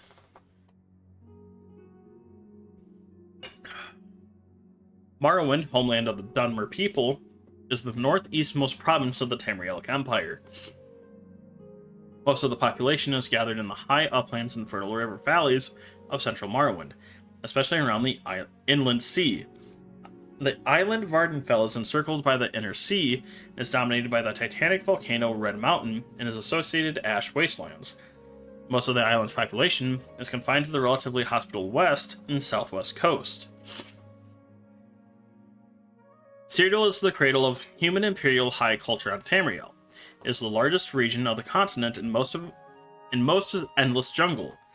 The imperial city is in the heartland of the fertile Nibene Valley.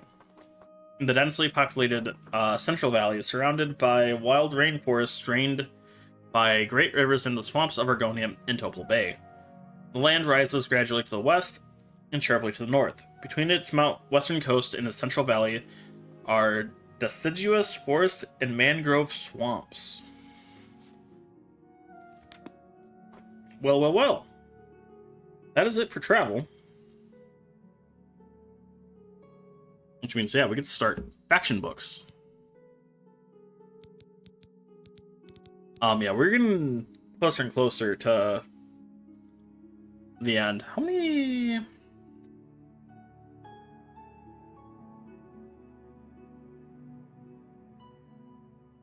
Where am I at? Okay, so I just finished reading 56. We have 64, 78 books left. Let's get moving. This is gonna take forever. Don't worry. Azir Trashijaj Azeri by Anonymous. This is an absurd book, but like all things Khajiit, as the expression goes, Gazalzi Babirzat Zarita Masazi, where absurdity has become necessity. Much of what I have to say has probably never been written before, and if it has, no one has read it. The Imperials feel that everything must be written down for posterity, but every Khajiit kitten born in elsewhere knows his history. He drinks it in with his mother's milk. Fairly recently, however, our struggles to win back our homeland from the rapacious Count of Leywin have attracted sympathetic persons, even Imperials, who wish to join our cause, but seems do not understand our ways. Our enemies, of course, do not understand us either, but that is as we wish it, our weapon in our arsenal. Our non-Khajiit friends, however, should know who we are, why we are, and what we are doing. Khajiit mind is not engineered for self-reflection. We simply do what we do. Let the world be damned. To put it into words and rationalize our philosophy is foreign, and I cannot guarantee that even after reading this, you'll understand us. Grasp a simple truth. Gazino Vano Dazina Ualis. When I contradict myself, I am telling the truth. We are the Renrijra Kryn. Mercenaries Grenu, the laugh of the landless, the smiling scum. Would all be fair translations. It is a derogatory expression, but it is amusing, so we have adopted it. 1 second.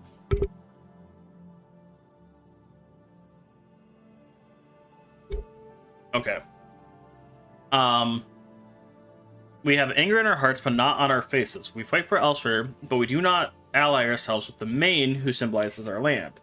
We believe in justice, but do not follow laws.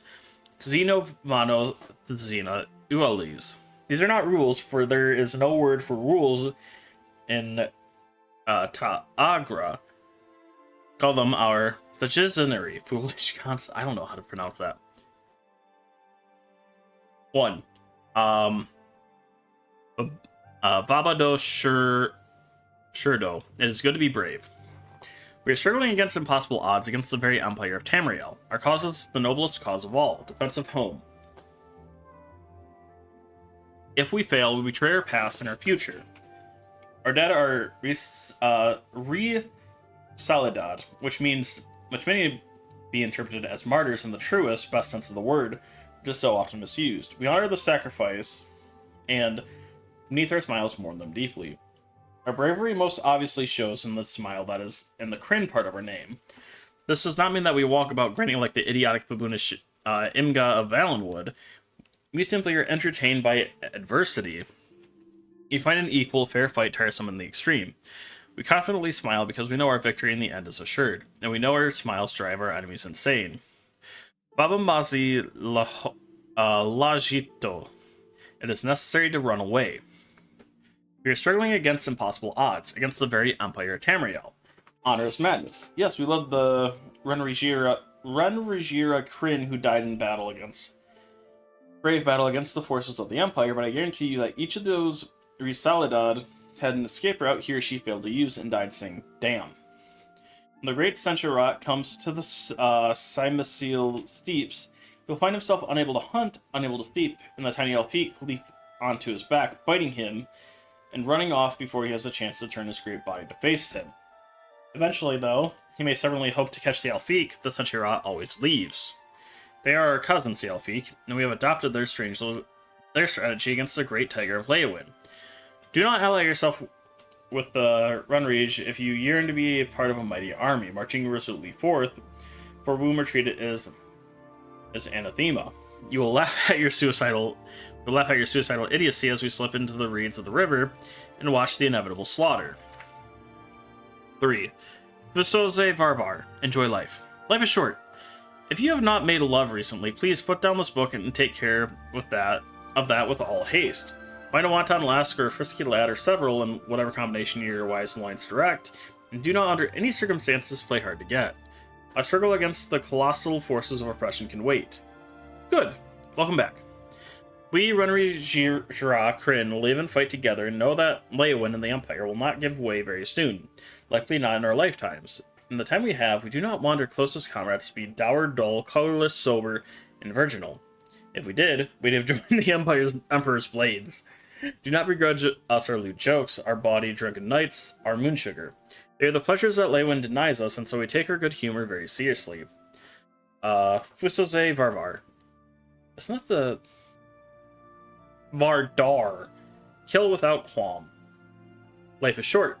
Very short. As many have learned when they have crossed the Runrige Kryn. We fight dirty. If an enemy is facing us, we might consider our options and even slip away if the sword looks too big. If his back is to us, however, I personally favor knocking him down, then jumping on his neck, where the bones snap with a gratifying crunch. Of course, it is up to you in your personal style. Azir Durararis. We give freely to the people. Let us not forget our purpose. We are fighting for our families. The Khajiit driven from the rich, fertile shores of Lake Makapi and the river Malapi, where they and their ancestors lived since time immemorial. It is our battle with their tragedy. We must show them, lest they are swayed by other rhetoric, that we are fighting for them. The Main, the Emperor, and the Count give speeches, pass laws, and living life in the open explain their positions and philosophies to their people to stave off the inevitable revolution. Extra-legal entities such as the Runrige Kryn must make our actions count for our words. This means more than fighting the good fight and having a laugh at our befuddled adversaries. It means engaging and seducing the people. Ours is not a military war, it is a political war. If the people rise up against our oppressors, they will retreat, and we will win. Give to these people whatever possible, gold, moon sugar, and their strong arms. Though they hide, their hearts will be with us. Azir Trajishazari. We justly take by force. Let us not forget our purpose. We are thieves and thugs, smugglers and saboteurs. If we cannot take a farm, we burn it to the ground. If the Imperial garrison in a glorious ancient stronghold, beloved by our ancestors, will not yield, we tear the structure apart. Excuse me. The only way to rescue the land from the Leyawiin misappropriation is to make it uninhabitable by all, so be it. We want our life and our home back as it was 20 years ago. But if that is not realistic, then we will accept a different, simple, pragmatic goal. Revenge. With a smile. Bam. Alright. Next up. The Brothers of Darkness. By Pelarn Asi. As their name suggests, the Dark Brotherhood has a history shrouded in obfuscation. The ways are secret to those who are not themselves brothers of the Order. Brother is a generic term. Some of their deadly assassins are female, but they are often called brothers as well. How they continue to exist in shadow, but be easily found by those desperate enough to pay for their services, is not the least of the mysteries surrounding them. The Dark Brotherhood sprang from a religious order, the Morag Tong, during the Second Era. The Morag Tong was worshippers of the dangerous spirit Mephala, who encouraged them to commit ritual murders. In their early years, they were as disorganized as any obscure cultist could be. There was no one to lead the band, and as a group they dared not murder anybody of any importance. This changed with the rise of the Night Mother. All leaders of the Morag Tong, and then afterward the Dark Brotherhood, have been called the Night Mother. Whether the same woman, if it even is the woman, has commanded the Dark Brotherhood since the Second Era is unknown. What is believed is that the original Night Mother developed an important doctrine of the Morak Tong, the belief that, while Mephala does grow stronger with every murder committed in her name, certain murders were better than others. Murders that came from hate pleased Mephala more than murders committed because of greed. Murders of great men and women pleased Mephala more than murders of relative unknowns. We can approximate the time this belief was adopted with the first known murder committed by the Morak Tong. In the year 324 of the Second Era, the potentate Versidue Shay was murdered in his palace in what is today the Elsewhere Kingdom of Senchal. In a brash move, the Night Mother announced the identity of the murderers by painting Morak Tong on the walls in the potentate's own blood. Previous to that, the Morak Tong existed in relative peace, more or less like a witch's coven, occasionally persecuted but usually ignored. In a remarkable synchronicity at a time that when Tamriel the Arena was a fractured land, the Morak Tong was outlawed throughout the continent. Every sovereign gave the cult's elimination his highest priority. Nothing more was officially heard of them for 100 years. It is more difficult to date the era when the Morak Tong re-emerged as the Dark Brotherhood, especially as other guilds of assassins have sporadically appeared throughout the history of Tamriel. First mention of the Dark Brotherhood that I have found is from the journals of the Blood Queen Arlimanhera of Hagath. She spoke of slaying her enemies by her own hand, or if necessary with the help of the Night Mother and her Dark Brotherhood. Secret arsenal my family has employed since my grandfather's time. Arlimanhera wrote this in the Second Era, year 412, so one can surmise that the Dark Brotherhood had been in existence since at least 360 if her grandfather had truly made use of them. The important distinction between the Dark Brotherhood and the Morak Tong was that the Brotherhood was a business as much as it was a cult. Rulers and wealthy merchants used the order as an assassin's guild. Brotherhood gained the obvious rewards of a profitable enterprise, as well as the secondary benefit that rulers could no longer actively persecute them. They were needed. They were purveyors of an essential commodity. Even an extremely virtuous leader would be unwise to mistreat the Brotherhood.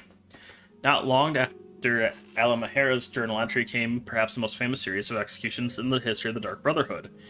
The Clovian Emperor Potentate, Savarian Chorak, and every one of his heirs were murdered on one bloody night in sun's dawn of 430. Within a fortnight, the Clovian dynasty crumbled, to the delight of its enemies.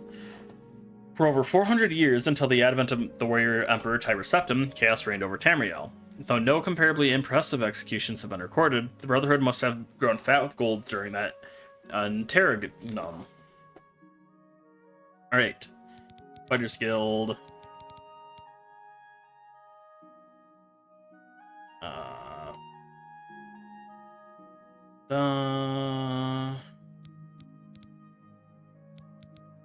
I think we only have this one. I don't think I grabbed the other one. Yeah. Oh, the other one is History of the Fighters Guild. Right, first edition. In the year 283rd year of the Second Era, Potentate Versidue Shay was faced with a disintegrating empire. The vassal kingdoms throughout Tamriel had reached a new height of rebellion, openly challenging his rule. They refused his taxes and led sorties against the imperial garrisons throughout the land. At the destruction of his fortress in Dawnstar, he gathered the imperial council in what would be called the Council of Bardmont, after the town south of Dawnstar where they met. There the Potentate declared Catholic and universal martial law. The Prince of Tamriel would dissolve their armies or face his wrath. The next 37 years were perhaps the bloodiest in the violent history of Tamriel. In order to crush the last of the royal armies, Versidue Shay had to sacrifice many of his best legions, as well as spend nearly every last piece of gold in the imperial treasury. But he accomplished the unthinkable. For the first time in history, there was but one army in the land, and it was his own. The problems that immediately surfaced were almost as staggering as the triumph itself. Potentate had impoverished the land by his war, for the vanquished kingdoms also had spent their last of their gold in defense. Farmers and merchants alike had their livelihood ruined. Before the princes of Tamriel would not pay his taxes, now they could not. The only persons who benefited from the war were criminals who preyed upon the ruins of the lawless land without fear of arrest now that all the local guards and militia were gone. It was a crisis the Akavir had seen coming before he destroyed the last of his subjects' armies, but for which he had no solution. He could not allow his vassals their own armies again, but the land was deeper into the stew of anarchy than it had ever been before. His army sought to fight the rise of crime, but a central authority was no threat against the local underworld. In the dawn of the year 328, a kinsman of Versidue Shay, Daenerys Vest the Iron, presented himself with a host of companions before the Potentate. It was he who suggested an order of mercantile warriors for hire, who'd be hired by nobility in lieu of a standing army. The employment would be temporary, and a percentage of the fee would go to the potentate's government, thus putting salve on two of Versailles' greatest pains. Though it was then called the Sefim, after the sexy word for soldiers, the organization that was to be known as the Fighters Guild had been born. Daenerys Vest the Iron initially believed that the entirety of the order should be composed of Akaviri. This belief of his is not disputed by any historian, though his motivation is often debated. The traditional simple explanation is that he knew his countrymen well, trusted them, and felt that their tradition of fighting for profit would be of use. Others believed with reason that he and the potentate sought to use the order to effectively complete the conquest of Tamriel, begun over 500 years earlier. When Akavir attacked Tamriel in the 2703rd year of the First Era, they had been beaten back by the Riemann dynasty. Now they had a potentate on the throne, and with Daenerys Vest's machinations, the local armies would also be Akaviri. What they had failed to do by combat, they would have successfully accomplished by patience. A traditional stratagem, many scholars suggest, of the immortal snake men and the Tsaci Akavir who always had time on their side. The point, however, is largely academic. Though the Sefim did establish themselves in some kingdoms neighboring Cyrodiil, it became quickly apparent that local warriors were needed. Part of the problem was simply that there were not enough Akaviri for the work that needed to be done. Another part was that the snake men did not understand the geography and politics of the regions they were assigned. It was evident that some non-Akaviri were needed in the Sefim, and by the midpoint of the year, 3 Nords, a warrior sorceress, a rogue, and a knight were admitted into the order. Oh, they're all Nords, though. The knight, whose name had been lost in the sands of time, was also a great armorer, and probably did more to strengthen the organization than anyone but Daenerys Vest himself. As has often been stated, the Akaviri, particularly the Tsaci, understood weaponry better than armor. Even if they could not wear it themselves, the knight was able to explain to the other Sefim what the weaknesses were in their opponent's armor, explaining to them how many joints there were in a pauldron and a greave, and the differences between Akatans and Armcations, gorgets and glede trims, pallets and pass guards, tabards and tassets. With this knowledge, they made long strides in defeating the brigands, doing far better than their meager numbers would suggest. There's a joke amongst historians that if Akavir had a Nord armor in their employ in the First Era, they would have won the invasion. The success of these first 3 outsiders to the Sefim opened the door for more local members. Before the year was through, Daenerys Vest had spread his business throughout the Empire. Young men and women, for a variety of reasons, because of desperate poverty, for love of action and adventure, in order to aid their crime-stricken neighbors, joined his new order en masse. They received training and were immediately put to work helping keep the aristocracy's problems, assuming the roles of the guards and soldiers, within their locality. The early success of the Sefim in combating crime and defeating local monsters so inspired potentate Duché that he entertained representatives from other organizations interested in imperial sanction. Though formed much earlier, the Mages Guild had always been viewed with suspicion by the government. In the 321st year of the Second Era, Potentate gave his approval to the Guilds Act, officially sanctioning the Mages Guild together with the Guild of Tinkers, Cobblers, Prostitutes, Scribes, Architects, Brewers, Vintners, Weavers, Rat Catchers, Furriers, Cooks, Astrologers, Healers, Tailors, Minstrels, Barristers, and the Sefim. In the charter, they were no longer called the Sefim, however. Bowing to the name it had become known as by the people, they were to be called the Fighters Guild. All the guilds, and those that followed by later sanctions throughout the Second and Third Eras, would be protected and encouraged by the Empire of Cyrodiil, recognizing their value to the people of Tamriel. All would be required to pay to expand their influence throughout the land. The Empire was strengthened by their presence, and the Imperial coffers were filled once again. Shortly after Versadu's death, only 3 years after the Guild Act, his heir Severian Chovak led the reforming of local armies. The Fighters Guild was no longer the principal arm of the local aristocracy, but their worth had already been established. Though they were certainly strong individuals who sought their own fortunes in the past,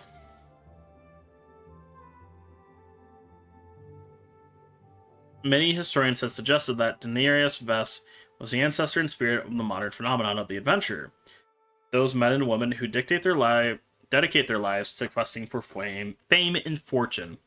Thus, all owe a debt of gratitude to the Fighters Guild, not only its members and the people who have been helped by its neutral policy of offering strong arms for a fee within the boundaries of the law. Without them, there would be no guilds of any kind, and it may be argued, no model for even the independent adventurer. Next up. Actually, I will be right back. Okay, we are back. Fire and Darkness, The Brotherhoods of Death, by Niger Gorming. Brother, I still call you brother, for we share bonds of blood, tested but unbroken by hatred. Even if I am murdered, which seems inevitable now, know that, brother. You and I are not innocents, or benedictions of mutual enmity is not tragedy, but horror. This state of silent, shadowed war, of secret poisons and sleeping men strangled in their beds, of the sudden arrow and the artful dagger, has no end that I can see, no possibility for peace. I see the shadows in the room move through the flame of my candle is steady. I know the signs that this note was found where it was fallen beneath the floorboards from an abandoned house in the Nordic village of Jallenheim in the 358th year of the Second Era. It was said that a quiet cobbler lived in the house, whispered by some to be the member of the dread Morak Tong, the Assassin's Guild outlawed throughout Tamriel 34 years previously. The house itself was perfectly in order, as if the cobbler had simply vanished. There was not a single drop of blood on the note. Dark Brotherhood had paid a call. This note and others like it are rare. Both the Morak Tong and its hated child, the Dark Brotherhood, are scrupulous about leaving no evidence behind. Their members know that to divulge secrets of their orders is a lethal infraction. I've seen an infarction, so I was like, oh, this obviously makes the job of the historian seeking to trace their histories very difficult. The Morak Tong, according to most scholars, has been a facet of the culture of Morrowind almost since its beginning. After all, the history of Resdain, the ancient name of Morrowind, is rife with assassination, blood sacrifice, and religious zealotry, hallmarks of the Order. It is commonly said that the Morak Tong then as now murdered for the glory of the Danger Prince Mephala, but common assumptions are rarely completely accurate. It is my contention that the earliest form of the Tong additionally worshipped an even older and more malevolent deity than Mephala. As terrifying as that Prince of Oblivion is, they had and have reverence for a far greater evil. Writs of assassination from the First Era offer rare glimpses into the Morak Tong's earliest philosophy. They are, as a matter of fact, as early day writs, but many contain snatches of poetry which have perplexed our scholars for hundreds of years. Lisping sibilant hisses, at their sweet sway, rancid kiss of passing sin, and other strange, almost insane insertions into the writs were codes for the name of the person to be assassinated, his or her location, and the time at which death was to come. There are also direct references to the divine spirit called Sithis. Evidence of the Morak Tong's expertise in assassination seems scarcely necessary. The few instances of someone escaping a murder attempt by them are always remarkable and rare, proving that they were and are patient, capable murderers who use their tools well. A fragment of a letter found among the effects of a well-known armor had been sealed in our vault for some time. It was likely penned by an unknown Tong assassin ordering weapons for his order, and offers some illumination into what they looked for in their blades, as well as the mention of Valnora, the island where the Tong sent its agents into retirement. I congratulate you on your artistry and the balance and heft of your daggers. The knife blade is whisper thin, elegantly wrought, but impractical. It must have a bolder edge, for arteries, when cut, have a tendency to self-seal, preventing adequate blood loss. I will be leaving Valnora in 2 weeks' time to inspect your new tools, hoping they will be more satisfactory. The Morak Tong spread quietly throughout Tamriel in the early years of the Second Era, worshipping Mephala and Sithis with blood, as they have always done. When the Morak Tong assassinated the Emperor Riemann in the year 2920 of the First Era, and his successor Potentate Versailles in the 324th year of the Second Era, the assassins so long in the shadows were suddenly thrust into the light. They had become brazen, drunk with murder, literally painting the words Morak Tong on the walls in the Potentate's blood. Morak Tong was instantly and unanimously outlawed in all corners of Tamriel, with the exception of its home province of Morrowind. There, they continued to operate with the blessings of the houses, apparently cutting off all contact with their satellite brothers to the west. There they continued their quasi-legal existence, accepting black writs and murdering with impunity. Most scholars believe that the birth of the Dark Brotherhood, the secular murder-for-profit order of assassins, was a result of the religious schism in the Morag Tong. Given the secrecy of both cults, it is difficult to divine the exact nature of it, but certain logical assumptions can be made. In order to exist, the Morag Tong must have appealed to the highest power in Morrowind, which at that time, the Second Era, had only been the tribunal of Almalexia, Sothisil, and Vivec. Mephala, whom the Tong worshipped with Sithis, was said to have been the anticipation of Vivec. It is not logical to assume that in exchange for toleration of their continued existence, the Tong would have ceased their worship of Mephala in exchange for the worship of Vivec. Morag Tong continues, as we know, to worship Sithis. The Dark Brotherhood is not considered a religious order by most, merely a secular organization offering murder for gold. I have seen, however, proof positive in the form of writs to the Brotherhood that Sithis is still revered above all. So where, the reader asks, is the cause for the schism? How could a silent war have been begun when both groups are so close? Both Assassin's Guilds, after all, worship Sithis, and yet, a figure emerges from history who should give those with this assumption pause: the Night Mother. Who the Night Mother is, where she came from, and her functions are, no one knows.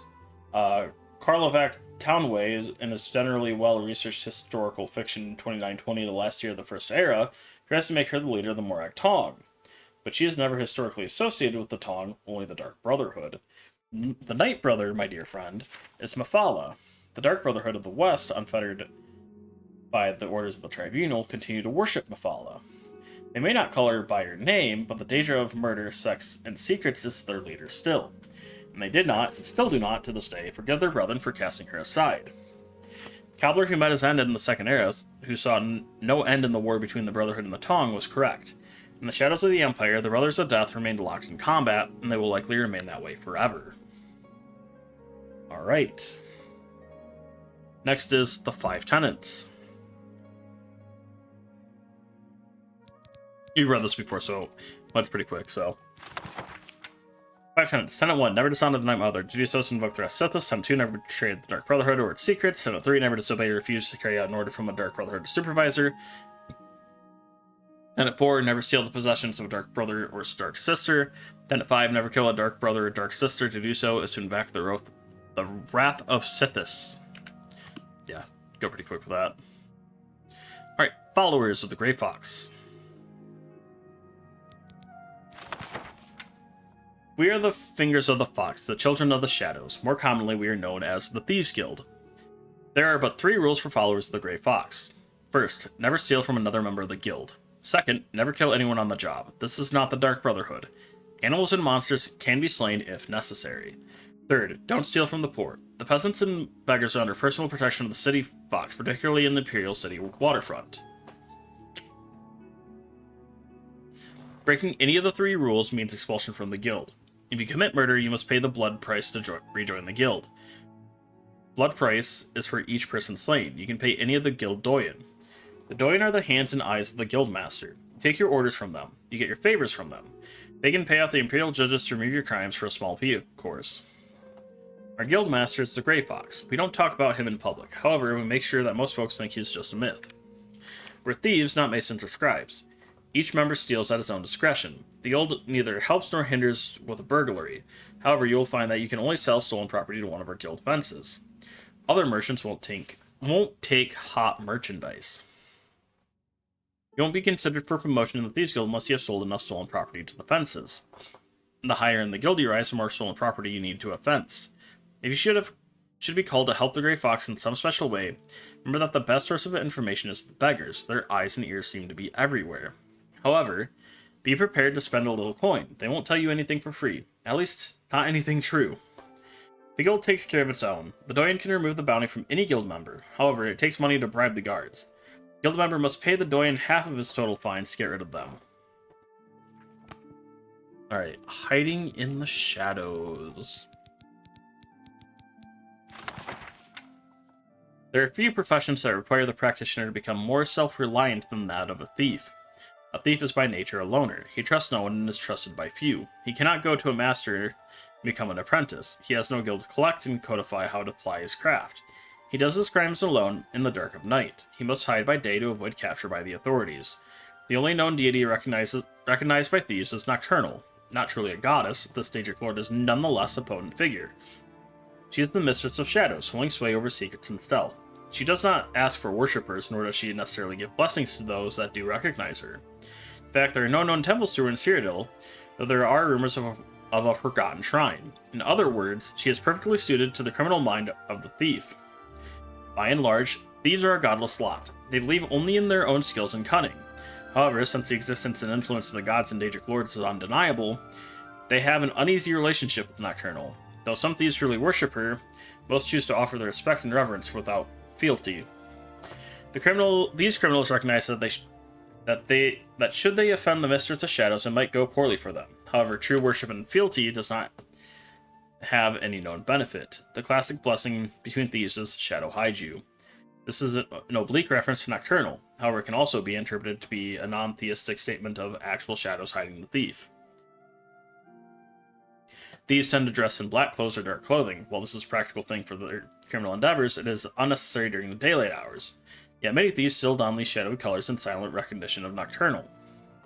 The most shocking link between the nebulous creature of thieves and Nocturnal is the tale of the Grey Fox. He is the mythical king of thieves. The legends state that he stole the hood off of Nocturnal's cloak. Obviously, this is just a story invented centuries ago to bolster their feelings of self-worth. However, it is indicative of the continued link between the Daedric Lord and the criminals of the Empire. So I looked into it. This is literally the exact same as what we just read for Fighters Guild History First Edition. Exact same thing. So I'm not going to go back through and reread it. The only one that has changes is the one in ESO. Mages Guild Charter. Imperial Charter of the Mages Guild. 1. Purpose. Guild of Mages provides benefits to scholars of magic and establish laws regarding the proper use of magic. Guild is dedicated to the collection, preservation, and distribution of magical knowledge, with an emphasis on ensuring that all citizens of Tamriel benefit from this knowledge. 2. Authority. Guild of Mages was established on Somerset Isle in the year 230 of the Second Era by Vanus Galarian and Relis the 12th. It was later confirmed by the Guild's Act of Potentate Versadu Shei. 3. Rules and procedures. Crimes against fellow members of the Guild are treated with the harshest discipline. Whether a member may regain their status in the Guild is determined by the Archmage.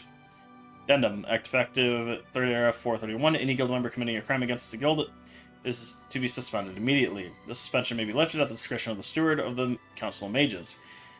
Any Guild member receiving multiple suspensions may, at the determination of the Council, be summarily and permanently dismissed from the Guild. Membership requirements. Guild of Mages only accepts candidates of keen intelligence and dominant will. Candidates must exhibit mastery in the great schools of magic, destruction, alteration, illusion, and mysticism. Candidates must also display practical knowledge of enchantments and alchemical processes. Applications for membership. Candidates must present themselves to the Steward of the Guild Hall for examination and approval. Addendum. Effective 3rd Era year 431, as per Archmage Traven, all candidates for membership in the Mages Guild must be approved by all presiding Guild Hall stewards, with said approval submitted in writing to the Council of Mages in a timely manner. Addendum. Effective 3rd Era year 431, as per Council mandate, sale of spells in the Imperial Province is to be redistributed across Guild Halls. The following halls are to be responsible for each school of magic: Alteration, Jaden Hall, Conjuration, Coral, Destruction, Skingrad, Illusion, Bravo, Mysticism, Leowen, Restoration, Anvil. Oh. Next up, Manifesto.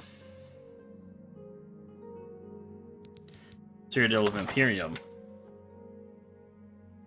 To you whom we have seen stalking at night by eyes keen, transcendent of savages, sating thirst, sons of Varus, your coffers stay stuffed by social graces robust, none are your nature. Save us. None share your fate. Save us. None welcome you as kin. Save us. Tone our order. Know that we are no simple tribe of savages tearing throats with the orgiastic abandon of our scattered tribal brethren. Ours is a civil fraternity to which we are bound, everyone, by our dual hunger for flesh and influence. By the virtue of imperial structure and bureaucracy, Cyrodiil has become our stronghold in the Third Era. We suffer no savage rivals within our boundaries, reveal ourselves to none, and manipulate the hand of society to meet out our agendas. On our dual patrons. The Kinfather Molag Bal brought forth the Blood Matron LeMay to spite Arcay. We owe our existence, as do all vampires, though not all honor him. For him we revel in the feast and acknowledge the gift adrift in our veins. To patron Clavicus Vile, beacon o'er our affairs, we owe our successes in social stature. Our bond with Vile makes us unique among our kind, for his guidance seals our savage craving with reason and savvy. For him we live amidst mankind and twist them to our will from offices of power. On our rivals. Most barbaric tribes think themselves powerful by the gift of Bal's blood alone and squander the gift. There are those, however, who show signs of enlightenment and earn our attention, those such as the Glenmoral Weird, who live within the walls of Breton cities, or the wet-fanged sodality of Blackmarsh, who use magica to keep captives catatonic and harvest from them the red nectar. These foes may one day threaten to impugn upon our sovereignty within the boundaries of Cyrodiil, thus compelling our vigilance. Should any encroach upon our domain, our wrath must be swift and total. On our conduct. To preserve our ideals and way of life, two primary edicts shall be observed. Above all, revolve thyself in our order to no other, for discretion is the greatest of our virtues. Do not feed where you may be found out, or on those who may suspect your passing. Avoid daylight by lifestyle. Dispel common belief in our kind, and maintain supple appearance through satisfaction of the thirst. Second, devote your pursuits to the procurement of influence, political and otherwise. Our strength is not in physical numbers, but in skillful manipulation of society. Always be mindful of our patrons and preserve the order. Devote yourself to these ideals always, and the order shall count to you amongst our own. Alright, next would be Necromancer's Moon, but we don't have that, and we already read it. Origin of the Mages Guild. By the Archmage Salarth. The idea of a collection of mages, sorcerers, and assorted mystics pooling their resources and talents for the purpose of research and public charity was a revolutionary concept in the early years of the Second Era. The only organization then closest in name and structure to what we know today as the Mages Guild was the Psijic Order on the Isle of Artaeum.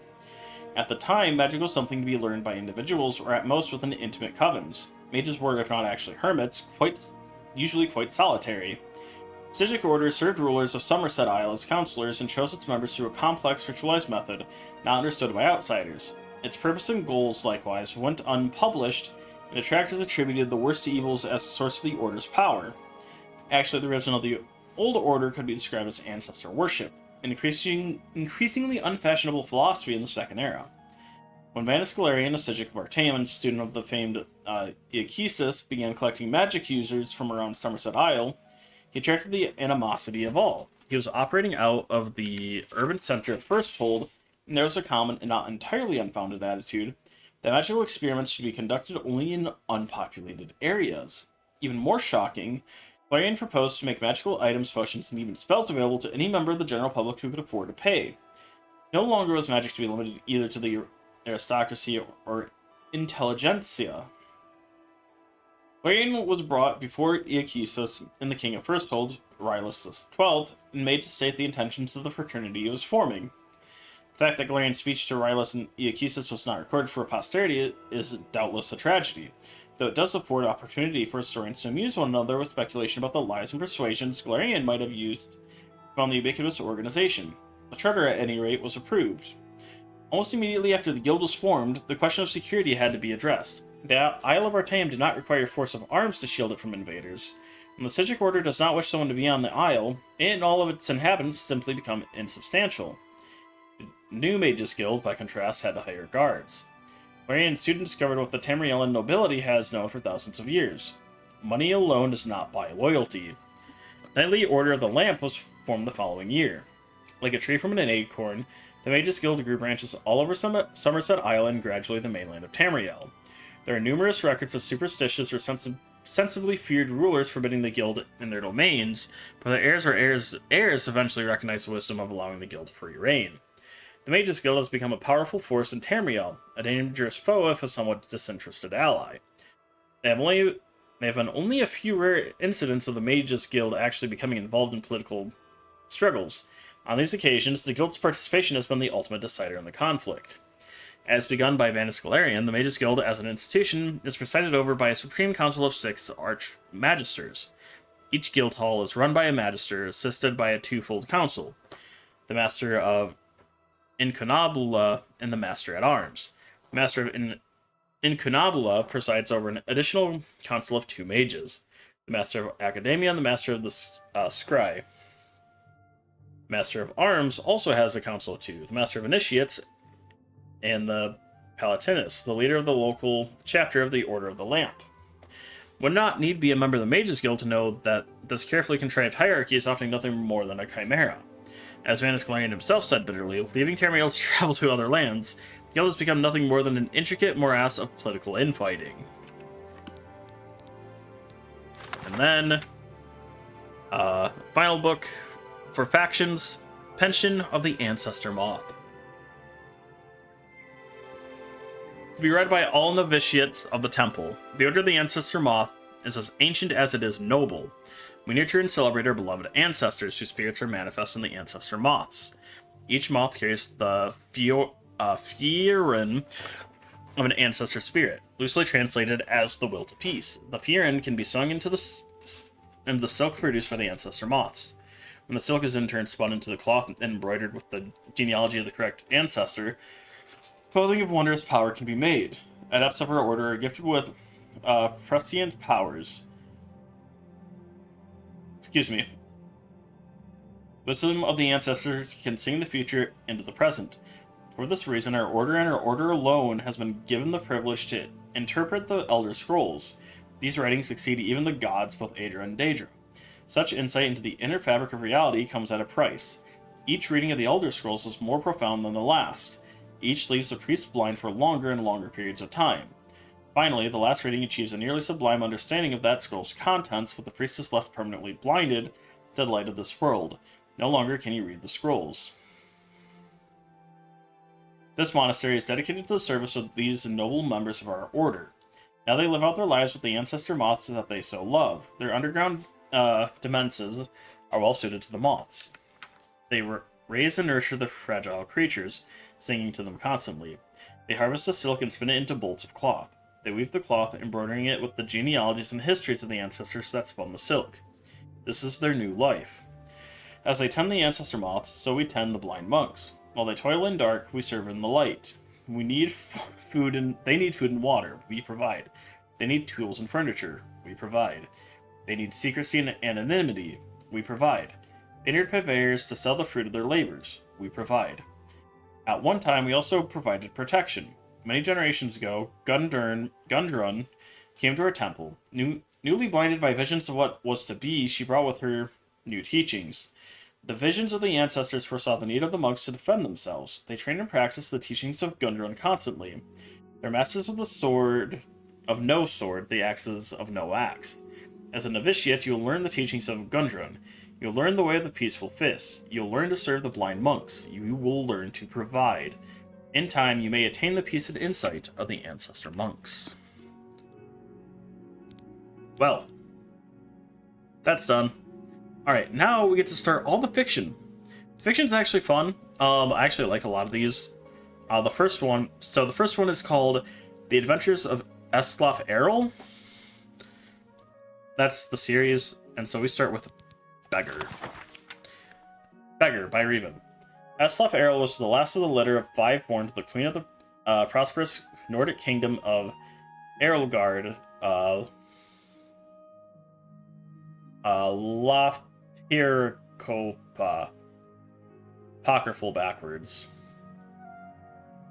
Draglore. And her husband, the king of Errolgard, Getolof. Faulty. Yeah. Eslaf Errol backwards is false lore. Shocking. During pregnancy, the queen had been more than twice as wide as she was tall, and the actual delivery took 3 months and 6 days after it had begun. It is perhaps understandable that the Lapirkopa elected, upon expelling Eslaf, to frown, say good riddance, and die. Like many Nords, Yitlof did not care very much for his wife and less for his children. His subjects were puzzled, therefore, when he announced that he would follow the ancient tradition of his people of Atmora of following his beloved spouse to the grave. They had not thought that they were particularly in love, nor were they aware that such a tradition existed. Still, the simple people were grateful for the little royal drama alleviated their boredom, which was and is a common problem in the more obscure parts of northern Skyrim, particularly in wintertide. He gathered his household staff and his 5 fat, bawling little heirs in front of him, and divided his estate. To his son Yenope, he gave his title. To his son Lernu, he gave his land. So, phony, unreal. To his son Suoibud, dubious, he gave his fortune. To his daughter Laesifitra, artificial, he gave his army. Ytiluf's advisors had suggested he keep the inheritance together for the good of the kingdom, but Ytiluf did not particularly care for his advisors, or the kingdom for that matter. Upon making his announcement, he drew his dagger across his throat. One of the nurses, who was rather shy, finally decided to speak as the king's life ebbed away. "Your Highness, you forgot your 5th child, little Eslaf. Good Ytiluf groaned. It is somewhat hard to concentrate with blood gushing from one's throat, after all.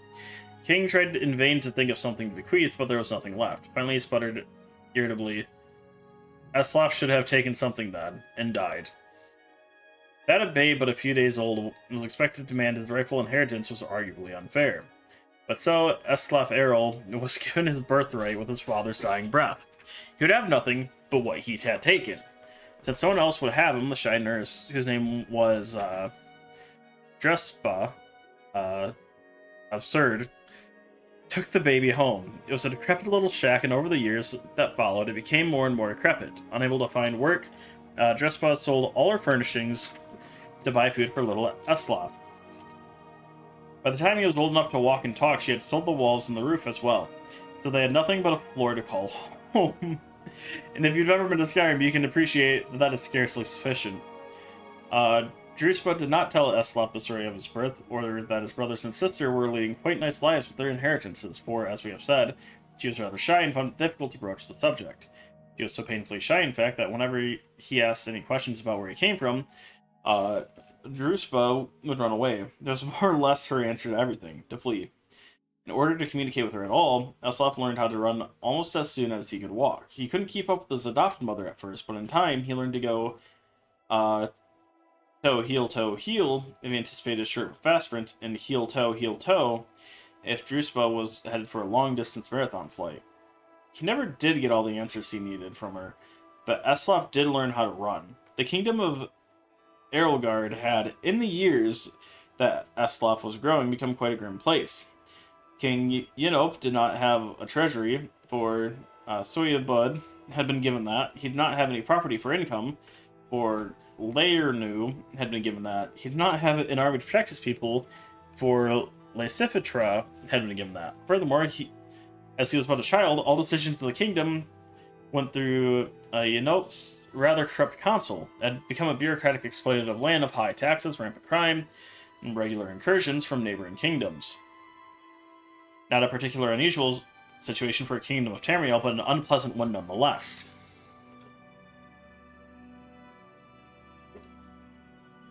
Time finally came when the tax collector arrived at Druspa's hovel, such as it was, but the only thing he could, the floor. Rather than protest, the shy maid ran away, and Eslaf never saw her again. Without a home or a mother, Eslaf did not know what to do. He had grown accustomed to the cold open air in Druspa's shack, but he was hungry. "May I have a piece of meat?" he asked the butcher down the road. "I'm very hungry." The man had known the boy for years, often spoke to his wife about how sorry he felt for him, growing up in a home with no ceilings or walls. He smiled at Eslaf and said, "Go away, or I'll hit you."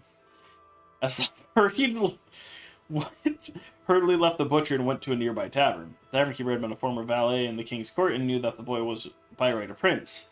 Many times he had seen the poor ragged lad in the streets and sighed at the fate had treated him. "May I have something to eat?" Eslaf asked the tavern keeper. "I'm very hungry." "You're lucky I don't cook you up and eat you," replied the tavern keeper. Eslaf hurriedly left the tavern. For the rest of the day, the boy approached the good citizens of Erelgard begging for food. One person had thrown something to him, but it turned out to be an inedible rock. As night fell, a raggedy man came up to Eslaf and without saying a word, handed him a piece of fruit and a piece of dried meat. The lad took it, wide-eyed, and as he devoured it, he thanked the man very sweetly. "If I see you begging on the streets tomorrow," the man growled, "I'll kill you myself. There are only so many beggars we have the guild allow in any one town, and you make it one too many. You're ruining business." It was a good thing Eslaf Errol knew how to run. He ran all night. Eslaf Errol's story is continued in the book Thief. Where's that at?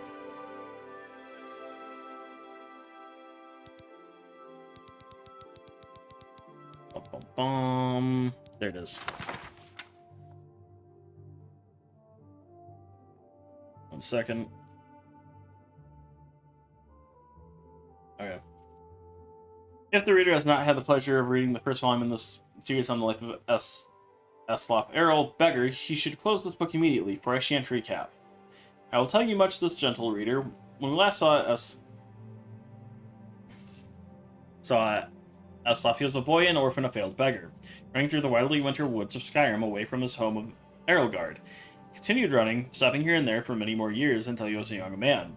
Eslaf discovered that among the ways of getting food, asking for it was the most troublesome. Far easier was finding it in the wilderness or taking it from unguarded market stalls. The only thing worse than begging to get food was begging for the opportunity to work for the money to buy it. That seemed needlessly complicated. No, as far as Eslaf was concerned, he was best off being a scavenger, a beggar, and a thief. He committed his first act of thievery shortly after leaving Erelgard, while in the southern woods of Tamburkar. Rakrubmat? That's not actually a word. Okay, we're good. In the rugged land near Mount Jensen, just east of the village of Horbeld. Now I'm like trying to read everything backwards, and I'm like, is that real? Eslaf was starving, having not eaten anything but a rather scrawny raw squirrel in 4 days, and he smelled meat cooking, and then found smoke. Bandit Minstrel Bard was making camp. He watched them from the bushes as they cooked and joked and flirted and sang. He could have asked them for some food, but so many others had refused him before. Instead, he rushed out, grabbed a piece of meat from the fire, and wincing from the burns, scrambled up the nearest tree to devour it while the bard stood under him and laughed. "What is your next move, thief?" giggled a fair red-headed woman who was covered with tattoos. "How do you intend to disappear without us catching and punishing you?" As the hunger subsided, Eslaf realized she was right. The only way to get out of the tree without falling into the midst was to take the branch down to where it hung over the creek. It was a drop off a cliff of about 50 feet. That seemed like the wisest strategy, so Eslaf began crawling in that direction.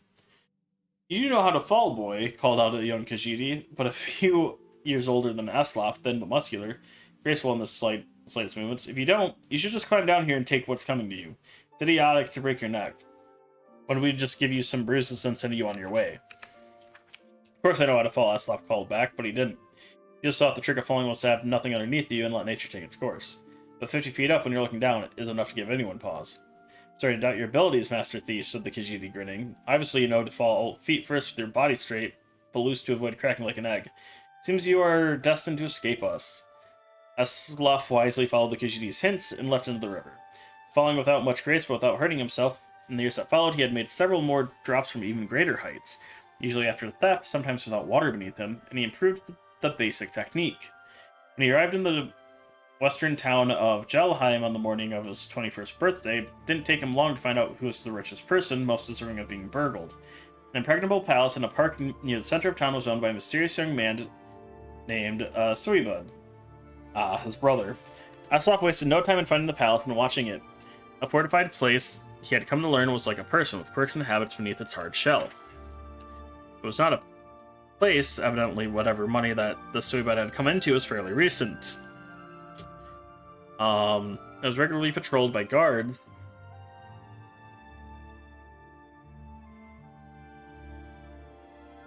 Sorry. Getting distracted. Alright.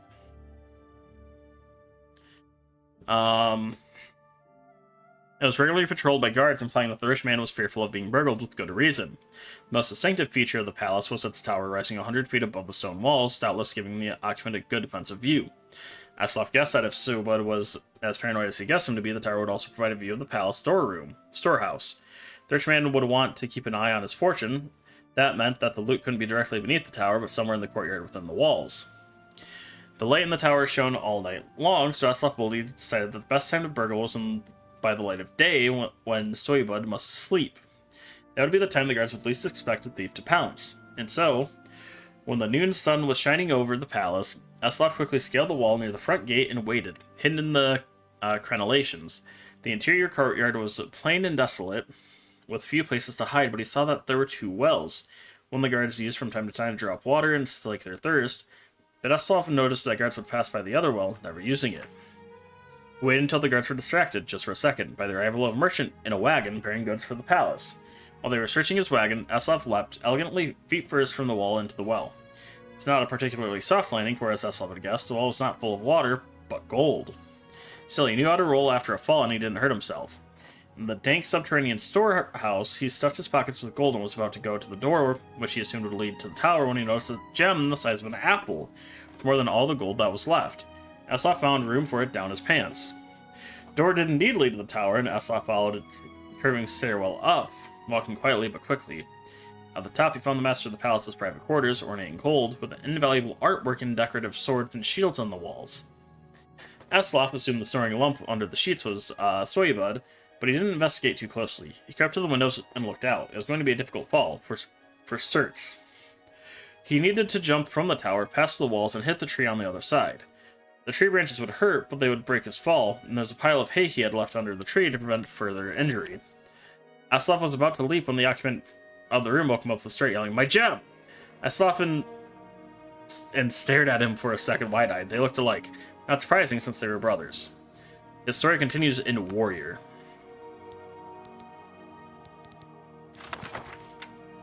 Warrior by Revan. Oh, Revan backwards is never, by the way, if you didn't notice. This is the 3rd book in a 4-book series. If you've not read the first 2, you'd be advised to do so.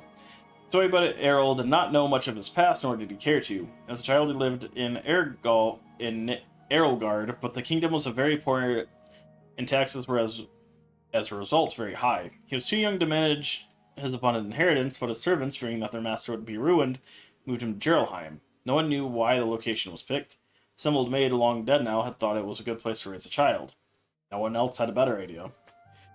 There may have been children with a more pampered, more spoiled existence than young Soybud, but that is doubtful. As he grew, he understood that he was rich, but he had nothing else. No family, no social position, no security at all. His loyalty, he found out on more than one occasion, could not truly be bought. Knowing that, he had but one asset, a vast fortune. He was determined to protect it and, if possible, increase it. Some otherwise perfectly nice people are greedy, but Soybud was a rare accident of nature or breeding, has no other interest but acquiring and hoarding gold. He was willing to do anything to increase his fortune. Most recently, he had begun secretly hiring mercenaries to attack desirable properties, and then buying them when no one else wanted to live there anymore. The tax would then, of course, cease, and Soybud would have profitable land, which he had purchased for his song. It began small with a few farms, but recently he had begun a more ambitious campaign. In north central Skyrim, there's an area called the Alto. I don't know. It is the unique geographical interest. It is a dormant volcanic valley surrounded on all sides by glaciers, so the earth is hot from the volcano. The constant water drizzle and air is frigid. A grape called Jazbay grows there comfortably, and everywhere else in Tamriel it withers and dies. The strange vineyard is a privately owned, and the wine produced from it is thus rare and extremely expensive. It's said that the Emperor needs the permission of the Imperial Council to have a glass of it once a year. In order to harass the owner of the Alto into selling his land cheap, Soybud had to hire more than a few mercenaries. He had to hire the finest private army in Skyrim. Soybud did not like spending money, but he had agreed to pay the general of the army, a woman called Lassifitra, a gem the size of an apple. He had not given it to her yet. Payment was to be delivered on the success of the mission, but he had trouble sleeping knowing that he was going to be giving up such a prize. He always slept during the day, so he could watch the storehouse by night when he knew thieves were about. That brings us up to this moment where, after a fitful sleep, Soybud woke up at about noon and surprised a thief in his bedroom. The thief was Aslov. Aslov had been contemplating a leap from the window 100 feet down into the branches of a tree beyond the walls of the fortified palace and a tumble into a stack of hay. Anyone who has ever attempted such a feat will testify that it takes some concentration and nerve to do such a thing. When he saw that the rich man sleeping in the room had awakened, both Both left him, and Eslaf slipped behind a tall ornamental shield on display to wait for Soybud to go back to sleep. Soybud did not go back to sleep. He had heard nothing but could feel someone in the room with him. He stood up and began pacing the room. Soybud paced and paced and gradually decided that he was imagining things. No one was there. His fortune was safe and secure. He was turning to his bed when he heard a clunk. Turning around, he saw the gem, the one he was to give to Lysifitra, on the floor by the Atmoran cavalry shield. A hand reached out from behind the shield and grabbed it. "Thief!" Soybud cried out, grabbing a jeweled activated katana from the wall and lunging at the shield. The fight between Eslaf and Soybud will not go down in the annals of great duels. Soybud did not know how to use his sword, and Eslaf was no expert at blocking with a shield. It was clumsy, it was awkward. Soybud was furious, but psychologically incapable of using the sword in any way that could damage its fine filigree, reducing its market value. Eslaf kept moving, dragging the shield with him, trying to keep it in between him and the blade, which is, after all, the most essential part of any block. Soybud screamed in frustration as he struck at the shield, bumping its way across the room. He even tried negotiating with the thieves, explaining that the gem was promised to a great warrior named Lysifitra, and if he would give it back, Soybud would happily give him something else in return. Eslaf was not a genius, but he did not believe that. By the time Soybud's guards came to the bedroom in response to their master's calls, he had succeeded in backing the shield into a window. They fell on the shield, having considerable more expertise with their swords than Soybud did, but they discovered that there was no one behind it. Eslaf had leaped out the window and escaped. As he ran heavily through the streets of Jotunheim, making jingling noises from the gold coins in his pockets and feeling the huge gem before he hit it, Eslaf did not know where he should go next. He only knew that he could never go back to that town, and he must avoid this warrior named Lysifitra who had claims on the jewel. This story is continued in King. Okay, King. King by Revan. Gentle reader, you will not understand it yet, unless you have read and committed to memory the first 3 volumes in the series, which lead up to this, the conclusion. I urge you to seek them out at your favorite bookseller. We last left Eslaf Errol fleeing for his life, which was a common enough occurrence for him. He had stolen a lot of gold and one particularly large gem from a rich man in Jotunheim named Soybud. He fled north, spending the gold wildly as thieves certainly do, for all sorts of illicit pleasures which do not disturb the gentleman or lady reading this, which would no doubt disturb them, so I will not go into detail. The one thing he held on to was the gem. He didn't keep it because of any particular attachment, but because he did not know anyone rich enough to buy it from him. So he found himself in the ironic situation of being penniless and having in his possession a gem worth millions. "You'll give me a room, some bread, and a flagon of beer in exchange for this?" he asked the tavern keep in the little village of Cravenswold, which was so far north that it was half situated on the Sea of Ghost. Tavern keep looked at it suspiciously. "It's just crystal," Eslaf said quickly, "but isn't it pretty?" "Let me see that," said a young armor-clad woman at the end of the bar. Without waiting permission, she picked up the gem, studied it, and smiled not very sweetly at Eslaf. "Would you join me at my table?" "I'm actually in a bit of a hurry," replied Eslaf, holding out his hand for the stone. "Another time?" "Out of respect for my friend, the tavern keep here, my men and I leave our weapons behind when we come in here," the woman said casually, not handing the gem back, but picking up a broom that was sitting against the bar.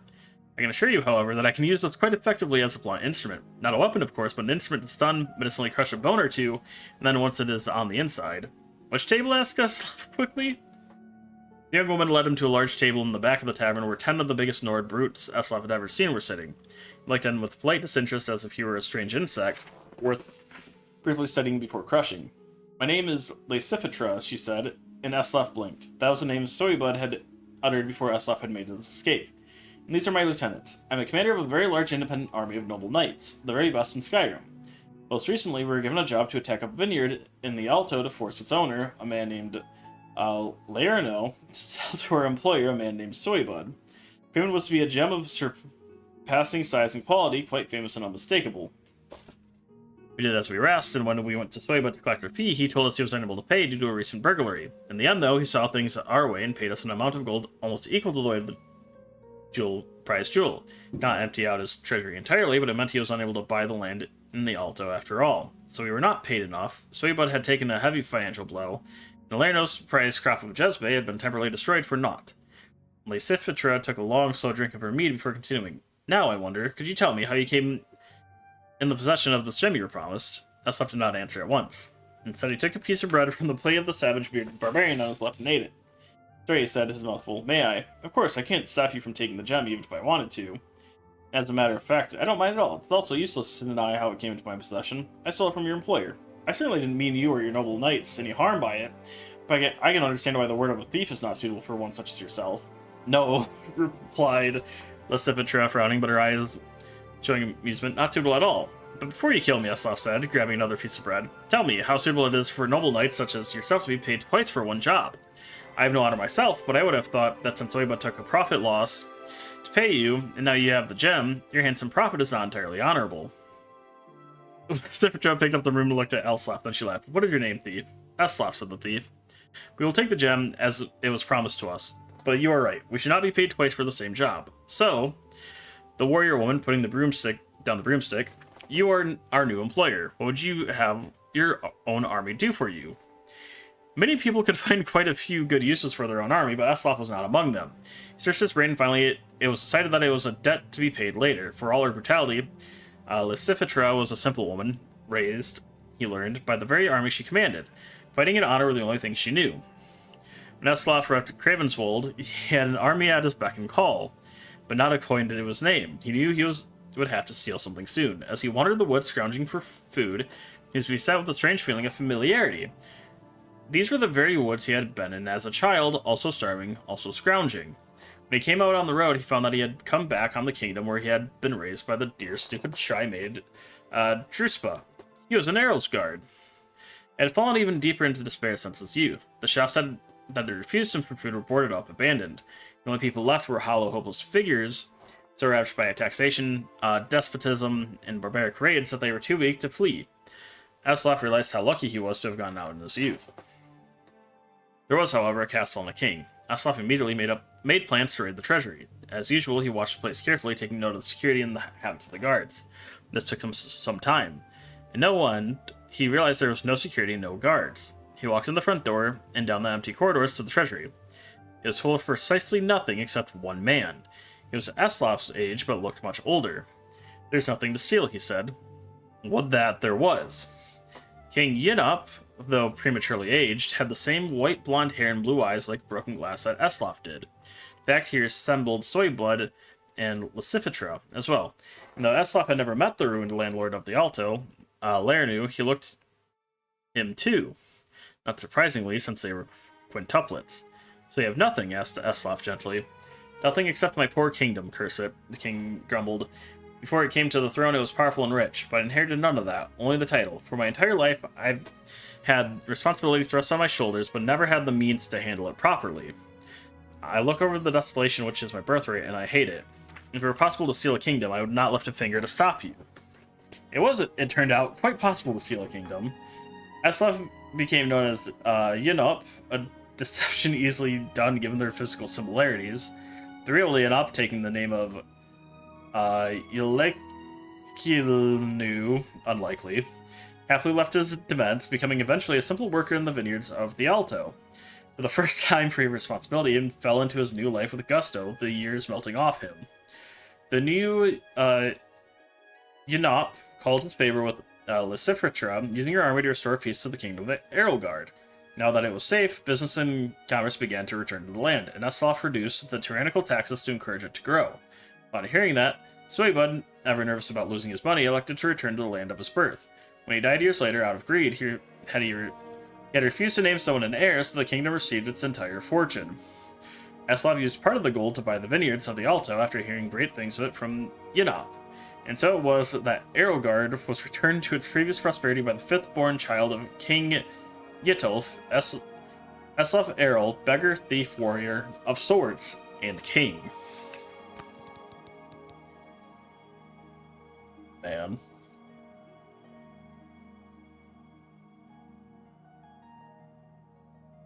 Alright, 1 second.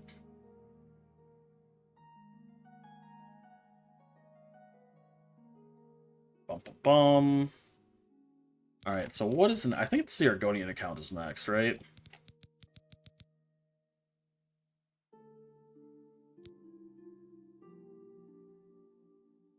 Yep, the Argonian account. Oh! This is gonna take a while. The Argonian Account, Book 1, by Wagon Jarth. On a minor but respectful plaza in the Imperial City sat, or perhaps lounge, Lord Vonnick's building commission. Oh, I've read this story, okay. I've read this before, but I haven't read it on stream, so... It was an unimaginative, austere building, not noted so much for its aesthetic or architectural design as for its prodigious length. Any critics wondered why such an unornamented extended direction held such fascination for Lord Vonnick, they kept it to themselves. In the 398th year of the Third Era, Decumus Scotti was the senior clerk at the commission. It had been a few months since the shy middle-aged man had brought Lord Vonnick the most lucrative of all contracts, granting the commission the executive right to rebuild the roads of Valenwood, which had been destroyed in the 5-year war. For this, he had become the darling of the managers and the clerks. Oh god, that's right. This is...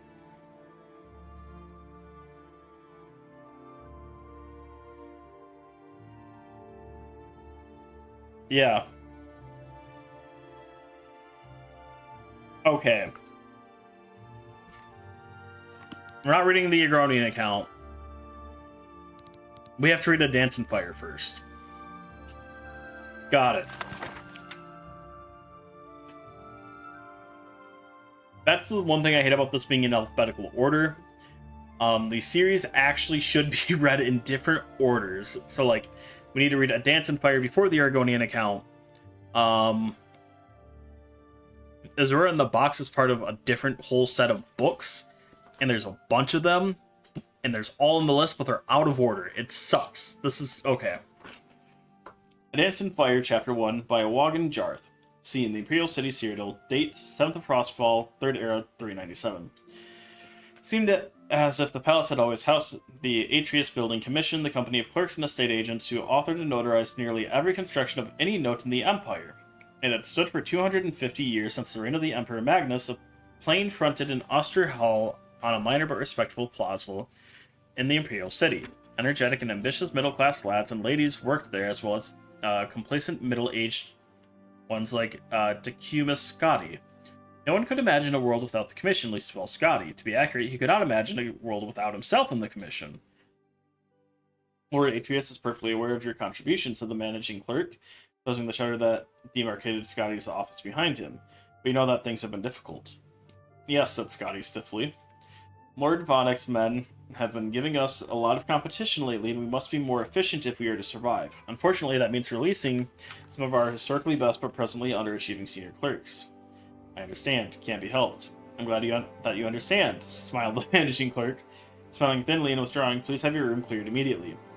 Scotty began the task of organizing all his work to pass on to his successor. It would probably be young Imbralius who would take most of it on, which was as it should be, he considered philosophically, but knew how to find business. Scotty wondered idly what the fellow would do with the contracts of the new statue of St. Alessia for which the Temple of the One had applied. Probably invent a clerical error, blame it on his old predecessor, Scotty, and require an additional cost to rectify. I have correspondence for Decumus Scotti of the Atreus Building Commission. Scotty looked up. A fat-faced courier had entered his office and was thrusting forth a sealed scroll. He handed the boy a gold piece and opened it up. By the poor penmanship, precious spelling and grammar, and overall unprofessional tone, it was manifestly evident who the writer was. Leodis Giras, a fellow clerk some years before, who had left the commission after being accused of unethical business practices. Dear Scotty, I imagine you always wondered what happened to me, and the last place you would have expected to find me is out in the woods, but that's exactly where I am. Haha! If you're smart and want to make a lot of extra gold for Lord Atreus and yourself, haha, you'll come down to Valenwood too. If you haven't or have been following the politics here lately, you may or may not know that there's been a war between the Bosmer and the neighboring Elsewhere over the past 2 years. Things have only just calmed down, and there's a lot that needs to be rebuilt. Now, I've got more business that I can handle, but I need someone with some clout, someone representing a respected agency to get the quill and the ink. That someone is you, my friend. My fiend. I assume it's supposed to be friend. Coming to meet me at the Mither Pascos Tavern in Valenesti, Valenwood. Be here 2 weeks and you won't be sorry. Juris, P.S. Bring a wagon load of timber if you can. What do you have there, Scotty? Asked a voice. Scotty startled. It was Imbralius, his damnably handsome face peeking through the shutters, smiling in the way that melted the hearts of the stingiest of patrons in the roughest of stonemasons. Scotty shoved the letter in his jacket pocket.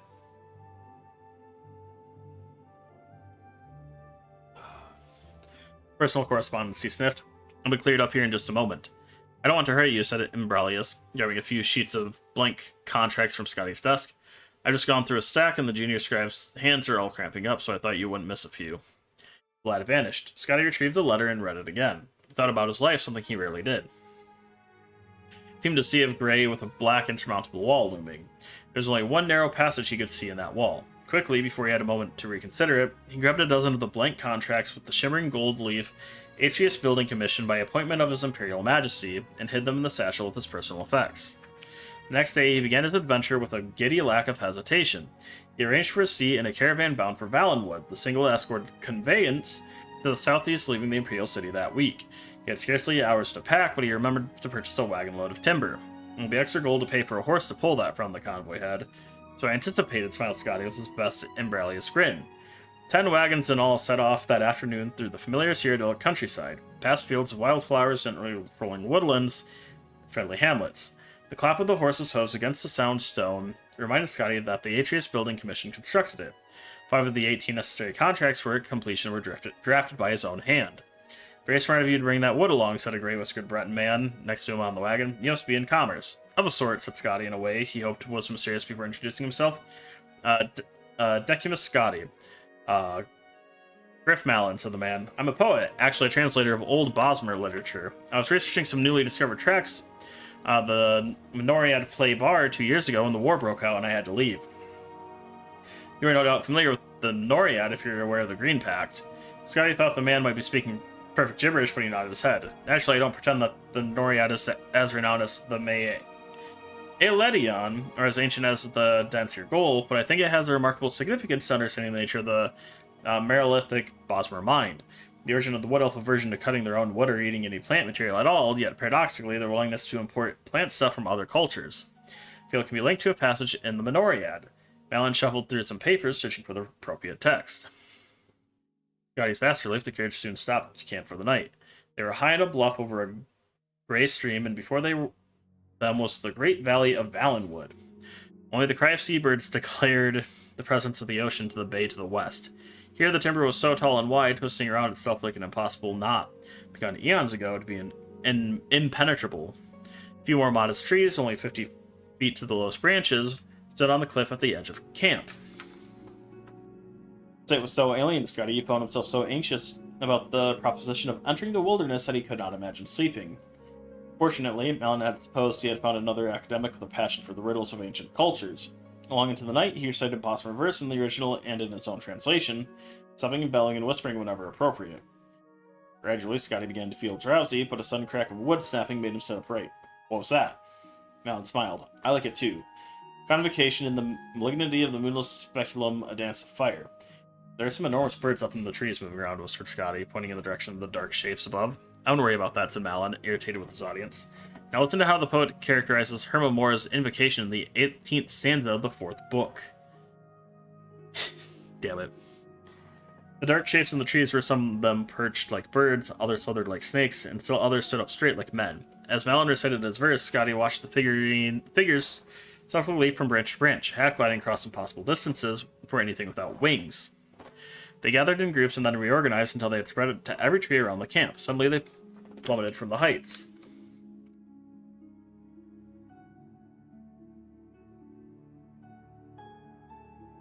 Alright. Mara, cried Scotty. They're falling like rain. Probably seed pods, Malin shrugged, not turning around. Some of the trees have remarkable... The camp erupted into chaos. Fires burst out in the wagons, so horses wailed from mortal blows, casks of wine, fresh water, and liquor gushed their contents to the ground. A nimble shadow dashed past Scotty and Malin, gathering sacks of grain and gold with an impossible agility and grace. Scotty only had one glimpse at it, lit up by a sudden nearby burst of flame. It was a sleek creature with pointed ears, wide yellow eyes, mottled pied fur, and a tail like a whip. Werewolf, he whimpered, shrinking back. Kathirat, groaned Malin. Much worse. Khajiit cousin or something. Come to plunder. Are you sure? As quickly as they struck, the creatures retreated. Diving off the bluff before the battle mage and knight, the caravan's escorts had fully opened their eyes. Malin and Scotty ran to the precipice and saw 100 feet below the tiny figures dash out of the water, shake themselves, and disappear into the wood. Werewolves aren't acrobats like that, said Malin. They were definitely Kathy Rot, bastard thieves. Thanks Sender, they didn't realize the value of my notebooks. It wasn't a complete loss. Shut up. A Dance in Fire, Chapter 2. It was a complete loss. The Kathy Rot had stolen or destroyed almost every item of value in the caravan in just a few minutes' time. Scotty's wagon load of wood he had hoped to trade with the Bosmer had been set on fire and then toppled off the bluff. His clothing and contracts were tattered and grounded in the mud of dirt mixed with spilt wine. All the pilgrims, merchants, and adventurers in the group moaned and wept as they gathered the remnants of their belongings by the rising of the Son of Dawn. Best not tell anyone that I managed to hold on to my notes for my translation of the Minoriad Play Bar, whispered the poet Griff Malin. They'd probably turn on me. Scotty politely declined the opportunity of telling Malin just how little value he himself placed on the man's property. Instead, he counted the coins in his purse. 34 gold pieces. Very little indeed for an entrepreneur beginning a new business. Oi! Came a cry from the wood. A small party of Bosmer emerged from the thicket, clad in leather mail and bearing arms. Friend or foe? Neither, growled the convoy head. You must be the Cyrodiils, left the leader of the group. A tall, skeleton, thin youth with a sharp, vulpine face. We heard you were en route. Evidently, so did our enemies. I thought the war was over, muttered one of the caravan's now ruined merchants. The Bosmer laughed again. No active war, just a little border enterprise. You're going on to Falanesti? I'm not, the convoy head shook his head. As far as I'm concerned, my duty is done. No more horses, no more caravan. Just a fat profit lost to me.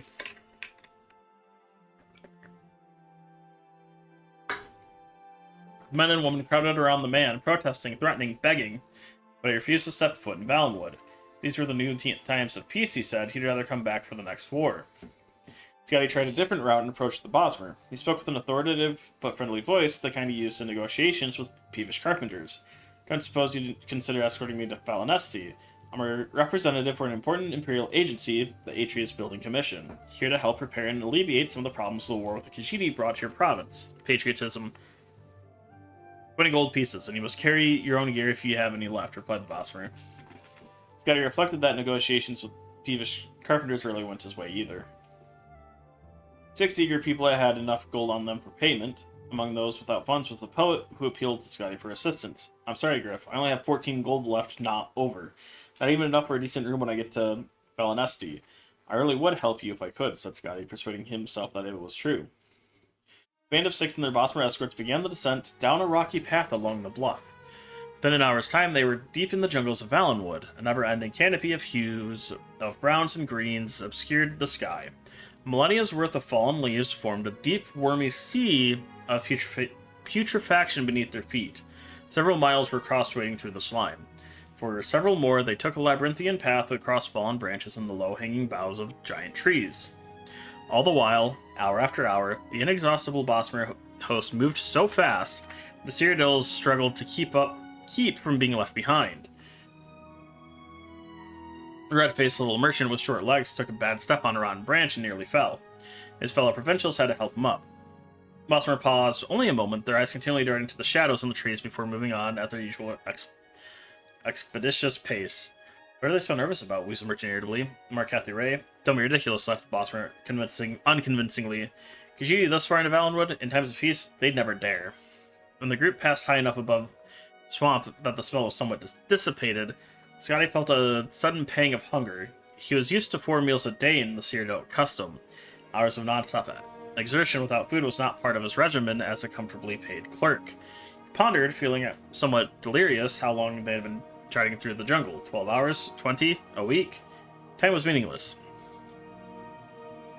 Sunlight was only sporadic through the vegetative ceiling. The phosphorescent molds on the trees and in the muck below provided the only regular illumination. Is it at all possible for us to rest and eat? He hollered to his host up ahead. We're near Falanesti, came the echoing reply. Lots of food there. The path continued upward for several hours, more across a cloud of fallen logs, rising up to the first and then the second boughs of the tree line. As they rounded a long corner, the travelers found themselves midway up a waterfall that fell 100 feet or more.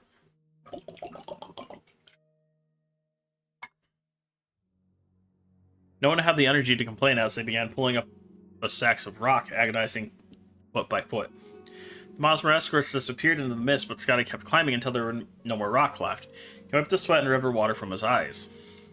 Valinesti spread across the horizon before him. Sprawling across both banks of the river stood the mighty Grot Oak City, with groves and orchards of lesser trees crowding it like supplicants before their king. At a lesser scale, the tree that formed the moving city would have been extraordinary, gnarled and twisted with a gorgeous crown of gold and green, dripping with vines and shining with sap. At a mile tall and half as wide, it was the most magnificent thing Scotty had ever seen. If he had not been a starving man with the soul of a clerk, he would have sung. "There you are," said the leader of the escorts. "Not too far a walk. You should be glad it's wintertide. In summertide, the city is on the far end of the province." Scotty was lost on how to proceed. Instead of the vertical metropolis where people moved about like ants disoriented all sensibilities. You wouldn't know of an inn called. He paused for a moment and then pulled Jairus' letter out of his pocket. Something like Mother Pasco's Tavern? Mother Pascost, the lead Bosmer laughed, his familiar contemptuous laugh. "You won't want to stay there? Visitors always prefer the Isa Hall in the top bows. It's expensive, but very nice. I'm meeting someone there. If you made up your mind to go, take a lift to Hovel Slump and ask for directions there. Just don't get lost and fall asleep in the Western Cross."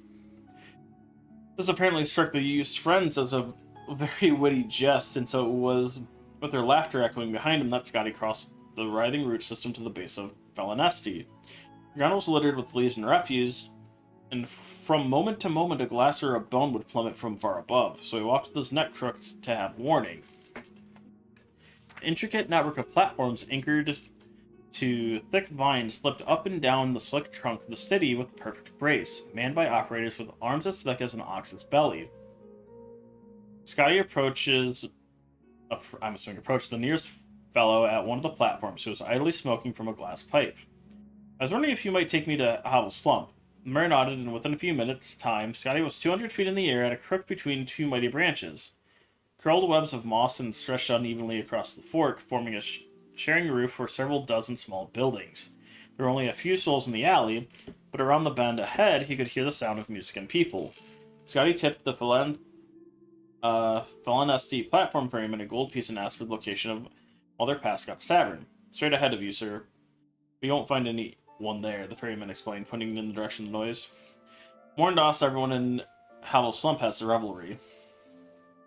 Scotty walked carefully along the narrow street. Though the ground felt as solid as the marble avenues of the Imperial City, there were slick cracks in the bark that exposed fatal drops into the river.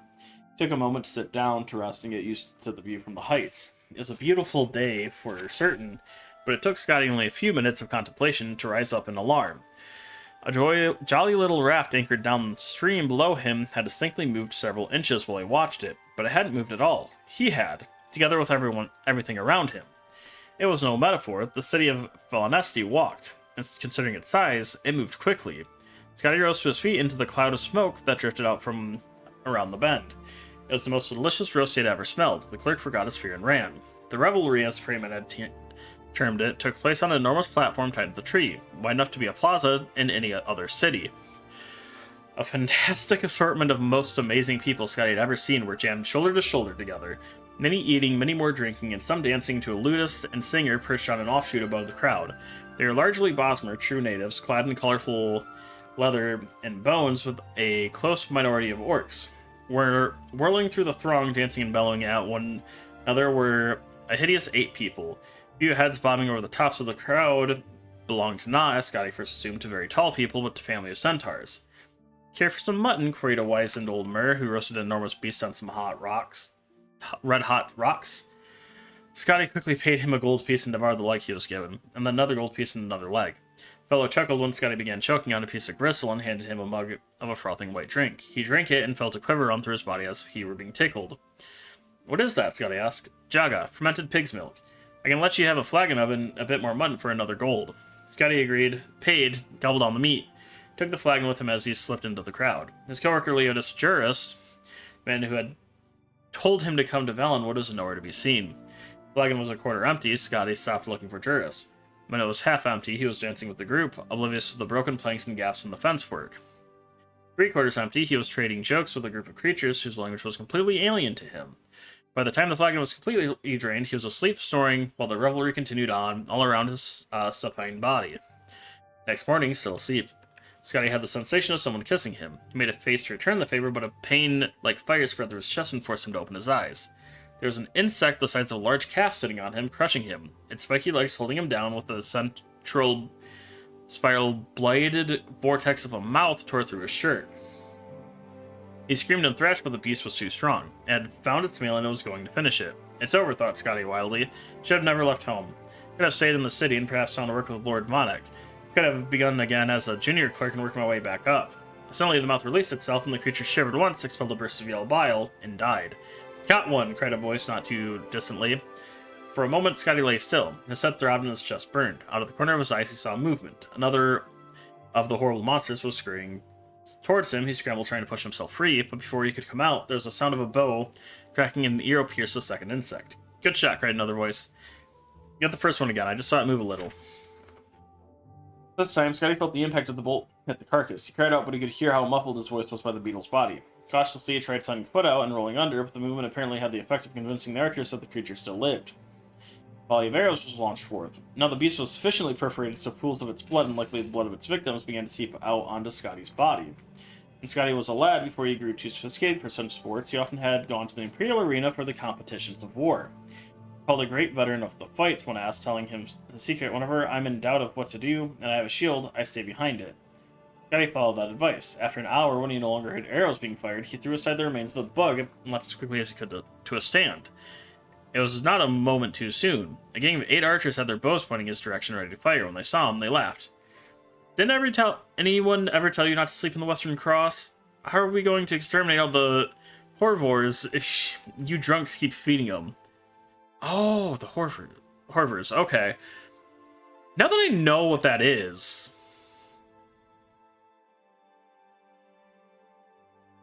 Yeah, okay. Scotty shook his head and walked back along the platform round the bend. The hovel's slump, he was bloodied and torn and tired, and he had far too much fermented pig's milk. All he wanted was a proper place to lie down. He stepped into Mother Pascott's tavern, a dank place, wet with sap, smelling of mildew. My name is, Decimus Scotty, he said. I was hoping you have someone named Juris staying here. Decimus Scotty, pondered the fleshy proprietress, Mother Pascott herself. I've heard that name. Oh, you must be the fellow he left the note for. Let me go see if I can find it. Alright. With that, I will be right back long term for YouTube.